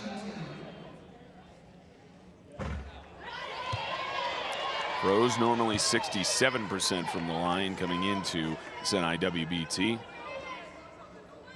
Mentioned in media days they wanted to try and have composure during the UTA game, and also mentioned that that confidence has improved with the team as well, and they have a trust in the work that they've been able to do throughout this 25-26 campaign. But for now, they face an 11-2 deficit, trying to build that confidence here in the third place game. Distance shot there will not land for McCammon. Deep toss, left alone. Haley Nilsson has to get past Abigail Counts, but draws the foul. Those shots are always scary. You never know how hard you're going to get hit, and I thought she did a great job staying low. Sometimes you go overhead with that shot, you're definitely going to hit the floor. So great job drawing that foul. And just like in the NCAA, it could go one of two ways, a charge or a block. Yeah, that's right. That one a little more obvious on it being a block. Yeah. And for folks that aren't familiar with how the foul is called,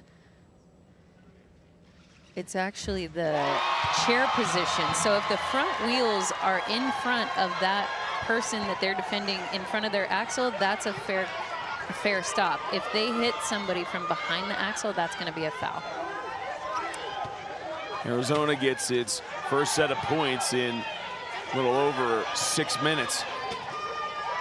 Trying to break up this run that Illinois has had to start out the game. A high up pass, somehow McCammon got it, even with Rodriguez in the area. Campbell, swish.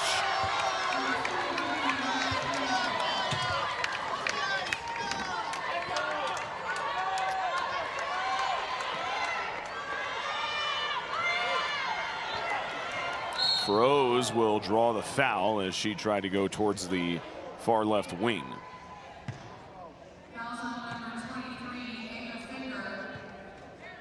We'll call finger on that foul, the freshman out of Wisconsin. So champion win the NWBA during her senior year of high school on the juniors side. There's a lot of good experience to this Fighting Illini team. One of many reasons why she's a starter just as a freshman here for Illinois. Nilsson had it inside, back out. Edwards. Another finish that won't go.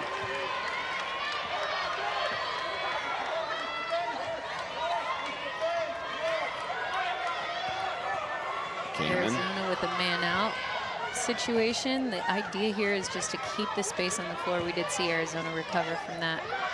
Dump inside, 2-point attempt, easy there for Ava Finger.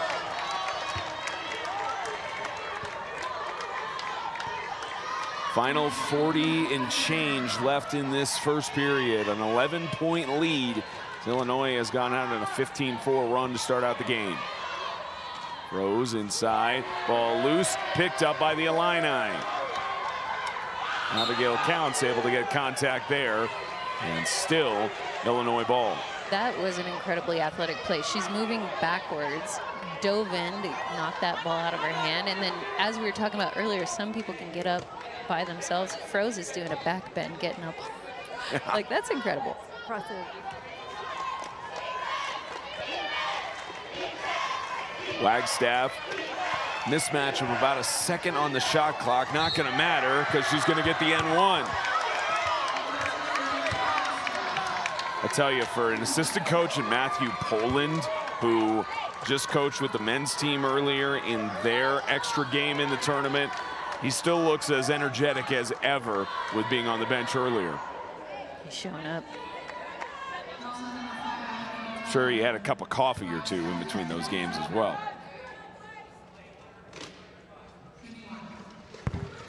And that's a 3-point play for Wagstaff, leading the Illini heading into Tucson with points and rebounds per game.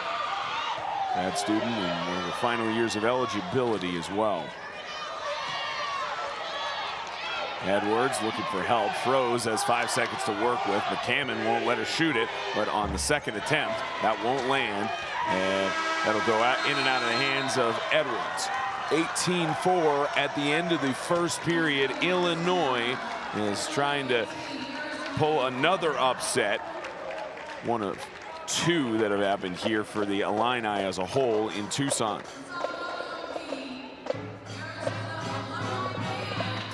This 2026 NIWBT is sponsored by Mount Olive Pickles. Pickles and basketball, or basketball and pickles, no matter how you say it. Basketball is better when Mount Olive Pickles are around. Mount Olive is proud to partner with the NWBA in supporting athletes and their families. Founded in 1926 at the corner of Cucumber and Vine, the Mount Olive Pickle Company has been making America's best-selling brand of pickles, peppers, and relishes for nearly 100 years. Find Mount Olive's great line of pickles, peppers, and relishes anywhere you shop for groceries. Just ask for Mount Olive, America's pickle. 10 minutes until we get to halftime as both coaches try to make their adjustments here in what is now a 14-point lead for the Wildcats to overcome.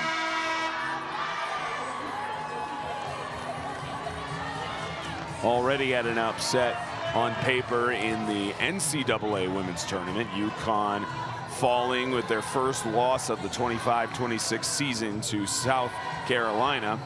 And in progress right now, the other side, Texas and UCLA, to see who plays in that national championship on Sunday in Phoenix. No upsets in the semifinals for the men's intercollegiate division.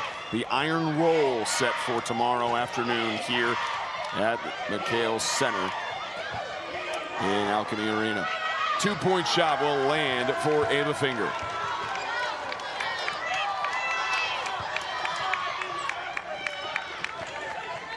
Schlager on the inbound. Active hands by Wagstaff to try and take it away from Froze. And that's a foul called on Wagstaff. She even looks at Gedrick and says, yeah, I'll take it. Yeah, she's fired up. She's in her face. And sometimes you push backwards in the process. You really got to keep your chair still to avoid that call, but she's playing aggressively. Inbound to Nilsson. High up space, Lautenschlager draws the foul. Campbell.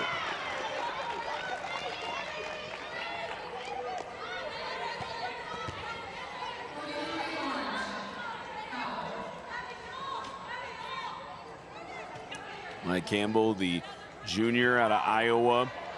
Part of the national team tryout for Team USA during her freshman year at the University of Wisconsin-Whitewater, and was an NIT national champion her junior year in high school as well. It's 4-time academic All-American, as this shot by Froese will drop.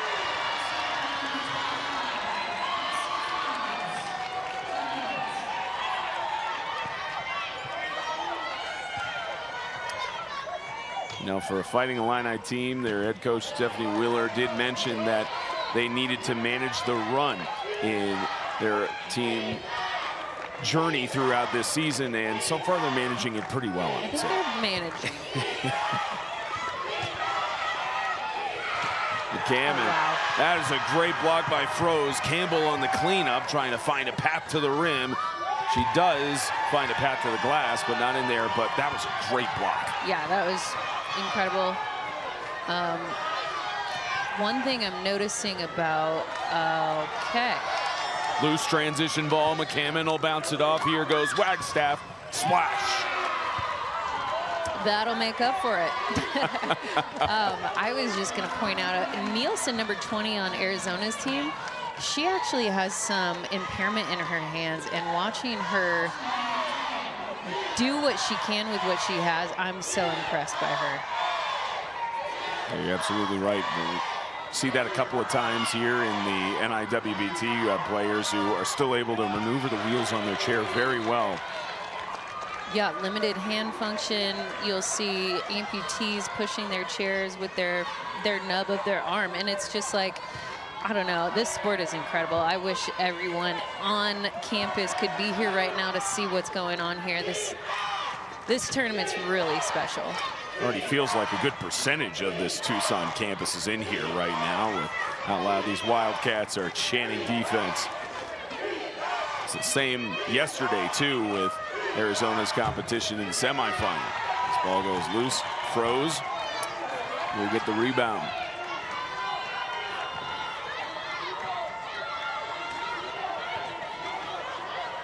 Froese on the left wing draws the foul, trying to go to the rim.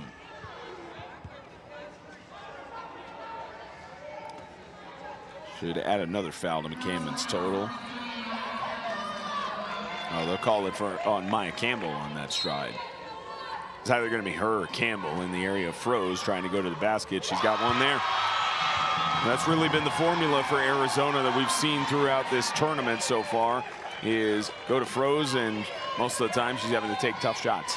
Yeah, get her as close as you can to the hoop, pass her the ball.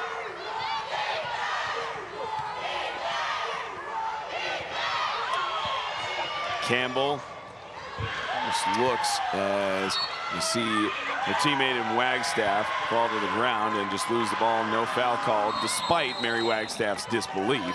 And timeout, Coach Wheeler.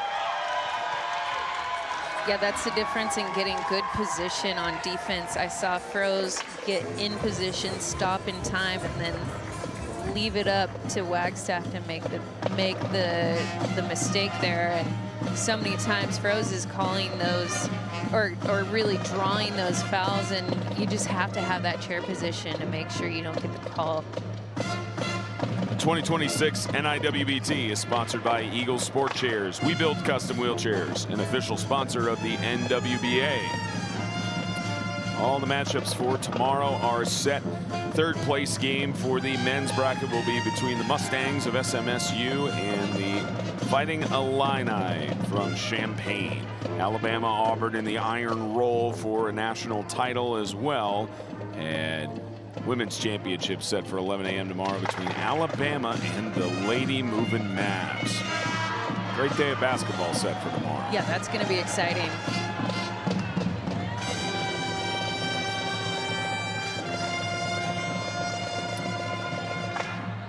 And at least for 2 consecutive years in both editions of the NIWBT, the championship game will not feature the host school. Schlager will inbound this to Froese, and we'll get back to action. About 7 minutes left here in the first half. Froese dump in, Frazier. not able to get it up there. Good hands by the Fighting Illini defense.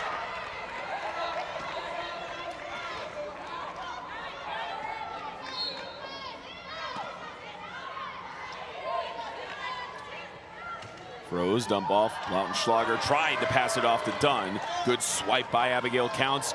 Breakaway for Mary Wagstaff. Practically uncontested. She'll easily lay it in. It's a smooth scoop shot by Wagstaff there. She's done that a time or two. Ellie Nilsson back over Froze. Gets help from Dunn. Schlager, Froze with the high reach. The putback, no good.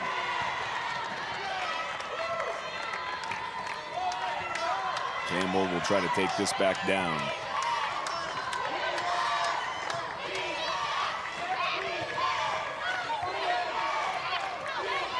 Campbell, high up pass. Will bounce a couple of times before it's picked up by Counts. The other side, McCammon. Sometimes you have those that are in good positioning and good shots, and they just don't land. Even with the last name McCannon. What are you gonna do? I wonder if she's heard that nickname before. That might actually be a good thing to use as Froze. That one back out off of the baseline.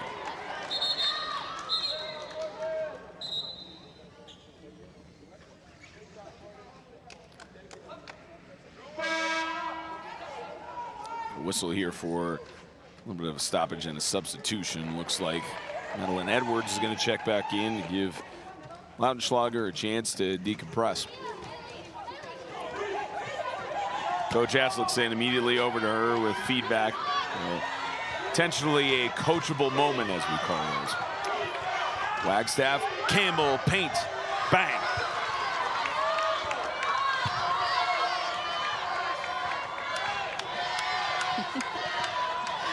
Apparently she's from Omaha, Nebraska. That's what I'm hearing behind us. Tell you, this is the other benefit of this being in McHale, the McHale Center, is Peter Hughes and coordinating all this. He told all the teams, you're free to be on the floor. You're free to be behind, and it makes for some interesting conversations, to say the least. We had that yesterday in that UTA semifinal with Arizona, where the men's moving Mavs to the left of us were expressing their disagreement with a lot of calls on the floor. As they should. love a peanut gallery. Edwards thought about it, back out to Froze. She'll go for the tough shot, and that will bounce out, and Froze will have to try to chase it down, but they won't call that an over and back because of it being a clear shot. Looks like nobody from Illinois touched it either. Froze, quick toss, out to Edwards. Trying to maneuver around. Tough pass to do. Froze will go for it herself. Technically a putback, but nothing doing as Campbell and company pick it up.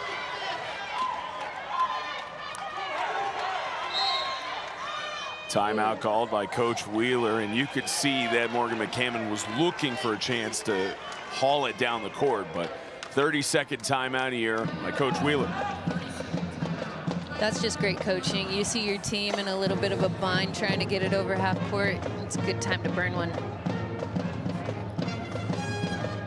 2026 NIWBT is sponsored by Molten USA, the official basketball of the NWBA.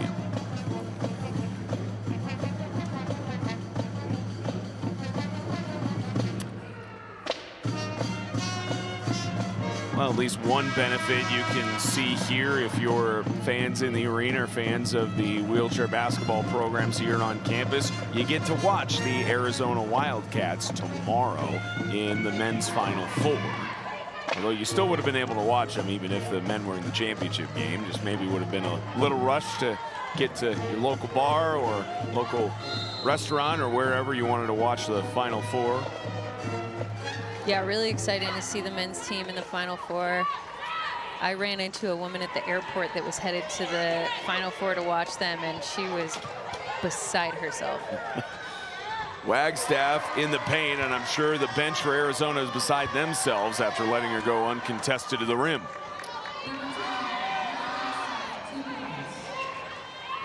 Nilsson, uncontested on the other end, won't get the finish, but she'll go to the stripe for a pair. Yeah, I'm so impressed by her. Driving the lane, she's got limited hand function. You can see how she's going to shoot this. She made both of her previous free throws. You can see the straps on her left hand as well, or maybe the compression sleeve, I should say. Also has a little bit of that on her left arm up around the bicep area. Incredible. Like, she would qualify to play quad rugby, and here she is playing wheelchair basketball. I haven't seen that a lot in all of my years playing. You have a decent amount of multi-sport athletes here in the wheelchair basketball scene. We have a couple of players of the men's and women's side that also double over on wheelchair tennis and para-track and field. Multi-sport athletes, not just at the high school level. Dump inside, trying to go up too short on the attempt. Ava Finger tried to get it up. McCammon somehow in the chaos ends up with it. And on the other end, that one will finish for the freshman.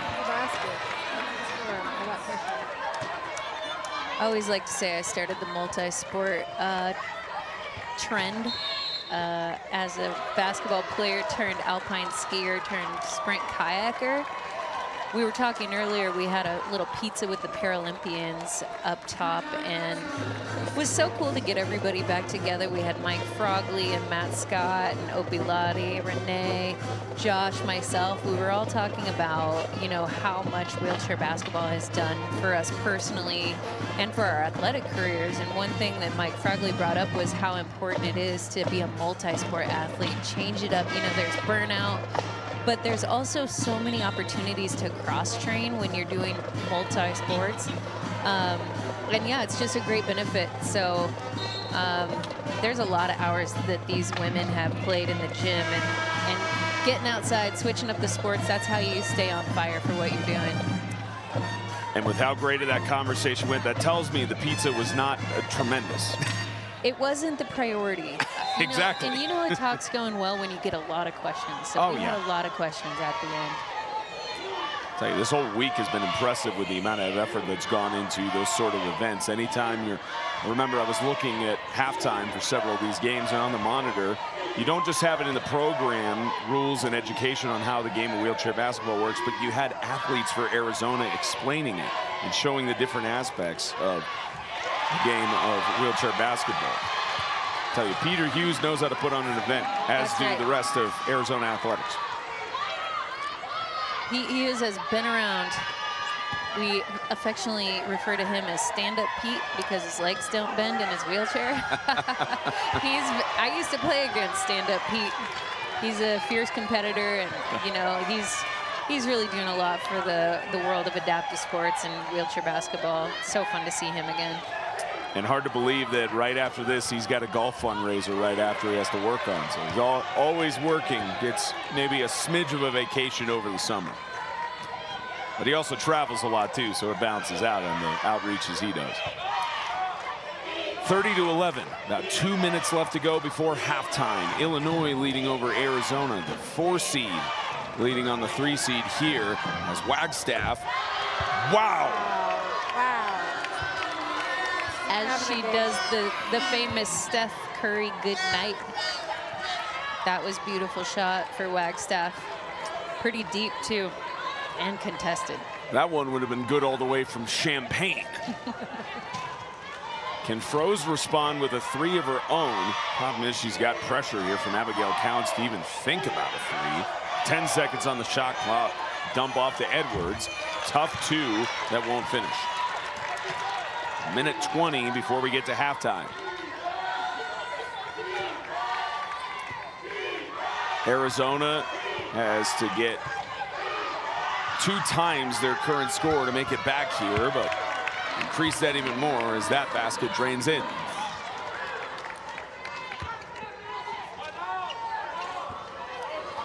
Back pick going on Wagstaff.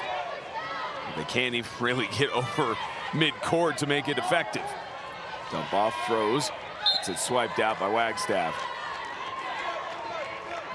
She thought it was a tip there that should have been Fighting Illini ball.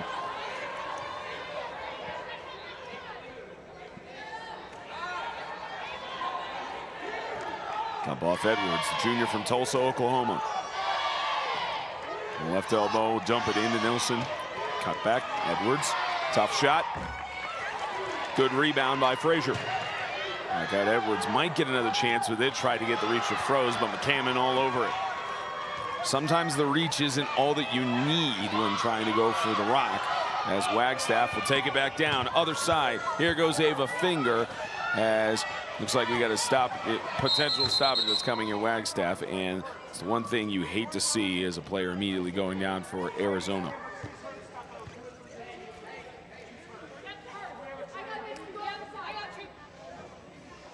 I believe that's Ava Finger, who is clenching and in pain right now, and immediately the training staff going over to try and tend to her.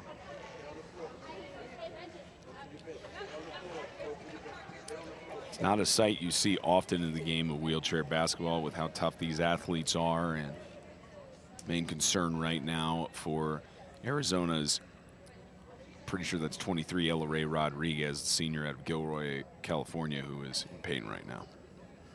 Yeah, it's tough when you hit the ground. I mean, I've seen a lot of women hit their heads pretty hard. There's concussion protocols. A lot of people think you smash your fingers, but the thing is there's camber on the wheels. So the connection point between the two wheels is at the very bottom. So you're not smashing your fingers as much. A lot of the injuries happen from exactly what we're seeing here. She fell, and it looks like she hurt her hand. And still able to get back up.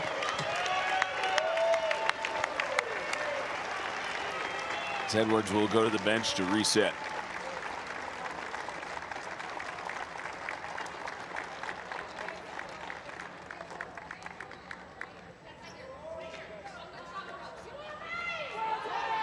Junior from Tulsa, Oklahoma, will 10-2 by the training staff, and will resume play here.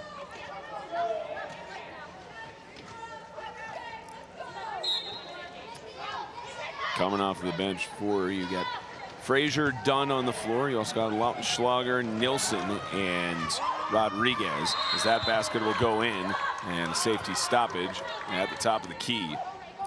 Abigail Counts getting resituated.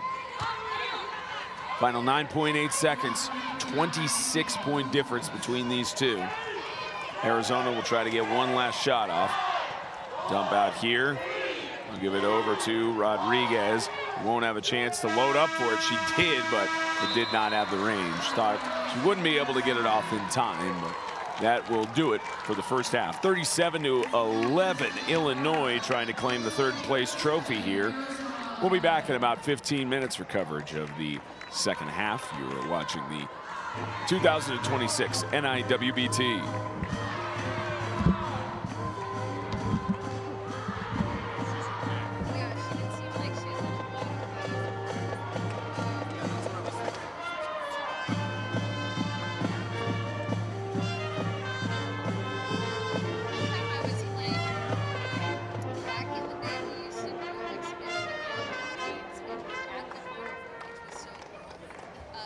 And one time we were playing 3-on-3 and was defending and tried to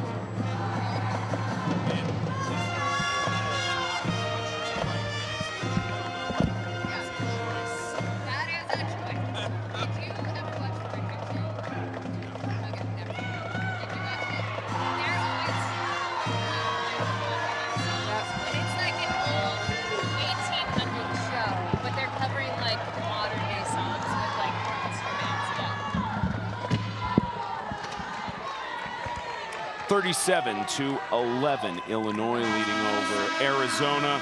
Third place trophy and third place medals on the line that are to our right over by the brackets here at Alchemy Arena, part of the McHale Center. Spencer Thompson, gold medalists in Lana Nichols and Renee Tyree joining us here courtside, campus of the University of Arizona out in Tucson, great southwest of the United States.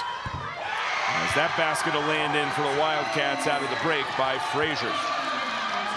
Great way to kick off the campaign in the second half for Arizona. Let's hope they keep up that momentum, cut this lead.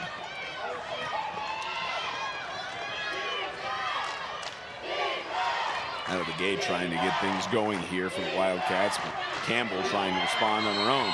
And a whistle there, that's a lane violation.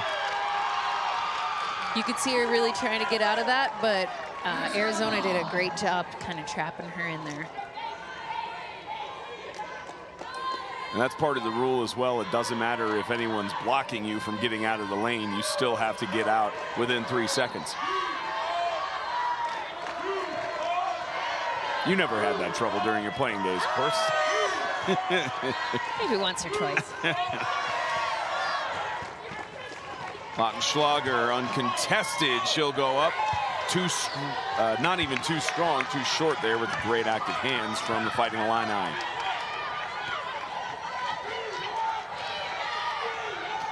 Wagstaff back the other way. Foul going the other way. It's a charge.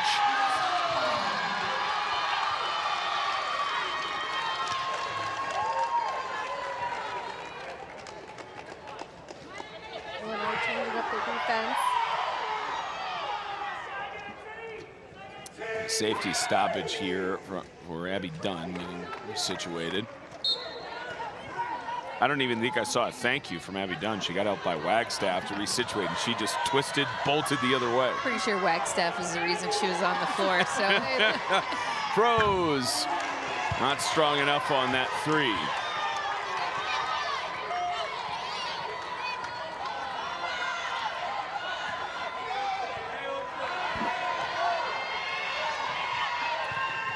Wagstaff has an option with Campbell. She'll just go with herself. And the amount of times she's taken shots from that angle and has gotten nothing but net, it's impressive from the Mesquite, Nevada native.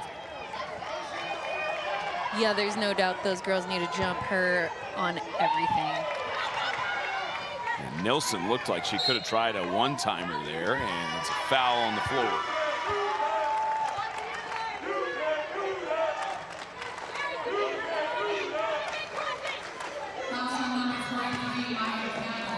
Call Campbell on the foul. It should be her third of the game. Froze around the baseline, has to settle back for Dunn, top of the key.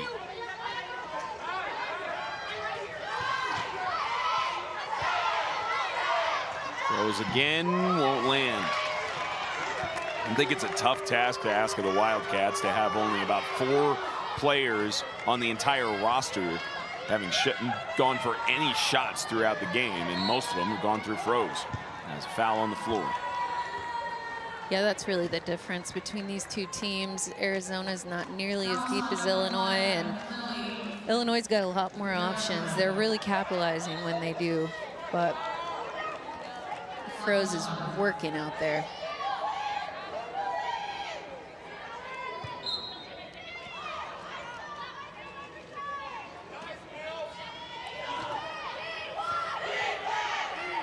Wagstaff out on the wing.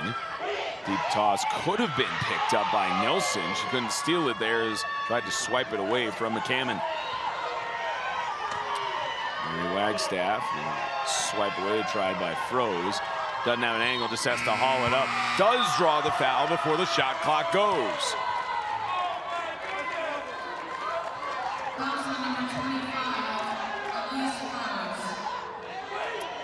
They'll call Froze on the foul. Showing some disagreement on that call, but regardless, Wagstaff to the line. She's 65% from the stripe so far on the year.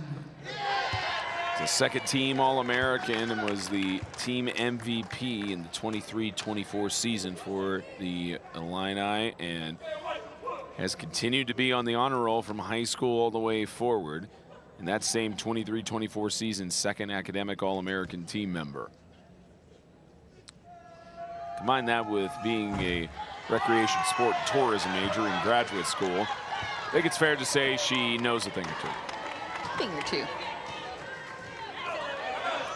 Dump off by Frazier. Nilsson, Lautenschlager took up maybe an extra dribble when she shouldn't have, as that shot will rim out.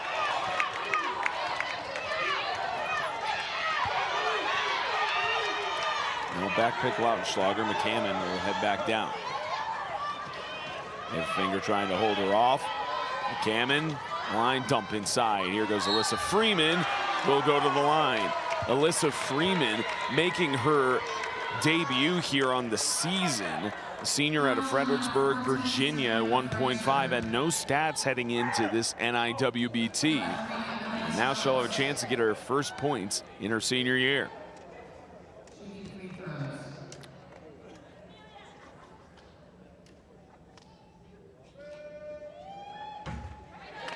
That one won't land for the literacy, learning, and leadership major. Should be finishing up her degree here, walking the stage next month. Both free throws won't land. Picked up McCammon on the second attempt. She makes up for the missed pair from the stripe.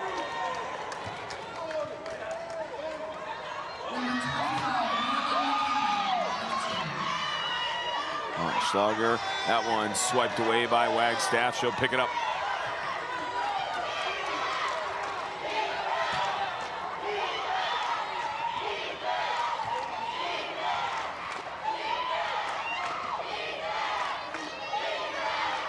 Dump inside, ball loose. Right, great hands. McCammon picks it up, but it's a lane violation. Arizona ball. It's just really great court awareness on Arizona's side. That triple switch is so effective if everybody's on the same page, and they really made it work. The Edna, Minnesota native senior, finishing up her degree in physiology and medical sciences, will dump it inside. Lautenschlager. Wow, great shot. That's a tough angle coming underneath the basket like that. About 6 minutes left to go here in the third quarter. A 42-15 lead for Illinois. McCammon trying to find an outlet around. 12 seconds on the shot clock. Wagstaff with a tough look. And picked up by Nilsson. Froze with the rock to the other end. Dump inside. A chance for Rodriguez, loses the ball, and it's a lane violation.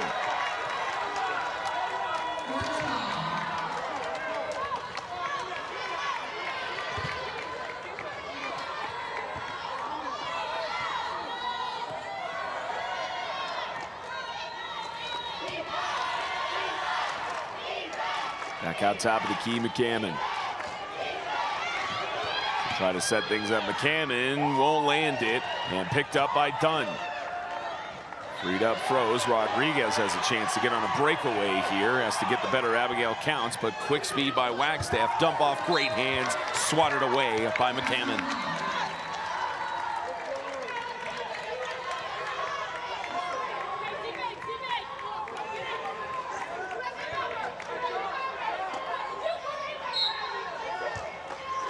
Schlager high up, froze.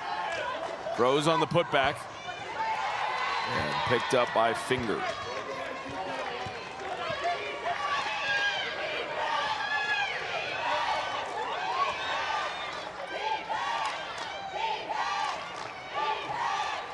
Both these teams having the same struggle in the women's division over the last several years, not able to get past Alabama in the semifinal round of the NIWBT. They've been able to advance as Wagstaff, that one will rim out. They've been able to advance past the first round and get to the semis, and they These two very familiar with each other on the regular season and very familiar battling in the consolation game. As Lautenschlager, that's a block shot by Counts.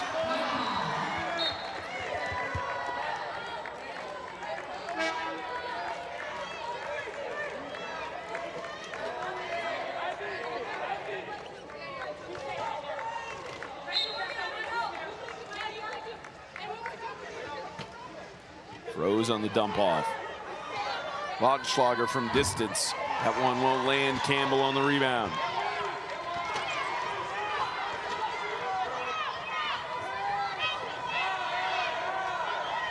Campbell with a deep pass to Wagstaff, and she even acknowledges that was her fault on too deep of a pass attempt. That was really great defense on Arizona's part. They kind of forced that turnover, having Illinois just scramble to get over.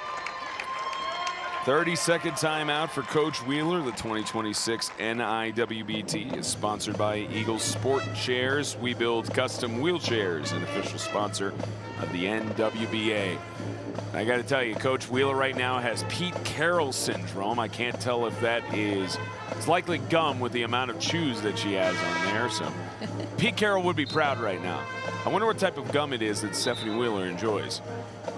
I'm gonna say like definitely like an extra mint, not spearmint. I think I know her pretty well, but you could tell it's not big league chew because there's been no bubbles that have been blown at this point. I wonder how many coaches do that if they, I'm sure in the baseball side, if they're not chewing on sunflower seeds.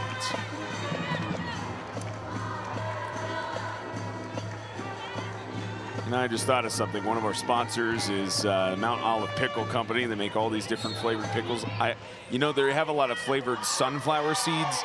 I wonder if there is a sunflower seed flavor in the Mount Olive Pickle line, or if anyone would be interested in that.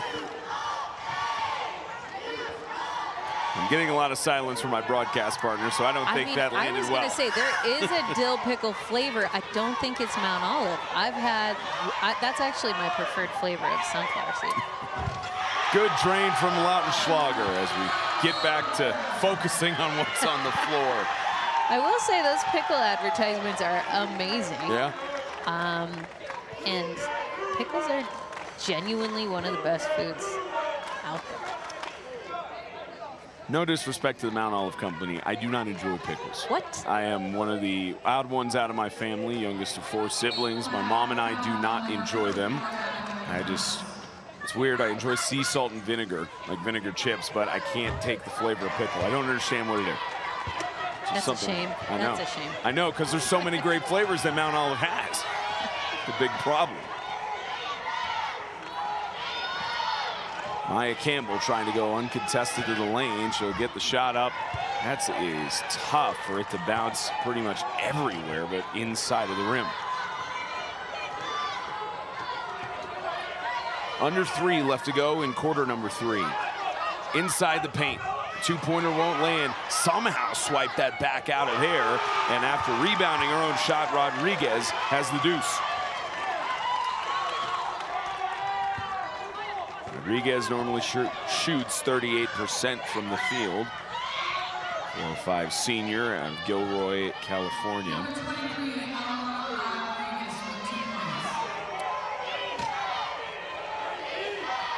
This will be hooked over to McCammon. I'll tell you, no matter what the score is here, the defense chants are very prevalent here at McHale Center at Alcadine Arena.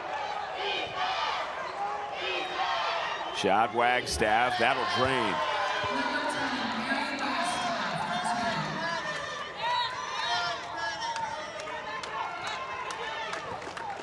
One good note to continue off of at the end of the first half, you can see that Madeline Edwards is back on the bench area and seems to be okay as that shot will drain in.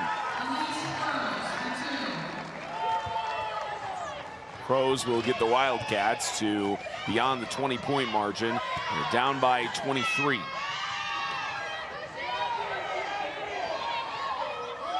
McCammon.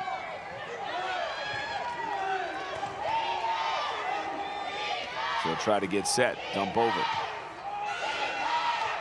Wagstaff back out. Campbell with the outstretched arm. This goes back to the paint, stolen by Froze. Good cross by Rodriguez right there. Opened her wide up. Lautenschlager is the alley-oop. There it is. Arizona on a run.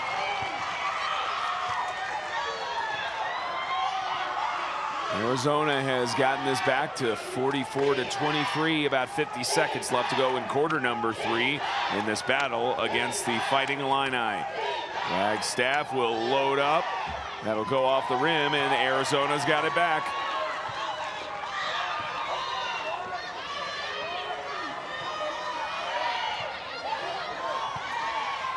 Froze trying to weave around.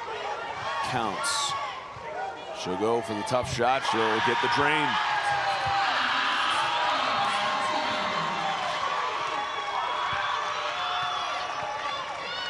The Wildcat faithful are starting to make their presence known as Campbell goes out to the far right wing. Battle here, conference-wise, Big 12 versus Big 10. Foul there, Lautenschlager.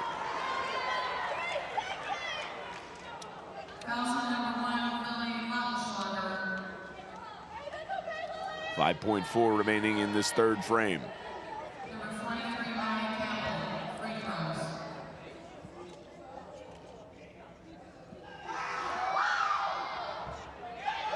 Managed to phase her out on that first shot. That was one of those fouls at the end of the quarter. You just want to keep your hands straight up.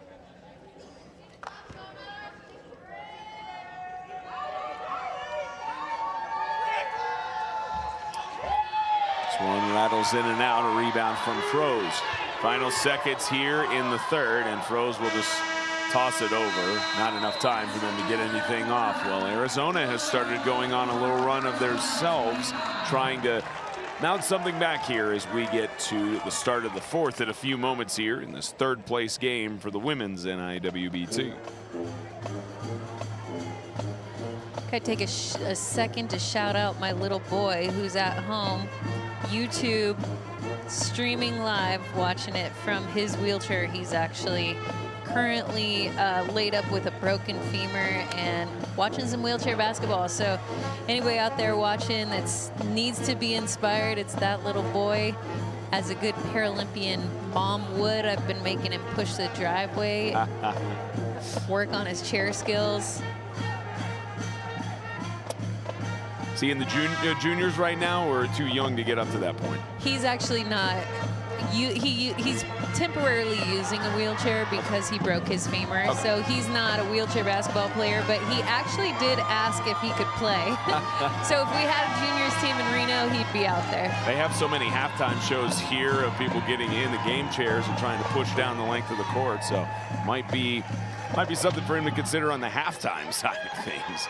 Yeah, he's a big basketball fan, so. Hopefully he's enjoying this one. 45 is what Illinois wants to go past, as they are at 44 here. 25 points for Arizona. And foul on the floor, says Kedrick Ford.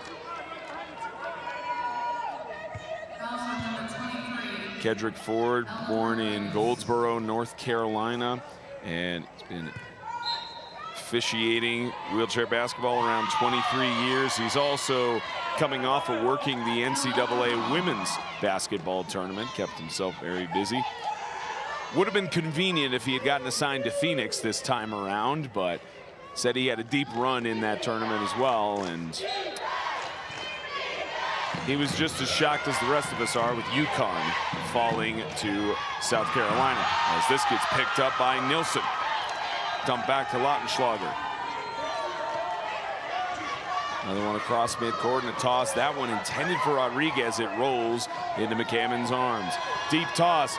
Chance on a breakaway. Abigail counts. The junior out of Flower Mound. Great finish.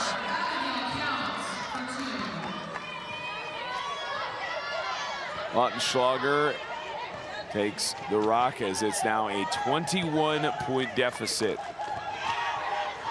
only 7 3-pointers away, but they'll go and settle for a 2-pointer. You take the points when you can get them, and Rodriguez can get them for you.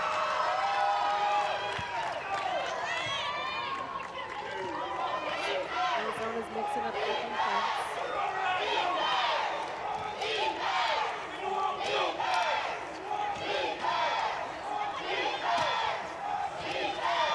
Campbell just outside of the paint. If there's one thing that Aslickson and Coach Ryan trying to pride themselves in, it's adjustments. But when you have deep shots like that from Maya Campbell, there's not that much you can do.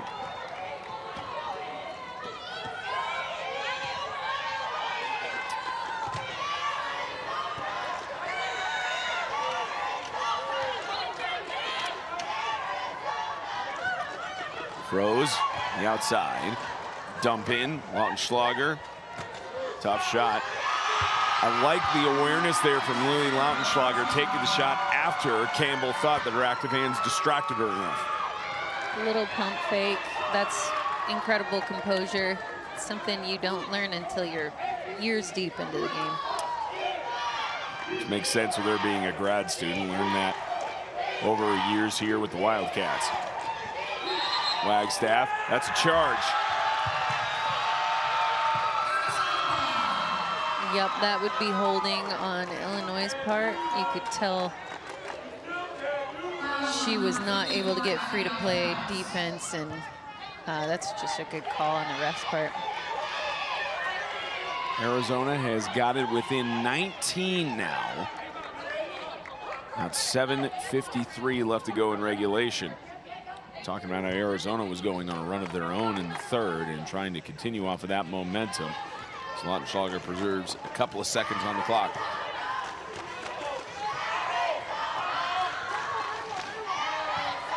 Dump up top, Rodriguez. She'll go to the stripe for a pair.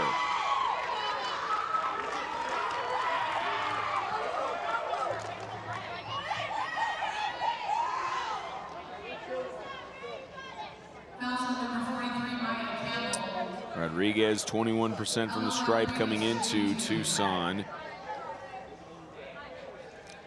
Mentioned that she has been impressed with how much her team has progressed, and one of the quotes that stuck out to me was that she mentioned, "We are as strong as our weakest link."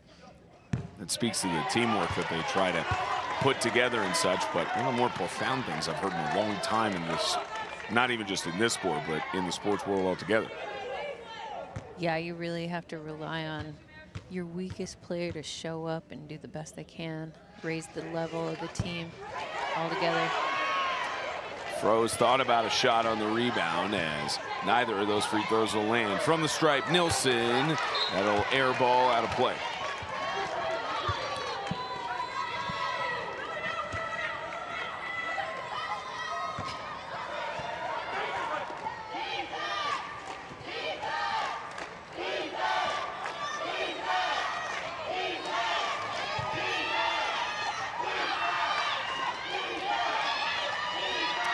McCammon, pressure for Lautenschlager, who tips it out of play. There's a little bit of a stare down by Lautenschlager, too, after she shut it out of McCammon's hands. This is just a great defensive possession for Arizona. They're putting the pressure, keeping them out really wide. Lautenschlager, in essence, trying to backpick with Campbell here. 4-on-4. Got assistance from Wagstaff there, and a foul drawn, as Ava Finger will go to the line.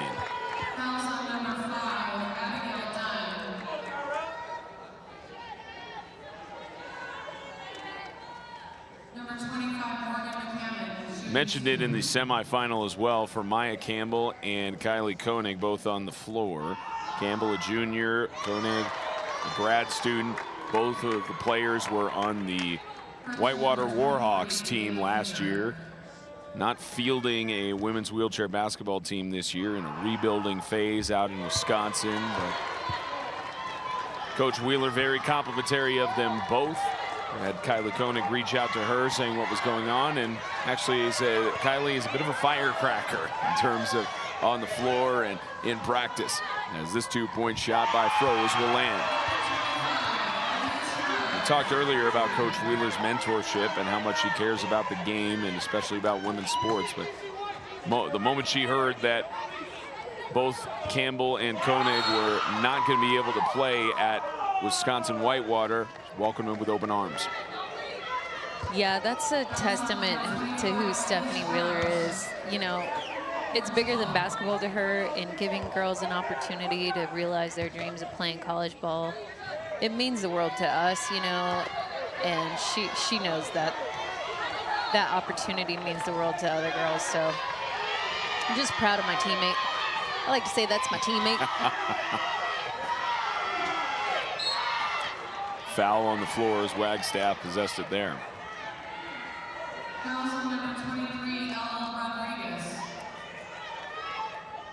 It's now within 19 and a 50-31 margin, about 6 and change here left in regulation. Inside, McCammon on the right wing. Dump in, Campbell, splash.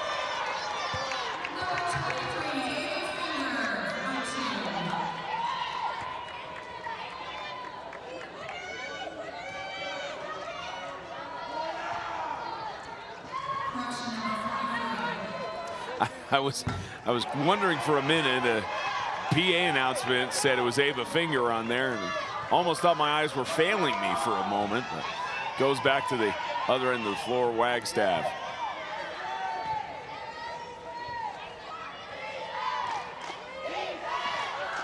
Wagstaff inside of the arc for 2. Maybe if she had gone just a little bit back, that still would have been good from 3-point range, as Haslickson will call a full timeout.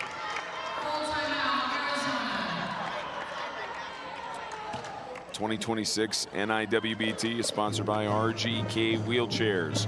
RGK Wheelchairs and Sunrise Medical have spent over 40 years engineering performance, empowering athletes, and pushing wheelchair sports to new heights. Innovation isn't just what we do, it's who we are. We believe greatness comes from relentless progress, which is why we're committed to delivering equipment that meets the intensity of today's athletes. We're thrilled to be back as sponsors of the NWBA and the 2026 NWBA Championships. Here's to another year of incredible competition and unforgettable moments. Mentioned the schedule is set for tomorrow. It starts off with the third place game, 8:30, between SMSU and Illinois for the men's bracket. Women's championship at 11 a.m. tomorrow. All three of us will be joining you on the call for that one. And 1:30 for the men's national championship, the Iron Roll between Alabama and Auburn. Be joined by Michael Frogley and Matt Scott on the call for that one. A lot of great basketball to conclude what's been an amazing week here in Tucson. And at least for the two teams on the floor, this is their final game, but at least talking with the director for the Adaptive Athletics program for the Illini, they're staying here until Sunday. So the whole team had a plan and a mission to play in the championship game regardless of what the outcomes were, and both the men's and women's teams will be here watching the championship game as that one lands from Froze. Several of the teams already leaving after having a lot of team bonding activities in their final games here in the last couple of days, but still able to at least get a guaranteed 2 games here in Nationals, as that's stolen by Rodriguez from Campbell. Froze trying to go in stride on the pivot, stays on her horse. That goes out of play, almost went out of play, saved in by Ava Finger.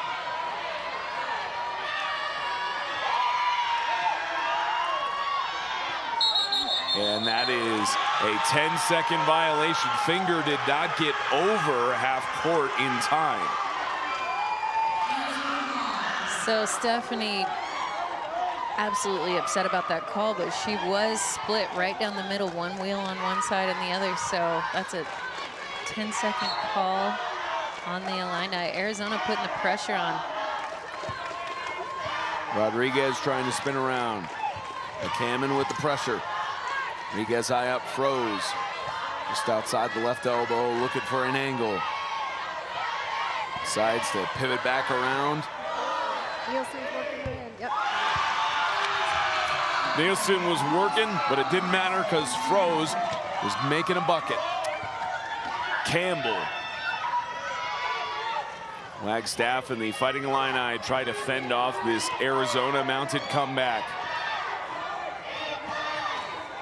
Deep toss, other side, McCammon.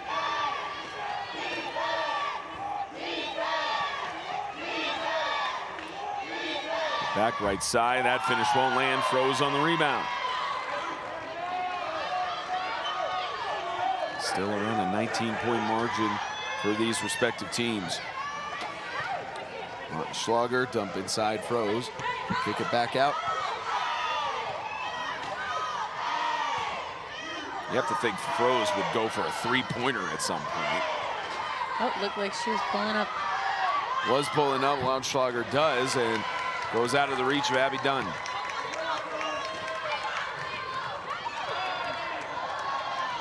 Going the other way, McCammon. So go by yourself in the lane, easy basket. And that's even with having a back pick on Mary Wagstaff.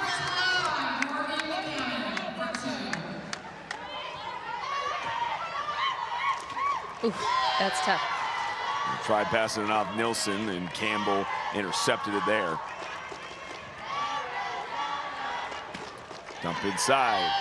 That basket will land by Ava Finger. Ava Finger is so consistent with those layups. She's just got such a solid shot coming in underneath the basket. Deep toss, Rodriguez. Rodriguez has a chance at a breakaway here. Can Nilsson get it done? Could not get it to arc high enough. That's a great pick and roll, though, on Arizona's part.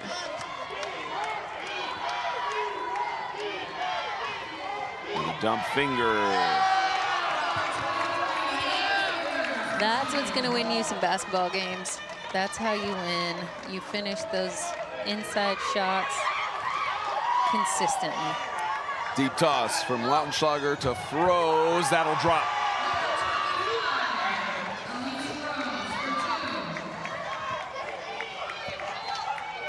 The 1.0 freshman will deal it back to the 4.5 graduate student.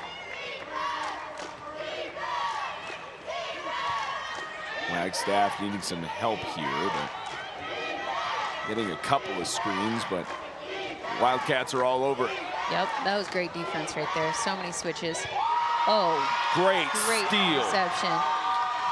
Rodriguez managing to pick it up there. Lautenschlager. She'll dump it inside. Nilsson left alone. That'll drop. Great finish.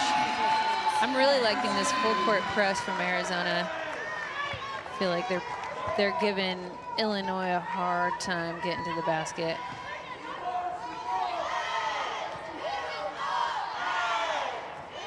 Wagstaff. The Illinois team feeling the pressure. Looks like they are going to make a substitution in a moment. As we're in the final 60 seconds here. It's 60-39. Wagstaff will heave it up. That goes off of the backboard. It's great defense. As Froese will take it back up. A timeout called by Coach Aslickson. Looks like they're also going to do the same thing of rotating everybody off of their respective benches and get in the last bit of minutes of action for both sides.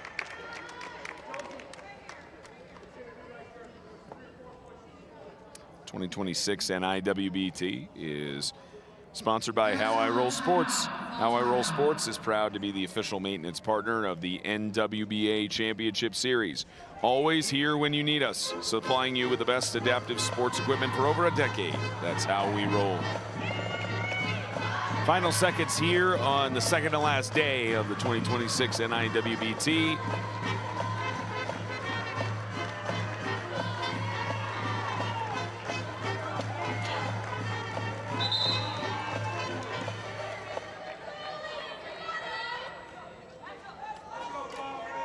Lautenschlager on the inbound. They get a replacement for several players on here for Arizona. Abby Coffin checks in. Still got Frazier on the floor. Dunn as well. Schlager, and you have Liz Pentecost, the senior out of Atlanta, Georgia, as well. You got Campbell, counts finger in, as well as you've got Bethany Johnson on the floor and Wagstaff for Illinois. And substitution coming in. Thought it may have been a timeout for Illinois, and they'll just use a substitution as Mary Wagstaff being hugged by her coach in what is the final game of her collegiate career. Justifiably so. You could see all the emotion on her face. That actually made me tear up a little bit. What a special game for her too. She really showed up tonight. She did a great job. Campbell with a rim out on the 3, 15 seconds left. Arizona will try to get one last set of points here to end the game, and it's a foul.